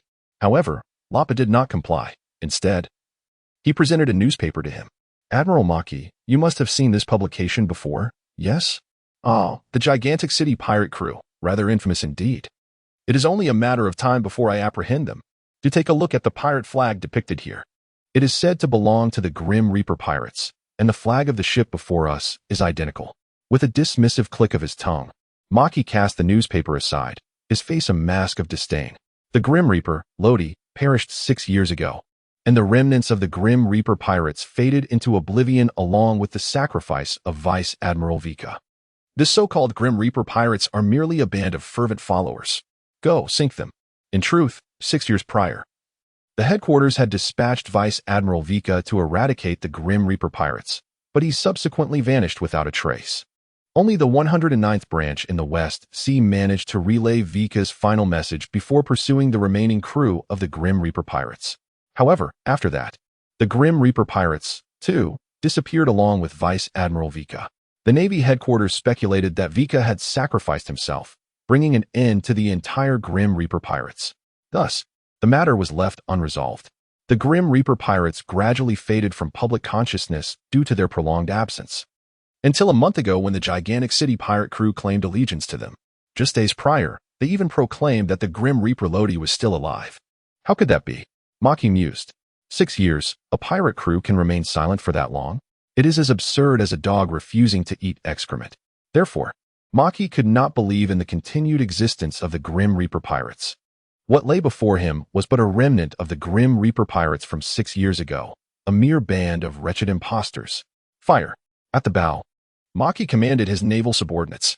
The 5 warships encircling the escort vessel unleashed their cannons in unison. In an instant, dozens of cannonballs erupted from the dark muzzles, hurtling towards the Grim Reaper. Chase the source, feather of flight. At the bow of the Grim Reaper, Smanton transformed his right hand into a colossal wing. With a powerful flap, dozens of brown feathers imbued with hockey pierced through the incoming cannonballs like meteors. Yet, the onslaught did not cease there. The feathers surged forth, racing towards the artillery itself. Boom. Dozens of cannon platforms were obliterated in an instant. "Smanton, won't you be left featherless using your feathers this way?" Lafitte remarked, adjusting his top hat, a hint of jest lacing his voice. Smanton huffed in response, yet pride seeped through his words. Captain Lodi mentioned that the development of devil fruits possesses even higher realms. Thus, for these 6 years, I have never ceased my exploration of the fruit. While I have not achieved the so-called awakened state, I have mastered the rapid regeneration of feathers. The notion of being featherless is simply impossible. Lafayette smiled gently. It was merely a jest. Let us proceed. It is time to vanquish them. Smanton nodded in agreement, and together they transformed into their beastly forms, soaring towards the Navy with the beat of their wings. Lodi sat upon the chair, gazing at the flag fluttering atop the escort vessel. It bore the emblem of the heavenly dragon's hoof, a symbol of the celestial dragons, indicating that this ship was likely transporting the fabled treasures of the heavens. Treasures of the heavens? Perhaps there exists a devil fruit among them. It seems I must embark on this endeavor myself. Initially, Lodi had no intention of taking matters into his own hands. However, if it indeed pertains to the treasures from above, it may not be an unwise venture after all. Meanwhile, on another front, McGee, observing his naval subordinates who had only fired a single cannon shot before falling silent, was filled with fury. "Fire the cannons." Haven't you heard? At that moment, Colonel Lapa, standing nearby, suddenly drew his pistol and fired a shot at McGee's flank. Caught off guard, McGee flinched and, regaining his composure, widened his eyes in a mix of shock and rage directed at Lapa. Lapa, unless you provide me with a reason, he began, but was interrupted by an unfamiliar voice that resonated in his ears. Cease your cries. Your cannons can no longer fire, and soon enough, you shall find yourselves as voiceless as those very cannons. Stiffening, McGee turned his head to behold a tall, gaunt figure clad in a black top hat. His skin as pale as moonlight, wielding a black cane. Recognizing the threat, McGee swiftly reacted, darting behind Lafayette, and drew his dagger with haste, slashing through the air. Clang! A surge of air met his blade at just the right moment, causing it to veer off its intended path, and McGee's strike met only emptiness. Captain Lodi? Lafayette was momentarily taken aback. The attack had indeed originated from Lodi, yet his intention was not to prevent McGee from harming Lafayette, but rather to avert the possibility of Lafayette inadvertently causing McGee grave injury. Lodi leaped gracefully to Lafayette's side and inquired if he possessed any devil fruits. Lafayette nodded affirmatively. Indeed, this brief exchange was overheard by McGee, who had just regained his footing. Hey, is it really appropriate for you two to converse in my presence? Rapa, shoot them. With that command, gunfire erupted, but every shot went astray. Just as Colonel Rapa prepared to fire again, he was horrified to see a pitch-black cane suddenly emerge in his line of sight. In the next instant, the tightly gripped handgun was sent flying by an overwhelming force. And in the blink of an eye, Lafayette appeared before him, seemingly counting down silently. 1, 2, 3. As the word 3 fell, Rapa felt his consciousness fading, his vision dimming, standing there like a lifeless automaton. Useless, McGee cursed under his breath, swiftly retreating with a technique known as shave while pulling out his transponder snail. Blurp, blurp. Almost instantly, the call was connected. Hello, summon all Navy personnel to the escort ship. However, the response was a burst of laughter. Haha, sorry. But it seems no Navy can make it over, and with that, the transponder snail was abruptly disconnected. Yet, that fleeting phrase made McGee comprehend the dire situation. Damn it, have the other warships already fallen? The disbelief gnawed at him, prompting him to attempt communication with other naval officers, but each time, he was met with that all-too-familiar voice. What chilled him further was that Lafayette was already closing in. Where do you think you're going? Damn it, McGee had never felt so beleaguered. Were these people truly the Death God pirates? At that moment, even he began to harbor doubts. There's no use in thinking. You cannot escape. Just like the Navy on the other warships. Lafayette unsheathed his cane sword, the hockey enveloping it instantly, and with a gentle thrust, he missed his mark. Oh. Is this what the captain referred to as moonwalk? Indeed, it allows you to fly, but regrettably, it's only temporary, while I can soar indefinitely. Observing McGee preparing to flee with the moonwalk, Lafayette sprouted wings from his back and pursued swiftly. Truly, a formidable devil fruit user, this was proving to be quite troublesome. McGee furrowed his brow and suddenly pivoted, delivering a powerful kick into the air. Stormfoot. The atmosphere was engulfed by tremendous force, and a vacuum slash surged toward Lafayette. One word: quick slash. In a flash, Lafayette's form darted forward, his momentary burst of speed in midair eluding the naked eye. As he sheathed his sword once more, McGee's right leg had already plunged into the sea, and in an instant, blood gushed forth like a tidal wave, while his body, deprived of the ability to employ the moon step, plummeted rapidly downward. At that moment, Lafayette unfurled his wings and glided swiftly, delivering a decisive kick that sent McGee soaring onto the guard ship. Alas, he succumbed to unconsciousness. Lodi gazed down at the Mickey resting at his feet, shaking his head slightly. He then turned his attention to the recently fallen Lafayette. Given the circumstances, is it truly possible to induce hypnosis? Lafayette shook his head. The intense pain renders his emotions exceedingly unstable. Lodi shrugged his shoulders. Well then, let's inquire with that hypnotized naval captain. His existence seems rather redundant. With that, Lodi delivered a swift kick, sending him plummeting into the sea. Mackie, on the brink of losing consciousness, felt his body sinking deeper and deeper. Indeed, the presence of a devil fruit was unmistakable. Lodi retrieved the black box from a specially designed safe. Fortunately, Colonel Lapa was privy to the box's code, otherwise, it would not have been so effortlessly unlocked. This box was exceptionally unique, featuring a layer of sea stone as well as a distinctive metal, rendering it remarkably durable. As he sensed the unique aura emanating from the black box, Lodi could ascertain that what was contained within was indeed a devil fruit, safeguarding it. He then cast his gaze upon the numerous grand treasure chests within the warehouse. These chests were filled with unique collectibles as well as gold and silver jewels. Certainly, there was a modest amount of berries, but it was relatively scarce. After all, the celestial dragons exhibited little enthusiasm for berries compared to other possessions. As members of the world's aristocracy, they were hardly in want of berries. It was the devil fruits that piqued their interest. Naturally, they would never consume them. The flaws of the devil fruits were glaringly apparent. Moreover, they believed themselves to be of unparalleled nobility, and thus, consuming a devil fruit would tarnish their bloodline. Lastly, let us not forget, devil fruits are notoriously unpalatable. Typically, any devil fruits acquired would be bestowed upon their slaves. Should the abilities of the fruit prove intriguing, those slaves might enjoy a prolonged existence, yet ultimately they would meet the same grim fate. It must be said, the devil fruit compendium might owe them a modicum of credit. After all, without their peculiar inclinations, where would one procure such an abundance of devil fruits for observation and study? TSK, these celestial dragons truly know how to indulge. Lafitte, laboriously maneuvering the heavy treasure chests, inwardly marveled. At that moment, Smandon approached as well. He had already dealt with all the Navy personnel aboard the 5 warships. Captain Lodi, I discovered these items on those warships. Smandon presented several unconscious, small transponder snails to Lodi. They were diminutive, equipped with a peculiar apparatus on their backs. These are surveillance transponder snails. Lodi furrowed her brow, then lifted her gaze towards the walls and ceiling.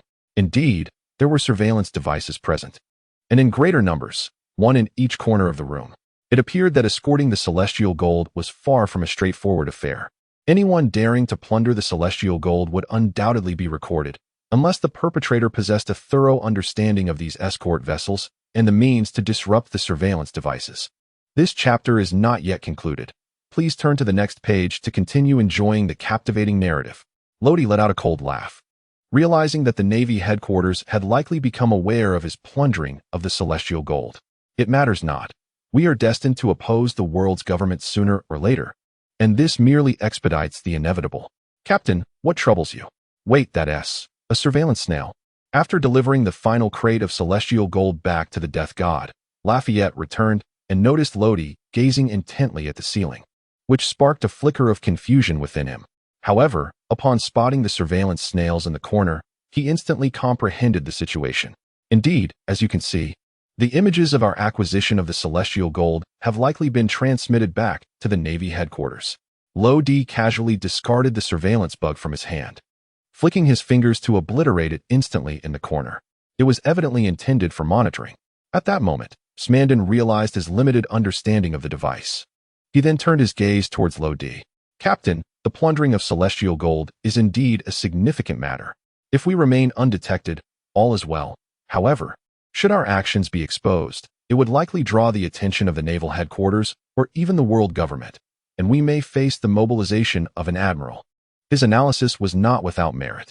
Preemptively seizing the celestial gold prepared by a nation might have minimal repercussions, affecting only that particular country. Yet, the audacity of Lodi's act, directly raiding a naval escort ship dispatched by the world government, was an entirely different matter. It was tantamount to slapping the Navy and the world government in the face. Moreover, the naval personnel had been killed. If such news were to be reported, it would undoubtedly lead to armed conflict. However, Lafayette shook his head, harboring different thoughts. The first half of the Grand Line, known as Paradise, was plagued by various emerging pirates, while the latter half, New World, was dominated by the 4 emperors, leaving the naval headquarters caught in a precarious position. Although the 7 warlords created a delicate balance among the factions, they were hardly compliant, and the Navy had no surplus admirals to send our way, especially since we were still in the West Sea. He paused briefly before adding, of course, if the world government decides to intervene, the naval headquarters would have no choice but to dispatch an admiral, but the likelihood of that happening is quite slim. It must be noted that Lafayette was indeed astute, and his analysis was remarkably astute. Lodi clapped his hands, signaling his agreement with Lafayette's assertion. Very well. Regardless of the intentions of the Navy headquarters and the world government, we must first address the matters concerning the flower country. After all, that is where our true objective lies. He then made his way to the stern deck, casting a distant gaze back towards the port, where it appeared a line of individuals stood observing. One among them seemed to have noticed something amiss and was scrutinizing the scene with a telescope. Fond of eavesdropping. Are we? As Luwadi unsheathed his weapon, he effortlessly executed a swift strike. Almost immediately, a wide arc of slashing energy surged forward, gliding just above the sea's surface at an alarming speed.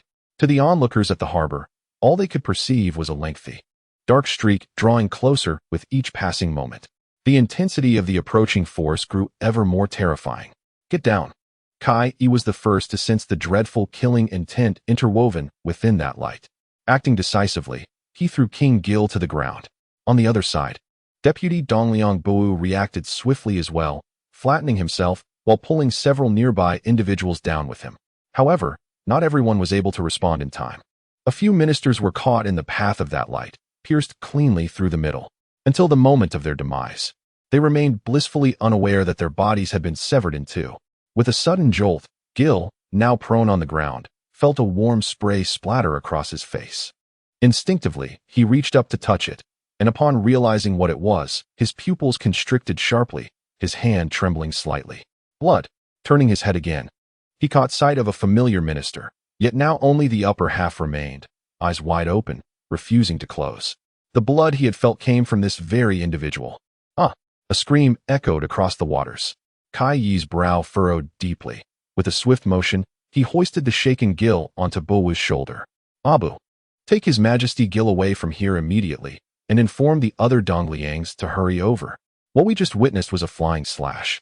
A technique only a master swordsman could execute, and the scale and power of that strike indicate that a top-tier swordsman is approaching. Kai-E understood that without awakening the power within the bloodline that the old Pepper had spoken of, he would be unable to defeat that swordsman. Yet, this battle was unavoidable. Yes, Chief Kai-E, be careful. At that moment, Kai-E was no longer just Bou's older brother. He had assumed the mantle of leader. As a subordinate, Bou would unconditionally execute Kai-Yi's orders. Ah, the captain really knows how to make an entrance. I wonder if they'll flee in fear. Smanton toyed with the dice in his hand, his tone laced with mockery. Most had already fled, leaving only one person at the harbor, marked with a 13 tattoo, likely a Dongliang. Lafitte lowered his binoculars, commenting on the situation at the harbor. Rest assured, all the Dongliangs will arrive shortly. Now, let us depart as well. Unbeknownst to them, the conversation between Kai-E and Abu had not escaped Luwadi's keen ears. He was fully aware of everything. 10 minutes later, Kai-E gazed at the approaching ship. The death god, his grip on the Guandao tightening. Veins throbbed on his forehead, and a hint of fury painted his face. That flag belonged to the death god pirates, the mastermind behind the demise of the Green Pepper. The Green Pepper once proclaimed that as a leader, one must not be swayed by emotions. However, he found himself incapable of such restraint. With a thunderous force, an extraordinary power surged through Kai-E, fueled by overwhelming anger. The ground beneath him seemed unable to withstand this might, fracturing rapidly like a spider's web. With a powerful kick, Kai-E suddenly soared into the air, executing a graceful reversal before descending heavily with his right foot enveloped in a thick layer of armed color. His target was none other than the figure at the bow of the ship, Luo-D. Those 6 years had passed, and that face had undergone significant changes. Kai-E, having seen it countless times in newspapers, would never forget. It was the Grim Reaper, Luo-D. The armed color possesses varying degrees of strength, and today, I shall demonstrate to you what an absolute disparity truly means. Lodi's expression remained serene as he concentrated all his formidable aura into his right fist, manifesting an invisible armor. Though the overwhelming power it exuded was unmistakable, this was advanced armament hockey. Lodi raised her right hand, striking forward with a subtle yet powerful punch. A resounding force propelled Kai-E backward before he could even make contact with her. How could this be? What kind of power is this? As Kai-Yi's body was propelled backwards, disbelief etched across his face. He felt an excruciating pain radiating from his right leg, which was enveloped in armed color. Had the armed color failed? Or was the disparity simply too vast? As he traversed through building after building, confusion clouded his mind. Smanton adjusted his glasses, his eyes reflecting astonishment. Is this indeed the advanced armed color the captain spoke of? The ability to strike someone from a distance? Lafitte absent-mindedly twirled his cane, murmuring, "It is not merely a distant strike. Rather, the armed color has accumulated to a certain thickness, invisible to our eyes. However, such comprehension eludes the average individual and demands a substantial reserve of one's own haki. At that moment, Lodi pointed towards the grand gates of the flower country, which connected to the port, a faint smile gracing her lips. Aren't you eager for revenge? Simply wait by that gate. They should be emerging shortly. Lafitte and Smanton exchanged a glance, wholly convinced by Lodi's words, and took to the skies. Barely had they departed when Aiko appeared from an unknown direction. Lodi, I wish to join this time. Do not think of leaving me behind. Previously, due to her insufficient strength, Lodi seldom allowed her to partake in battles. Yet now, with the possession of 2 forms of haki, her prowess far surpassed her former self. Moreover, upon her departure, Vinny had bestowed upon her an exhilarating buff, igniting an almost uncontrollable urge to engage in combat. Very well, very well. With a resigned nod, Lodi acquiesced, just as Aiko prepared to dash out. Lodi's voice echoed once more. Wait, should we consider that option? Aiko paused momentarily, her agile eyes darting about before she ultimately shook her head. Perhaps it's best to refrain. I certainly do not wish to bring ruin upon this nation. With that, the winds and the swirling snow were unleashed, her form swiftly slicing through the air, employing the Navy's 6th technique known as shave. Given the significance of the heavenly gold, the pillars of the pirate factions under the flag of the Flower Kingdom had gathered with rarity. However, some leaders of the pirate crews were absent due to special missions. Nonetheless, 5 esteemed leaders had convened. Among them was Kai E, the 13th leader of the 8 Treasure Navy, currently being pinned down by Lodi at the port. The remaining 4 leaders congregated in a bar near the main entrance of the Flower Kingdom, indulging in libations. They were Katz, the leader of the Great Treasure Navy, Hoden, the leader of the 2nd Treasure Navy, Kaniji, the leader of the 3rd Treasure Navy, and Glade, the leader of the 6th Treasure Navy. Look at those arrogant Navy fellows. If not for your interference, I would have long since dispatched them. Moreover, what purpose does our annual tribute of heavenly gold serve? Should it merely benefit those insufferable celestial dragons? Katz raged, his face flushed with alcohol, expressing his discontent regarding the collection of heavenly gold. Kaniji, with a benign demeanor, nodded in agreement, though his words were quite alarming. If the opportunity arises, I shall certainly take a couple down and inspect how they differ from us, descendants of gods, utterly laughable. As the discussion grew increasingly boisterous, Hoden abruptly slammed his cup upon the table. Quiet down. You can converse about such matters in private. This is not your domain. And no one is inclined to heed you. If word of this gets out and calamity befalls the Flower Kingdom, who will be accountable? The atmosphere grew tense instantaneously. Glade, who had been quietly sipping his drink, raised his cup, acting as a peacemaker. All right, let us drown our sorrows in drink.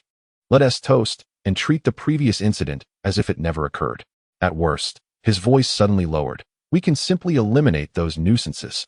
Among all the leaders, Glade was known for his ruthless nature. It was said that he had single-handedly slaughtered the inhabitants of a small town, and silencing witnesses was a mere routine for him. Suddenly, the door was kicked open. The 4 leaders, along with the other patrons in the bar, turned their attention almost in unison. Yet, oddly enough, instead of anger, they fell into a profound silence. Soon, one of them regained composure. It was Bu Wu, the vice leader of the 8 Treasure Navy, who bore upon his back none other than King Gil. Was the blood-staining King Gil's face? Could it be that an assassination attempt had occurred? Consider what day it is today. I suspect that someone has plundered the gold from the heavens, and as a consequence, His Majesty Gil has been injured. Various murmurs of suspicion abound. Horton took a swig of his drink and then cast a glance at Glade. Eliminate that group and silence them. Glade let out a sinister chuckle, drawing his sword from his waist, his crimson tongue licking the blade. At your service. 2 minutes later, tranquility enveloped the surroundings. The 4 pillars learned of the situation outside from Bu Wu's account. To everyone's astonishment, the impish Lodi had somehow survived. Horton was furious. He had obliterated the royal palace. Yet Lodi remained unscathed. Moreover, he had been deceived for 6 years. Unforgivable. Bu Wu, return His Majesty Gil to the palace. I shall seek retribution against that little imp. The pillars cats of the Great Treasure Navy and Connor of the 3 Treasure Navy clenched their fists and exchanged glances, simultaneously declaring, Count us in. We let those little rats escape once. This time, we shall ensure they do not return. Glade, who was wiping blood from his sword, suddenly interjected. Hey, count me in as well. I too wish to witness the so-called Death God pirates. At the gates of the Flower Kingdom, A familiar voice called out, "Uncle Smanton." "Uncle Lafayette." Smanton and Lafayette turned in unison and were greeted by the sight of Aiko. "Miss Aiko, how could the captain allow you to come here? Ever since that incident 2 years ago, he has been quite worried about you." "Indeed, the captain nearly shed tears back then." "Aha." Smanton laughed heartily, disregarding all decorum. "Humph." Aiko huffed, drawing her blades, wind and snow. "Dare to speak ill of Brother Lodi, and I shall settle the score with you later. But first, do take heed of what approaches from behind. They are drawing near." With her keen observation, Aiko could distinctly sense the powerful presences drawing closer. Smanton and Lafayette, noticing Aiko's serious demeanor, stifled their laughter and turned to gaze deeper into the street. The thoroughfare bustled with pedestrians, yet no suspicious figures were in sight.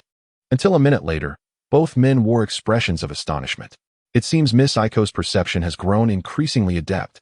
The familiar figures finally emerged. The four pillars were sprinting towards them. Given the conspicuousness of the trio's position, the four pillars quickly spotted them. "These three shall be entrusted to you.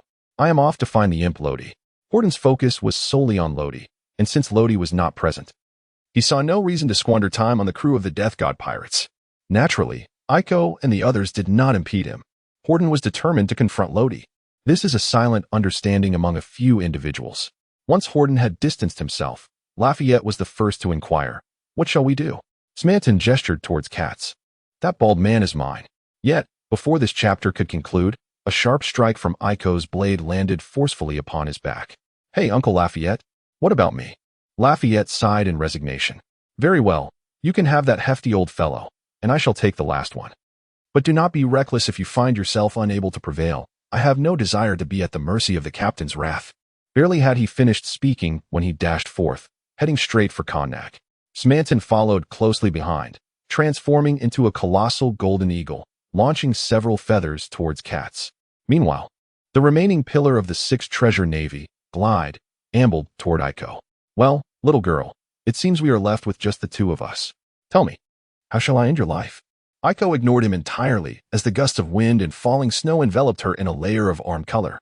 "Snowstorm slash!" With a swift motion, the sword energy surged forth, emanating an icy chill, as two strikes imbued with frigid air flew forth. "Sir Master!" Glide's pupils constricted sharply. At the port, Kai lay gasping for breath amidst the ruins. Debris concealed nearly half of his body. With severe internal injuries and multiple fractures, he was almost entirely immobile. Lodi crouched slightly, gripping Huangquan firmly, and quietly regarded him. "Kai, I can only say that your grandfather departed without any regrets. Rest in peace." With those words, under Kai Yi's vacant gaze, Lodi ended his life. "You wretched little demon, you shall pay for this."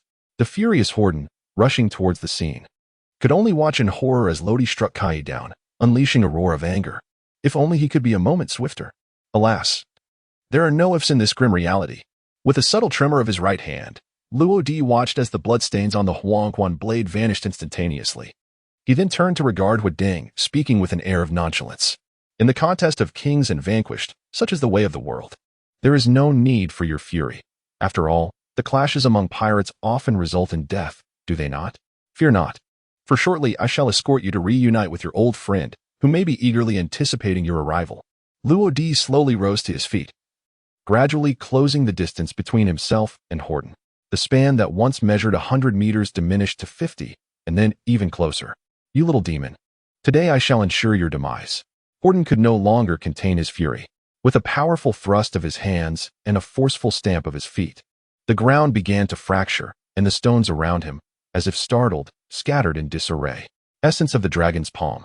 The formidable force stirred the air, resembling the tempest of a mighty dragon, its shadow threatening to consume all in its path, an overwhelming pressure cascading forth like an avalanche. The sound of the raging wind seemed to form a dragon's roar, each note resonating deeply, captivating the soul. "Luo Di, last time it was merely your good fortune. This time, let us see how you evade." Horton bellowed as the tempestuous dragon coiled and entwined, and with a swift motion of his palms, it solidified into a singular line, its gaping maw lunging fiercely towards Luo Di.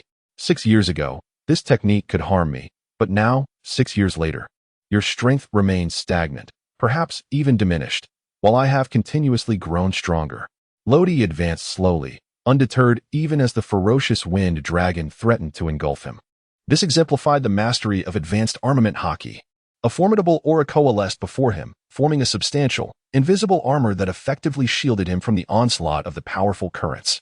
Lodi emerged unscathed, not even a scratch upon his form. A minute later, the colossal dragon dissipated, leaving Hoden, who had exhausted much of his energy, gasping for breath. His hands trembling involuntarily. Before him lay a scene that widened his eyes in disbelief, nearly causing him to forget to breathe. How could it be?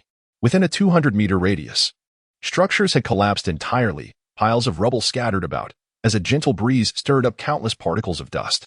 Under such a formidable assault, one would expect Lodi to be gravely injured, if not dead. Yet, the reality was that he remained entirely intact, with not a single tear upon his garments. At that moment, he stood still upon the heap of debris, his profound gaze reflecting Hoden's disheveled figure.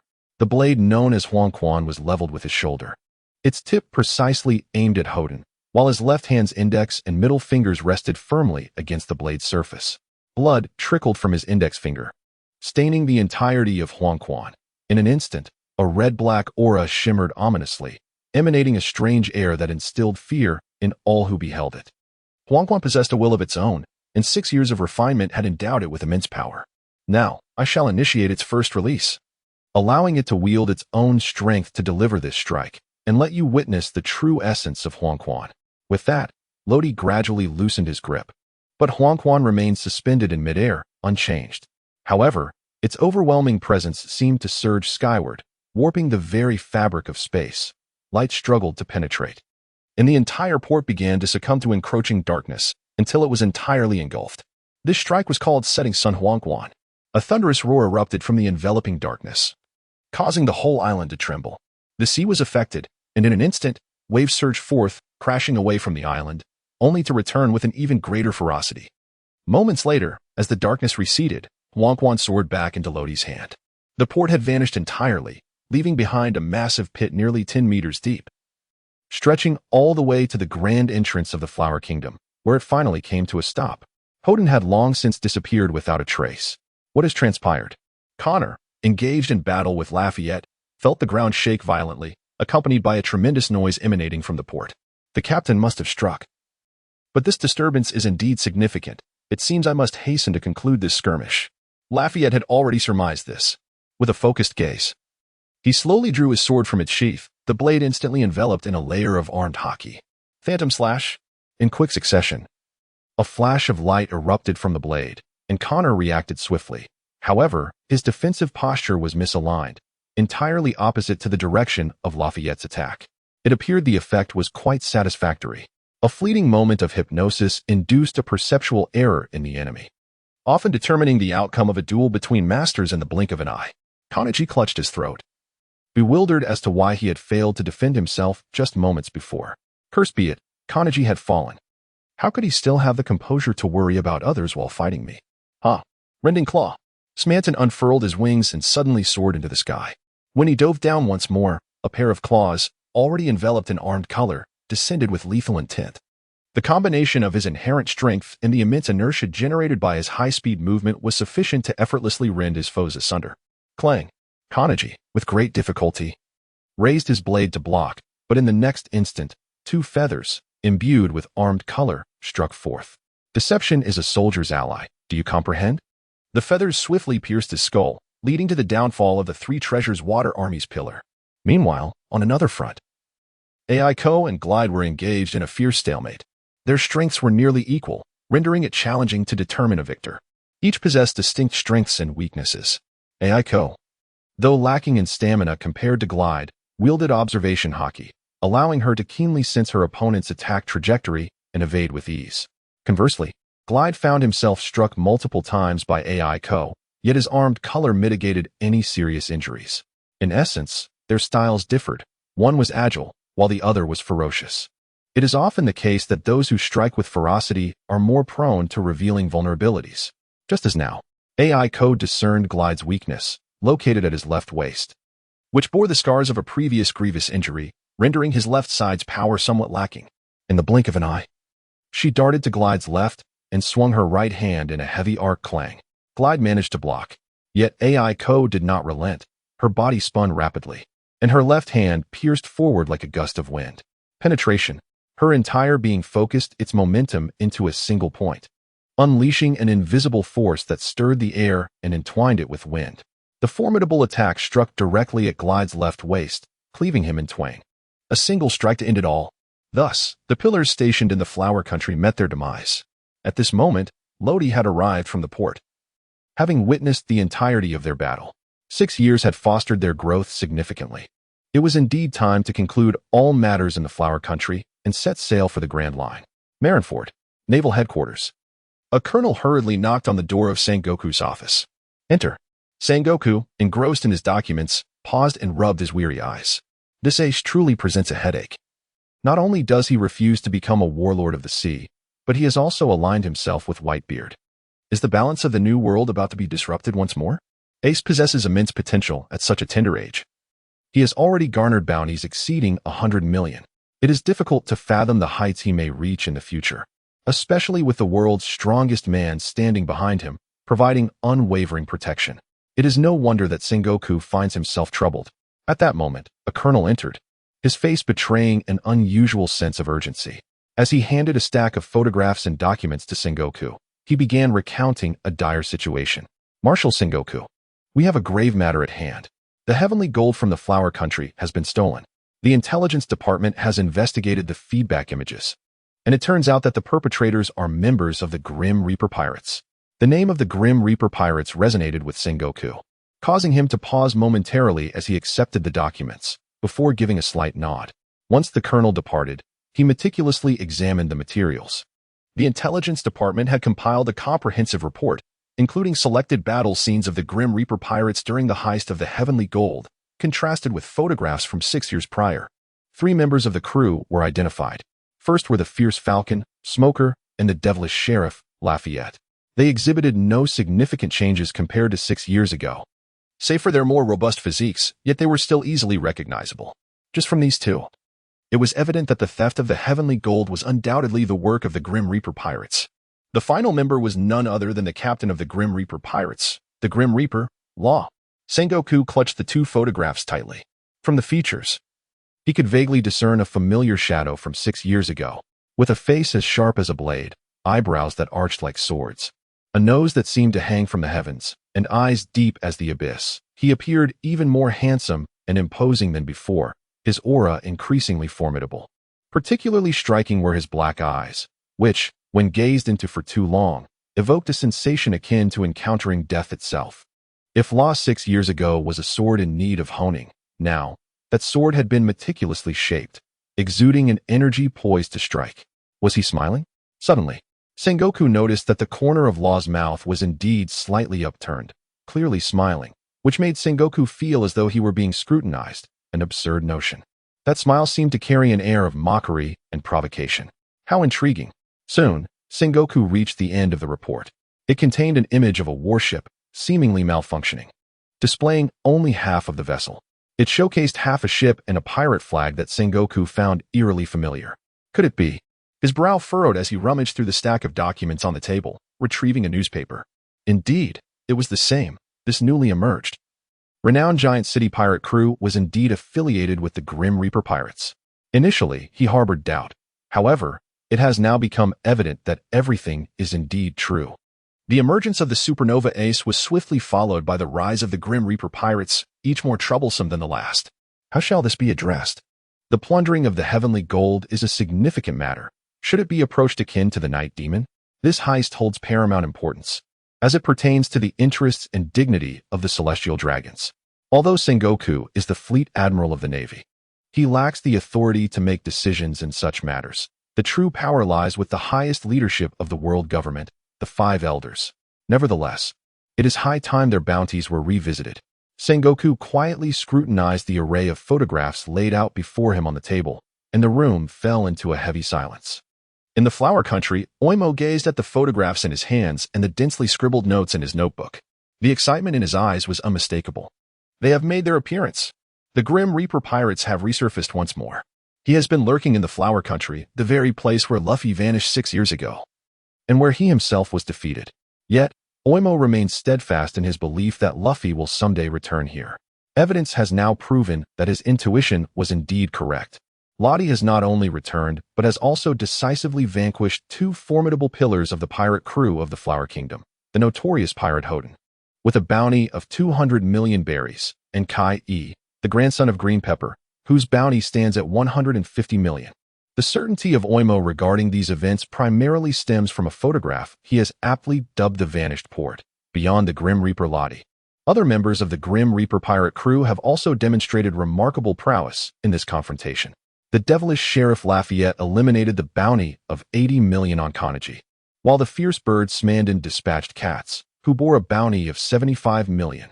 Even Lottie's younger sister, the mere 15-year-old Aiko, managed to slay Glade, who had a bounty of 65 million. After a 6-year absence, the Grim Reaper pirate crew has showcased such impressive strength. If this were to be reported, it would undoubtedly astonish the entire world. Oimo indeed took swift action, promptly transmitting photographs and his meticulously crafted notes to Morgan's, located in the Grand Line. The re-emergence of the Grim Reaper pirate crew, having been absent for 6 long years, and the subsequent defeat of the Flower Kingdom's pillars is undoubtedly significant news. However, it is merely the West Sea. Grim Reaper Lottie, does your future extend no further than this modest sea? Morgan set down the photographs with a lengthy sigh, seemingly lamenting for Lottie. As time progresses, by the afternoon, the people of the Flower Kingdom are engulfed in ceaseless panic. Some have witnessed the port, now reduced to a massive crater, while others have glimpsed the lifeless bodies of several key figures of the Flower Kingdom. These events, relayed from person to person, rapidly spread. And within mere hours, the entire nation is aware. They are filled with apprehension regarding the future of the Flower Kingdom and their own destinies. The royal palace of the Flower Kingdom. Lodi entrusted the record pointer and the map of the first half of the Grand Line to Lafayette, then turned his gaze towards the recently arrived Laisha. Laisha, shall you take charge of the subsequent affairs of this nation? Laisha tucked a strand of her purple hair behind her ear, her eyes fixed on Lodi without blinking. After a prolonged silence, she sighed. Captain Lodi, you certainly know how to assign me tasks. However, you must realize that the power of the Blood Rose alone is insufficient to confront the remaining pirate forces. Yet, if we could have the formidable warriors of Elbaf assisting us, it would become quite manageable. Her words subtly hinted at a request, assistance. Naturally, Lodi did not decline. The following day, the Grim Reaper sailed across the boundless ocean. Lodi did not linger long in the Land of Flowers. As he had stated, he entrusted all subsequent matters to Lycia. He also facilitated contact with the giant nation of Elbaf across the Western Sea, where the giant warriors displayed great enthusiasm. Upon receiving Lodi's request, they dispatched a warship to assist Lycia. Naturally, their fervor was not unfounded. The giants venerate strength, and Lodi's formidable prowess won their admiration. Moreover, he had bestowed a transformation upon the foremost warrior of their nation, who now frequently graced the pages of newspapers, gaining worldwide renown. There even existed the possibility of surpassing the legendary giant pirate crew of a century past. Such an achievement was undeniably a monumental honor. Captain, the newspaper. Lodi, who had been vigorously swinging his sword at the bow of the ship, gradually halted, sheathing his weapon before accepting the newspaper handed to him by Lafayette. The re-emergence of the Grim Reaper pirates. The pillars of the Land of Flowers have all been vanquished. Who is mightier, the two strongest supernovas? The Grim Reaper Lodi or Fire Fist Ace? How can I be compared to Ace? Lodi gazed at the bold letters, feeling a wave of speechlessness wash over him. In truth, this was a deliberate ploy by Morgans, designed to provoke Lodi into venturing forth into the Grand Line. Only then could Lodi generate even greater headlines for him. Naturally, with Ace, the sensational newcomer who had dominated the news headlines throughout the year, making an appearance, this newspaper would garner heightened attention and attract a greater readership. After all, it was all about profit, and there was no shame in that. Lodi swiftly finished perusing the newspaper. However, he discovered that there was no mention of his audacious heist of the heavenly gold. It must not have been captured, after all. Lodi harbored doubts that Morgans would conceal such a monumental affair. After all, he was a man possessed by the pursuit of sensational news, willing to defy even the global government for it. Indeed, the circumstances corroborated this, as the king of Flower Country, Gil, had sealed off the port and the surrounding waters, prohibiting any entry. The journalists were left to languish within the confines of Flower Country, lamenting their helplessness. Furthermore, after Lodi had absconded with the celestial gold, sinking all naval vessels and escort ships, the naval headquarters dispatched a contingent to wrap up the matter. Thus, apart from the naval headquarters and the Grim Reaper pirates, no one else was privy to this incident. TSK, one wonders how the global government intends to address us. Lodi gently shook her head and set the newspaper aside on the table. At that moment, Lafayette approached again, holding 5 wanted posters in his hand. Captain, the recently issued bounties have significantly increased our rewards. Lodi's gaze briefly swept across the scene, and he acknowledged the substantial increase. His bounty had surged from 40 million to 200 million. Such a dramatic rise, especially while traversing the seas, was nearly unprecedented. This was primarily due to his audacious heist of the heavenly gold, and it was further bolstered by his remarkable feats of vanquishing formidable adversaries like Qingxiao, Houghton, and Kai. After careful deliberation, the Navy headquarters deemed such an elevation justifiable. Next came the notorious Captain Lafayette, whose bounty escalated from 20 million to an impressive 60 million, a considerable increment indeed.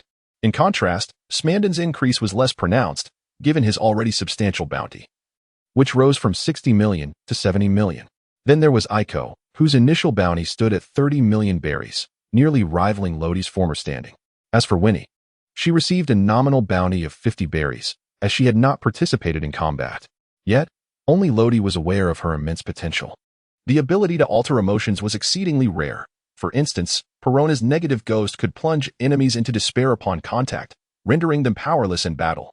Similarly, Winnie could wield such a power, and with even greater versatility. In the future, Lodi intended to offer her developmental guidance, as he did not wish for such a formidable fruit to remain unacknowledged. This freshly minted newsprint sent ripples of astonishment through the world. Lodi's bounty heralded the rise of a burgeoning superstar. A bounty of 200 million could easily classify one as a notorious pirate, even in the early stretches of the Grand Line. Who could have imagined that the bearer of such a bounty remained in the West Sea? Naturally, many were skeptical as to whether Lodi's true strength warranted this staggering figure. Among them, bounty hunters exhibited the most fervent enthusiasm. 200 million was no trifling sum. Driven by the notion of complete this job and enjoy a blissful life thereafter, numerous bounty hunters simultaneously set their sights on Lodi's head. Consequently, the entrance to the Grand Line, Twin Cape, became particularly lively in the following days. In the New World, the 4 emperors now stood at the forefront. The Whitebeard pirates were present, and the ailing Whitebeard flipped through the newspaper in his hands, subsequently gesturing for Ace, who was nearby, to come closer. Gururara Ace. Take a look at this. The Grim Reaper Lodi, a man who was thought to have perished 6 years ago, has resurfaced. And people are even drawing comparisons between you two. Ace perused the newspaper, chuckling quietly after a moment. Father, I have indeed encountered this individual in the pages of the paper before. When I believed he had met his demise, I felt a sense of loss. Now that he has returned, should the opportunity arise, I would like to meet him. As for comparisons between us, I am a combative person. Yet I do not seek to challenge those weaker than myself. Otherwise, I would not have specifically chosen to confront the man known as the strongest in the world, Whitebeard. My experiences are still limited. I have much to learn and grow.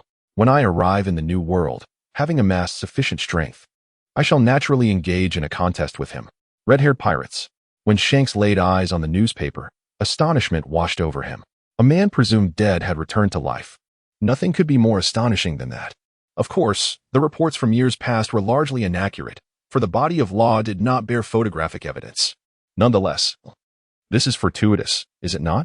Is it not a harbinger of the New World's arrival? Driven by the tides of this era, the sea shall inevitably be unsettled. Luffy, are you prepared? Big Mom pirates. Parasparrow, which of my daughters do you think I should wed to him? Big Mom contemplated the newspaper, already determining Law's future companion. The tradition of seeking a son-in-law is indeed an age-old custom of the Big Mom pirates. Beast pirates. The inebriated Kaido smashed a bottle to the ground with a resounding crash. Revived from death? Utterly laughable. Law, when you arrive in the New World, I shall witness how you manage such a feat. As the strongest creature, Kaido dismissed this notion with scorn. Dressrosa. Doflamingo twisted his fingers, manipulating his clone while shards of paper lay scattered around him. Fufufu, come to the New World, Grim Reaper Law. Days later, the news of the Grim Reaper pirates gradually faded from public view. They seemed to have plunged into silence once more. Some speculated that their next appearance might not be until 6 years hence, while others believed they would soon set sail for the Grand Line. The Grand Line is a circular maritime region that intersects perpendicularly with the Red Line, renowned as the most perilous navigation route in the world. Together with the Red Line, it divides the world into 4 seas: east, west, south, and north. However, due to the existence of the doldrums, those from the 4 seas can only access the Grand Line via Reverse Mountain, which serves as the starting point for this treacherous voyage. Thereafter, one can enter the first half of the Grand Line, which some refer to as Paradise, while others dub it the Pirate's Graveyard. At this juncture, the Grim Reaper ship had arrived at the foot of Reverse Mountain. Steer the ship, Smoker. Do you see that water gate? We must enter and navigate upstream along the current to reach Reverse Mountain with haste. Lafayette fixed his gaze ahead, directing Captain Smanton at the helm. Lafayette, silence.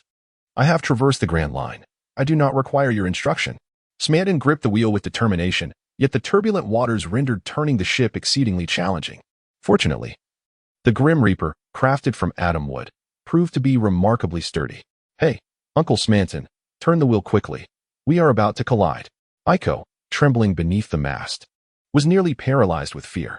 The swift current propelled the Grim Reaper forward. Just as the vessel was on the verge of breaching the water gate, a dilemma arose. Despite Smanton's utmost efforts to adjust the course, a slight misalignment remained, resulting in the bow of the ship aligning perilously with the crimson earthen wall. As the ship's prow approached the red land, Lodi suddenly sprang into action, donning the cloak of death, soaring straight ahead. Stand back, he commanded, suspending himself between the ship's bow and the red wall, confronting the Grim Reaper directly. With both hands grasping the bow, he infused his arms with the power of the Grim Reaper, causing the vessel to shift under his influence. We're clear. As the Grim Reaper navigated through the water gate, ascending against the current, Lodi returned to the ship. A collective sigh of relief echoed among the crew. Lafayette adjusted his hat, his voice laced with an unusual note of reproach. Thank goodness for the captain. Otherwise, the consequences would have been unimaginable. Smanton, do take a look at the vessel you are piloting. Iko, having just stowed the sails, placed her hands on her hips, her expression one of indignation. Indeed, Uncle Smanton, you frightened me to death just now. Scratching his head, Smanton retorted, Humph, Lafayette, it was your incessant chattering that distracted me. Otherwise, with my sailing expertise, such an error would have been impossible. I am the navigator. What is your command? Ah, how fragile the bonds of friendship can be, as harsh words began to fly. Lodi, exasperated, approached the mast. At that moment, Winnie clung to the mast, her body trembling and her complexion pale, clearly shaken. Winnie, go calm them down and, while you're at it, test your abilities. Lodi gently lifted her up and then softly nudged her towards the quarreling Smanton and Lafayette. All right, Winnie replied, taking small steps toward the two, and then reaching out to touch their arms. Immediately, the two who had been embroiled in a heated argument came to an abrupt halt. Their eyes now as tranquil as a still pond, the previously palpable anger vanished without a trace. What is happening? Why do I feel nothing for you? Lafayette stared at Smanton with a robotic demeanor, devoid of emotion in his voice. Well, I feel nothing for you either. Smanton nodded in agreement, acknowledging his words.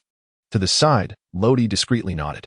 It now appeared that it was not Winnie's lack of ability, but rather his overwhelming strength that had rendered her ineffective previously.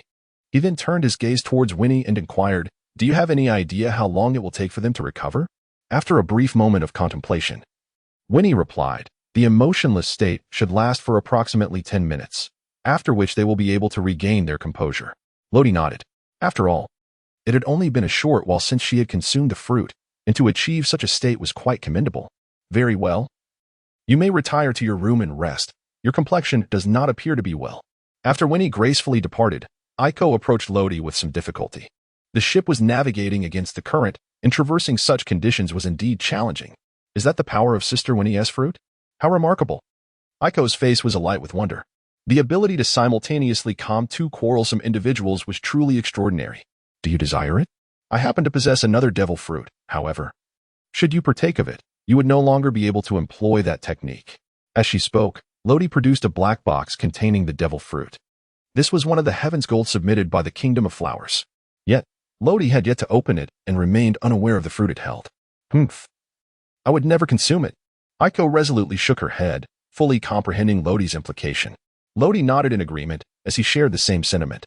If Iko consumed it, the portion of power within his soul would no longer be able to influence her.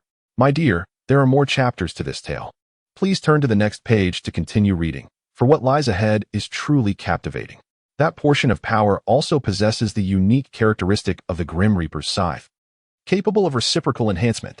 Although its effect is less than 1%, it can accumulate over time, eventually empowering Aiko to an extraordinary degree. Suddenly, Lodi's expression shifted dramatically. He intended to say more, but swiftly enveloped Aiko in his arms and soared towards the heavens.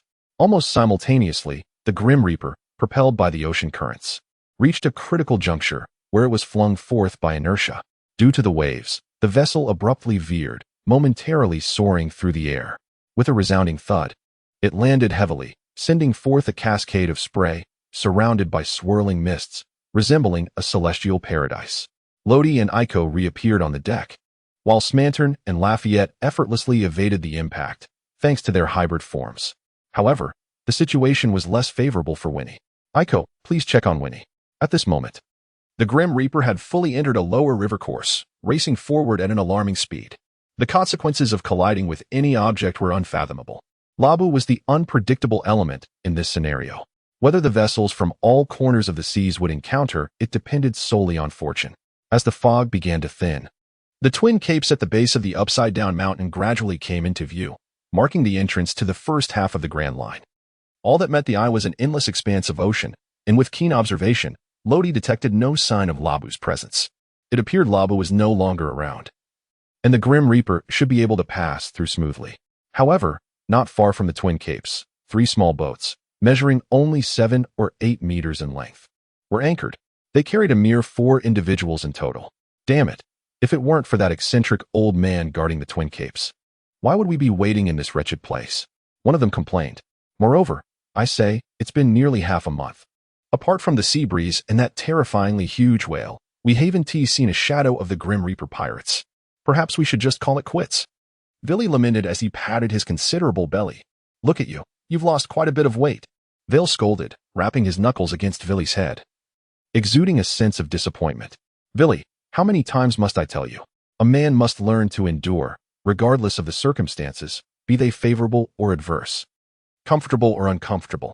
Douglas MacArthur once proclaimed that to endure is not to submit, but to accept with a clear conscience. You must immerse yourself in it, embrace it, and tolerate it. Beside them, Chaston felt the veins on his forehead throb, and he finally reached his limit. With a sudden and forceful punch, he struck the rock before him. Veer, I have truly had enough of you. You enjoy enduring, do you? My fists are large and hard, perfectly capable of testing your fortitude. As he raised his hand once more, an enormous imprint was left on the rock's surface. Goodness, that's terrifying. Endure. Veer gulped and hastily waved his hand. Chaston, I realize my mistakes. Consider my words mere folly. There is no need for you to take action. I'll slap myself a couple of times instead. How does that sound? With that, he indeed slapped his own face twice, the resounding smack showcasing his sincerity. Humph. Chaston cast him a cold glance and chose not to speak further.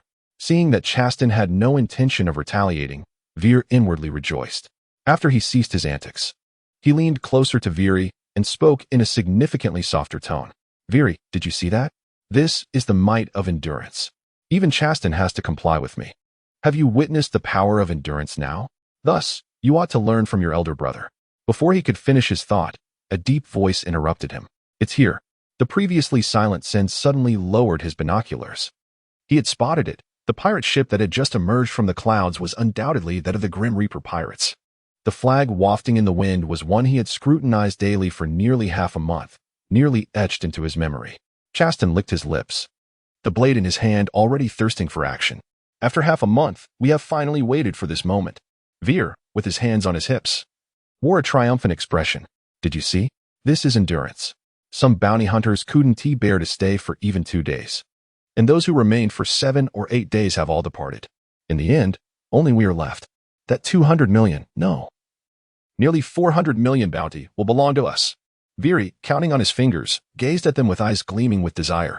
400 million. Just imagine how much meat that could buy. Such a waste. Such a glutton. Chaston clenched his fists tightly, glaring fiercely at the two. Listen well. If you dare to cause trouble this time, I will not spare you. Shoo.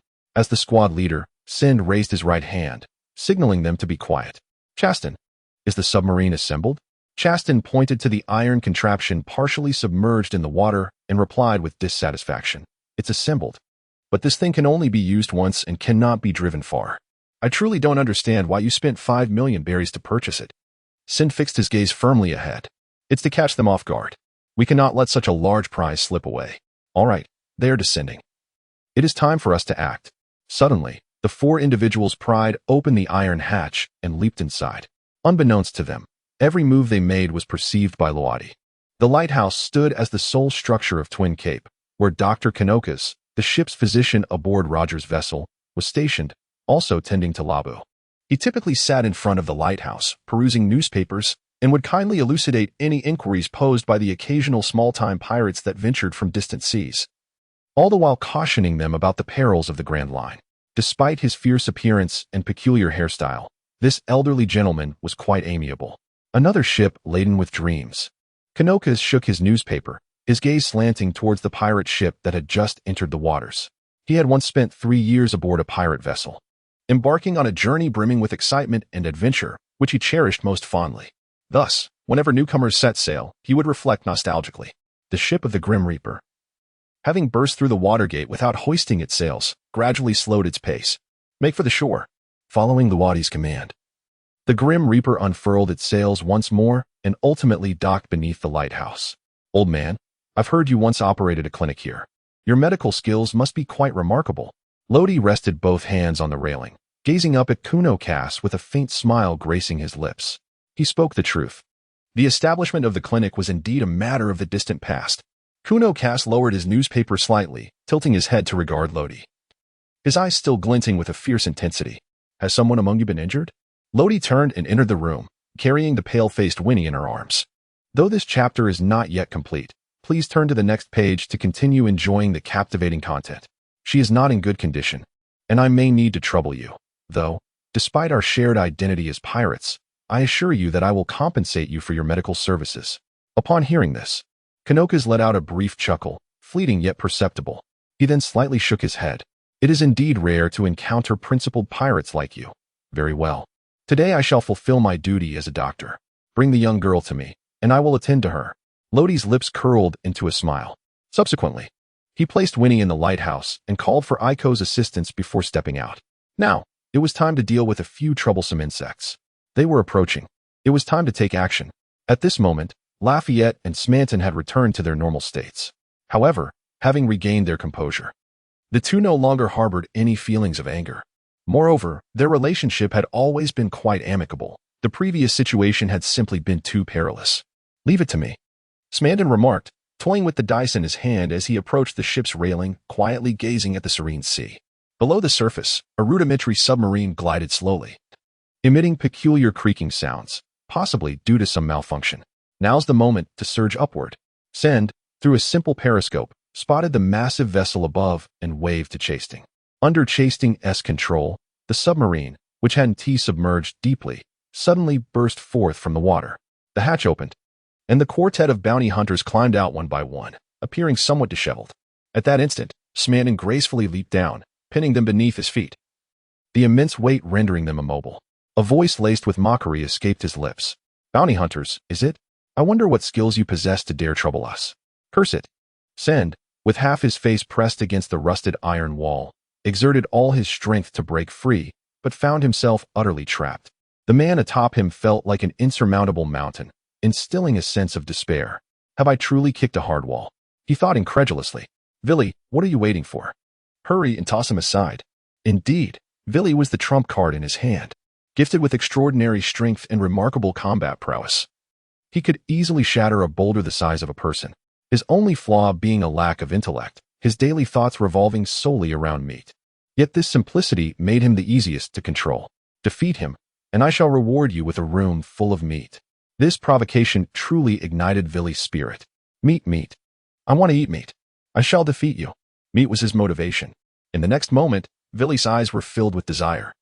His enormous hand pushed against the hatch as his body slowly rose. Smanton, standing on him, was momentarily taken aback. What terrifying strength! In the following instant, caught off guard, Smanton was hurled skyward by Villy, soaring like a meteor. Goodness, how fierce! Lodi stood silently by the shore, her head tilted at an increasingly pronounced angle. Perhaps 300 or 400 meters high.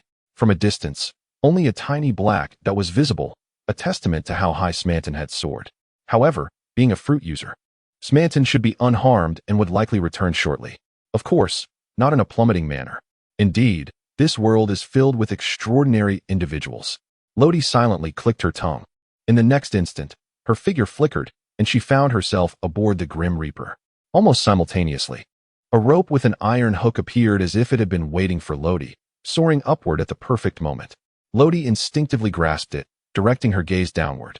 "Hey, I say to you lot, are you planning to hijack this ship?" Indeed, it was those bounty hunters who had cast their lot. At that moment, Lafayette approached, twirling his cane. "Captain, you could have simply handed them over to me earlier. Look, now Smanton is nowhere to be seen. How utterly pathetic." 6 years had wrought considerable change. Lafayette and Smanton now shared an unspoken bond akin to that of old friends, both relishing in belittling one another. Yet, in terms of overall prowess, Lafayette undoubtedly held the upper hand. "Let us extract some information first. If they prove to be of no use, you can dispose of them." Lodi remains indifferent. However, those who dare to covet his head must be prepared for death. The conversation between the two only fueled Cinder's growing fury below. "Veery, eliminate them, and I shall reward you with a shipload of meat." The bounty escalated from a mere roomful to an entire vessel. Once more, Veery was consumed by desire. With a sudden stomp of his feet, the submarine began its descent. Ultimately, he managed to leap aboard, yet the other 3 bounty hunters suffered greatly. "I was trapped, Gulu. Minka, Gulu, caught in a predicament." The unfortunate Chaston could hardly believe he was meeting his end in such a humiliating manner. The submarine, valued at 5 million berry, was excessively antiquated, and the watertight door frequently malfunctioned. This time, it refused to budge entirely, leaving him half embedded. As seawater filled the control chamber below, he descended slowly to the ocean floor. His final thought was that if heaven granted him another chance, he would surely tear apart that miserly Cinder. If one must purchase, it should be of quality. Yet, that scoundrel Cinder opted for a shoddy contraption to save money. Meanwhile, Veery and Cinder had reached the bottom of the Grim Reaper and were preparing to ascend. On board the Grim Reaper, Veery patted his ample belly, his eyes gleaming with a ferocious red as he fixed his gaze upon Lodi, then spread his arms wide, launching himself in a predatory leap. "Ah, it seems he has set his sights on me." Lodi shook his head. Initially, he intended to entrust this individual to Lafayette, but it now appeared that he must intervene himself. "Lafayette, handle this fellow," he commanded, "while I take care of the 2 down there." The reason for 2 was clear to Lodi, as he was already aware that one unfortunate soul had perished in the depths. Lafayette responded affirmatively, leaping gracefully into the sea. Almost simultaneously, Lodi sprang into action, extending his right hand to seize Villy's large face with remarkable force. The intensity of his grip took Lodi by surprise. Immediately, the power of death surged through him, and with a powerful thrust of his right hand, he sent Villy's massive form soaring into the air. With a swift motion, Lodi followed suit. By this time, his right hand was enveloped in an invisible layer of hockey. He unleashed a punch that resonated with a thunderous boom. Villy's abdomen caved in dramatically, and he was propelled backward at an astonishing speed. From a distance, his corpulent figure appeared to skim across the surface of the sea like a stone skipping over water, eventually sinking beneath the waves after traveling several hundred meters. This maneuver was aptly named "Return the Favor with Their Own Method." The height to which Smanton soared was matched only by the distance Villy drifted. "Captain, what of those individuals?" At that moment, Smanton finally returned, flapping his wings vigorously. His expression clearly indicated his displeasure. Lodi gestured towards the distant sea. "The individual who had struck you has already sunk beneath the waves. Should you hurry there now, you might still catch a glimpse of him. As for the others, they should be surfacing soon." No sooner had the words left his lips than 2 figures soared up from the depths, crashing heavily onto the deck moments later. "Ah, Smanton, you've returned. I was beginning to think you had fallen into the sea." Lafayette landed on the deck, his magnificent wings gradually retracting. Lodi waved her hand, signaling them to quiet down, before turning her gaze towards the somewhat dazed Veer and Cinder lying on the ground. "Have they all been hypnotized?" Raphael nodded in acknowledgement. Lodi stepped forward and inquired, "Do you have an organization?" "We were originally bounty hunters from the Baroque works. A fortnight ago, we caught wind of the infamous deadly pirates, and thus we severed our ties with the organization to set an ambush for them. Once we claim the bounty, we intend to retire." Baroque works. A flicker of astonishment crossed Lodi's eyes. Was that not the clandestine criminal organization established by one of the 7 warlords of the sea, Sir Crocodile? The Baroque works engaged in a multitude of endeavors, among which was indeed the pursuit of bounties.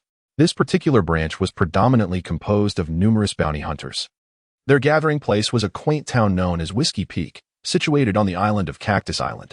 However, Lodi is currently pondering whether to embark on that journey. For once she sets foot there, her course will be irrevocably determined. Indeed, from the moment one begins at Upside Down Mountain, 7 magnetic pathways extend outward. Initially, any of these routes may be chosen. However, irrespective of which island one commences from, the selection is final, and one must navigate through each island sequentially. Ultimately, all 7 paths converge upon the Shambadi archipelago. This implies that should Lodi choose to venture to Cactus Island, her subsequent maritime trajectory would be fundamentally set. The question remains, should she go? In truth, Lodi harbors a reluctance to embark on this journey, based on the invaluable information regarding the Grand Line provided by Raisha. Lodi has already gained insight into a portion of the maritime routes. Among these, certain peculiar islands have sparked his profound interest. One such island is known as Whirlpool Island. True to its name, it is situated within the depths of a great oceanic vortex. Due to a unique magnetic field, this island remains unconsumed by the surrounding waters, despite being submerged beneath the surface. After much contemplation, Lodi ultimately resolved to set sail for Cactus Island. He had several significant tasks to undertake. Firstly, he aimed to usurp Crocodile's position as a warlord of the sea, which would facilitate his access to Impel Down in the future. Of course, should the world government oppose this due to the plundering of the sky's gold, it would present complications, but he remained confident in his ability to infiltrate Impel Down regardless. Secondly, prior to Audrey's departure, Lodi had relayed information about the Red Demon Brokey and the Blue Demon Dory to him. By now, he had likely reached Little Garden and engaged in several skirmishes with those 2 exceedingly obstinate Elbaf warriors. Thus, Lodi was also inclined to witness the events unfold, perhaps even encountering Audrey along the way. Lastly, he intended to journey to Sky Island to subdue Eneru. Eneru's prowess was undeniable.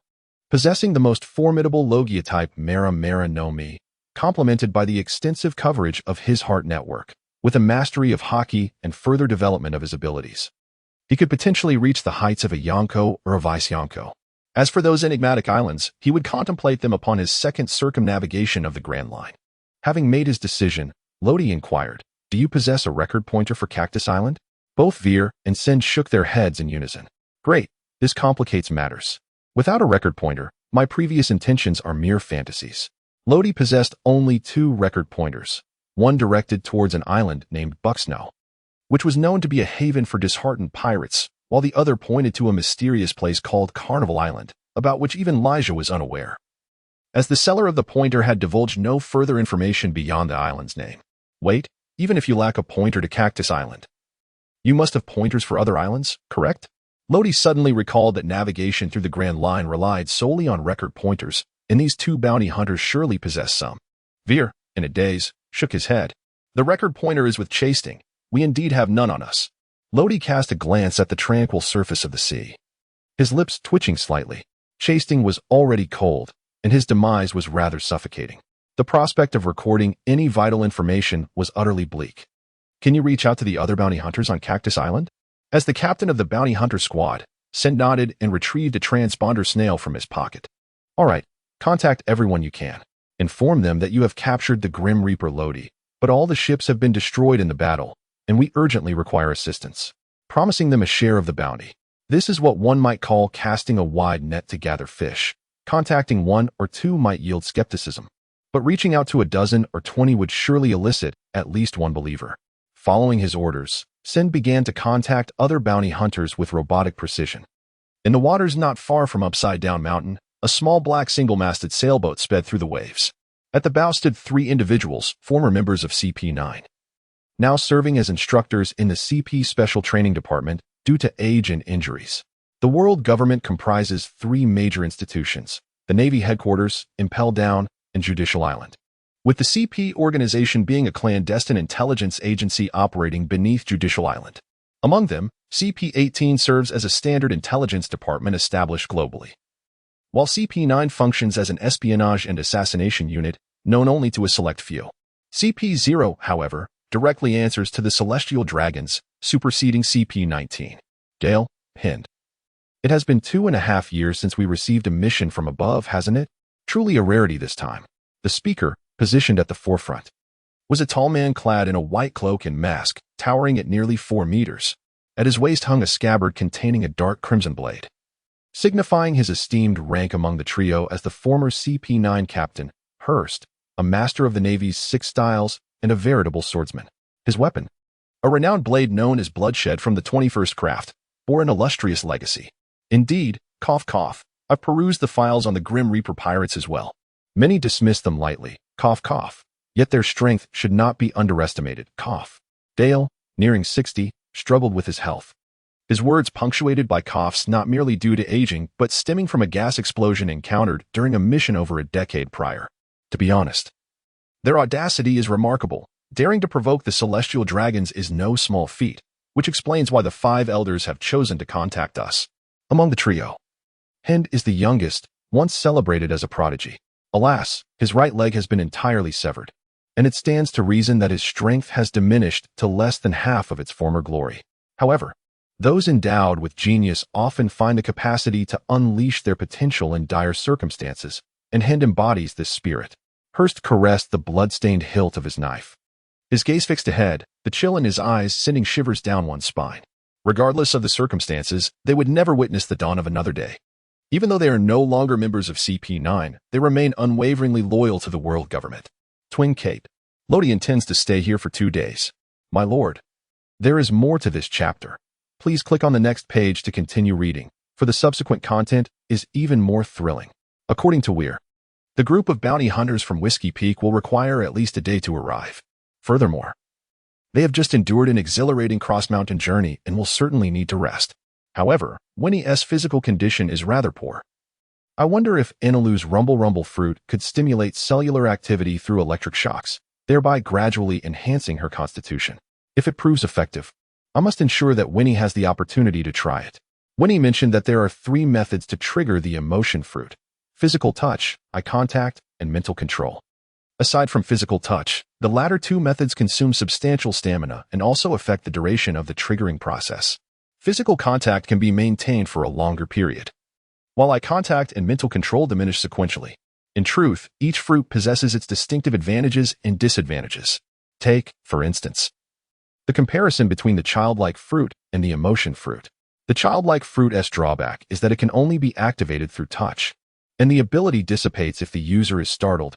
However, its strength lies in its durability. So long as the user remains unperturbed, its effects persist. Conversely, the emotion fruit, while capable of being triggered through thought or a mere glance, is less enduring. Yet, should the emotion fruit awaken, it would represent an exceptionally formidable force.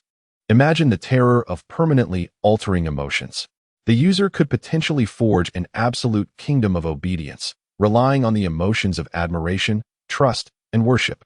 This line of thought could also extend to the mastery of fierce beasts, which seems feasible. After all, the brains of such creatures are quite simple, once tamed. Their loyalty is remarkably high, and betrayal is virtually non-existent. That night, the moon was bright and the stars sparse. The full moon cast a silvery veil over the surface of the sea. In the distance, a small black boat created ripples, disrupting the scene's beauty. Standing atop the lighthouse on the left side of Twin Cape, Lodi propped himself against the roof with a yellow spring, his eyes gently closed, seemingly caught in a state between slumber and wakefulness. At such a late hour, it is curious that someone would venture here. Surely, the visitor bears ill intentions. Lodi's mouth slightly ajar, he stifled a yawn, and the corners of his eyes grew moist. Indeed, during this season, he often found himself gazing at the luminous moon, reminiscing about the past. Soon after, he would drift into a deep slumber. Just at that moment, as he was on the verge of sleep, visitors arrived. 3 individuals, each formidable, even surpassing the strength of the famed green pepper from the land of flowers. With his death god fruit partially awakened, Lodi had begun to touch the realm of souls. He could discern their power through the aura emanating from their spirits. They likely were not under Crocodile's command, as his subordinates did not possess such strength. Could they be bounty hunters from elsewhere? Curiosity piqued, Lodi gradually rose, stretching his limbs. Meanwhile, Hinder observed the hazy figure atop the lighthouse through his mask, murmuring, "Have we been discovered?" Deller coughed in response. "Ahem, it seems so."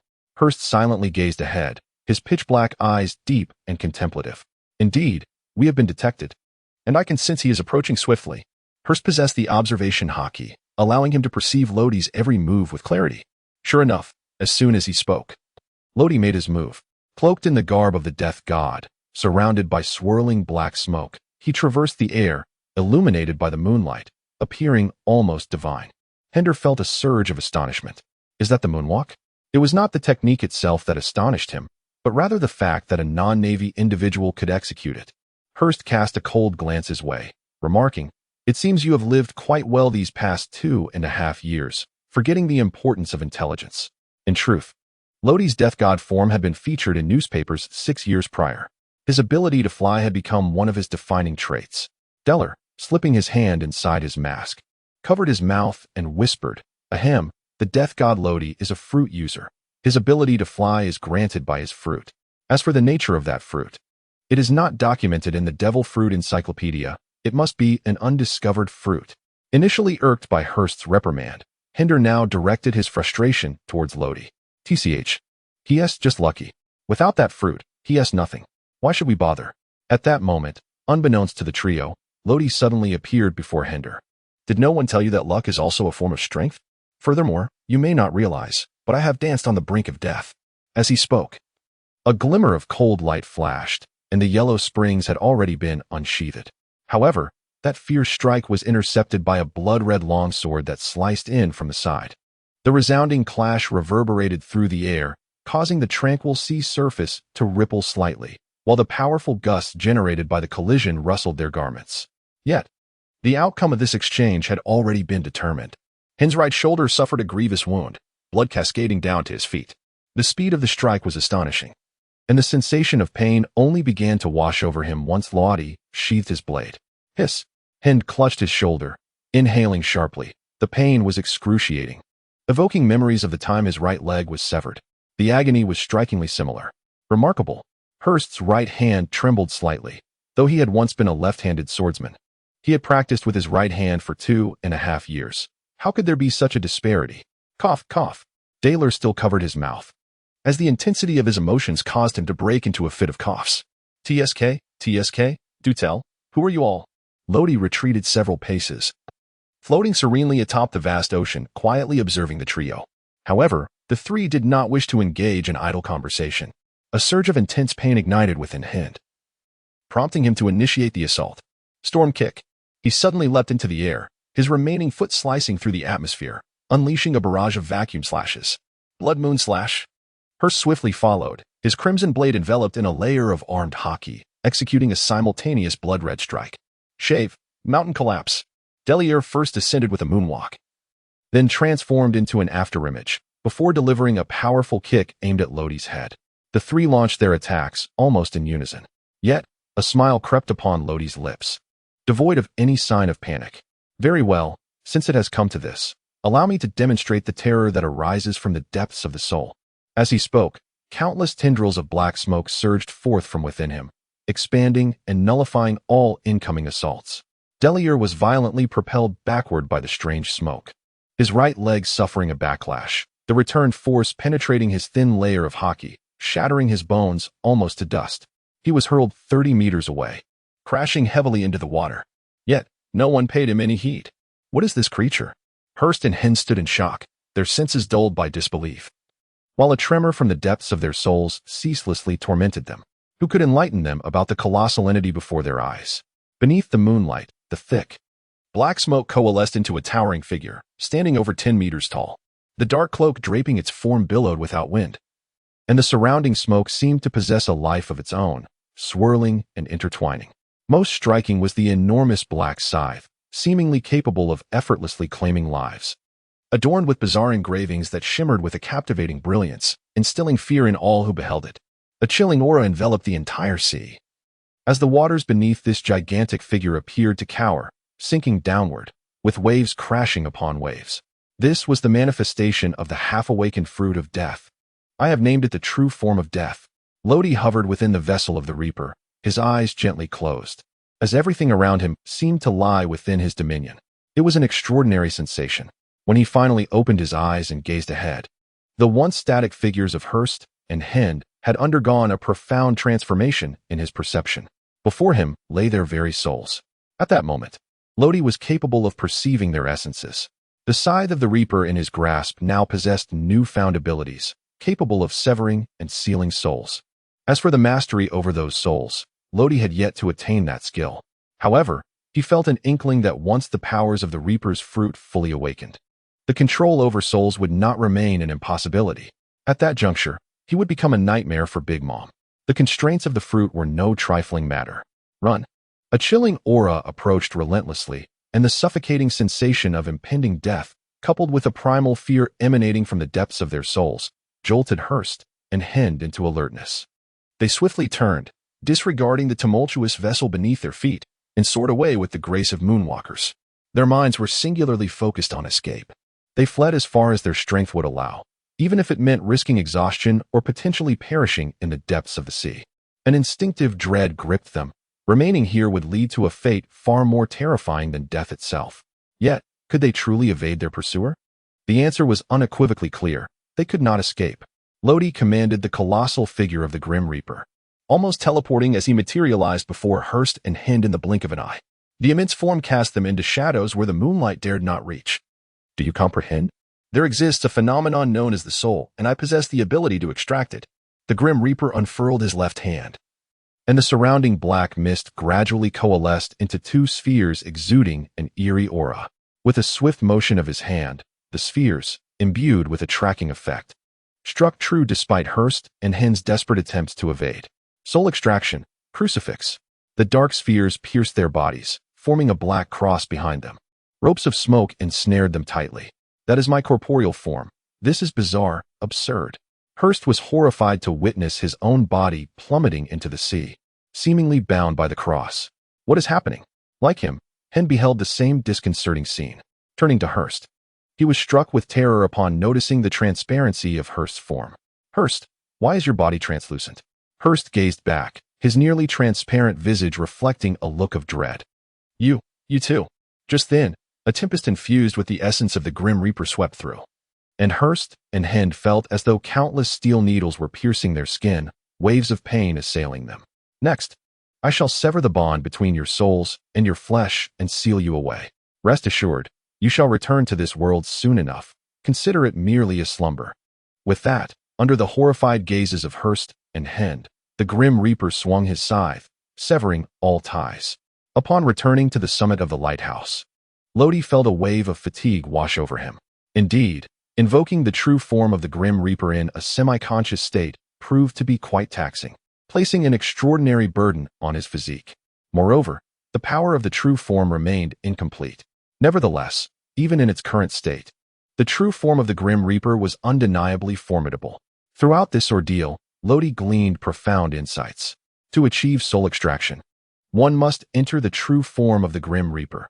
However, complete awakening of the fruit may render this unnecessary. The medium for severing and sealing souls is the Grim Reaper's scythe. Presently, the dormant demonic power within Lodi's soul has awakened. Thus, the ability to sever and seal souls rests within the other half of the Grim Reaper's scythe that resides in his essence. The scythe he wielded, known as the Yellow Springs, is not yet capable of this. However, he anticipated it would not be long. In a year, once the fruit achieves complete awakening, I shall seek out Big Mom to test the waters. Beneath the lighthouse, within the confines of a humble abode, Kanoka slowly opened his eyes. A flicker of profound contemplation and subtle astonishment traversed the depths of his gaze. Possessing the rare ability of observation hockey, he instinctively sensed the unfolding events beyond his dwelling. The formidable power exhibited by Lodi unexpectedly reminded him of the illustrious Captain Roger. At Mary Geos, the seat of the world government's supreme authority, the Five Elders, Jagor Lucius Satan, gently set down the Den Mushi. Communication was lost. Topman Vacheli wore a grave expression. After all, they were former CP9 members, dismissed due to severe injuries that had drastically diminished their strength. Their defeat at the hands of the Grim Reaper pirates was hardly surprising. Isan Baron v. Nasu Lang clutched his katana. Their demise was fortuitous, for they had recently been quite restless. Shepherd 10 Peter cast a sidelong glance at the others. Since the Grim Reaper pirates had not been eradicated, it was prudent to discuss the 2nd Division captain of the Whitebeard pirates, partaken, Ace. Recently, the undercover informants within the Whitebeard pirates seemed to have gathered some alarming intelligence. The following afternoon, 3 small sailboats, each measuring over 10 meters in length, sped towards Reverse Mountain, each flying a distinct pirate flag. They appeared to coexist peacefully, undisturbed by one another. If they were indeed pirates, this scene would be perplexing. However, they were bounty hunters hailing from Whiskey Peak. The pirate ships had been seized from fledgling pirates. As for the pirates themselves, they had become part of Cactus Island. On the pirate ship positioned in the midst of the trio, at the bow, a voice scoffed, "Humph. Send claims they have captured members of the Grim Reaper pirates and want us to join them? Ridiculous. They betrayed us not long ago. Who would believe such words?" Mr. 5, Jem, stood with his hands in his pockets, facing the sea breeze, his gaze cold and unyielding. "Since you know he is deceiving you, why pursue him?" Miss Valentine. Machida twirled a striped parasol of yellow and blue, her face adorned with an exaggerated smile. "Of course, to eliminate him along with his 3 accomplices. It would be even better if we could encounter the Grim Reaper pirates." Jem tapped his nose, flicking it lightly, and with a resounding boom, the sea erupted in a cascade of spray. "Ah, don't forget, I want half of that bounty." With that, Machida bounced lightly on her feet, her body buoyant as if filled with air, and she gradually ascended, ultimately landing atop the lookout tower. "They're coming." Lottie leapt from the pinnacle of the lighthouse, landing gracefully before Dr. Kanokas, who was engrossed in reading the newspaper. "Dr. Kanokas, would you care to join us? Our ship is in need of a physician." Dr. Kanokas cast a sidelong glance at him and ultimately shook his head. "This is my sanctuary, and without my presence, Laba may never encounter those it longs to see again. Though I have previously told it that those individuals will not return, the bond Labu shares with them is indelible. I have come to terms with this. Henceforth, I shall remain by its side until the end of my days." That morning, Dr. Kanokas recounted the tale of Labu to Lottie. Lottie quietly listened, fully aware of the situation. As the sails were raised once more, the vessel named Death's Embrace successfully set sail. Their course aligned precisely with that of Jem and Machida, who were approaching from the opposite direction. What transpires when unfamiliar pirate ships encounter one another upon the vast sea? Undoubtedly, it is war. Ah ha ha ha. They have arrived. Machida twirled her small parasol, gracefully landing beside Jem. Indeed, they were members of the Death's Embrace pirate crew. However, to his surprise, Send was absent. Jem absent-mindedly dug at his nose, continuously rubbing it as he awaited the approach of Death's Embrace. Most likely, Send had been eliminated, which, in fact, was a relief, as it spared him considerable trouble. That fellow named Whaley was rather formidable. Machida gazed at Death's Embrace, her excitement palpable. Not far ahead, Lafitte adjusted his top hat and turned his head towards Lodi. "Captain, shall I take care of them all?" Lodi's fingertips drummed upon the table, and after a brief moment, he spoke. "Bring them here unconscious. We are in need of 2 experimental subjects. The emotional fruit of Winnie requires development, and those 2 individuals are just what we need." Indeed, Lafayette nodded, then spread his wings and soared into the sky. His silhouette appeared rather conspicuous against the vast expanse above. Jem noticed his arrival instantly. "You couldn't wait, could you? Well, since you're here, allow me to sink you, you air cannon." He aimed the freshly molded black sphere at Lafayette, and, with a swift motion of his fingers, launched it with great speed. Lafayette's perception was exceptionally acute. He deftly evaded the projectile by shifting his body. Just then, several more black spheres were simultaneously propelled, effectively obstructing all possible avenues for his escape. Ugh, how revolting. Lafayette's face displayed an expression of discomfort, not from fear of the power, but from sheer nausea. A thunderous explosion erupted, accompanied by a thick plume of gray smoke that completely engulfed Lafayette's figure. "TCH, is that all you've got? I expected more." Jem retracted the handgun he had just drawn, deeming it unnecessary. If the crew of the Death God pirates possessed such meager abilities, the bounty was as good as his. However, the moment the smoke cleared, his expression froze in disbelief. For Lafayette emerged unscathed. "Ah, you're still alive. Mr. 5, leave this to me." "Wait. Don't." Jem reached out to pull her back, but Machida had already leapt into the air, descending with a terrifying weight. 10,000 kilograms of pressure. She was ruthless towards her enemies, often neglecting the consequences of her actions. Like now, she had forgotten that they were at sea, should her attack be evaded. Even a timely reduction of her weight would not prevent her from being pulled into the depths by inertia. And so it transpired. Lafayette flapped his wings, slightly adjusting his body with ease to evade her, even offering her a polite smile as they brushed past one another like a true gentleman. Thud. Machida plummeted into the ocean. Mr. 5, gurgle, help, gurgle, save me. At that moment, her laughter faded, replaced by a look of terror as she struggled helplessly. Unable to swim, just as she was about to sink beneath the surface, a pair of claws grasped her shoulders and pulled her from the depths. Lafayette, look at what you've done. That was the captain's experimental subject, and she nearly drowned. Lafayette shook his head. I was about to retrieve her. But who knew you would distrust me so? Hey, Germ's voice, laced with fury, interrupted their exchange. I command you to release Valentine's Day at once. As he spoke, the muzzle of his pistol was already aimed at Lafitte, loaded with explosive air bullets. Bang! He fired, a projectile, imperceptible to the naked eye, hurtling towards Lafitte at breakneck speed. Lafitte, encased in armament hockey, spun around, deflecting the barrage of air bullets until he stood before Germ. I had intended to kill you. But alas, this is the captain's mission. With that, he unsheathed his cane sword. Impossible. I am the user of the explosion fruit. My mission cannot fail. Germ bellowed, flinging his pistol aside while swiftly delivering a kick with his right leg. Lafitte merely raised his hand, his cane sword enveloped in armament hockey, effectively blocking the attack. Boom. Germ, the man of explosions, could detonate any part of his body, including his right leg. This is it. I must be done for. Germ thought. Nothing is impossible. In this world, there are countless things you do not comprehend. Had it not been for the captain, I might never have mastered this hockey. Then, under Germ's horrified gaze, Lafitte unleashed a decisive strike. When Germ regained consciousness, he found himself in a dimly lit room, engulfed by an overwhelming sense of powerlessness. Suddenly, he heard a voice steeped in despair. How can I still be alive in this world? A woman like me deserves to die 100 times, 1,000 times. Germ recognized that voice all too well. It was none other than Miss Valentine's. As he turned to look, the darkness obscured his view, revealing only a vague silhouette. Yet, he recognized her nonetheless. Hey, Valentine, snap out of it. However, no matter how vigorously he shook or shouted, it seemed to have no effect on Machida. She remained trapped in her own despondent world, unable to escape.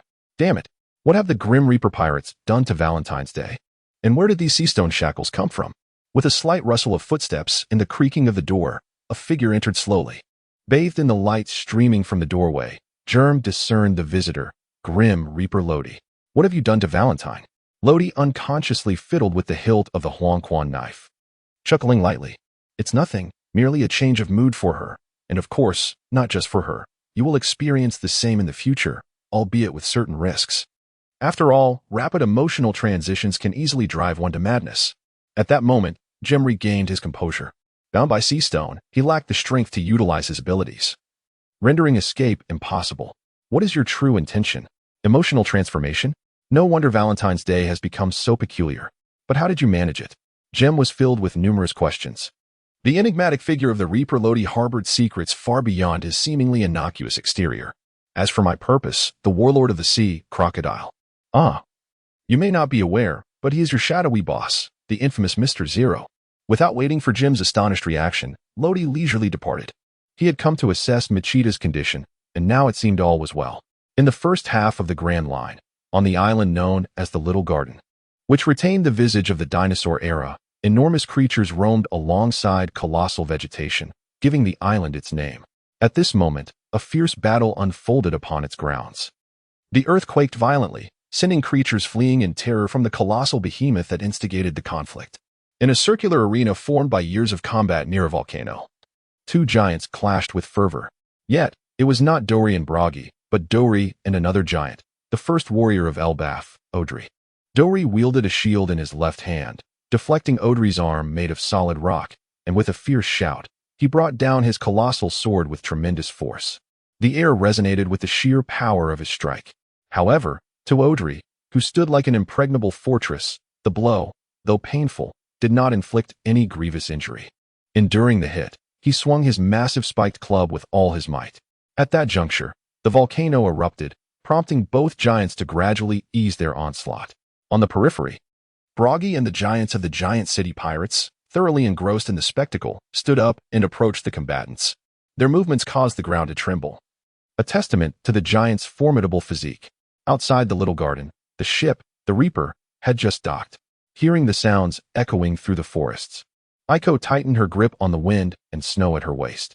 Lodi, there aren't any monsters on this island, are there? The thunderous clamor generated by the simultaneous movements of a dozen giants reached the shores. Moreover, even the sea, along with the vessel Death's Embrace, began to sway ever so slightly. This unease was not felt solely by Aiko. Both Smanton and Lafayette shared the same apprehension.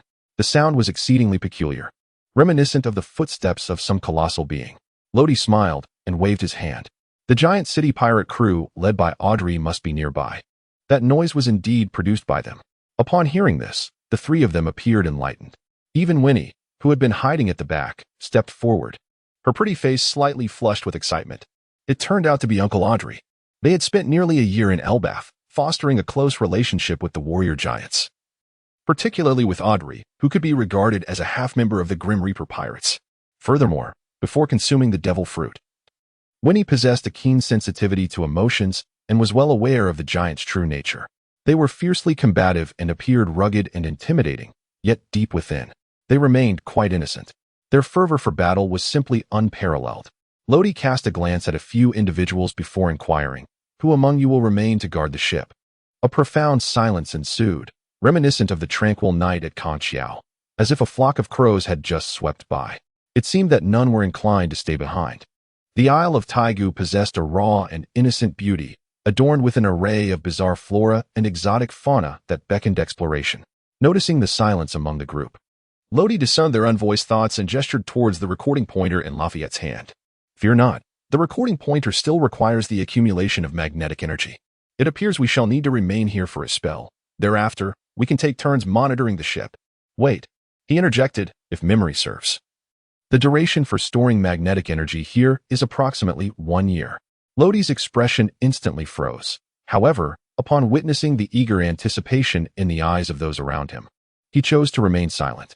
Ultimately, Winnie volunteered to stay behind to watch the ship. She yearned to develop her powers and become stronger. Over the span of 6 years, she had fully integrated into this pirate vessel, forging deep bonds with her comrades, and she was determined not to hinder their progress any longer. Yet, considering Winnie's inherent frailty, Lafitte also decided to remain. Typically, during the process of fruit development, it was Lodi who offered suggestions while Lafitte accompanied him in the endeavor. Emotions can subtly transform an individual. If one continuously subjects another to a particular emotion, that person's character may begin to mirror the essence of that emotion. Prolonged anger can cultivate a temperament of irritability, while fear can foster a timid disposition. But what might admiration and trust yield? Now, Winnie's goal was to tame Jim and Machida, transforming them into formidable assets for the Grim Reaper pirates. "Oh my, this is a dinosaur recorded in the books," Aiko gasped, hiding behind an ancient towering tree, utterly astonished. Before her, 2 dinosaurs, each measuring 7 to 8 meters in length, were engaged in a fierce battle, leaving devastation in their wake. Nearby, robust trees were snapped like twigs, collapsing under the weight of their immense destructive power. The strength of their bodies was evident. In truth, with your abilities, you could easily slay them. Lodi gazed at Aiko and Smanton, a smile dancing in his eyes. However, he soon shifted his gaze towards the towering volcano ahead. "We have arrived at our destination. Let us proceed." A glimmer of excitement flickered in Smanton's eyes. "Are the legendary giants truly here? How exhilarating!" In the circular arena, Brokey and Dongli, unusually, did not separate as they typically did, but instead sat together, indulging in meat and drink. Naturally, these libations were brought by Audrey. "I never anticipated that we would be bested by you." Over the past few days, Dongli and Audrey had engaged in 10 matches, resulting in 1 loss and 9 draws. Yet ultimately, they succumbed once. Dongli guzzled a mouthful of wine, his expression devoid of disappointment, instead adorned with a smile. This encapsulates the spirit of the Elbaf warriors. Victory brings glory, while defeat is accepted with grace and well wishes. Nonetheless, a sense of regret lingered, had he to be defeated. He would have preferred to fall to Brokey's hands. "Elbaf is fortunate to possess such formidable warriors like you. I have encountered giants from your homeland before, but alas, They did not measure up. Brokey took a bite of meat and cast a sincere smile at Audrey. In recent days, he too had faced Audrey in 10 matches, mirroring the record of 1 loss and 9 draws. Audrey produced a small newspaper, scanning its contents, excitement and nostalgia flickering in his eyes. Elders Dongley and Brokey, you jest. This is all thanks to Captain Lodi. Without him, I would not have achieved this level of prowess. By the way, this island is rather secluded. You may not have encountered these newspapers before. As he spoke, Audrey handed them the small newspaper, continuing to recount the exploits of Captain Lodi. Captain Lodi was offered a bounty of 200 million berries upon setting sail, which is already on par with your esteemed selves. When he steps foot on this grand route. What was that saying of his? A dragon is but a creature of the pond, yet upon encountering wind and clouds, it transforms. Elders Dongley and Brokey each carry a bounty of 100 million. Combined, they indeed match Captain Lodi. However, he may not have realized that his words betrayed a lack of social awareness. Yet, among giants, a singular focus on battle is somewhat understandable. Just as Audrey pondered this, a familiar voice echoed from behind. A dragon is but a creature of the pond. When it meets wind and clouds, it transforms. Audrey, you must read more. One cannot be merely a brute who knows only how to fight. Lodi, Captain Lodi. It was indeed Captain Lodi. Audrey immediately turned around upon hearing that familiar voice. Before him stood 3 well-known figures. At the forefront was Lodi, flanked by the mischievous young girl Aiko and the gambler Smanton. Hello, Uncle Audrey. It's been quite a while. Aiko waved her hand, her face adorned with a mischievous smile. This expression was all too familiar to Audrey, and he could tell she was concocting some mischief. Fortunately, Dongley and Brokey came to his aid. So, you are the Lodi that Audrey spoke of? They had lived on the island for nearly a century, and such trivial matters had long since faded from memory, especially as that newspaper was indeed too small to decipher. At that moment, the giants of the giant city pirate crew, scattered around, also approached. Captain Lodi, Aiko, it has been ages. Smanton, I lost to you last time. Let us wager again, and this time I shall emerge victorious.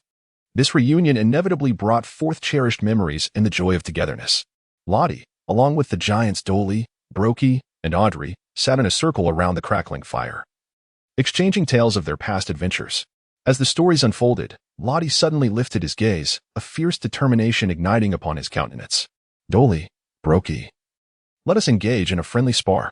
Upon hearing this, both Dolly and Brokey were taken aback for a moment. After a brief pause, Brokey burst into hearty laughter. Aha, you possess quite the audacity. Audrey and his crew regale us daily with tales of your prowess. As the mightiest warrior of Elbaf, I have long yearned for this encounter. Dolly's eyes widened, and he replied with a chuckle, do not heed his nonsense, for the strongest warrior of Elbaf is undoubtedly me. You little rascal, I shall be the first to face you. Brokey, feeling slighted, brandished his colossal axe, ready to engage. No, it is I who shall go first. Dolly retorted, brandishing his great sword and shield in defiance. Very well, let us duel. The victor shall be crowned the strongest warrior of Elbaf. Lodi had not anticipated such a situation. Meanwhile, the previously silent Audrey set down the wine jar and made a suggestion. Elder Dory, Elder Brokey, why not join forces? Captain Lodi is quite formidable. A silence ensued. Join forces? The two exchanged glances. Dory lowered his weapon, his expression shifting to one of gravity. In our village of Elbaf, we have a tradition. For instance, if a dispute arises, we submit to the judgment of the god of Elbaf, who invariably safeguards the righteous, ensuring that those who act justly prevail. Brokey continued, Dory and I have had our disagreements, and now this island serves as our battleground. The virtuous shall emerge victorious. Yet thus far, no conclusion has been reached. The implication was clear, they would not unite. Lodi gazed at them in silence, her expression imbued with an unprecedented seriousness. This is a matter internal to your village, a personal affair of yours. Yet, I now declare war upon you. If you still regard being a warrior of Elbaf as an honor, then let us engage in a direct confrontation. The moment these words escaped her lips, the atmosphere in the space grew palpably tense. Although it was a provocation, its effect was undeniable. After a prolonged silence, Brokey and Dory exchanged a solemn glance and nodded in agreement. As warriors of Elbaf, it is our pride. Since you have spoken thus, we shall accept your challenge. However, we shall unleash our mightiest strike to demonstrate that the name of Elbaf warriors shall not be tarnished. The formidable technique of the Elbaf spear, dominance of nations. In that instant, Lodi was reminded of this moment. Very well. In the name of my Reaper, I shall accept this blow from you. He had been awaiting this opportunity. The circular arena of combat, forged by the fierce clashes of two mighty giants over a century, now served as the backdrop. At this moment, Lodi stood on one side, flanked by the two legendary titans. The tension in the air rendered it almost palpable. Meanwhile, on the outermost edge of the arena, Audley and the members of his colossal pirate crew stood silently, their full attention fixed on the trio within. Aiko perched upon Audley's shoulder, her tiny fists clenched, repeatedly urging encouragement, albeit silently, as per Lodi's request. Smanton adjusted his spectacles, exuding confidence in Lodi. He had witnessed the battle beneath the Gemini Gorge that fateful night with utmost clarity. The might of Lodi is indisputable. Within the circular arena, the battle is on the verge of eruption. Dongli raises his colossal longsword, while Brokey hoists his massive battle axe. Taste the legendary might of the strongest spear from Elbaf. Ah, their roars resonate, imbued with the honor of the Elbaf warriors, echoing throughout the ancient island. Their indomitable will soars to the heavens. The crimson radiance ignites the battle axe, while the azure glow envelopes the longsword. In a display of overwhelming force, Dongli and Brokey, embodying the essence of Elbaf warriors, strike with all their might, unleashing two powerful shockwaves that carve two corridors into the ground, destined to converge at a single point, forging an even mightier wave that obliterates all. Truly, the spear of Elbaf lives up to its formidable reputation. Lodi took a deep breath. The infusion of blood from the yellow springs shimmering with a crimson-black halo, its own battle intent laid bare without the slightest concealment. My lord, there is more to this chapter. Please click to the next page to continue reading, for what follows is even more enthralling. Restrain yourself. Your current strength is insufficient to cope. Lodi cast a fierce glare, and soon a chaotic aura of dominance enveloped it. This was a blend of armament hockey and a hint of conqueroress hockey. This understanding was achieved after summoning the true form of death. The armament hockey coursed through his body, while the conqueroress hockey penetrated his very soul. In that moment, he comprehended how to manifest the conqueror's hockey and grasped the essence of hockey entanglement. Although he could only entwine a thread of conqueror's hockey at present, it sufficed. The power of death, armament hockey, and conqueror's hockey converged upon the yellow springs, and the formidable force caused the sword's blade to tremble slightly, suggesting that even the yellow springs struggled to bear it. Lodi designated this newly formed power, A.M. Lang of various strengths, as destruction. With a single stroke, the sword unleashed a strike that seemed capable of cleaving the heavens, shrouded in a grayish aura of destructive thunder, twisting the space it traversed. The massive shockwave generated by the clash of dominance collided with the annihilative strike, causing the entire island to tremble. A powerful aura surged skyward, and the previously overcast clouds dissipated in an instant. The dinosaurs and colossal beasts on the island, startled, fled in a panic towards the island's edges. How could this be? In but a fleeting moment, the immense shockwave dissipated entirely, the might of dominance vanished, while the shadowy strike, driven by thunder, pressed on unabated. Defeated, Dongli and Brokey exchanged a glance, their weapons shattered, mirroring their desolate spirits. What an awe-inspiring pressure. Was this the captain's display? It was overwhelmingly potent, even the sky changed hue. On the tumultuous deck of the ship, the memento mori, Lafitte stood at the bow, gazing at the heart of the island, his astonishment evident in his eyes. It was indeed the work of Captain Lodi, even the island's creatures sensed the terror. Winnie gazed ahead, her expression somewhat dazed. She sensed the waves of fear emanating from the island, continuously approaching, rushing towards the coast. Within the memento mori's cabin, in a vacant storage room, Jim and Machida exchanged glances. Although they could not see each other, years of partnership allowed them to understand one another perfectly. What could that be? Such a terrifying aura. It felt as though their very souls trembled. They had never encountered such a powerful being. Who could that person be? Could it be that someone was battling the Reaper Lodi? It is highly probable. If only the members of the Reaper pirates perished at their hands, we might have a chance to escape. Actually, I think Miss Winnie is quite pleasant. I feel the same way about her. Should we just let it go? What do you think? Subsequently, the room was enveloped in a profound silence. Unconsciously, it seemed that their perceptions of Winnie had transformed. At the heart of the island of antiquity, in a circular arena of combat, Dongli and Broggy lay prostrate upon the ground, their breaths faint and labored. A colossal gash traversed their chests, the scar devoid of any blood, instead exhibiting a charred appearance. Occasionally, minute flickers of dark light emerged, remnants of the obliterating Black Thunder, imbued with an aura of annihilation. This scar would eternally accompany them, much like the wound that Kaido bore from Kazuki Oden. No matter how skilled the physician, it could not be erased. No matter how resilient the constitution, it could not be mended. Behind Dongli and Bragi stretched a desolate expanse of charred earth, extending nearly 1,000 meters, barren and devoid of life, with intermittent flashes of dark light. The ancient trees had vanished, and the creatures that once inhabited this realm were now extinct. Meanwhile, the members of the giant city pirate crew, initially stunned, finally regained their senses and erupted into jubilant cheers.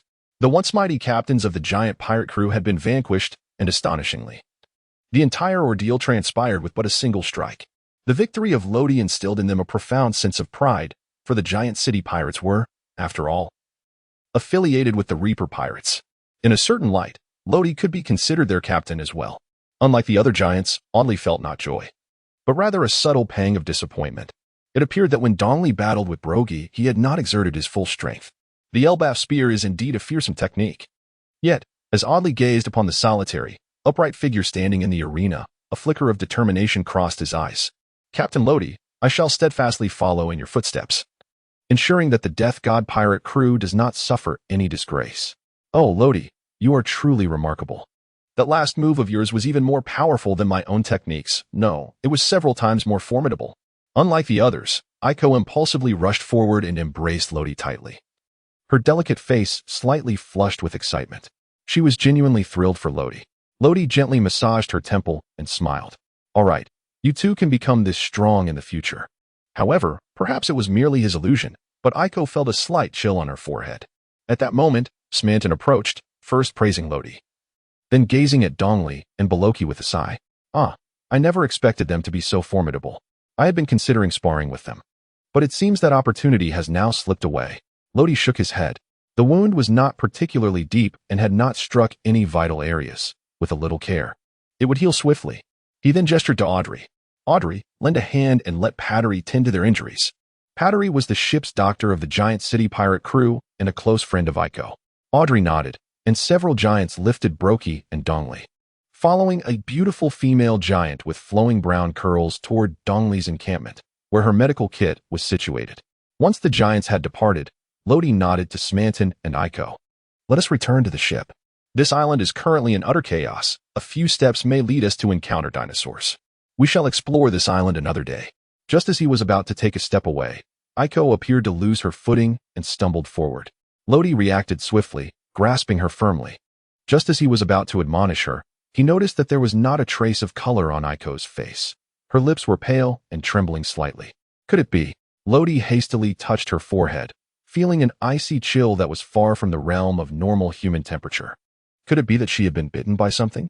He suddenly recalled that this island harbored numerous venomous creatures, and a moment's inattention could lead to a painful sting. Captain, what has happened to Aiko? Smanton observed Aiko, who appeared distinctly unwell, his expression shifting with concern. Let us show her to Patricia. Lodi's expression was grave, tinged with a hint of urgency as he swiftly pursued the direction in which Pattery had departed. La la la, la la la, I am but a humble herbalist, and I shall not wait until dawn. Dear Master, there is more to this chapter. Please turn the page to continue reading, for the tale grows ever more captivating. In the forest, a diminutive gray rabbit, standing a meter tall, bounced merrily with a small basket strapped to its back, its ears bobbing rhythmically as it hummed a well-known melody. However, the rabbit suddenly halted, sensing that something felt amiss in its little garden today. It seemed as though something was missing. Its furry little paw scratched its head, large eyes reflecting a hint of confusion. After a moment, it shook its head. Well, never mind. Gathering herbs is of utmost importance. Yet, scarcely had it taken a few steps when the ground began to tremble, the vibrations growing increasingly intense and the sound escalating in volume. Upon closer inspection, it became clear that a herd of dinosaurs was rushing toward it. Oh dear. The rabbit was taken aback. Had it been discovered? It decided to hide first and think later. With a powerful leap, it soared 5 or 6 meters high, landing deftly upon a sturdy branch, thereby evading the stampede of the dinosaurs. Phew, that was close. Fortunately, this rabbit can jump quite high. Once the last dinosaur had dashed away, it cautiously descended, stroking its chin and pondering. Could those two giants be up ahead? Yet that did not seem right. Their battlegrounds were always fixed, and it should be moving in the same direction, shouldn't it? What could be going on? Suddenly, a voice interrupted its thoughts. You, who are you? The rabbit was startled once more. Having lived on the island for over a year, it had only encountered the two giants who fought daily, never having seen another human. But who could explain the presence of this individual before it? Lafayette shared the same bewilderment. What was the situation with this talking rabbit? The overwhelming pressure emanating from the island's center forced the dinosaurs and colossal beasts to flee toward the island's edge. Coincidentally, a group of dinosaurs had just arrived at the bay where the death god was docked. Lafayette considered that capturing a few of them might provide suitable experimental material for Winnie, and he prepared to ensnare two. However, as the dinosaurs had just been startled and were in a highly unstable state, they simultaneously turned and fled the moment he approached. What followed was a chaotic chase, dinosaurs running, Lafayette pursuing, and just as the dinosaurs seemed poised to escape, a gray rabbit leaped into his path. Notably, this was no ordinary rabbit. It walked like a human, spoke like a human, dressed like a human, and even carried a small basket on its back. Had the rabbit become enlightened? Undeniably, this world is inhabited by numerous species, and this particular one, Lafayette encounters for the first time. Could it be a human who has consumed some devil fruit? Or perhaps a rabbit that has ingested the human fruit? In any case, Lafayette finds himself somewhat bewildered. Who are you? The little rabbit, startled by Lafayette, droops its ears backward, mirroring its heavy heart. The tales from its kin speak of humans as fearsome creatures, ones that capture and sell them to others upon discovery. What should it do? The rabbit, anxious, thinks of escape. As it cautiously raises its head, it notices Lafayette appears somewhat dazed. This is an opportunity. With a tentative backward step of its right foot, Lafayette remains unresponsive. Well then, let's do this.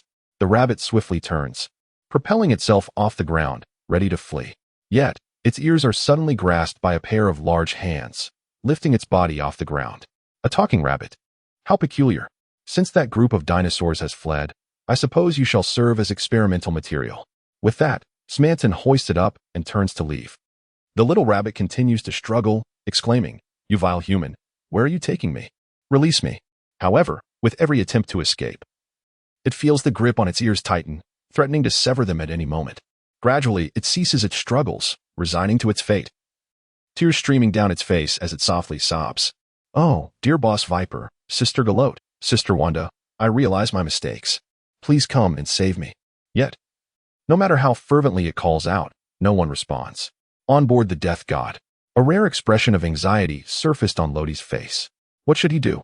After Patricia's examination, she discovered a faintly purplish scratch on Aiko's foot, surmising that it was inflicted by some highly toxic plant native to the island. Such venom was beyond the reach of her medical skills. Even if an antidote could be concocted, it would take at least a month or two, and Aiko could not possibly wait that long. Despite Lodi's deathly powers providing some measure of protection, they could merely delay the spread of the toxin. Ultimately, Aiko would not survive for many days. Should he venture to Drum Island in search of that witch? However, without the eternal pointer for Drum Island, could he truly reach it in a timely manner? In the Grand Line, navigating without a pointer renders one nearly immobile, and attempting to reach a specific island under such circumstances is akin to scaling a mountain. He was no Monkey D. Luffy, fortuitously arriving at Drum Island just as Nami fell ill. Yet, he had no choice but to gamble everything. Remaining on this island would surely spell Aiko's doom. Consequently, Lodi resolved to set sail post-haste. Even in the absence of a recorded pointer, he would find a way to locate that island. With his exceptional observation hockey and flying abilities, he still held a chance of discovering Drum Island. Though the odds were slim, he would exert every effort. After all, Aiko was a beloved companion of 10 years. By the way, where was Lafitte? It was at this moment that Lodi recalled Lafitte seemingly absent from the ship. Winnie, having just settled Aiko, turned her gaze toward the somewhat disheveled path through the dense forest and spoke slowly. Mr. Lafitte mentioned he was off to catch a dinosaur, but it appears that figure over there could be Mr. Lafitte. However, why does it seem he is holding a rabbit? Beside her, Smandon nodded in agreement. Indeed, on the forest path, a tall figure approached, holding a cane in his left hand and a gray-furred rabbit in his right. It was unmistakably Lafitte. Lodi nodded, yet a flicker of astonishment crossed his eyes. However, why was he holding a fur tribe member? The fur tribe typically inhabits the Zui Island, which rests upon the backs of the Elephant Lord, and that island is situated in the New World. What could account for the presence of a fur tribe member here? Lodi was utterly perplexed.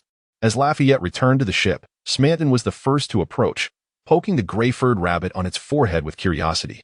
Where on earth did you find this creature? It resembles a rabbit, yet its structure bears a peculiar resemblance to that of a human. These limbs, this proportion, and even its clothing.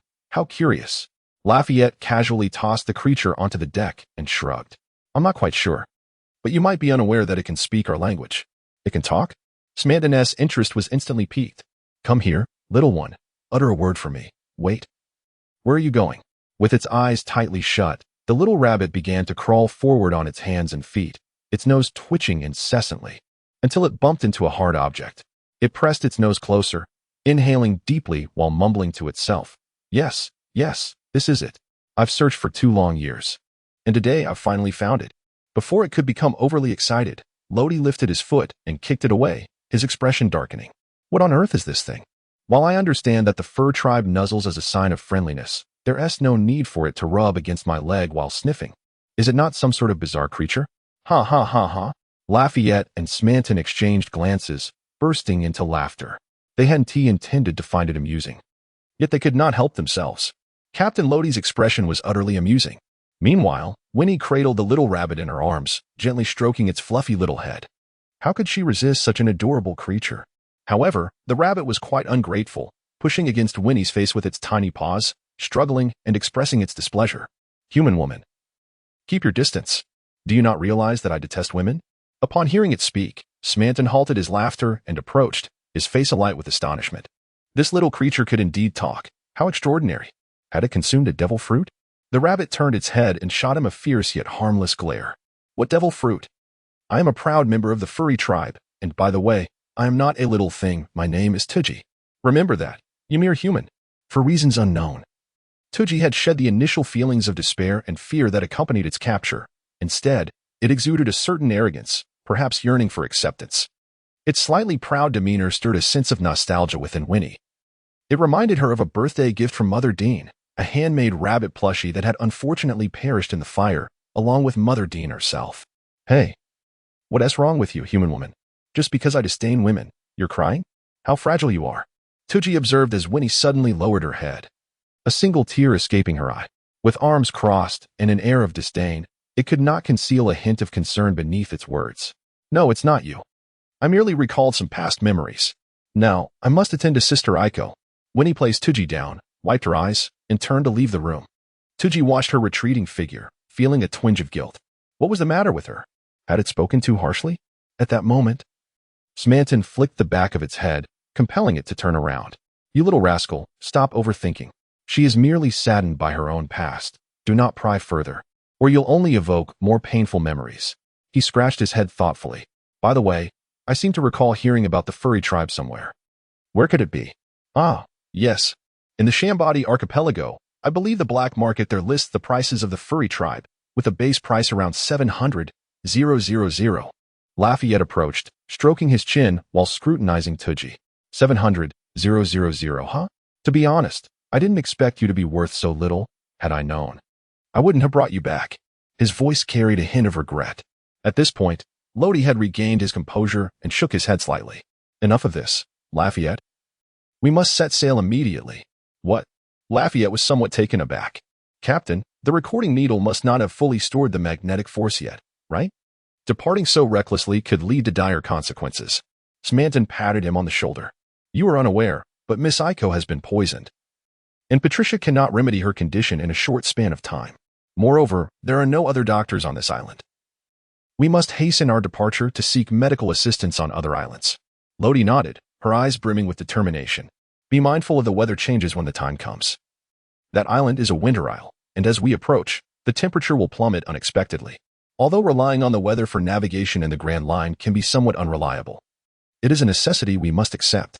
We must reach that island. Lafayette fell into a moment of silence before finally nodding resolutely. Smanton instinctively began to stow the anchor, preparing to set sail. While everyone busied themselves with their tasks, the rabbit cautiously shuffled its small steps, gradually inching closer to Lodi. Actually, I am a doctor. Quite an accomplished one at that, and I can offer my assistance to you. Lodi gently lowered her head, gazing down in mild astonishment. Are you a doctor? Are you certain? Upon noticing that Lodi was speaking to him, Tuji became even more exhilarated. Indeed, I have resided on this island for over a year, studying numerous plants and creatures. I possess the knowledge to neutralize most toxins. Grant me an opportunity, and I assure you I can be of assistance. Lodi cast a profound glance at it, exuding sincerity that seemed far from disingenuous. Yet, a question lingered. Why? Why would this rabbit extend its assistance to them? This was undeniably their first encounter, was it not? Lodi found himself somewhat perplexed. It seemed that Tuji discerned his confusion and, with a gesture, proceeded to elucidate. Indeed, we, the furfolk, possess the ability to transform into moon lions under the gaze of the full moon. However, I have discovered that among the myriad of furfolk, I alone cannot achieve this transformation. At this juncture, the tone of his voice noticeably dipped. I once harbored doubts about my identity, questioning whether I truly belonged to the furfolk. Yet, everyone has been encouraging and accepting of me. Sister Gallet, Sister Wanda, and even the esteemed Viper King have all treated me kindly. Nevertheless, I could not bear the weight of my own inadequacy. Consequently, I devoted myself to the study of medicine, diligently perusing Uncle San Yang's medical tomes, yet I still failed to uncover a solution. Moreover, I found no account in those texts of any other furfolk who shared my plight. Given the absence of answers in the furry kingdom, I resolved to venture into the outside world in search of a remedy. In an ancient book I stumbled upon, I discovered the Isle of Antiquity, abundant with various herbs, perfectly suited for my research. Thus, I dedicated nearly a year to my quest and finally arrived here. Yet, a year later, I still have not found the answers I seek until I encountered you. Lodi pointed to himself, somewhat perplexed. What does this have to do with him? Yes, it's you. With a sudden leap, the short-legged rabbit sprang up and wrapped its arms around Lodi's neck, nuzzling affectionately. Karuchu. It was expressing its fondness for Lodi. Lodi grasped it firmly in her hand, her expression grave. Speak. Why me? The rabbit's nose twitched a few times, yet it shook its head. I cannot say for certain, but I find your presence remarkably fragrant, and there seems to be an enigmatic force within you that could provide assistance. It is an instinct that has lingered in my mind, drawing me ever closer to you. How peculiar. Lodi scrutinized it for a while, until Rabbit G began to feel somewhat uneasy, prompting him to set it down upon the ground. What force could this be? After much contemplation, Lodi finally arrived at an answer. Subsequently, a series of thick, viscous strands of black energy surged forth from his forehead, ultimately coalescing into a sphere the size of a fist, hovering above his palm. Could it be this?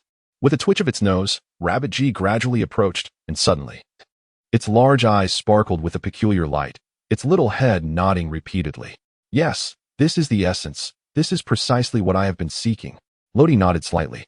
Then with a swift motion of his right hand, a black orb seamlessly merged into the body of the rabbit-like creature, known as Tuji. In that very moment, a profound transformation unfolded before him. Its height surged from a mere meter to approximately 4, while its gray fur elongated and darkened. Two brilliant eyes, once clear, became engulfed in black, and within their pupils, two crimson scythes were engraved. Surrounding its form was a swirling cloud of black smoke, intermittently illuminated by flashes of dark lightning. An astonishing sight, given that the very color rendered the black lightning conspicuously vivid. Incredibly powerful, Tuji could scarcely fathom this newfound strength. It felt as though a single punch could obliterate a dinosaur, a creature it usually dared only to evade. Furthermore, its mind was remarkably clear, and it did not experience the loss of control that its kin had warned about. However, it couldn't shake the feeling that something was amiss with its coloration. While its tribe boasted shimmering silver coats, it had transformed into pure black. Deep down, it understood that this was not the so-called moon lion transformation. Yet it sought solace in naming this new state as the dark lion transformation. Nevertheless, the abilities bestowed upon it by Lodi appeared to eclipse the moon lion transformation of its brethren by a staggering magnitude. Even the electrical currents had morphed into devastating black lightning. Eager to test its limits, Tuji clenched its right hand, causing the black lightning to flicker and converge into a sphere of electricity. With a vigorous sweep of its arm, the sphere transformed into a streak of black light, almost teleporting as it struck the dense forest. Boom! The electric sphere shattered under external force, unleashing a torrent of black lightning that ravaged the surroundings. In an instant, trees toppled and the ground buckled. As the storm of lightning dissipated, a circular area with a radius of around 4 meters came into view. The land perfectly concave and barren. What immense power! Tuji could not help but exclaim in awe. Then, with a powerful thrust of its legs, it leaped to an astonishing height of over 10 meters, and to its astonishment, it discovered that it could fly. Henceforth, this rabbit would be known as the flying rabbit. A peculiar smile danced at the corners of Luodi's mouth. Just wait, you shall have your share of discomfort. At last, after soaring through the skies 3 times, Tuji returned to the vessel, just as it was about to explore other abilities. It noticed Luodi beckoning with a finger. Its body swiftly diminished in size, and countless threads of energy surged into Luodi's forehead. Ouch, that hurts. When Tuji finally regained its normal form, it suddenly curled up on the ground, the intense ache coursing through its limbs rendering it exceedingly uncomfortable. Lodi approached it with 2 graceful steps and smiled. Little rabbit, utilizing those abilities is not without cost. How long you can maintain them entirely depends on your physical strength. Just look at your slender arms and legs. Being able to last a minute would be quite remarkable. However, I must admit, this little creature has merged with that demonic power splendidly, surpassing even Aiko, who has been in contact with it for nearly a decade. It's simply astonishing. Perhaps I could take it under my wing. Moreover, it appears to be an exceptionally skilled healer. Of course, everything hinges on whether it can cure Aiko. On the deck, Smanton and Lafayette exchanged glances, both reflecting a hint of astonishment in their eyes. They had not anticipated that such a small being could transform into such a terrifying monster. Was it not all thanks to Captain Lodi? I find myself regretting my decision, had I known the power of the devil fruit. If only it could be bestowed upon me, I would rival that little rabbit. But there is no point in lamenting. I must hasten to develop my own fruit.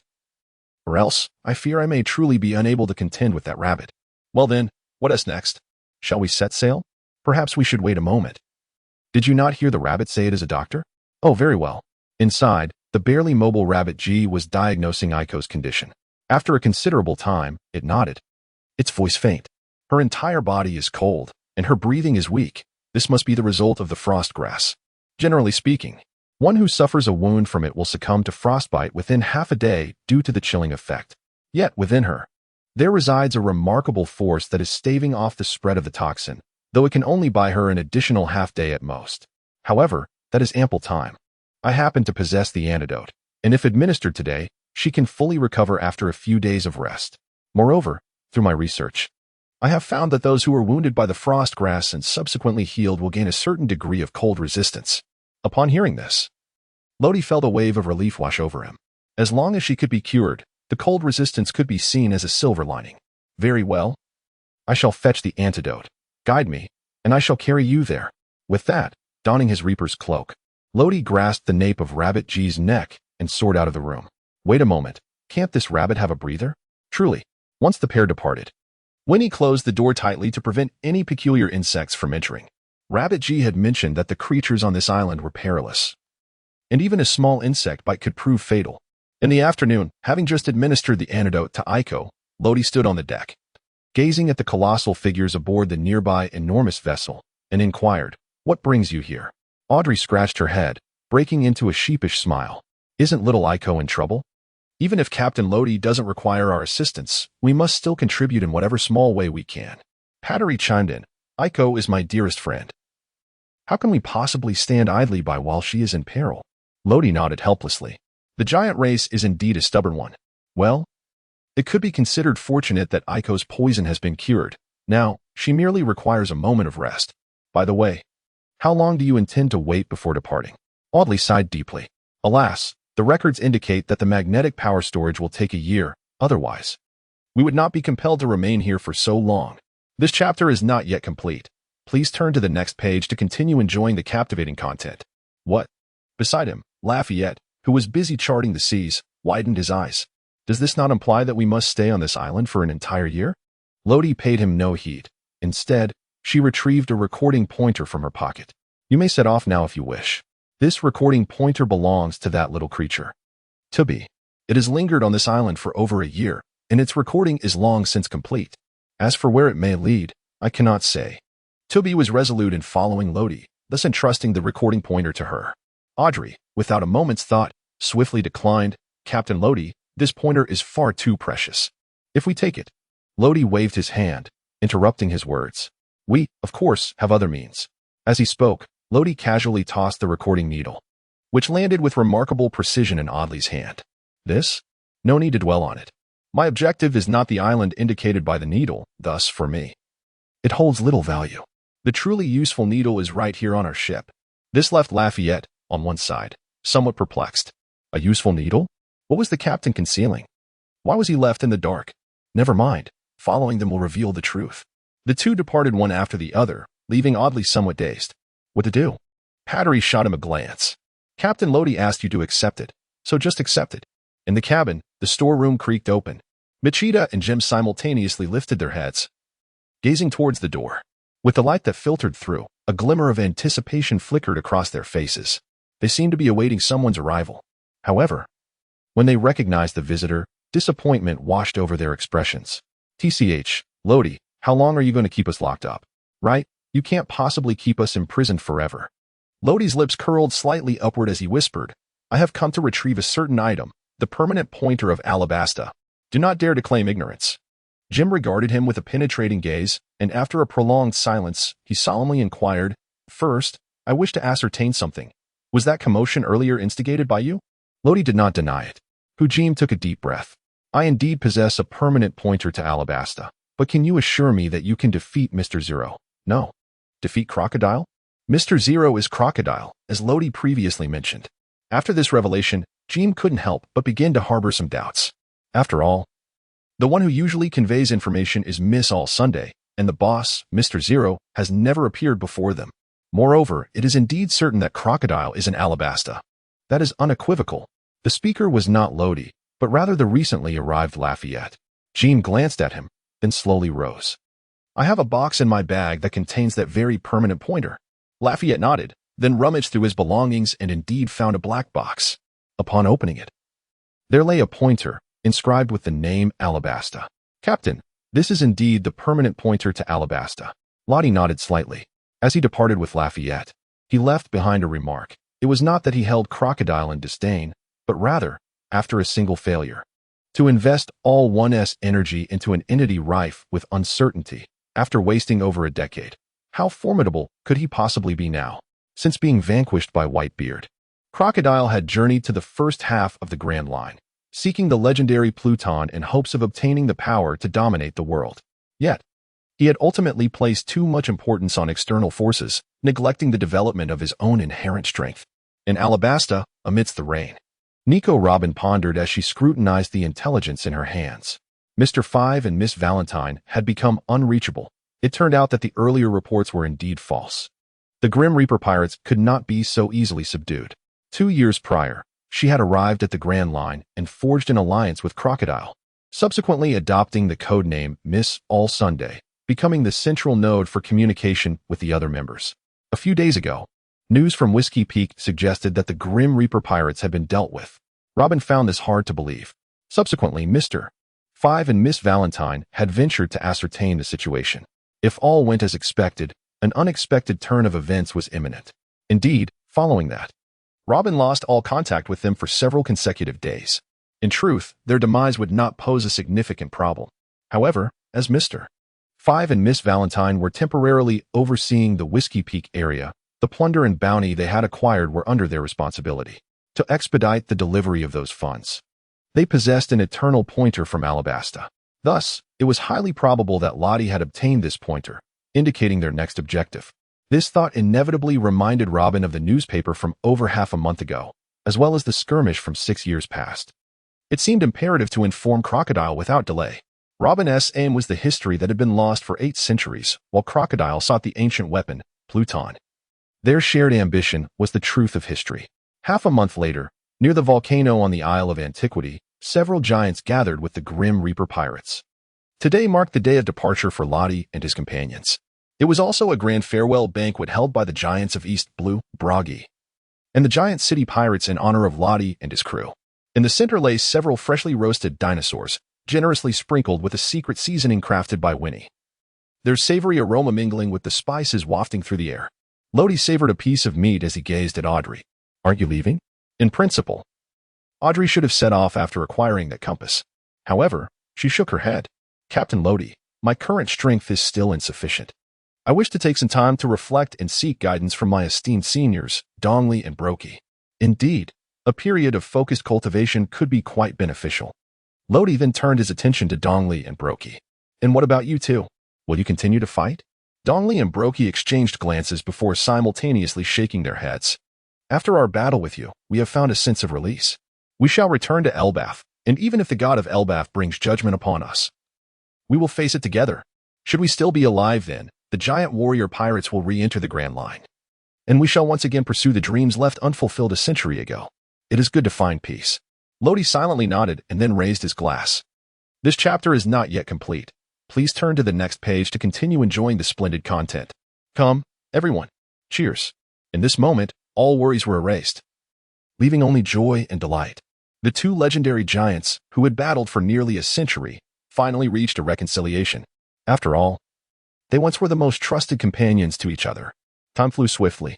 In the afternoon, the Grim Reaper set sail from the harbor. Dongli and Brokey stood on either side, their expressions solemn. The greatest obstacle to reaching the next island lay ahead, the colossal sea island monster, the sea island goldfish. Behind them, Audrey was left in confusion. What are you two talking about? Dongli did not turn back, remaining intensely focused on the horizon. Look, it's coming. As he spoke, the Grim Reaper, having just departed the island, began to shake violently. It seemed as though a monster was about to surge from beneath the waves, causing the sea to crash and swell in furious splashes. What is happening?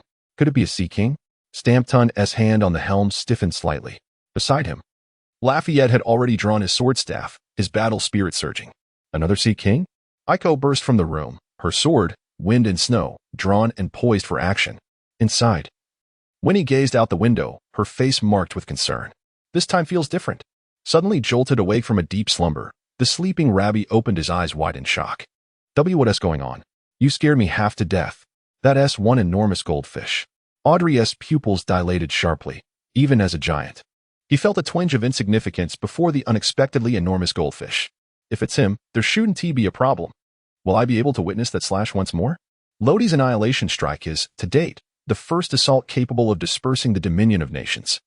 Dongli and Brokey eagerly anticipate his demonstration once more, perhaps hoping to glean some benefit themselves. However, matters seldom unfold as they envision. Is this the monstrous creature of the Sea Islands? It surpasses any Sea Kings I have encountered before in size. Surely its power will suffice for me to absorb for an extensive duration.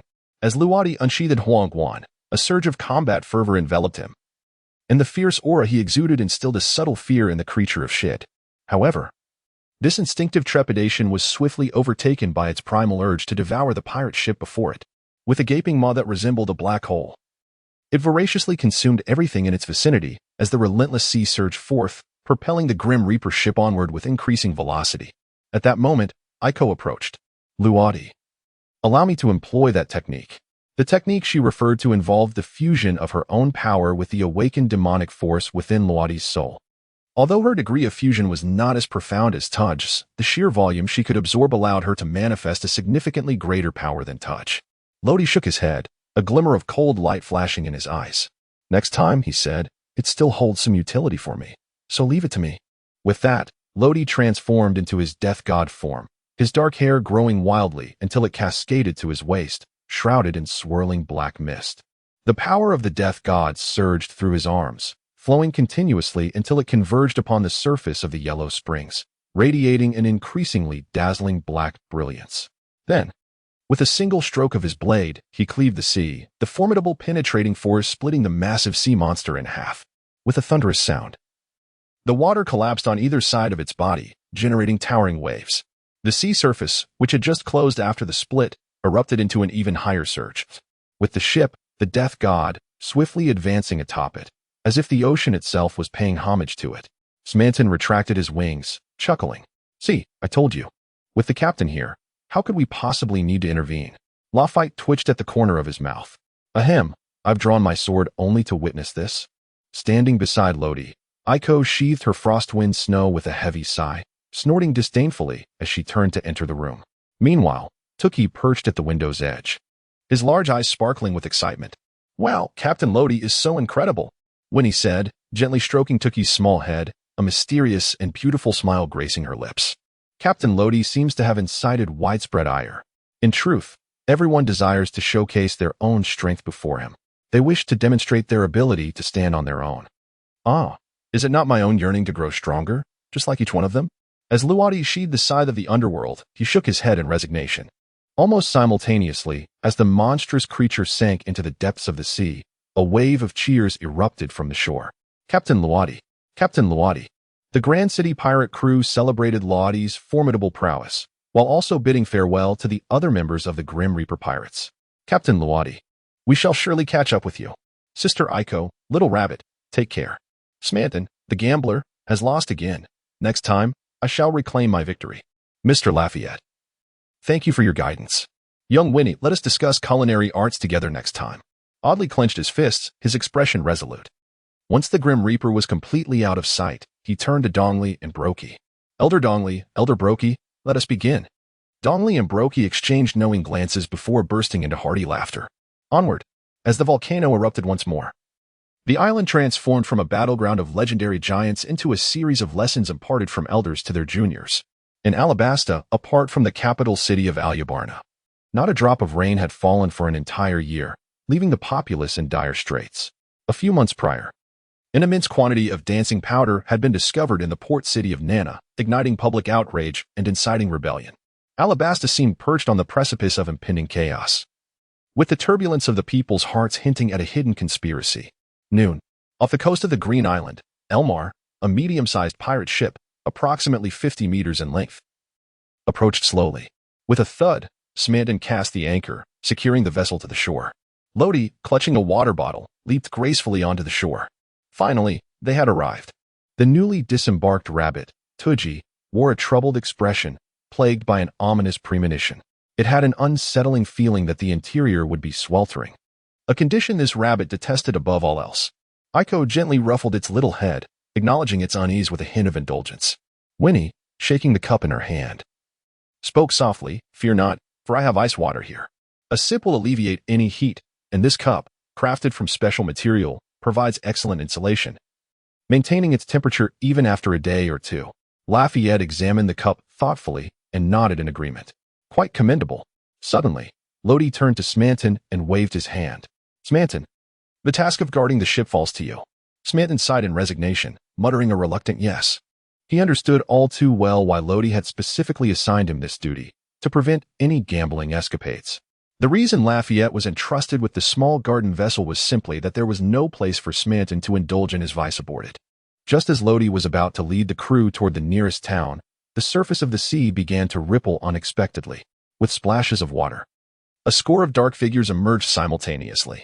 As their forms became clear, Aiko gasped in alarm. Kung Fu Manatee. This was a creature she had read about, notorious for its inclination to challenge humans upon sight. The leading manatee gestured animatedly, uttering phrases incomprehensible to human ears. Wow, wow, GA, Tuji translated, observing it intently. "If you wish to come ashore, you must defeat me. If not, seek another coastline." So, it was indeed a Kung Fu manatee. Luo Di flexed his fists, and with a swift movement of his feet, a shadow darted past, causing nearly 50 Kung Fu manatees to collapse simultaneously.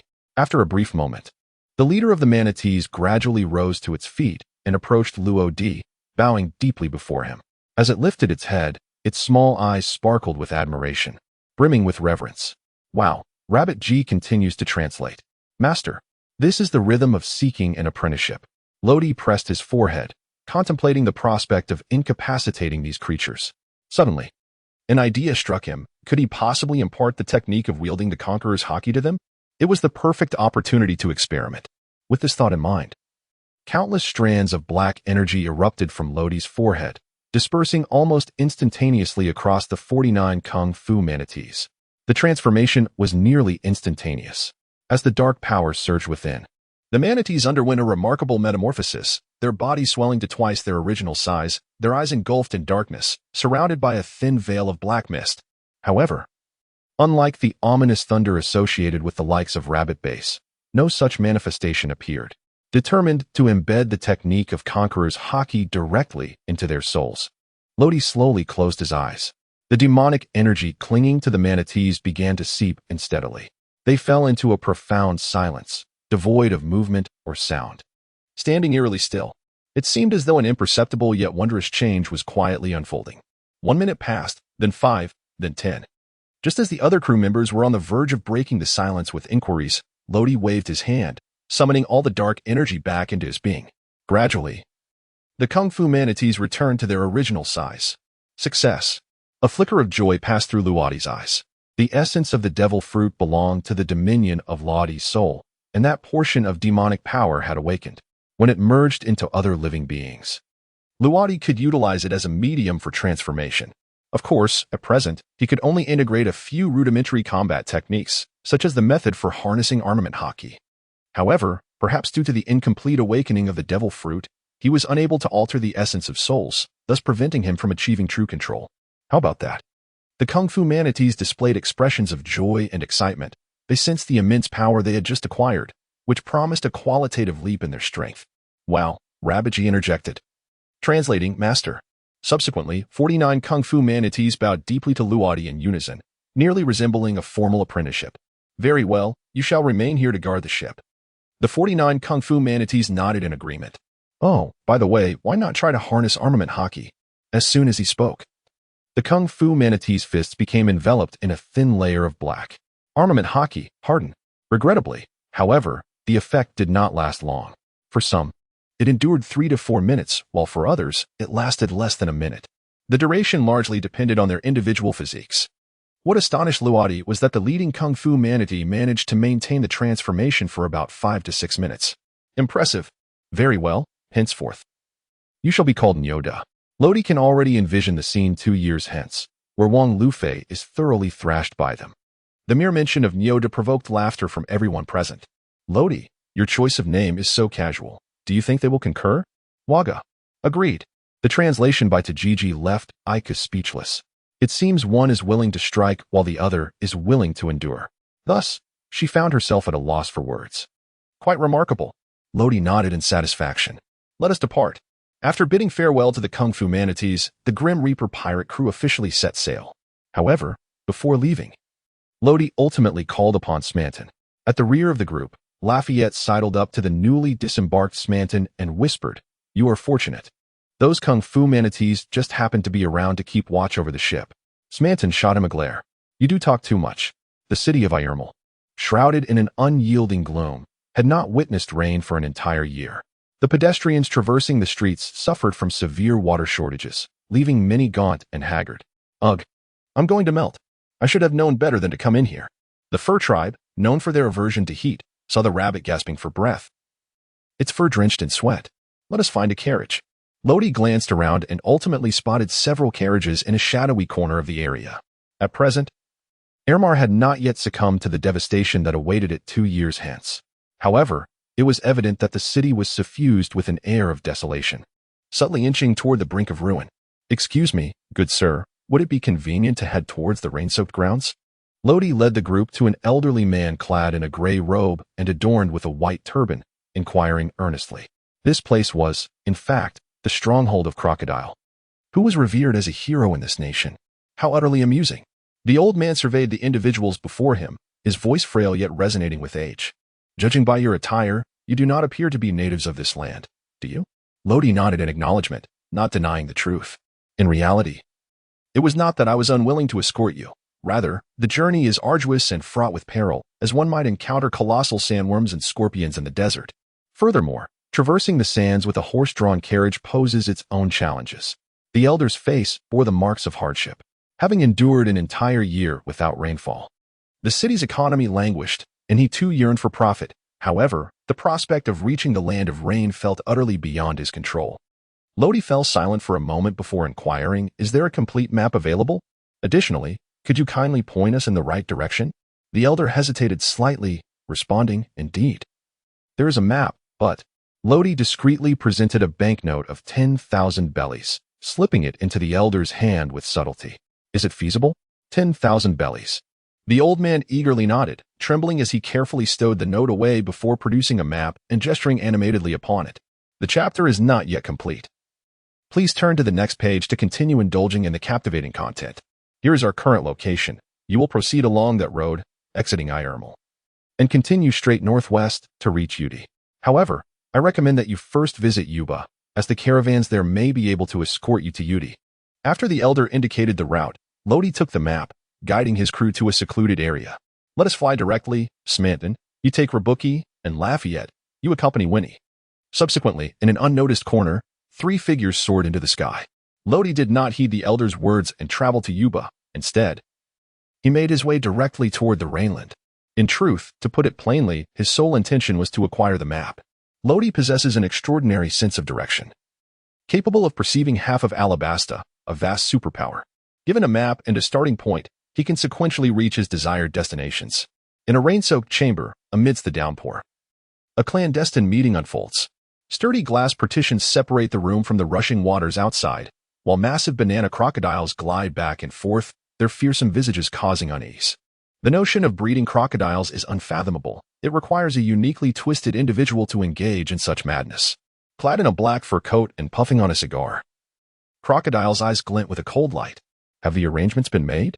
He inquires, as Nico Robin stands behind him, having just hung up the phone.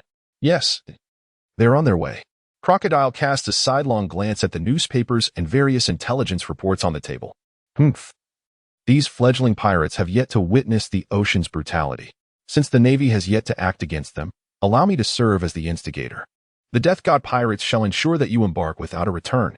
Mr. 5 and Miss Valentine's Day have gone missing. Given that the Death God pirates dared to touch his people, they must be prepared for death, even though he remains utterly indifferent to their fates. Outside the Spider-Man CAF, a peculiar vehicle, drawn by a colossal turtle, slowly departs. Aside from Mr. 5 and Miss Valentine's Day, the remaining high-ranking members of the Baroque Works are gathered here. Among them, all except Mr. 4 and Miss Golden Week possess abilities derived from devil fruits. It is noteworthy that Mr. 4 has harnessed the power of a devil fruit as well. The firearm he carries, a gun in the shape of a dachshund due to the dog fruit, can unleash explosive baseballs. Alongside him is Miss Christmas, who has consumed the mole fruit, and together they exhibit formidable prowess. Miss Golden Week possesses a unique ability that allows her to manipulate the emotions of others through the pigments on her color palette. Her partner, Mr. 3, who has consumed the wax fruit, serves as the intellectual backbone of Baroque Works. Above them is Mr. 2, the true man, Bon Clay, a mimic with the power of the copy fruit, who, in his uniqueness, operates without a partner. Finally, there is Mr. 1, a user of the chop fruit, and Miss Doublefinger, who wields the thorn fruit. These individuals constitute the true elite of Baroque Works. Their destination is Rain Base, where the elusive Mr. 0 has finally decided to meet them. Rain Base, a rare region capable of rainfall aside from the capital, Alyabarna, is situated across a canal in close proximity. At this moment, 3 figures soar from the distance, eventually landing gracefully atop a pyramid-shaped edifice adorned with a sculpted banana crocodile. This is Rain Dinner, the largest casino in Rain Base in the base of Crocodile. Someone has arrived. After Luwadi set Aiko down, she gazed at the grand entrance of the city. From her elevated vantage point, she observed a colossal tortoise swiftly approaching, its rear billowing with thick clouds of smoke.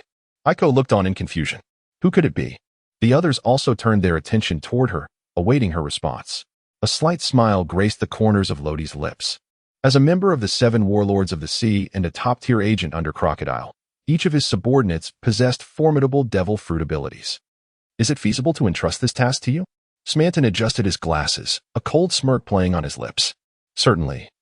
I was just seeking an outlet for my pent-up frustrations. Little did he know, beneath his feet lay his beloved casino. Lafayette twirled his cane, expressing his willingness to serve the captain. At that moment, Lodi turned his gaze towards Winnie. Among that group, there was a young girl who possessed the power to alter emotions, though not through a devil fruit. Rather, she wielded the pigments of her palette. Do take heed. Winnie nodded in acknowledgement. Lastly, there were Aiko and Tookie. Do you wish to harness that power? This time, I shall provide a minimal amount, enabling it to last longer. Aiko shook her head. She had just deployed her observation hockey and sensed a potent aura beneath her feet. However, she believed she could manage the outer forces with her current strength. I wanted hurry. In contrast to her, Tookie eagerly nodded. Although she could generate static electricity, its potency was limited. It sufficed against ordinary pirates, but she would stand no chance against those of higher rank. Lottie comprehended this point as well. Shortly thereafter, a slender thread of black energy surged into the body of the rabbit, causing it to swell to twice its original size. However, as this state could not be sustained for long, the rabbit dashed forth. Lafitte, accompanied by Winnie, swiftly followed suit, with Smandon promptly in tow. "Lottie, be careful," Aiko called out, leaping down without hesitation. Once the others had departed, Lottie took a deep breath, a smile gracing his lips. "Crocodile, are you prepared?" With a resounding punch, an immense force surged forth, shattering the stone and metal, the outer layer of the rain banquet fracturing like a spider's web, while the intricately carved banana crocodile atop had vanished, leaving only a profound abyss in its wake. Within the innermost center of the rain banquet, debris cascaded down. Dust billowed into the air, and the patrons engaged in gambling abruptly ceased their activities, their collective gaze drawn to the unfolding scene. Curiosity replaced any sense of fear. After all, this was the territory of the warlord crocodile. Those daring enough to cause a ruckus here were surely courting their own demise. As the dust settled, a youthful figure came into view. "Guards, guards," the manager shouted, preparing to apprehend this audacious young intruder. The sound of synchronized footsteps echoed, and soon a line of armed guards arrived, their dark gun barrels aimed directly at Lottie. "Kid, don't move," one guard commanded, inching closer with his finger poised on the trigger, ready to fire at the slightest provocation. "Ah, how bothersome." Lottie pressed his hands against his head, feeling a sense of helplessness, and then suddenly opened his eyes wide. A tremendous pressure emanated from him, rapidly spreading outward. The guards nearest to him felt as though their brains had been struck by a heavy hammer, with one guard collapsing unconscious. In a twist of fate, his finger inadvertently pulled the trigger, resulting in the accidental death of another guard. Almost immediately, several gunshots rang out. Within an instant, aside from Lottie, there was not a single person left standing in the vicinity. The area was now notably quieter, having succumbed to the unconsciousness of those present, some of whom had tragically been killed by friendly fire. With a sense of relief, Lottie casually placed his hands in his pockets and strolled deeper inside. Before long, he arrived at a grand golden door adorned with the inscription VIP at the top. This must be the place. With a creak, the door opened. Lottie gently pushed the door open. The sound of Crocodile's fingers drumming against the table broke the silence, and for once, a flicker of emotion grazed his typically impassive face. The oppressive aura that had just enveloped the room was palpable. Taking a deep drag from his cigarette, he slowly regained his composure. "Have they not arrived yet?" Beside him, Nico Robin tapped her head, appearing somewhat distressed. "They should have arrived by now. Let me try contacting them again." Just as her words fell, a sudden bang echoed as if something had fallen. "Perhaps it's best not to reach out. You may find it impossible to connect with them. However, I must say, I did not expect to see you here, Nico Robin. The last time we met was 6 years ago." A familiar voice resonated from behind her. Stiffening, Nico Robin turned to find a tall young man, standing at nearly 6 feet, within the meticulously crafted Sea-Prism Stone cage. A long, peculiar blade hung at his waist. The Grim Reaper, Lottie. In an instant, she recognized him. Crocodile erupted into laughter, striding over to the cage, a mocking glint in his eyes as he regarded Lottie. "The Grim Reaper, Lottie. I was just pondering how to locate you, and here you are, presenting yourself on a silver platter. Moreover, you have willingly entered this cage designed to restrain those with abilities, truly a path to self-destruction.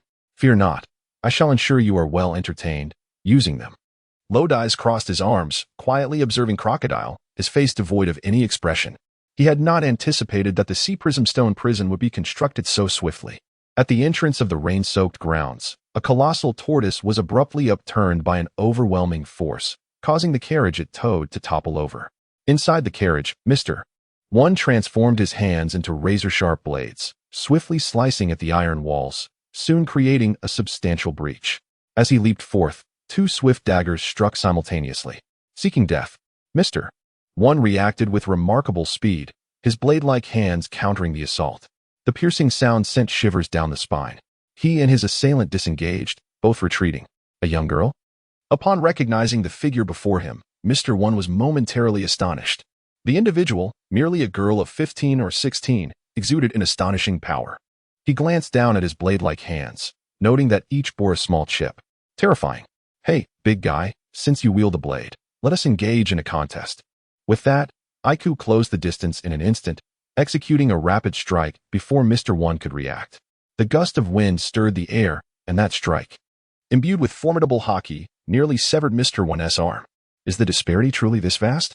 Blood streamed down Mr. One's nearly severed arm, prompting him to retreat to a relatively safe position, his expression graver than ever. Just then, his partner, Miss Doublefinger, emerged from the carriage, leaping to his side. Your arm? Can you still fight? Her expression darkened upon seeing Mr. 1's condition. He had sustained a grave injury, and he was their strongest fighter. Phew. I'm still able to fight, but we must be cautious of that girl. A terrifying power envelopes her blade. It was that very force that severed my arm. Mr. 1 gritted his teeth, his voice trembling slightly as he assessed the situation. Miss Doublefinger glanced around, her pupils narrowing suddenly. That girl is Iku, the demon slayer of the Grim Reaper pirates. The moniker had been bestowed upon Iku by the Navy. Mr. 1, lacking knowledge of such matters, felt a wave of confusion. Grim Reaper pirates? Wait, she is coming. Be careful. Before he could inquire further, Iku's figure flickered, leaving behind only a series of afterimages. Wind and snow slash. In the next moment, Iko appeared before the two, her dual blades crossed as her body spun gracefully in midair, delivering a swift strike. In a fleeting haze, a chill brushed past, leaving Mr. 1 and Miss with numerous fine wounds adorning their bodies. Strangely, these wounds did not bleed. Instead, they appeared to be frozen, taking on a pale hue. Their bodies stiffened. They found themselves unable to move. A shared bitterness welled up within Mr. 1 and Miss as they grappled with the unexpected reality that they were bested by a mere girl. Meanwhile, Mr. 2 was engaged in a fierce battle with the rabbit-like creature that had just hurled a giant tortoise aside.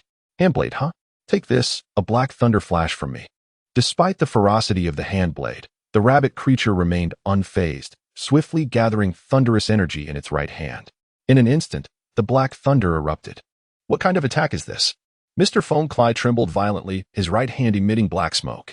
Just as he felt he could bear no more, he unleashed a powerful kick with his left leg, fueled by every ounce of strength he could muster. Yet, this nearly exhausting blow was deflected by the smoke surrounding the rabbit creature, returning nearly half the force back to him. Alas, not only was Mr. Foamcly's right hand incapacitated, but his left leg also sustained a slight fracture, rendering him temporarily immobile. Prepare for my final move. The rabbit creature seized the advantage, lunging forward with both hands charged with dark lightning, striking down fiercely. Mr. Foamcly was electrified, shaking uncontrollably, and after a moment, his eyes rolled back as he fainted. Just then, the rabbit creature exhausted its own power. As that trace of demonic energy dissipated, it reverted to its original form, collapsing to the ground, limbs twitching sporadically. Thus, 3 out of 7 cadre members had been vanquished.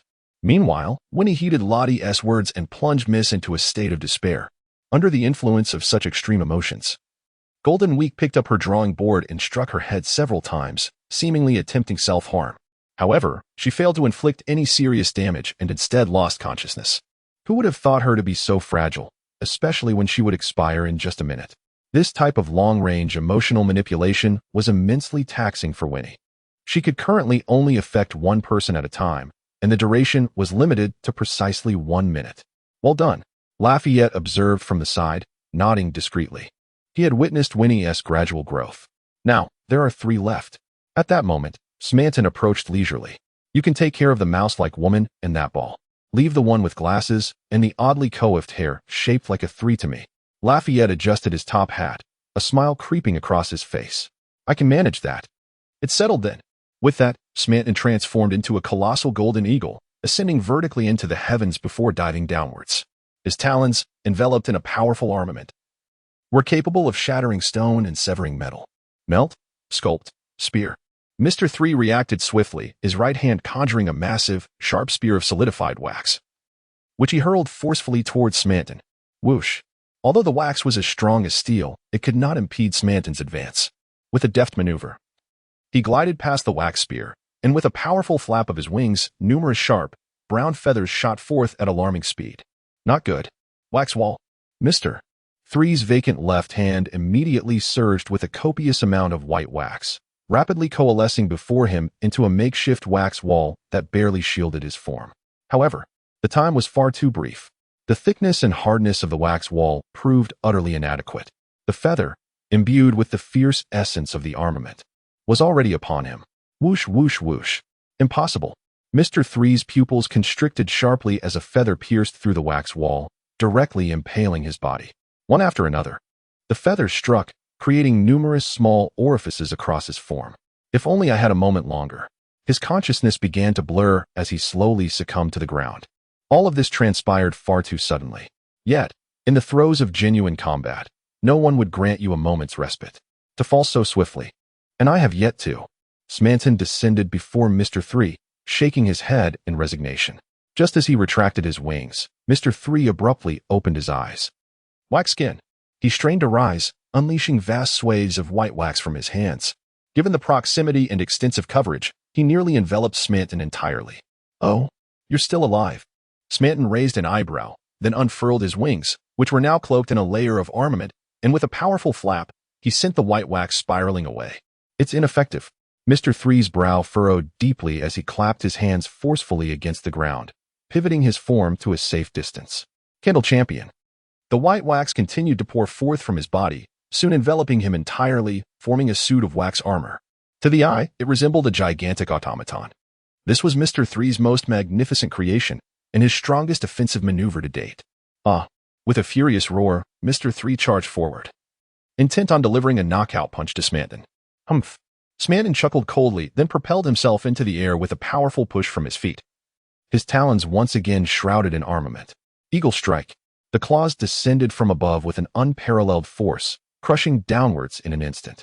At that moment, the solidified white wax, as hard as steel, appeared astonishingly fragile.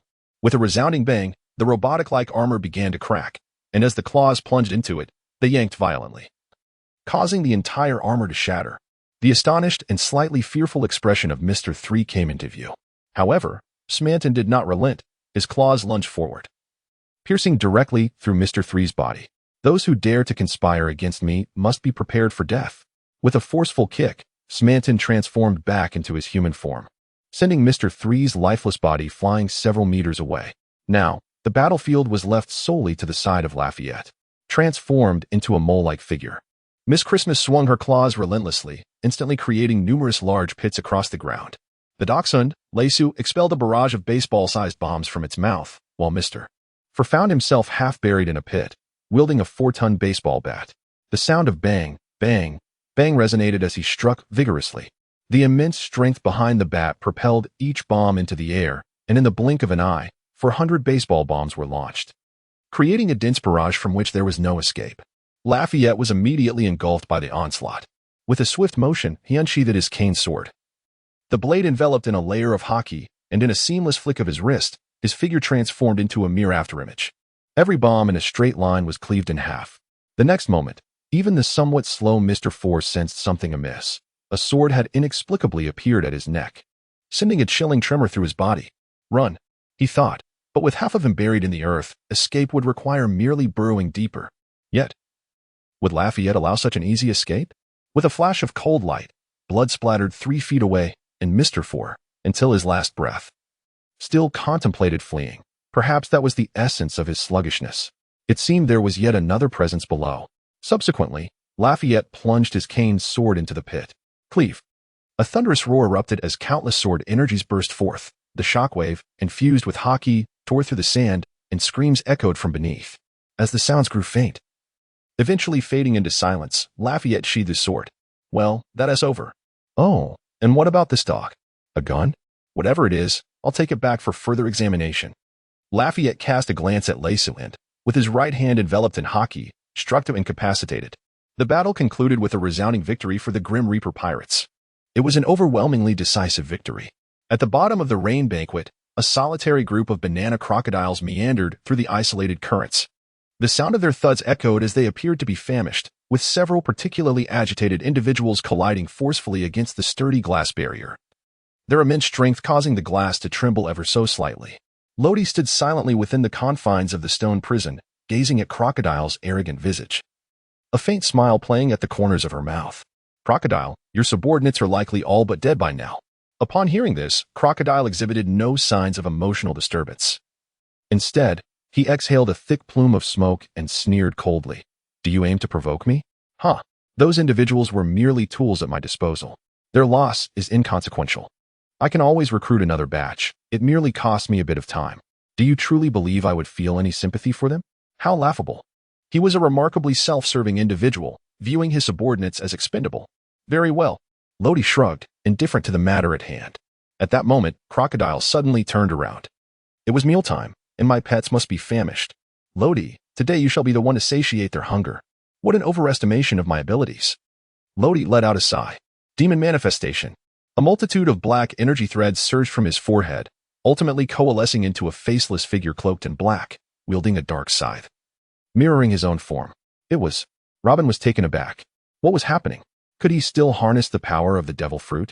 Crocodile also sensed the disturbance behind him. His foot halted mid-stride. Turning around, he pondered whether to shatter the Sea-Prism Stone cage using the power of the devil fruit. A commendable thought. Yet the powers of the devil fruit hold no sway over Sea-Prism Stone, which possesses a hardness akin to diamond. You shall not escape. With a light laugh, Luo-D inquired, who informed you that I intended to harness the power of the devil fruit? As she spoke, the sword Huang Quan was drawn. Enveloped in an ethereal layer of armament hockey. In a flash of cold brilliance, her hand moved, and with a swift stroke, Huang Quan was returned to its sheath. A square-shaped opening was forcibly created in the seemingly impenetrable Sea-Prism Stone prison. The clatter of the Sea-Prism Stone crashing to the ground echoed in Crocodile's ears. A sound so grating it rendered his previous words nothing more than empty air, leaving him feeling humiliated. You damned one, he exclaimed, transforming into a swirling tempest of yellow sand that surged towards Luo-D. Lodi did not make a move, yet the demonic avatar beside him sprang into action. A black sickle in its grasp entwined with a plume of dark smoke, swiftly vanishing into the yellow sands. The desert prison. Crocodile's right hand suddenly materialized, seizing the neck of the demonic avatar, a tremendous suction emanating from his palm. This technique could drain the moisture from any object it touched, rendering a human utterly desiccated. However, the demonic avatar was no mere human.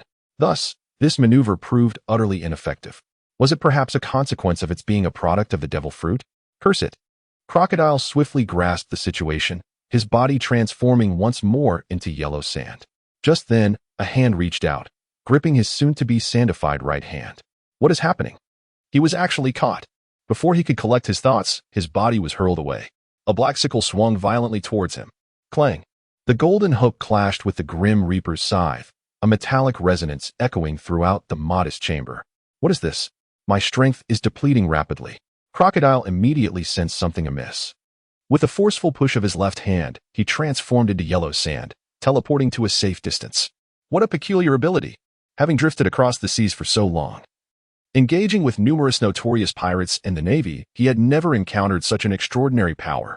But what if I were to attack the true form? What then? Contemplating this, Crocodile shifted his target to Lodi. Sandstorm. He spread his right hand wide, channeling immense power into a miniature sandstorm. Once he had condensed and controlled its might, he swung his right hand with vigor. In an instant, yellow sand filled the entire room, the fierce wind stinging faces, while the dense concentration of sand reduced visibility to almost nothing. Robin quickly shielded her eyes, retreating to the side as the arms sprouting from her body helped protect her from the onslaught of sand. Is this the power of the 7 warlords of the sea? It was only now that she truly comprehended the terrifying might that Crocodile had displayed. Lodi stirred, gradually advancing forward, the yellow sands attempting to engulf him, yet repelled by an invisible force that barred further encroachment. The intangible armor forged from the Conqueror's hockey isolated him from all harm. Under the observation of his observation hockey, Crocodile's true form was laid bare. Found you. Suddenly, a glint of cold light flashed in Lodi's eyes, with a powerful push from his rear foot. He moved with the swiftness of thunder. A colossal hand approached relentlessly, and Crocodile immediately realized he had been discovered. However, a moment later, he regained his composure. But what of it? With a flick of his left hand, the golden hook lunged forward. Coated in potent poison, its impact would yield dire consequences. Observing Lodi merely extend his fist to engage, Crocodile wore a derisive smile. What a naive child, the world of pirates is not as simple as mere combat. As the golden hook neared collision with Lodi's fist, an unexpected turn of events unfolded. The hook was thwarted by an invisible force, rendering Crocodile's efforts futile. Is this the power of the devil fruit? Truly bothersome. In response, his right hand transformed into a colossal sand blade, stretching over 10 meters. Desert sword. Perish. With a downward slash, the sandstorm was cleaved in two, penetrating the ground and emanating a faint, dark purple glow, showcasing its tremendous destructive power. At that moment, a familiar voice emerged from beneath the massive sand blade. TSK, useless, Crocodile. Is this all the strength you possess? However, you may have forgotten that while you focus on me, Your demonic doppelganger poses a greater threat. No sooner had the words left his mouth than a black scythe tore through the layers of the sandstorm, slicing through Crocodile's dark coat and landing squarely on his back. Blood erupted instantaneously. A wave of excruciating pain surged forth, and more alarmingly, Crocodile realized his stamina had plummeted by nearly a quarter within mere seconds. Damn it! Realizing the situation had spiraled beyond his expectations, Crocodile swiftly retaliated, deflecting the scythe with his golden hook before hastily elementalizing himself. Sandstorm. An even more ferocious tempest erupted, uprooting the entire structure, shattering the sturdy glass, and allowing water to surge into the room. The startled banana crocodiles relentlessly battered against the already cracked glass, threatening to obliterate it entirely. Crocodile seized the weary Nico Robin, dragging her alongside as they were swept away by the winds and sands through the gaping hole. Not even a harsh word was uttered. Attempting to flee, Lodi brandished the yellow spring and thrust it fiercely into the ground.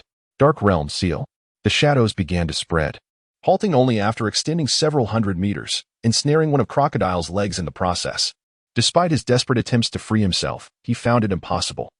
Even more alarming was the fact that his leg could not transform into sand. Damn it, what bizarre abilities are these? Below, Lodi's yellow spring had already struck, and simultaneously, the dark space shattered. Strike! A piercing wail echoed through the skies as Crocodile, in a fit of desperation, cast Robin aside and dove to grasp his severed right leg. In an instant, his entire form vanished beneath the shifting sands, seamlessly merging with them to delve underground as a means of escape. Truly, I underestimated you. It seems pursuit will be a formidable challenge. Lodi shook his head helplessly. It was quite unexpected for Crocodile to reveal an unfamiliar technique. However, the news of Crocodile's defeat would likely spread swiftly. Would this time lead to the revocation of his title as a warlord of the sea? Lodi shook his head, retracting the demonic avatar before leaping into the sky. The room had already been inundated by the water, nearly halfway submerged. It would not be long before the banana crocodiles emerged one by one. As for the fate of the crocodile worshippers within the city, that was of no concern to Lodi.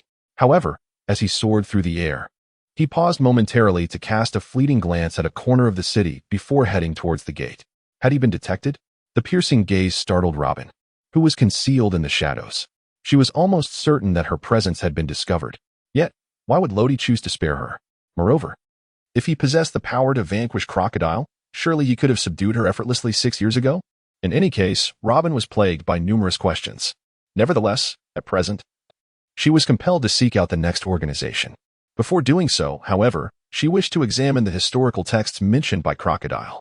She yearned to uncover whether they documented the enigmatic century of silence. After years of searching, she was unwilling to relinquish any potential leads. Soon after, she flickered and vanished into the dark alley. The sun was just setting. The desert still radiated its sweltering heat. Crocodile leaned against a large boulder, gasping for breath. He had escaped. In a rather disheveled state, he felt akin to when he had been defeated by Whitebeard. For the second time. Damn it, damn it. What was even more infuriating was that nearly a decade of his efforts had been rendered futile in that moment. He was uncertain if he would ever find the Dark King again. The only individual capable of deciphering the historical texts, Nico Robin, had been abandoned by him. Her fate now uncertain. Cursed be you, the Grim Reaper Lodi. I shall make you pay. With that, Crocodile leaned on his cane and vanished into the vast expanse of the sandy sea. Perhaps the only solace he found was in the severed leg he clutched in his arms. In the present day, a glimmer of hope still remains. Currently, Lodi harbors little interest in historical texts. His sole aim is to strengthen himself continually. The ancient manuscripts of Alabaster recount the location of the ancient weapon, Pluton, situated in Wano country. However, these so-called ancient weapons, along with the figures of Pluton, Uranus, and Poseidon, are merely external trinkets.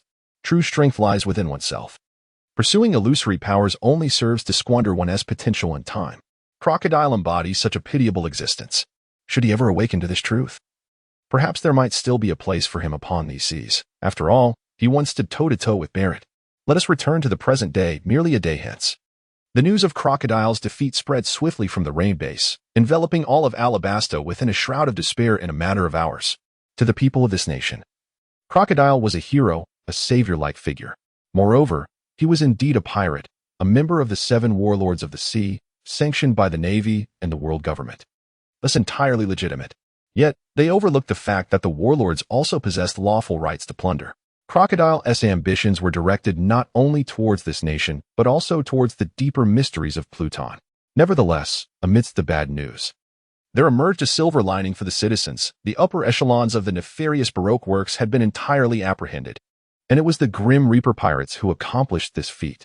This information was relayed by those in Rain Base who recognized Lodi and his crew. The name Grim Reaper Pirates was not unfamiliar to most. They had made headlines over a month prior, being a colossal pirate crew with a collective bounty nearing 400 million. What, then, was their purpose in Alabasta? No one knew.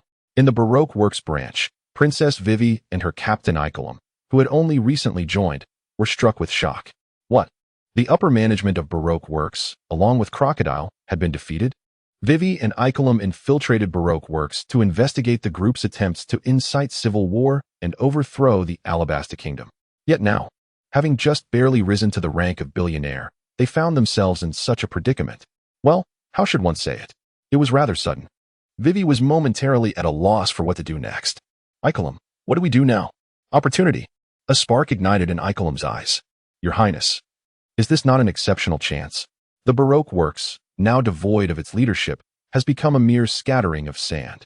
We hastily return to the royal palace to report this matter to His Majesty the King, and then take decisive action to eliminate this looming threat. Having spent several months within Baroque Works, we are well aware of the locations of several of their branches. Even if we cannot eradicate them all at once, we can dismantle them one by one, gradually diminishing their power. On our way, Vivi's face was marred with an unmistakable concern. What of the Grim Reaper pirates? If they could overcome even the 7 warlords of the sea, Icarlum shook his head. With internal strife and external threats, Baroque Works has entrenched itself in Alabasta for over a decade. Leaving them unchecked would be detrimental to the entire nation. As for the Grim Reaper pirates, their intentions remain shrouded in mystery, yet they are pirates at heart, and thus cannot be underestimated. All the turmoil in this kingdom could be quelled by a single downpour. But such is beyond human control. The sudden emergence of the dance powder a year ago, coupled with the peculiar phenomenon of rain only falling in the capital, Alabasta, is most abnormal. Yet, even Cobral, who senses the scent of conspiracy, finds himself powerless. He has conducted investigations, yet uncovered no leads. The only potential connection seems to be Baroque Works, though that criminal organization appears to be nearing its end. All of this chaos is incited by the appearance of the Grim Reaper pirates yesterday. What fate awaits this kingdom? As king, Cobral does not know, but he shall exert every effort to safeguard it. Captain, here are the fruits you requested. Following Lodi's instructions, Lafitte took a special flight to procure some fruits. Although puzzled, he chose not to inquire further. Excellent. Lodi accepted the task, nodding slightly, a glimmer of joy flickering in his eyes. He felt an overwhelming eagerness to experiment with the idea that had taken root in his mind. It is widely acknowledged that when a wielder of abilities meets their demise, the demonic power within them detaches and attaches itself to other fruits, thereby giving rise to new devil fruits. Hence, if he were to envelop the portion of demonic power within the soul of the wielder at the very moment of their death, and exert control over the departing demonic energy, guiding it into a fruit, would it not result in the formation of a devil fruit? The more he contemplated this, the more feasible it appeared to him. He then proceeded to the cabin, entering another vacant room with the fruit in hand. Inside lay Mr. 1, Mr. 2, Mr. 3, Miss Doublefinger, and Miss Golden Week. As for Miss Christmas and Mr. 4, they had fallen victim to Lafitte's ruthless actions and were beyond recovery. Mr. 3 was also on the brink of death, having sustained numerous grievous wounds from Smoker's onslaught. It was nothing short of a miracle that he still clung to life. With deliberate steps, Lodi approached Mr. 3, intent on extracting the demonic power before it was too late. Go. In that moment, countless strands of black energy surged forth from Lodi's forehead, enveloping Mr. 3 completely, leaving no gap unfilled. What would unfold next? Lodi produced a piece of fruit and placed it within the sinister power of the demon. Dark Domain, / a miniature dark realm enveloped Mr. 3, and with a glint of cold brilliance, Lodi sheathed the blade back into the afterlife. Beneath that malevolent force, Mr. 3 had already perished. Lodi gradually closed his eyes, beginning to channel the malevolent power. A minute passed, then 5, and suddenly he slowly opened his eyes, a glimmer of joy flickering within. Success. The wax fruit. To be candid, this fruit possesses an extraordinary nature. From a certain perspective, it bears an uncanny resemblance to the mochi-mochi fruit belonging to Kaido. If fully developed, its potential is immense. The first fruit is in hand. The wax fruit is entirely white, resembling the appearance of wax flowing from a candle as it burns, a strikingly accurate likeness. Now, it is time for the second one. Time swiftly elapses. 2 hours later. Aside from Miss Golden Week, who lacks fruit abilities, the remaining individuals have been dealt with. For pristine devil fruits are now contained within the same bag, the quick slice fruit, the thorn fruit, the imitation fruit, and the wax fruit, with the addition of the unknown fruit previously seized from the land of flowers. That makes 5 devil fruits in total. These fruits, Lodi intends to reshape a new generation of empowered individuals. Only the power wielded in one's own hands can truly be called strength. The recruitment of individuals from the Baroque works carries certain risks. Crocodile felt utterly unfortunate.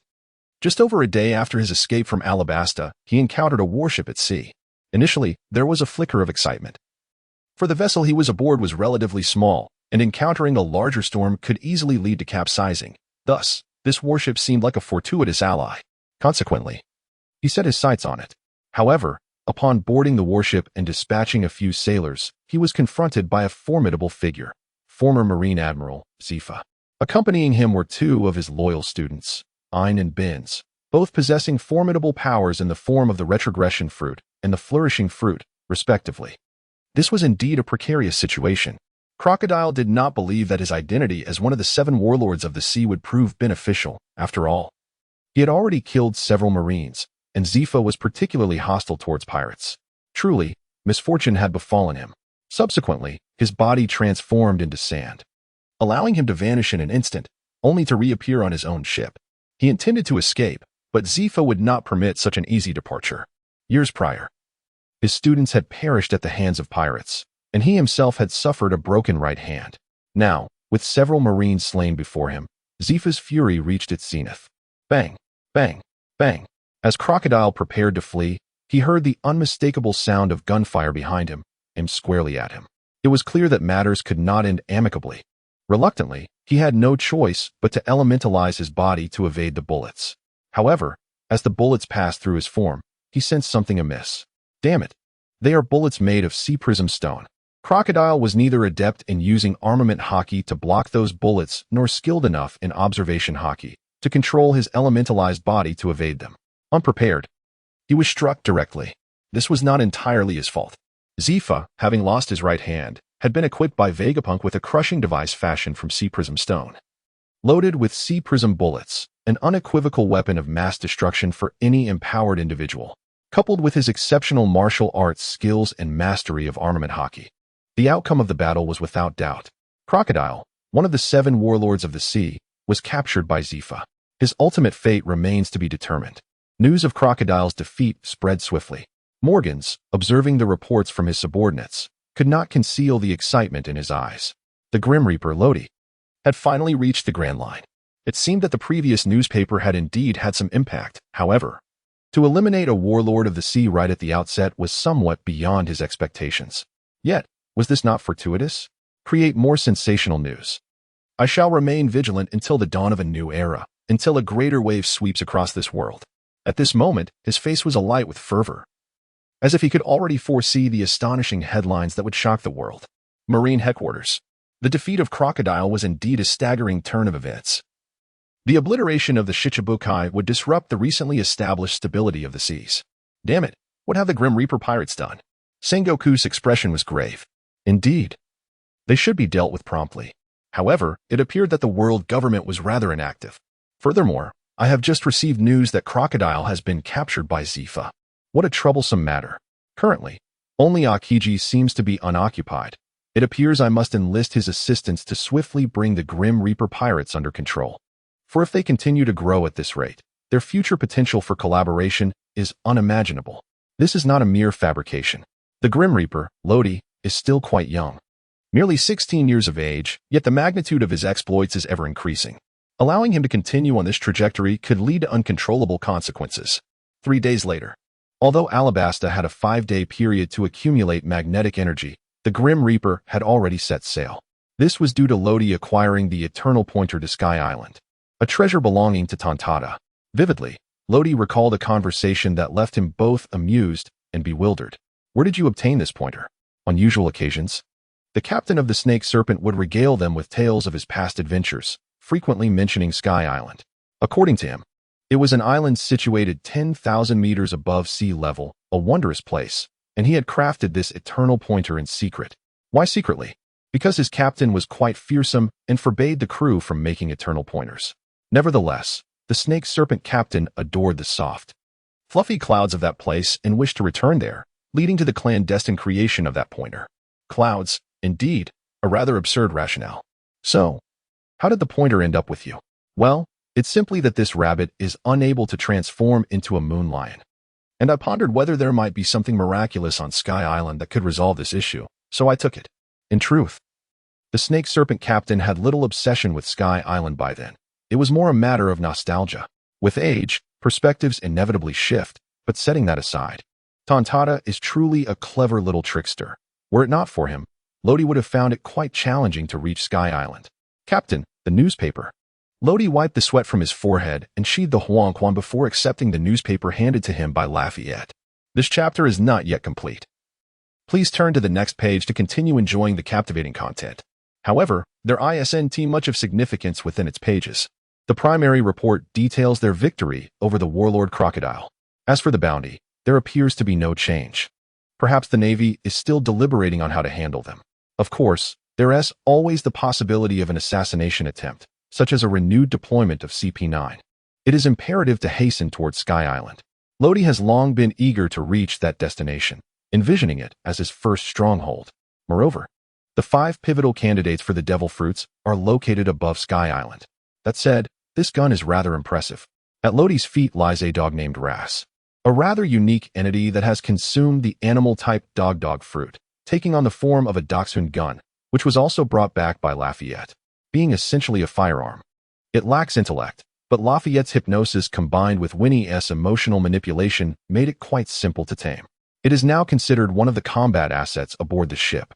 Meanwhile, during this Golden Week, the creature is currently with Machida and Jim, undergoing a gradual transformation under Winnie's gentle yet insistent guidance. With her inherent peculiar abilities and a suitable devil fruit, she could become a formidable force. Thus, Lodi spared her life. In this world, some truths cannot remain concealed. Even if the Navy wishes to suppress the news of the warlord's defeat at the hands of pirates, Morgan certainly does not adhere to such constraints. Newspapers published by the World Economic News Agency disseminate this information across the globe, whether in the Grand Line or the Four Seas, be it Paradise or the New World. The awareness is spreading that the delicate balance of the seas appears to be gradually disrupted. Some pirates begin to grow restless. Does Crocodile's defeat imply that they now have a chance to ascend to the ranks of the warlords? For pirates, that would be an enviable status. In the blink of an eye, half a month has passed. The Death God pirates have traversed 2 islands and have finally arrived at the base of Sky Island. At this moment, the compass wobbles yet is entirely aligned with the heavens above.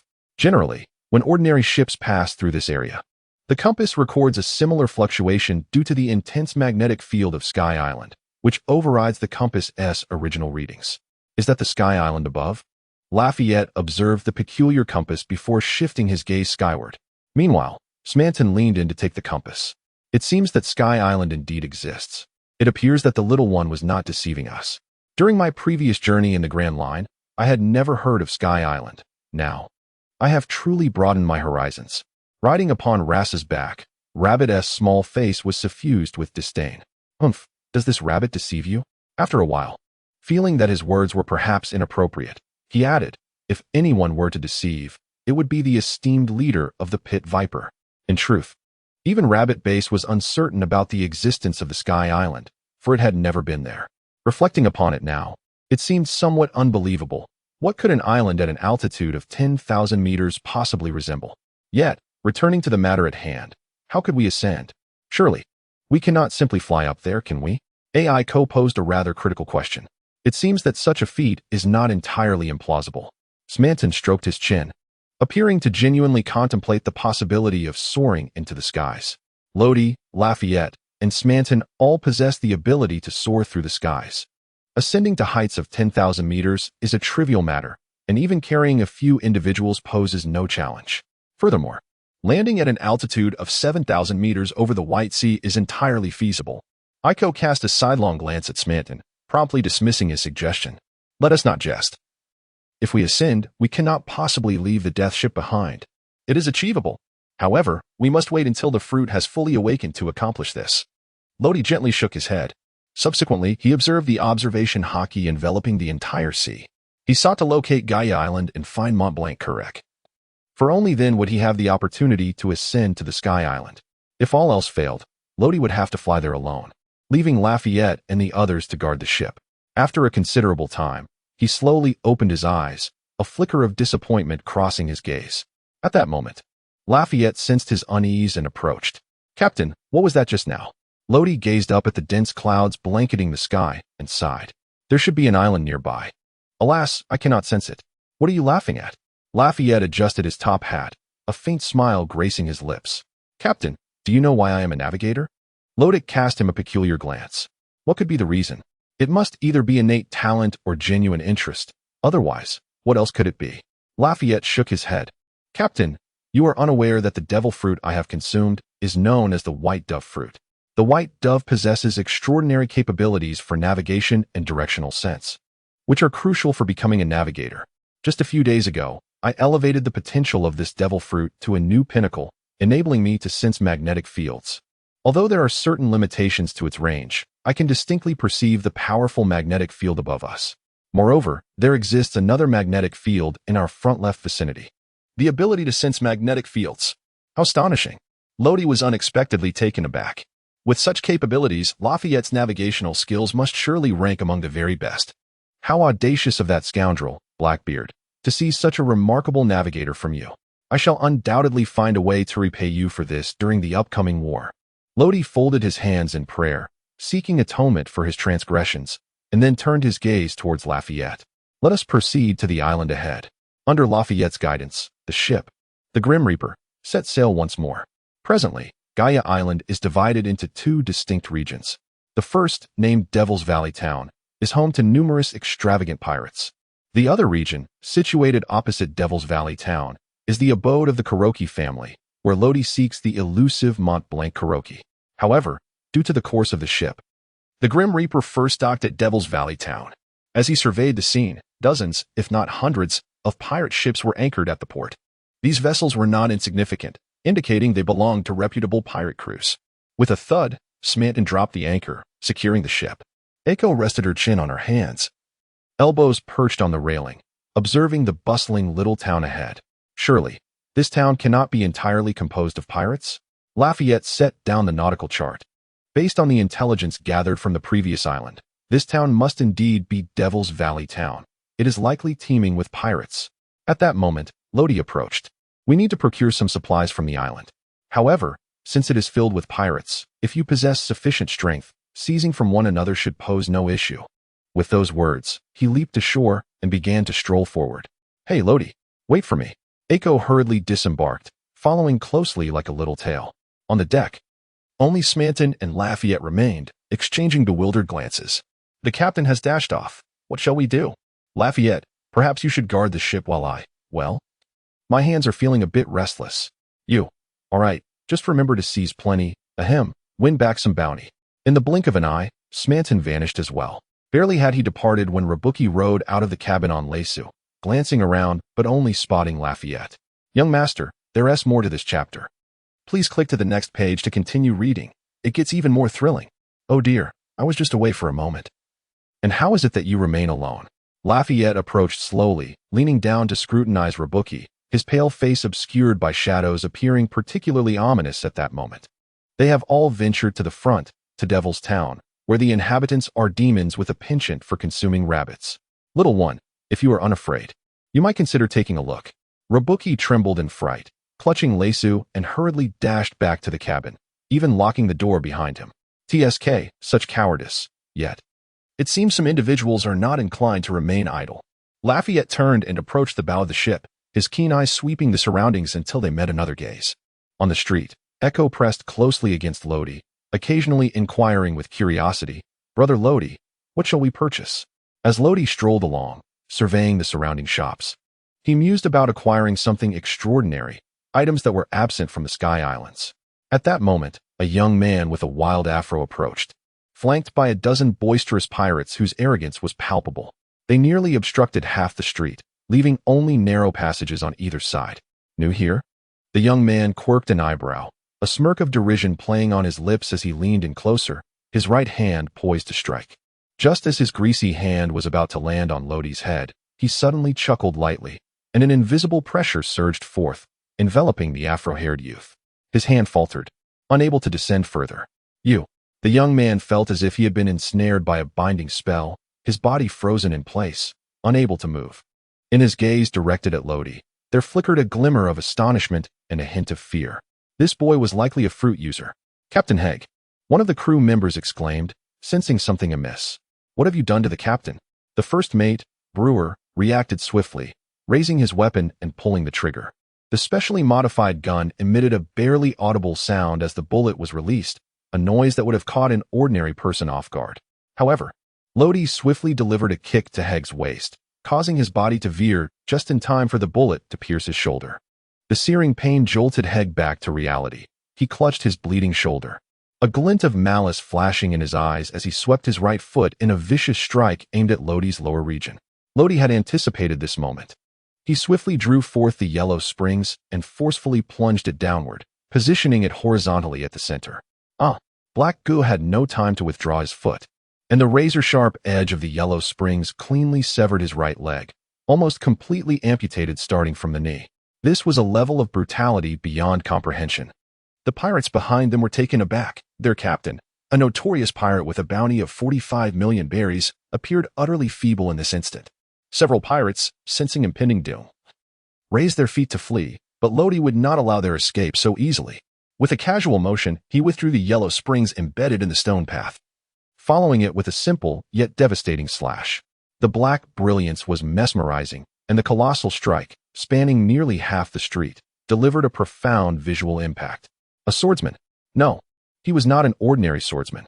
As the pirates fell one by one, decapitated, the black slash finally dissipated into the air.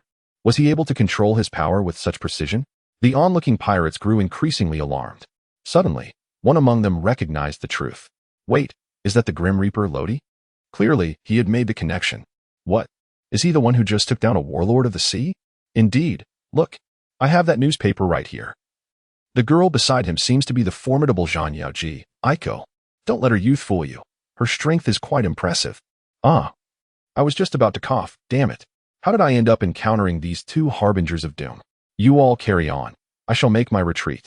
In the blink of an eye, due to Lodi's fearsome reputation, the majority of the onlooking pirates had fled.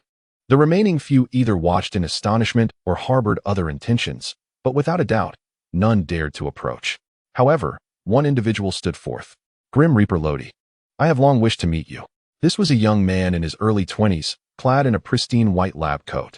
He had tousled brown hair and an intellectual demeanor, standing tall at an estimated 2 meters and 5 centimeters. Yet, none recognized him. The only thought occupying the minds of the surrounding pirates was, who is this fool so unafraid of death? Lodi cast a calm glance at him, raising an eyebrow. Oh, what do you mean by that? The young man, clutching a black notebook, took a couple of steps back and forth. If I am not mistaken, your purpose for being here is the Sky Island. His voice resonated with determination, almost exuding absolute certainty. TSK, what my purpose is has nothing to do with you. Oh, don't speak so harshly. In truth, I wish to visit the Sky Island as well. Could you perhaps take me along? After all, one more person makes no difference. Sky Island. Haha. The people around, upon hearing those two words, nearly doubled over in laughter, covering their mouths. Who doesn't know that the Sky Island is merely a fabrication spun by Kalike? It's astonishing that there are indeed fools who believe it. Had it not been for the fact that the subject was the Grim Reaper Lodi, they would have undoubtedly mocked him further. At that moment, Aiko stepped forward, hands on her hips, and scoffed. Humph, why should we take you with us? The young man chuckled softly, lowering his voice. Because I hail from the genius realm of Barkamoya and can be of assistance to you. Aiko furrowed her brow, utterly perplexed by his words. Humph, what does your origin from that Barkamoya have to do with us? How does it relate to whether we take you to the Sky Island? Barkamoya? Lodi displayed an expression of deep contemplation, as if he had come to an understanding of the place in question. He then drew Ikora behind him and fixed his gaze intently upon the young man. "What is your purpose for journeying to the Sky Island?" he inquired. The young man simply replied with the word curiosity, an oddly peculiar reason, yet undeniably reasonable. For curiosity possesses the innate power to compel individuals to undertake endeavors that may appear utterly unreasonable. "How can you assist us?" Lodi is not a philanthropist. She would never engage in a losing venture. The young man opened his notebook, leafed through its pages, and then handed it to Lodi. "This is the propulsion wing I have developed. Once it receives an initial thrust, it can soar indefinitely until its energy is depleted. Here, there exists but one means to reach the Sky Island, the skyward current that occurs 5 times a month. With my propulsion wing, if you successfully board that current, you shall effortlessly arrive at the Sky Island." Lodi cast him a peculiar glance. "How do you know so much? And how could you possibly be aware that the island above is the Sky Island?" "My dear," he replied, "there's more to this chapter. So do turn to the next page for a more thrilling continuation." Indeed, the man before her was not mistaken. However, the crux of the matter lay in the alarming clarity of his knowledge. The young man retrieved his notebook and gestured toward his head. "After gathering intelligence from Mont Blanc Colike, I dedicated half a month to observing and recording the ocean currents here, ultimately arriving at this conclusion. Most importantly, for centuries ago, this was a complete island. Does the emergence of the updraft not imply that another portion of this island has ascended to the heavens? Furthermore, the existence of the Sky Island is undeniable, and there exists an alternate route to reach it. My decision to forego that path stems purely from curiosity. Of course, all this remains conjecture. Practice and hypothesis are worlds apart, and I must validate my theories. Your appearance has illuminated a path of feasibility." The two exchanged gazes for an extended moment. Suddenly, Lodi tugged at Iko and brushed past him. "If you wish to come along, then follow me." A glint of excitement flickered in the young man's eyes as he tucked away his notebook and eagerly followed. During their subsequent conversation, Lodi gleaned some fundamental information about him. The young man was named Fryan, and though he appeared to be in his early 20s, his true age was 35. He hailed from the futuristic nation of Barkamoya on Mechanism Island, known as the Land of Genius. He had briefly served as an assistant to Bijapank, himself a prodigy. Yet he despised the constraints of the laboratory, yearning instead for freedom and the wonders of the outside world. Moreover, he found himself at odds with Bijapank's ideology. Consequently, he severed ties with Bijapank, departed from his homeland, and embarked on a journey of exploration. Thus, their encounter came to fruition. The following day, a peculiar scene unfolded upon the vast ocean. A tall man clad in a dark green coat, adorned with a green-eye mask, and sporting somewhat unruly hair, pedaled a bicycle across the surface of the sea. You read that correctly. He was indeed traversing the waters. The front wheel of the bicycle rolled with precision, landing each time upon the freshly formed ice surface.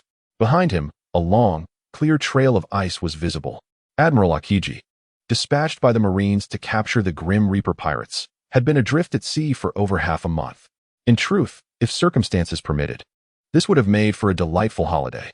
Yet, fate had other plans. A few days prior, the Grim Reaper pirates had passed 2 islands that were under Marine guard, who promptly relayed the information to Akiji and speculated on the islands the pirates might reach next. Reluctantly, Akiji continued his search. If he found them, he would capture them. And if not, so be it. Ah, have we arrived? After so many days, he finally encountered an island. Without any excitement, he leisurely pedaled his bicycle towards it. Meanwhile, at the Kurokai residence, directly opposed to Magic Valley Town, the Grim Reaper ship successfully set sail under the protection of the United Army of Monkey Mountain. The ease with which Mont Blanc Kurokai agreed to assist Lodi was largely due to Fryan's influence. Over the years, Fryan was the only one who understood Kurokai's vision. Despite only having known each other for half a month, they had forged a genuine bond. Upon hearing that Lodi and his companions wished to journey to Sky Island, Kurokai readily agreed to assist them. Beneath these waters lies a cavernous void, deeper than the seabed itself. When frigid seawater flows into this void, the geothermal heat below generates steam. The pressure from this steam can cause an underwater eruption, resulting in immense currents that surge towards the heavens, known as the heavenly current. This eruption can last for a minute, and if fortune smiles upon them, they might reach the fabled Sky Island. However, if luck is unkind, it could lead to the ship's destruction and loss of life. As they traveled, Kurokai continuously explained the principles behind the formation of the heavenly current and various precautions. At that moment, Their pirate ship had arrived in a sea shrouded by ominous clouds. The powerful winds whipped the surface of the water, stinging their faces. Beneath those dark clouds lay a vast, deep whirlpool, its formidable pull so strong that even the mightiest sea beasts could not escape, being drawn inexorably into the depths that seemed to lead to an endless abyss. Terrifying. Winnie pointed at the immense whirlpool and then glanced at Kurokai, who was navigating alongside. Her voice tremulous with fear. "Are we really going in?" Kurokai nodded affirmatively. "Indeed, once the great void beneath the sea has absorbed enough water, it will erupt, propelling our vessel skyward. This opportunity comes but once." Lodi waved his hand at Smanton, signaling a resolute decision. "Smanton, let us venture forth into the skies towards the Sky Island." Indeed. With that, the Grim Reaper detached from the protective embrace of the united forces of the Ape Mountain and began to advance into the swirling currents. At last, as the vessel neared the heart of the profound vortex, immense currents surged forth, gradually elevating the Grim Reaper, accelerating its ascent with increasing speed. The Ice Age. Admiral Akiji has arrived. He had managed to reach them just as the Grim Reaper ascended. Having gathered intelligence from the pirates in Magic Valley Town and utilizing his formidable observation hockey. Given this fortuitous encounter, he would not allow them to escape so easily. Despite his languid demeanor, the mission's objective lay before him, and he could not feign ignorance. With hands poised above the surface of the sea, he unleashed a torrent of icy air, swiftly transforming the water's surface into a sheet of ice that extended hundreds of meters. Yet, just as it was about to make contact with the soaring currents, a dark slash descended from above, cleaving through the water and penetrating hundreds of meters deep, preventing the cold from reaching the opposite side and redirecting it to other areas. "Rafet, steady the ship. Ensure we reach the Sky Island safely. A formidable adversary approaches, and I shall engage him." In an instant, Rafet, Smanton, and Iko on the deck turned their gazes toward him. "Captain, Brother Lodi, are we not meant to ascend together?" "Captain Lodi, we shall await your arrival on the Sky Island. You must make it up." Lodi merely nodded, then leaped gracefully into the air, the sea breeze tousling her hair. As she touched down, the cloak of death enveloped her, nullifying all inertia and force. With a gentle tap of her toes, Lodi landed upon the solidified expanse of ice and gazed upward. At a distance of 500 to 600 meters, Admiral Akiji's eyes met hers almost simultaneously. Their gazes intertwined. Devoid of any fervent clash, everything appeared so tranquil. "The Navy's Admiral Akiji, it seems the Navy headquarters truly holds me in high regard. To dispatch an admiral for a mere bounty of 200 million is indeed a rarity." As Lodi ambled forward, the yellow spring in her hand had already taken on an eerie hue of black and red, with blood seeping through. Death God Lodi. This is indeed our first encounter, isn't it?" Akiji rose slowly. Even at a distance of several hundred meters, the conversation, though not loud, resonated in their ears. Such is the formidable power of observation hockey. "It is indeed our first meeting, yet you have presented me with a grand gift upon our initial encounter.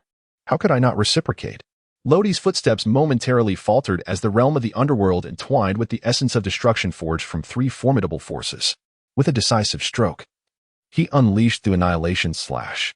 The very fabric of space trembled as black thunder resonated, orchestrating a symphony of chaos. A colossal, obsidian strike, spanning 100 meters, sliced through the air, which seemed to lament in sorrow, while the sky, shrouded in ominous clouds, ceased its weeping, gradually dispersing its veil. A terrifying pressure engulfed the entire maritime expanse. Aboard the immense pirate vessel of the Ape Mountain Alliance, the expressions of the gorilla, the orangutan, and Kaliki were marked by astonishment. The sheer potency of the attack caused their very souls to quiver. Ice block, pheasant beak. The normally aloof Akiji exhibited an unusual seriousness. As he raised his hand, all the frigid air coalesced around his right arm, giving birth to a colossal ice bird that soared forth with tremendous impact and explosive force, rendering the ice beneath it even more resilient, its chill becoming increasingly oppressive. With a resounding clash, the immense strike met the frigid bird. As thunder and frost clashed in a fierce struggle, 10 seconds passed, then 30, and finally a minute. A thunderous explosion erupted as the two forces reached their zenith. The overwhelming shockwave fracturing the ice below, spreading outwards like a spider's web. After a prolonged silence, as the ice shards settled and the black thunder dissipated, the scene revealed a vast puddle spanning hundreds of meters, intermittently flickering with dark sparks, while chunks of ice floated serenely. Could this level of power truly rival that of an admiral? Lodi clenched his fist, silently absorbing the lingering echoes of battle. As anticipated, Akiji's ice fruit had reached an awakened level. Otherwise, his clash with Akainu would not have transformed Punk Hazard into a permanent island of ice and fire. Indeed, it is permanent. It has been over a minute, Akiji. It is time for me to take my leave. Our next encounter shall not be so straightforward. As Luo-D felt the water flow behind him begin to descend, he slowly turned around, his toes barely touching the ground, and his body swiftly ascended, propelled by the swirling mist. Attempting to flee? Upon noticing his intent to escape, Akiji raised his hand, summoning 5 colossal ice pillars that shattered the void, strategically blocking Luo-D's escape route. Ice Ball. Yet, the mastery of observation haki is not exclusive to Akiji. You anticipate my movements. Naturally, I can foresee your anticipation. Thus, when both parties possess ordinary observation haki, the one who strikes first often finds themselves at a disadvantage.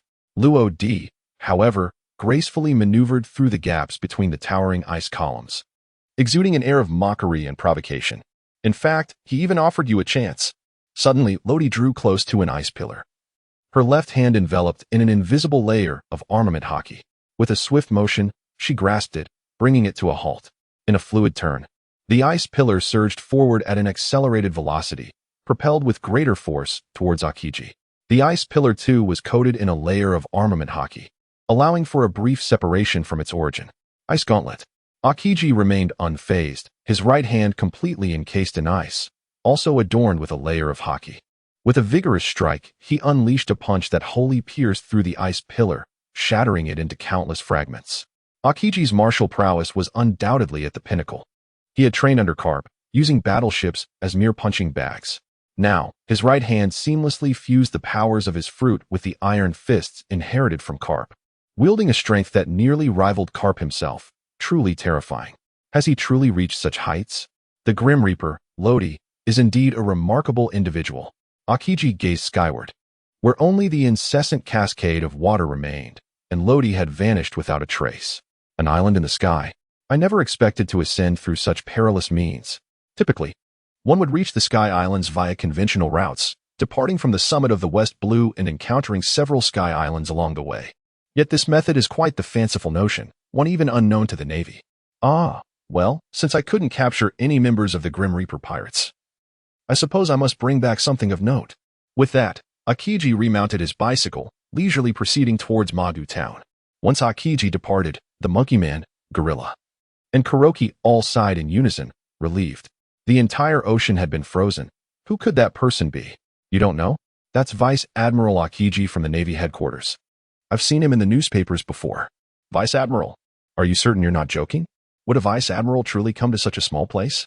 Well, the pirates of Magu Town are likely. Cough. Actually, we are pirates too. Kuroki shook his head in resignation, then turned his gaze skyward, falling into a contemplative silence.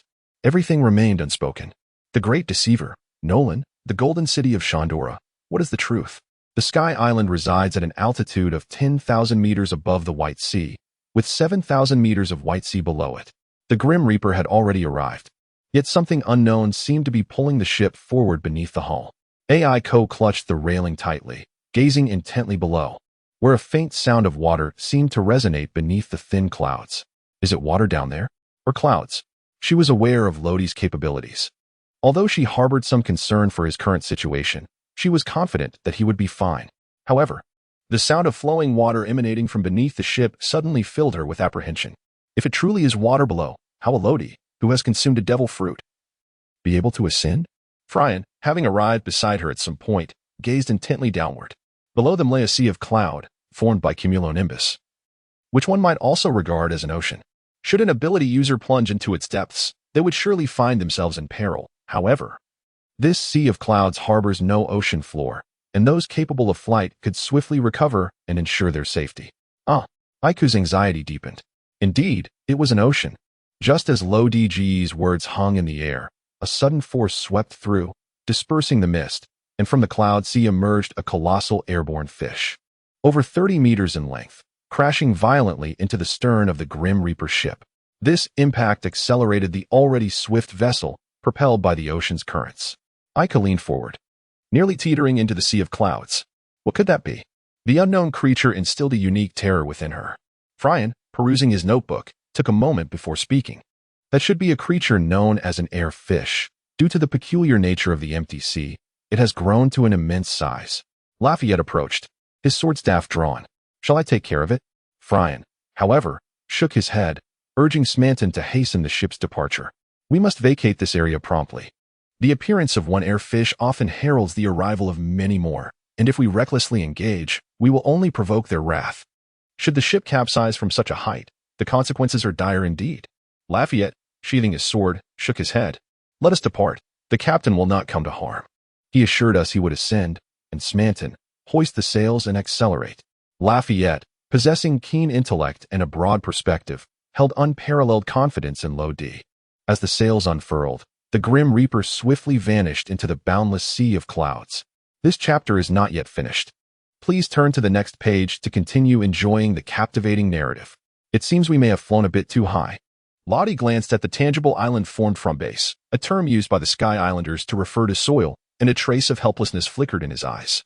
Goodness. I've directly arrived at Inel's stronghold, Appiano. Let's take a look. With that, Lottie soared into the air, and in the next instant, he gently alighted upon the island. The Grim Reaper's cloak he wore dissipating into nothingness. The demonic power that had been entwined with the underworld swiftly returned to his body.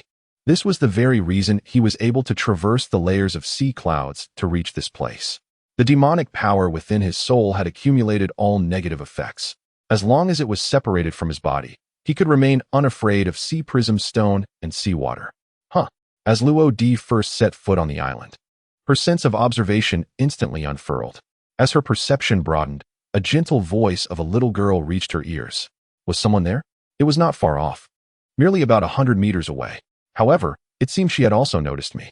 Lo-D furrowed her brow slightly before slowly advancing forward. Was there someone there? Could it be those priests?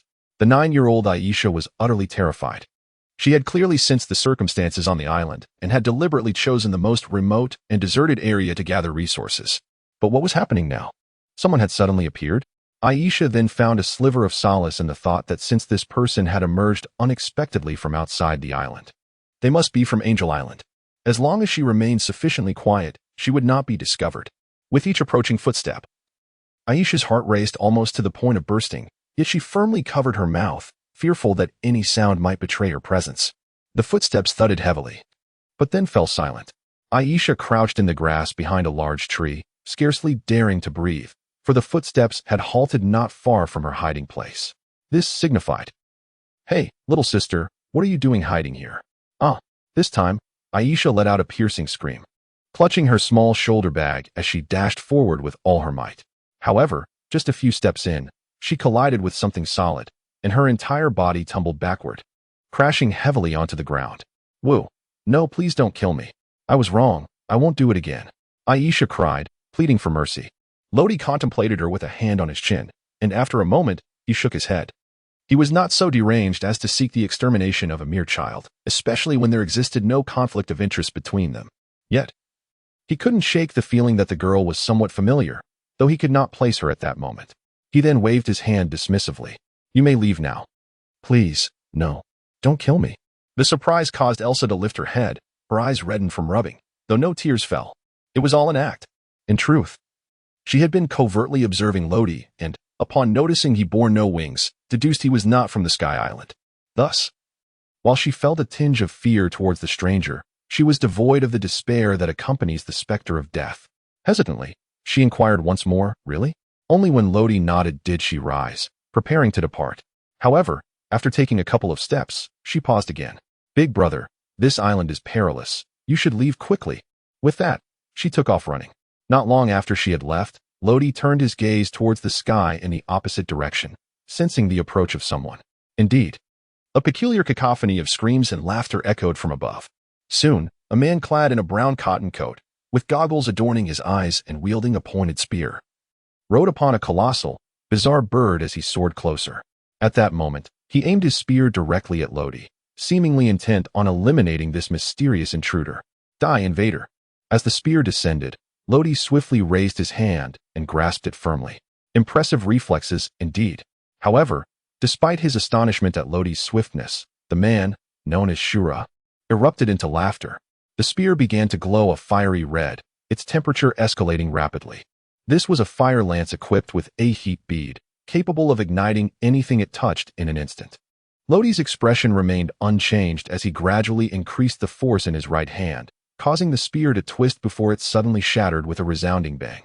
The thick, armored coating was compressed into a flat piece, while the heat source within was utterly obliterated. How is this possible? Shura was taken aback. The material of the fire gun was not something that could be deformed by mere brute strength. Before he could ponder further, Lodi yanked fiercely with his right hand, bringing Shura and his mount, the three-jong bird, crashing down together. With a thunderous strike from his left fist, reinforced by the armored coating, Lodi delivered a powerful blow that caved in half of Shura's face, shattering his nasal bone completely. The sheer force sent Shura hurtling backward through the air. Disoriented and unable to discern direction, his mind in chaos, with a continuous roar ringing in his ears. His heart network had failed. No. Perhaps Lodi's punching speed was simply too swift. Even as he sensed Lodi's movements, he could not evade them. Who is this person? Has he come here for the gods? In the fleeting moment before unconsciousness, these questions swirled in Shura's mind. Meanwhile, on the other side, the three-jung bird, witnessing its master being sent flying by this human, was filled with rage and indignation. It opened its beak wide, unleashing a torrent of crimson flames directed at Lodi's face. This was the fire released by the flame shell, possessing an extremely high temperature. Yet, Lodi remained unfazed. The armored coating enveloping his body repelled the flames entirely. He swiftly extended his left hand, gripping the stout neck of the bird firmly. Then, under the terrified gaze of the creature, his right hand followed suit, seizing its open beak. With a powerful twist, the massive jaws were contorted into a twisted mass, rendering it incapable of escape, only able to emit strange, pained whimpers. Suddenly, a wave of oppressive force flooded the air, an embodiment of conqueror's haki. The three-jong bird trembled uncontrollably, its pupils filled with dread. It wanted to flee, but its legs felt weak. Seizing the moment, Lodi mounted the creature. To the temple, understand? The bird nodded tremulously, too frightened to resist, its wings flapping unsteadily as it took to the skies. Haven't you eaten? Fly steadily. At the top of the colossal vine in the temple, Enel was enjoying fruit fed to him by two maidens. Suddenly, as if sensing something, he paused mid-chew and gradually lifted his head. Defeated? TSK, how unfortunate. The gods do not favor the weak. His heart network could encompass the entire island, and naturally, the battle between Lodi and the priest, the celestial knight Shura, did not escape his perception. However, the divine is not to be trifled with. Those who dare to transgress and trespass upon this sacred ground must brace themselves for annihilation. Enel closed his eyes, gradually raising his right hand. A brilliant arc of electricity surged forth, soaring towards the heavens. The two maidens trembled slightly, almost simultaneously bowing their heads in reverence. Crack! At the location where Lodi stood, a formidable bolt of lightning descended with unyielding force, its blinding radiance captivating the eye. The thunder rumbled fiercely, echoing across the sky, a cacophony deafening to all. The speed was astonishing. The cross-legged position beneath Luo-D's hips was utterly unavoidable, and in an instant, it was struck by a colossal bolt of lightning. However, when the thunderous energy dissipated, it found itself seemingly unscathed. Was it merely superficial? No.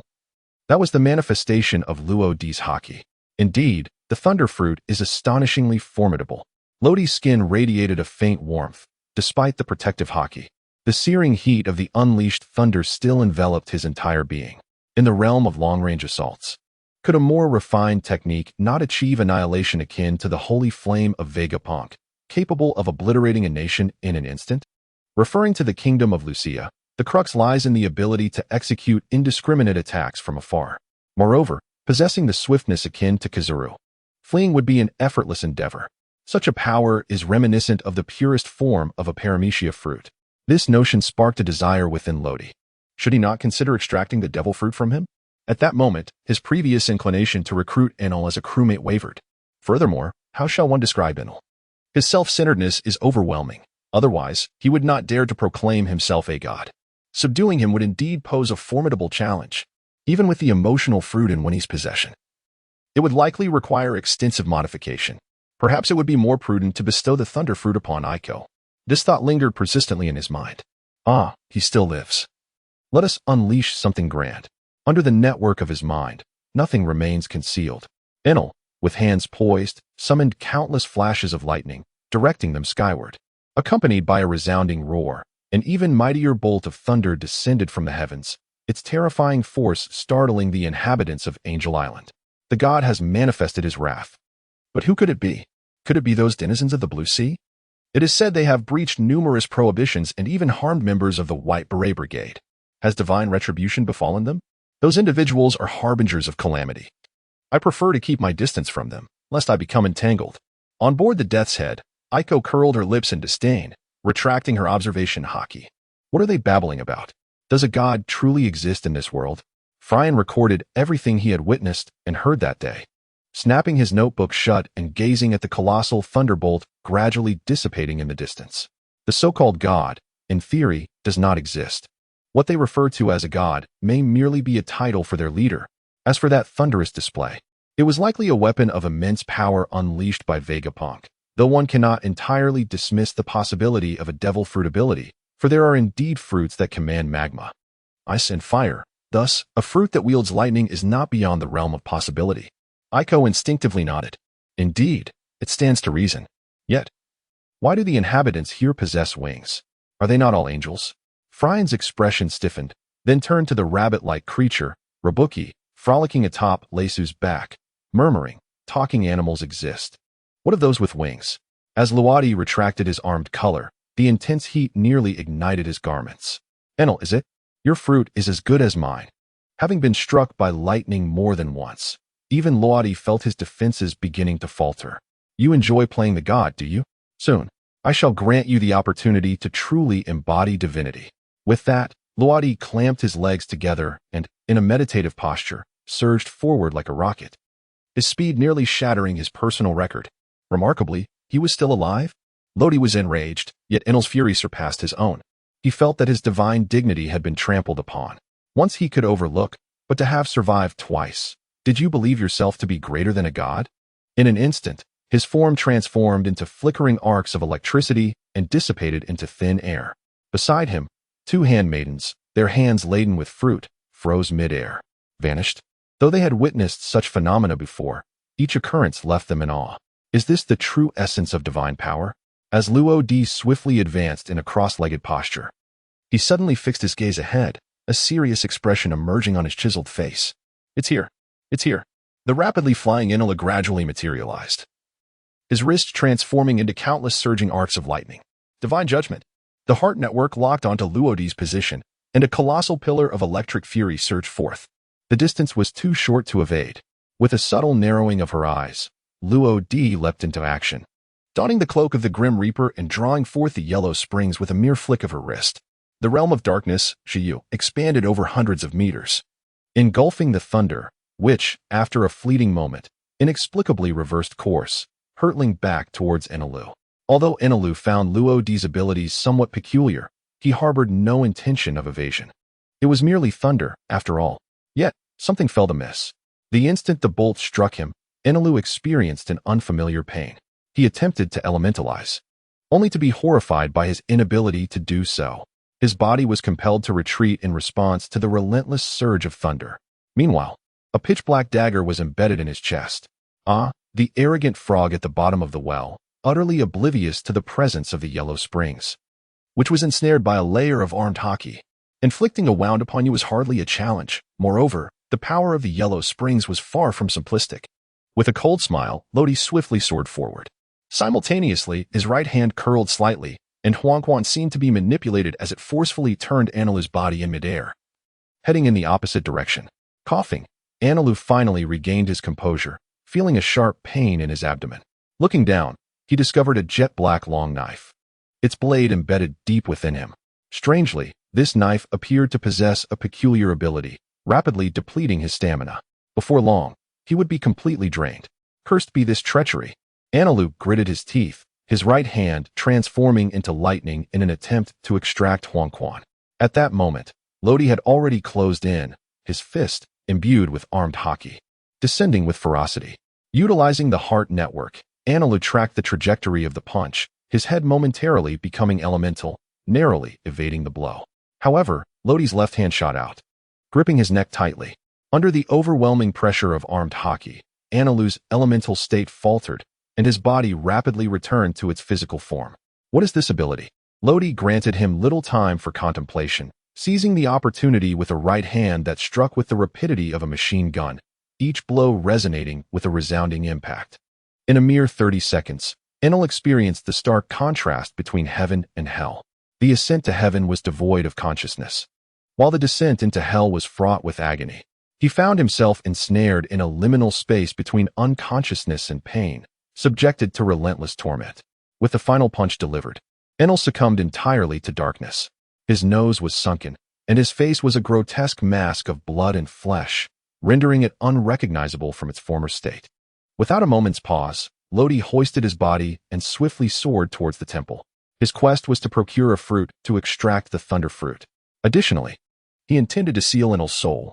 Enel was a practitioner of the mind network, commonly referred to as Kinbunchika Haki. Furthermore, the 4 priests under his command were also adept in this art. Did this imply that Enel possessed a method for cultivating the mind network? In the world of pirates, Haki is categorized into 3 types: Kinbunchaku, Busashoku, and Haushaku. Aside from Haushaku and the advanced Kinbunchaku that enables foresight, ordinary individuals can attain such powers through diligent training. If Enel indeed held the secrets to this cultivation, once Lodi's fruit fully awakened and he could manipulate Enel's soul, he could extract the training methods for the members of the Grim Reaper pirates to enhance their skills. This would significantly bolster the overall strength of the crew. Naturally, as a precaution, Lodi planned to seal the souls of the 4 priests as well. What if they were the true bearers of the cultivation method? Laudika would not overlook any possibility. On that day, an unexpected guest arrived at the temple. Common folk, halt. Is there a divine oracle? Suddenly, a voice exclaimed, "Look, is that a deity upon his shoulder? How could it be? How could a god appear in such a form?" The figure and attire were unmistakably divine. And that golden weapon, was it not also a mark of divinity? The dozen or so divine soldiers stationed at the temple's entrance turned in unison to gaze at the recently arrived figure in black robes and the familiar silhouette upon his shoulder. Though the face remained obscured, their attire instinctively reminded them of Enel. "Bah, what is all that commotion outside?" A voice, somewhat heavy in tone, resonated, followed by the gradual opening of the grand doors, revealing a corpulent and imposing figure stepping forth. Commander of the divine soldiers, Daxian. Lodi surveyed him up and down, her vacant left hand idly stroking her chin as she murmured, "He truly resembles a ball." Indeed, the resemblance was striking. A dozen elite soldiers simultaneously turned their gazes toward the towering mountain. As this thought crossed their minds, they were suddenly frozen in place, beads of cold sweat forming on their foreheads. The wrath of the mountain's guardian would spell disaster. They had no desire to become collateral damage. As anticipated, the scene unfolded exactly as they feared. The guardian's eyes turned a ghastly white, veins bulging on his forehead, and the atmospheric pressure around him plummeted. "What did you say? Ball, you seek death." With that, he planted his hands on the ground, his rotund form executing a series of agile flips until he was near Lodi. Soaring to a height of 4 to 5 meters, his shoulder strap fully unfastened. Suspended from it were 10 blades of slashing power. With a mighty descent, the blades unleashed a torrent of formidable invisible shockwaves. Slashing? Allow me to demonstrate what true slashing entails. As Luodi's gaze sharpened, his left hand swiftly drew forth the yellow spring. In the next moment, a black beam, spanning dozens of meters, swiftly sliced through the air, completely engulfing the strike unleashed by the impact shell. With a resounding thud, the mountain was bisected midair, its body propelled forward solely by inertia. Behind it, the divine soldiers, standing in formation, had all collapsed, blood gushing from their wounds. "Ah, it seems my left hand is indeed not as adept as my right." With a sigh, Luo shouldered Enel and began to make his way slowly toward the inner sanctum. Peering inside, he noticed that apart from a few ineffectual clerical staff and maidens, there were no other divine officials or soldiers to be seen. As for this group of inept warriors, before Lord Lodi could take action, they surrendered of their own accord, bearing the weight of Ainalu and the blade of the god general. To persist in such a manner would be akin to seeking death with a lantern in hand. How could the divine allow this? That agonizing scream moments ago surely foretells the misfortune that has befallen the esteemed god general. Who, pray tell, is this individual? Their attire bears resemblance to that of someone from Qinghai. It is over, Undoubtedly, they have come to annihilate the kingdom of the gods. Kneeling in a circle, the civil officials whispered among themselves, their hearts heavy with fear, worry, confusion, and the dread of the unknown permeating the air. A sense of despair gradually enveloped the atmosphere. However, having just procured some fruit, Lodi paid them no heed and instead turned resolutely towards the inner sanctum of the temple. It was time to extract the devil fruit. As seconds ticked away, what transpired within remained a mystery. Just as the civil officials in the temple square felt the urge to flee, a cataclysmic event unfolded within the temple. With a thunderous roar, a massive shadow cloaked in black surged upwards, tearing a gaping hole in the temple's roof. Debris scattering in all directions. A scythe, imbued with the essence of death, suddenly descended, black lightning seeming capable of shattering the heavens. Followed by a familiar scream echoing through the skies, rapidly spreading from the summit of the colossal vine, even reaching Angel Island. The soul seal and the devil fruit were within grasp. On Angel Island, aboard the Grim Reaper, Smanton gazed towards the temple, his brow furrowed in contemplation. That oppressive aura feels so familiar. Lafayette set down his cup, a glimmer of excitement igniting in his eyes, unable to conceal his enthusiasm. Captain Lodi has indeed made his ascent. Smanton adjusted his glasses. Shall we go and investigate? The captain may have orchestrated yet another significant event unbeknownst to us. Smanton chuckled lightly. Need we even mention it? However, should we involve them? Smanton's gaze shifted to the swift figures racing across the sea, and after a moment, he remarked with a smile, they have likely noticed without our prompting. On the sea, the speeding figures gradually came to a halt. Buzzing, Aiko controlled the winged feather beneath her feet. Raising her gaze towards the direction of the god island, Appiato. It is Brother Lodi.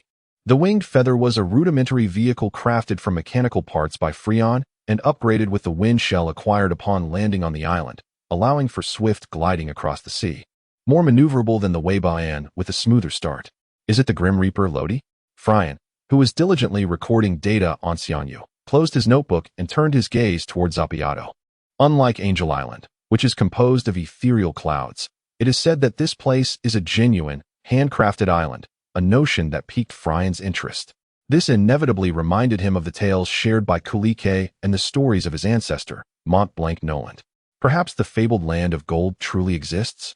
At that moment, if not for Winnie's restraint, the exuberant rabbit, Tookie, might have leapt into the water. Is it truly Captain Lodi? This rabbit has missed him dearly. Let us set sail at once. With a low hum, the three vessels of Xianyu gradually set forth, their speed increasing, splashing waves behind them. Meanwhile, aboard the ship, the Grim Reaper, Smanton and Lafayette found themselves entangled in yet another predicament regarding who would guard the ship. Simultaneously, in the gathering place of the Sandia people at Union Village, Base's belongings spilled from his satchel. Little Aisha lay on the ground, her face pale, beads of sweat forming on her forehead due to pain. At that moment, Raki, who had come searching for her, entered the room and immediately sensed Aisha's distress. Rushing over, she helped her up, placing a hand on her forehead. Her face etched with concern. Aisha, what is wrong? Are you unwell? Little Aisha cradled her head, her expression one of discomfort, murmuring intermittently, so many voices have vanished. The priest, the captain of the divine warriors, even. Enel. For a full 20 minutes, the voice of a priest first faded away. Of course, disappearance does not equate to death. Next was Enel, followed by the captain of the divine warriors and several others. Finally, Enel emitted a chilling scream, abruptly silencing thereafter. All of this seemed to serve as a harbinger for Aisha, suggesting that Enel had encountered misfortune and that monumental changes had unfolded on the island of gods.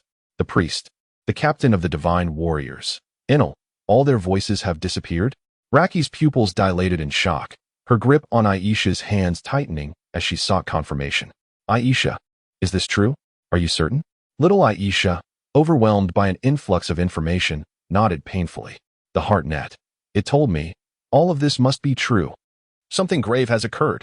Raki pondered whether to inform Weber of the situation. If she did, Weber would undoubtedly rally the Sandia warriors to investigate, perhaps even. I heard everything. The curtain slowly parted, and against the light emerged a tall, robust figure, adorned with peculiar tattoos on his left eye and chest, his demeanor rather fierce. He was Weber, the captain of the Sandia guerrillas, regarded as the foremost warrior of the present day. Upon turning to face him, Raki's expression shifted subtly. Yet she eventually nodded in affirmation. The Sandia people were about to take action. Above the floating isle lies a secluded and diminutive island, adorned with a rare patch of verdant land, where immature pumpkins dangle from their vines. Gonfor set down his cup and slowly exited the chamber, exhaling a long sigh after a considerable pause. It appeared that the island of the gods was undergoing a peculiar transformation. Outsiders had ventured within its bounds. Should he embark on a journey there? After much contemplation, Gonfor donned his armor, grasped his spear, and mounted a speckled, dragon fruit-colored Pegasus. Pierre, let us depart. The oddly shaped Pegasus let out a cry, its wings unfurling as it vanished into the clouds. The inhabitants of Angel Island were ensnared in an abyss of anxiety. Was this the wrath of the divine? What course of action should they take? The future loomed uncertain. Someone approached Captain McKinley of the White Beret Brigade. Captain McKinley, what has transpired on the island of the gods? Could you shed some light? McKinley reclined on his bed, his legs ensnared in bandages, an injury inflicted by Smanton. His pallor was evident, and a flicker of panic crossed his eyes. Truth be told, he was unaware of the details. But one thing was certain, those accursed Qinghai people had instigated some mischief. The gods were angry. He discreetly signaled the 2 members of the White Beret Brigade, who promptly escorted the inquiring denizen of the floating isle away. At that moment, he craved tranquility, though he longed to divulge to his compatriot what had transpired. Yet, some matters were best left unspoken, especially those concerning the divine. The uproar stemming from the temple was unprecedented. Priests, divine warriors, and vice commanders scattered across the island of the gods hastened towards the temple. Along the way, upon witnessing the disheveled state of the celestial knight Shura, the enigmatic Shadeli wore a distinctive grin. Roar, roar, Shura, you look utterly pathetic. How amusing. Shura tightened his grip on the flat spear of fire, glaring fiercely at him, and retorted, silence. That damned invader shall not escape my wrath. Under ordinary circumstances, he would have engaged in a brawl with the enigmatic Shadeli. However, in his current predicament, with his weapon destroyed and steed lost, what means did he possess to fight? Moreover, he was presently seated upon Shadeli's wondrous cloud. A buzzing sound signaled an approaching entity. Upon hearing the flapping wings behind them, Shadeli and Shura exchanged a glance. Their instincts flared, and they reacted almost in unison. Shura abruptly turned, thrusting his flat spear of fire with swiftness, while Shadeli swiftly rotated his round form, unleashing a palm strike imbued with the force of a shockwave. A large bird? A massive golden eagle suddenly swooped down upon them, its claws, imbued with the formidable hockey of armament, grasping the fire spear and a palm with ferocity. Indeed, the assailant was Smanton, whose unparalleled gambling prowess had granted him the privilege to disembark, with the ship's guardian now replaced by Lafitte. In an instant, the outcome was unmistakable. How could this be? Exclaimed Ashura and Shadley, their hearts pounding in astonishment. The fire spear was effortlessly shattered, rendered nearly useless. Simultaneously, Shadley's palm, along with the impact shell nestled within his glove, was pierced, the eagle's talon embedding itself deep into his hand. The shockwave released by the impact shell astonishingly failed to materialize. Ah, my claws feel a bit numb, yet the power of the attack is commendable. Without the armament hockey, I would undoubtedly have sustained some injury. Smanton mused internally, while his enormous wings flapped rapidly, launching over 20 feathers, cloaked in hockey, that shot forth like arrows.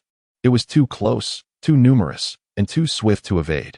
Ashura and Shadley turned pale, as a torrential downpour of feathers descended upon them.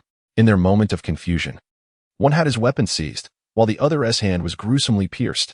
Their bodies were unable to react, restricted by the relentless assault. How could they possibly evade? After 2 anguished cries, the colossal south-south seen bird in the forest was startled into flight, and the wolf pack, sensing prey, hastily approached. It must be said, the heartstring was indeed formidable, capable of sensing the trajectory of every feather, but if the body could not keep pace with perception, then all was in vain. Therefore, the strength of the body remained paramount. Was he truly going to eliminate them all? Just as Smanton pondered his next course of action, a shadow clad in a black robe descended from the sky. Lo, Captain Latte. Meanwhile, on another part of the island, Iko, Tuki, Winnie, Fryan, and Rezu had arrived at the island of the gods, when a sudden commotion echoed behind them. Someone was approaching. Iko placed a finger to her lips, signaling silence. The others understood immediately and fell silent. Tap tap. Was that a cloud? No, it was a cloud road crafted from cloud shells. They had achieved such a remarkable feat. Looking up, They beheld a series of long white paths unfurling in the sky, where a group of Sandians swiftly glided on skateboards or roller shoes powered by wind shells. Certainly, for them, cloud shells were equally applicable in combat, but this required exceptional skill to wield effectively. Once all the Sandians had departed, Aiko furrowed her brow. Young master, there is more to this chapter.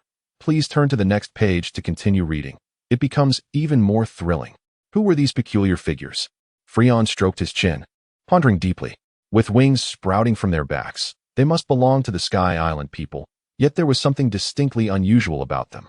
Rabbit Base excitedly lifted Lesu and suggested, "Why don't we follow them? Perhaps we might encounter Captain Lodi." Aiko then turned her gaze towards Winnie, seemingly seeking her guidance on their next course of action. After a moment of silence, Winnie nodded. The emotions of those individuals were palpable, excitement mingled with a suppressed hatred, and the weapons they wielded hinted at a quest for vengeance. It was evident that the likelihood of encountering Captain Lodi was rather slim. Pausing briefly, she glanced at her companions and continued, "Of course, we cannot entirely dismiss the possibility. Then let us proceed." They agreed in unison and followed suit. Upon catching up, they discovered that the group of Sandia people appeared to be in a standoff with someone. A tense atmosphere enveloped the two factions. Gadazome. Who would have thought we would encounter two priests simultaneously? It seems Enel is indeed in trouble, and with so many divine soldiers following. This place must be a gathering of much of the temple's might. Weibo silently assessed the priests and divine soldiers opposite him. A resolve formed within him. They could not be allowed to escape. He readied the burning cannon, raising the barrel and swiftly pulling the trigger. Boom. The natural gas stored within erupted instantaneously, unleashing a colossal beam of light akin to a laser, moving at an astonishing speed, nearly impossible to evade. The penetrating attack was terrifying. When the light dissipated, a significant portion of the divine soldiers had been obliterated. Ohm, with his right hand poised in a fist, transformed the shield crafted from iron clouds into a long blade. Clinging to the iron clouds, he stood as the only remaining priest. Why must humanity engage in such futile conflicts? It would have sufficed to do nothing from the very beginning. Ohm lamented, pressing a hand to his forehead as tears streamed down the edges of his sunglasses. As he raised his hand, the iron clouds elongated, and the sharp blade, coupled with its peculiar assault style, swiftly claimed the lives of several Sandia people. "Allow me to rescue you. All it takes is death for once dead.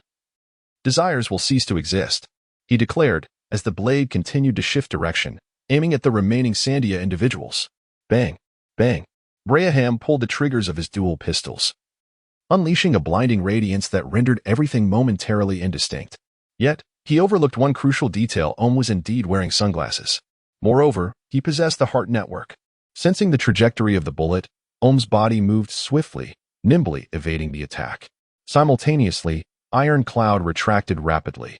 As his arm exerted force, it twisted and elongated, piercing towards Braham with remarkable speed, leaving no time for evasion. Suddenly, Jet Treasure fired, unleashing a formidable iron cannonball, crafted from metal and exhibiting astonishing power. Yet, when Iron Cloud was struck, it merely faltered momentarily before deflecting the projectile and continuing its advance. This brief interruption afforded Braham a moment's respite. With a flick of his right hand, he unleashed a cloud path from Yunbei, gliding effortlessly on his skate shoes. His body traced a complete turn through the air, simultaneously releasing several bullets. Why persist in futile struggles? Ohm felt a surge of anger. He stepped forward, brushing past the bullets with ease. Iron Whip. Iron Cloud transformed into a slender whip, and with a flick of his wrist, Braham, still suspended in midair, found himself ensnared. In that moment of horror, he realized the whip was morphing into a sharp blade. With one more forceful tug, he would be cleaved into pieces. In the blink of an eye, Weeb reached his limit, propelled by the wind beneath his skate shoes, swiftly closing the gap. He struck out with his right hand. The repulsion shell. Its power surpassed that of the impact shell tenfold, but it exacted a tremendous toll on the user's body. Failure to meet the physical demands could lead to shattering consequences. Even Weeb could only manage to use it twice. Years of rigorous training endowed Weeb with incredible speed, like thunder itself. Despite Ohm's enhancements, he could only retreat a short distance. However, the repulsion shell was not a mere close-range attack. Even from a distance, its tremendous force could shatter bones. The impact was immense, propelling Ohm backward with such velocity that Iron Cloud slipped from his grasp. Braham took the opportunity to break free, though his waist bore fresh, bloodied gashes. Gasping for breath, Weeb trembled, his right hand shaking from the excruciating pain that furrowed his brow. He could still unleash one more. To be prudent, he resolved to save it for Enel. His current choice mirrored a decision made 2 years hence. At that moment, another priest, Gades, emerged from the remnants of Weeb's first cannonball. His peculiar spider-like hairstyle had been singed to a charred mess, and much of his clothing lay in tatters. His eyes, wide and searching, darted left and right. Where the hell is everyone? Show yourselves. A weary soldier called from behind. Lord Gades, your eyes, but before he could finish, Jet Treasure's iron cannonball silenced him. You handle this. I'm going to settle accounts with Enel. Among the 4 divine ministers, Gades is the most foolish. The remaining ones are competent enough to handle the situation. Weber made arrangements and cast aside Yunbei, preparing to head towards the temple. However, Kamachili halted him. Weber, it appears we are being followed. He had detected Aiko and her companions. Following Kamachili's pointed direction, Weber's gaze locked onto several pairs of eyes. Qinghai people. He said nothing. Yet the burning cannon in his hand had already fired. They had been discovered. Aiko swiftly drew her wind whisper and flying snow, instantly enveloping them in armed hockey. Just as she moved, a peculiar spotted horse descended from the sky. Stop. Gonful rode in on Pierre, arriving just in time to whisk Aiko and her companions away as Weber fired his cannon. Old man, why did you stop me? Aiko ultimately refrained from voicing the latter part of her question, silently sheathing her weapons. She sensed that the elder bore no ill intent. In fact, had he helped them? He was clearly from the Sky Island. Gonful, it's you again. Weber squinted, observing Gonful closely before letting out a cold snort after a moment. Humph. I have no time to play with you today. Once I deal with Eneru, you shall be next. With that, he activated the wind bell and stepped onto the cloud road to advance.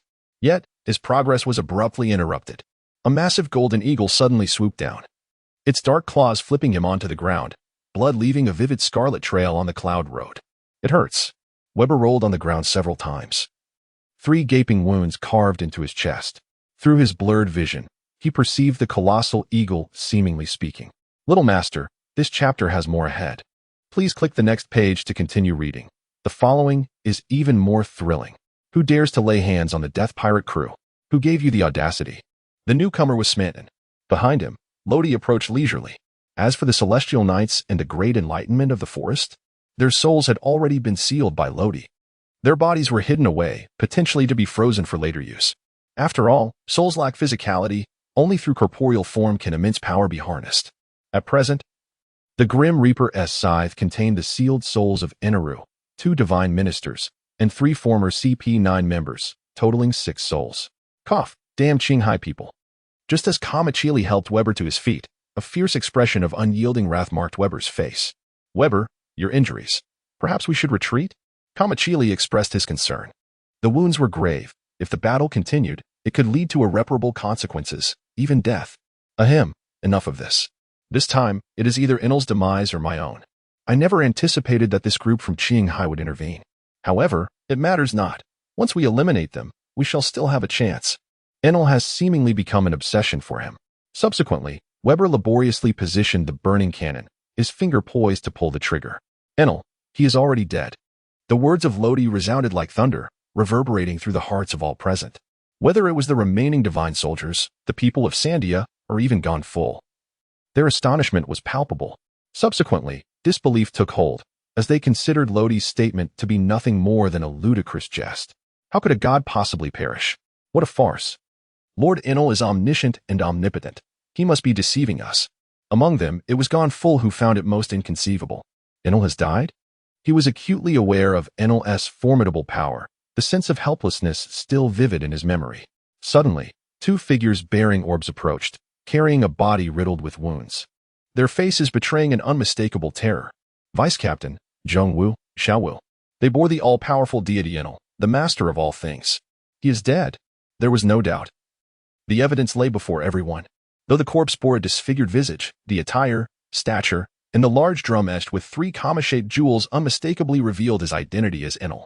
Gonful, in utter shock, found that the spear he had been gripping had slipped from his fingers and fallen to the ground. He is truly dead. Weber's gaze remained fixated on Enel's lifeless form, as if attempting to discern the identity of the one who had disguised him. while the burning cannon in his hand had already dropped to his feet. For years, Enel had dominated Appiato for 4 long years, and now he lay lifeless. The shock and numbness overwhelmed all else. His mind was a tumultuous haze, and his body had lost its command. The warriors of Sandia stood frozen, struggling to grasp the reality before them. The divine soldiers hung their heads in despair. With the death of their god, what path lay ahead for them?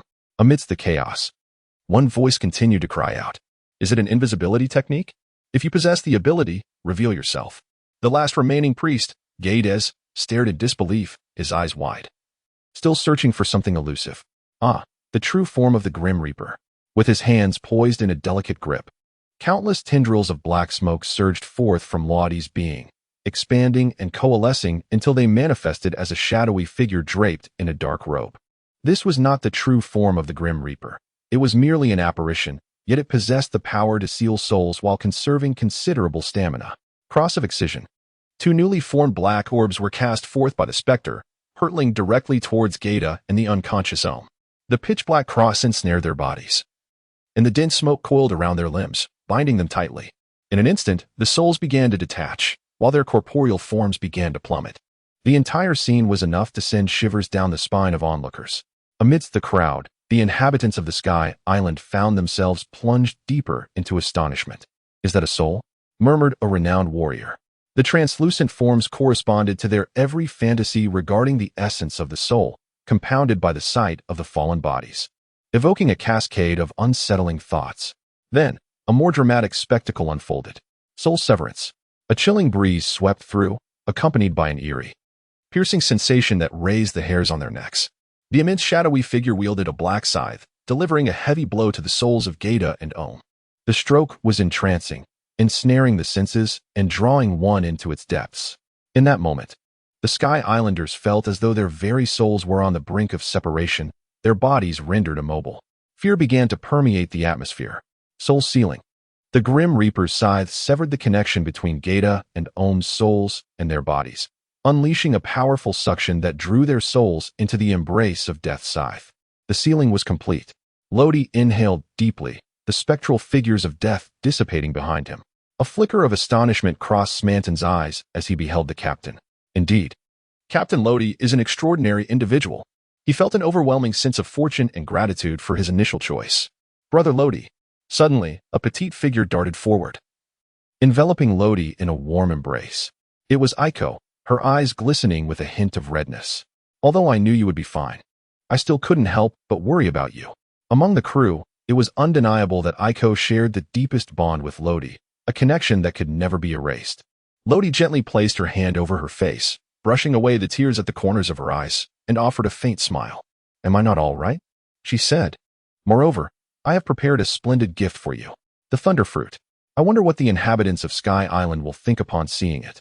Yet, regardless of their opinions, Lodi's determination is unyielding.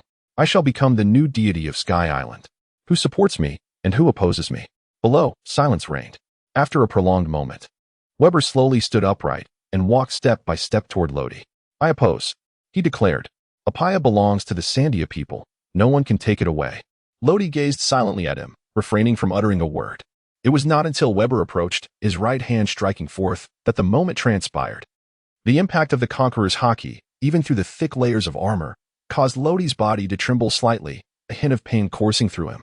With a final exertion of his strength, Weber fell heavily to the ground, the force of the blow shattering the last remaining bone within him, extinguishing his unrealistic hopes. 10 days later, resounding bells tolled magnificently, their sonorous chimes echoing far and wide.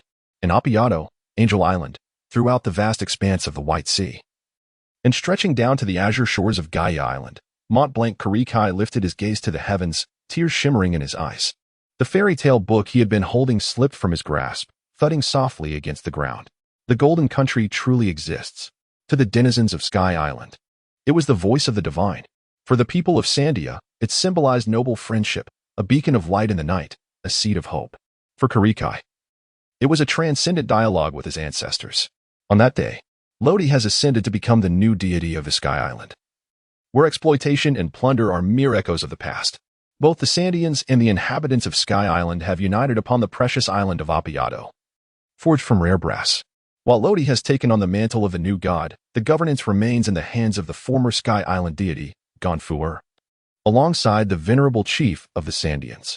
As for Weber, he has assumed the role of captain of the Sky Island Guard, with McKinley as his deputy. The golden bell has been placed within the ancient city of gold, Sandora, now shrouded beneath the clouds. Furthermore, Lodi has discovered a partially constructed Ark proverb, from which he meticulously removed all the gold. The divine crew tasked with its construction has been dismissed, for while it is indeed a magnificent vessel, it is excessively extravagant. To craft such a ship from gold is a folly. Should even a single piece be pilfered one day, lamentation would find no refuge. At Marine headquarters in Marineford, the inquiry from Sengoku met with a nod from Akiji, who did not refute the question of the absence of capture. Sengoku placed the documents aside. His eyes momentarily closed as he savored a piece of senbei. Do you have any leads on their whereabouts? Akiji presented a piece of intelligence, revealing their ascent to the Sky Island via alternative routes, along with intriguing rumors from Gaia Island and a whimsical fairy tale. Sengoku placed the intelligence on the table, refraining from immediate examination. Have you crossed blades with them? He queried. Indeed, their displayed prowess was commendable. However, regarding their full strength, that remains to be seen. As I only engaged in 2 exchanges, can you ascertain the nature of their fruit? They can soar through the skies, clad in a black cloak. Much like the information reported in the newspapers, the specifics of the fruit remain ambiguous, but they are adept with a blade, certainly a master swordsman.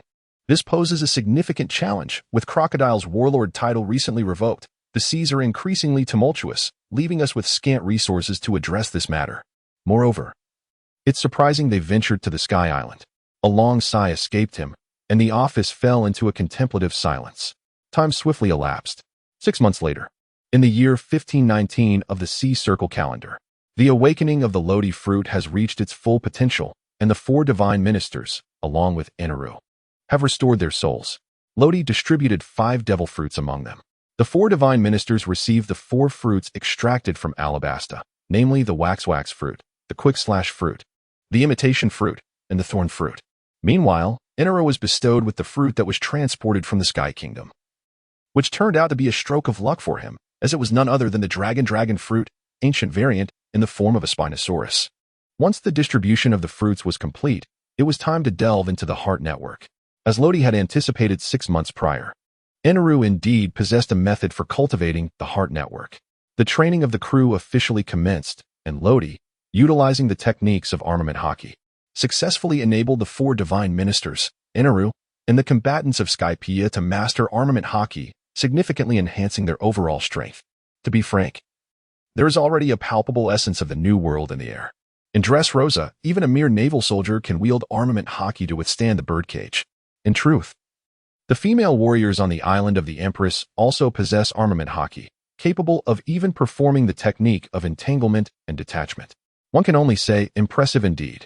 Now, the Guardians of Sky Island have also mastered the utilization of armament hockey, signifying their alignment with the currents of the times. Lastly, regarding the thunder fruit.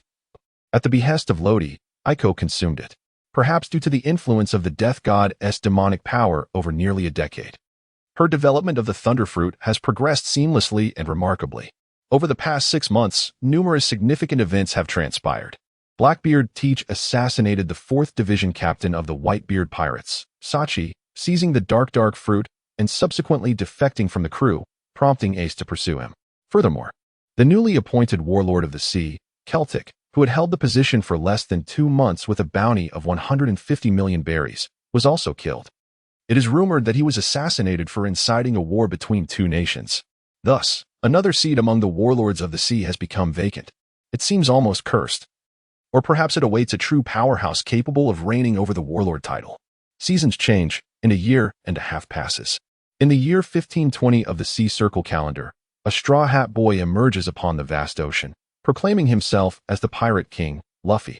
Under his leadership, the Straw Hat Pirates vanquished the East Blue tyrant, Arlong, earning an initial bounty of 30 million berries, which sent shockwaves throughout the East Blue.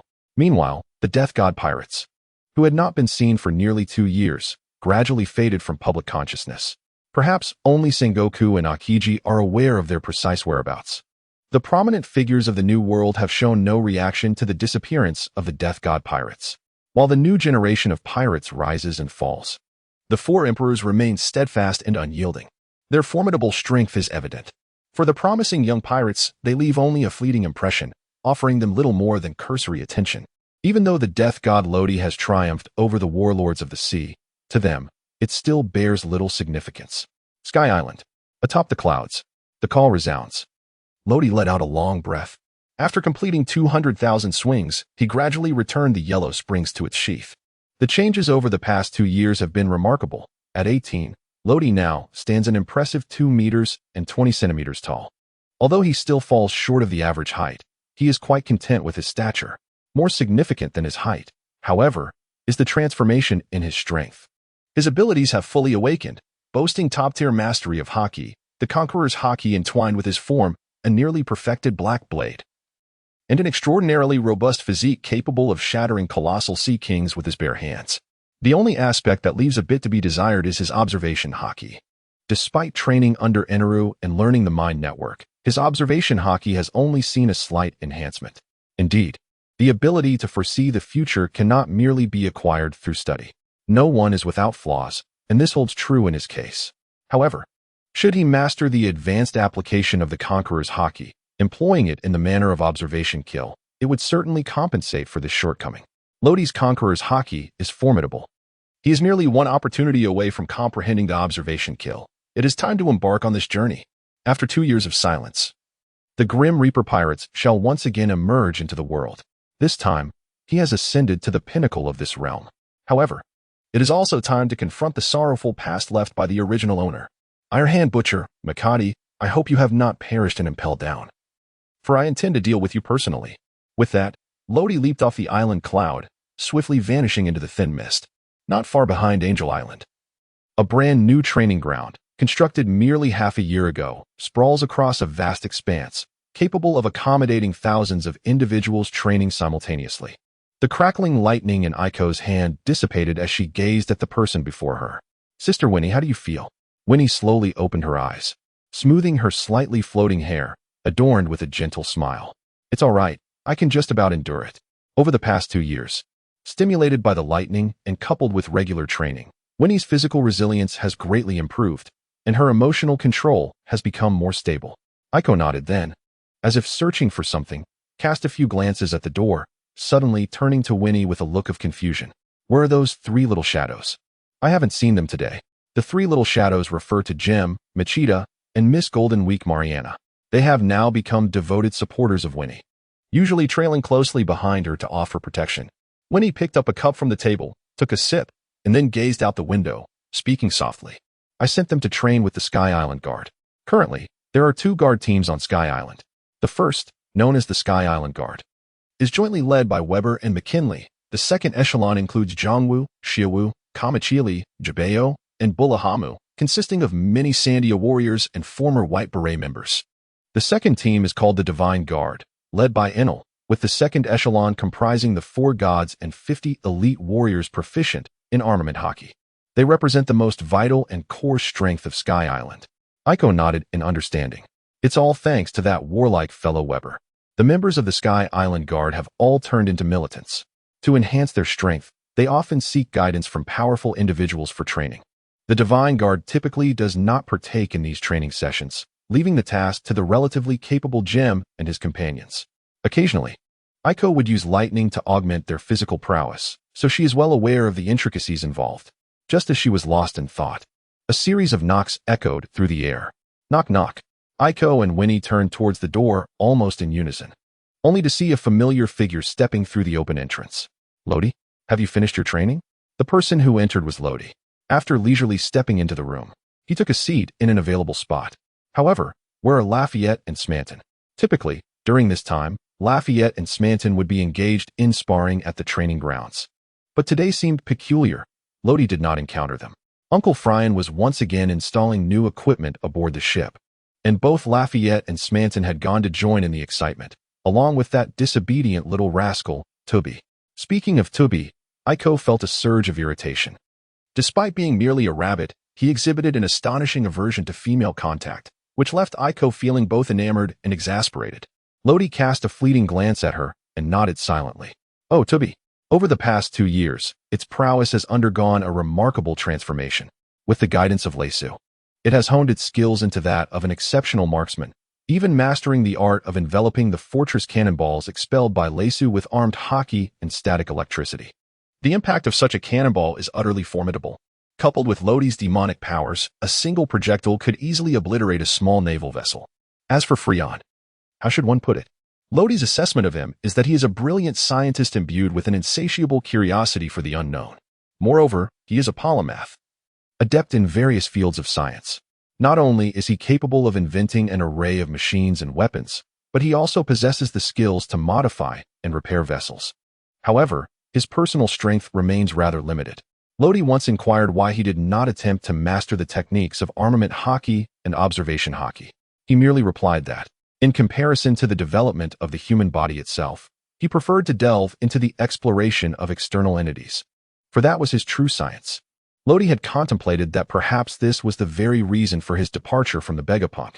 After all, Vegapunk had delved into the study of genetic factors and even the gigantification of the human body, which stood in stark contrast to Freon's ideology. Of course, Freon had not joined the Grim Reaper pirates, nor had Lodi compelled him to do so. Lodi understood that for those accustomed to freedom, imposition would only serve to exacerbate tensions between them. Yet, is freedom not a form of constraint in its own right? Remaining were the seasoned veterans, Smanton and Lafayette. Their prowess had evidently surged, bolstered by the thunderous body refinement. Their physiques had grown stronger, and they had also mastered the observation hockey. The sole regret was that the awakening of Zoan-type devil fruits was notoriously difficult, fraught with uncertainty and the risk of losing control, thus neither of their fruits had awakened. Nevertheless, their strength surpassed that of the Navy headquarters rear admirals, perhaps even nearing the ranks of prospective admirals. At this juncture, Lodi's gaze shifted towards Aiko. Indeed, having consumed the thunder fruit, mastered 2 types of hockey, and being a swordswoman of exceptional skill, Aiko's powers subtly aligned with that of the vice admirals. Who could have imagined she was once the weakest in the crew? He then turned his head to glance at Winnie. As for Winnie, her mastery of martial arts had reached a commendable level, while her peculiar ability rendered her nearly impossible to defend against. Should one's spirit falter even slightly, they would be instantaneously ensnared by her. Even Lodi, if not vigilant, could fall prey to her, albeit briefly, yet it was still a terrifying prospect. She could be deemed the most perilous and enigmatic presence in the Grim Reaper pirates, aside from Lodi himself. Coming back to his senses, Lodi looked at the two. "I shall go and check on them," he declared, rising slowly. However, as he approached the door, he added, "Do prepare.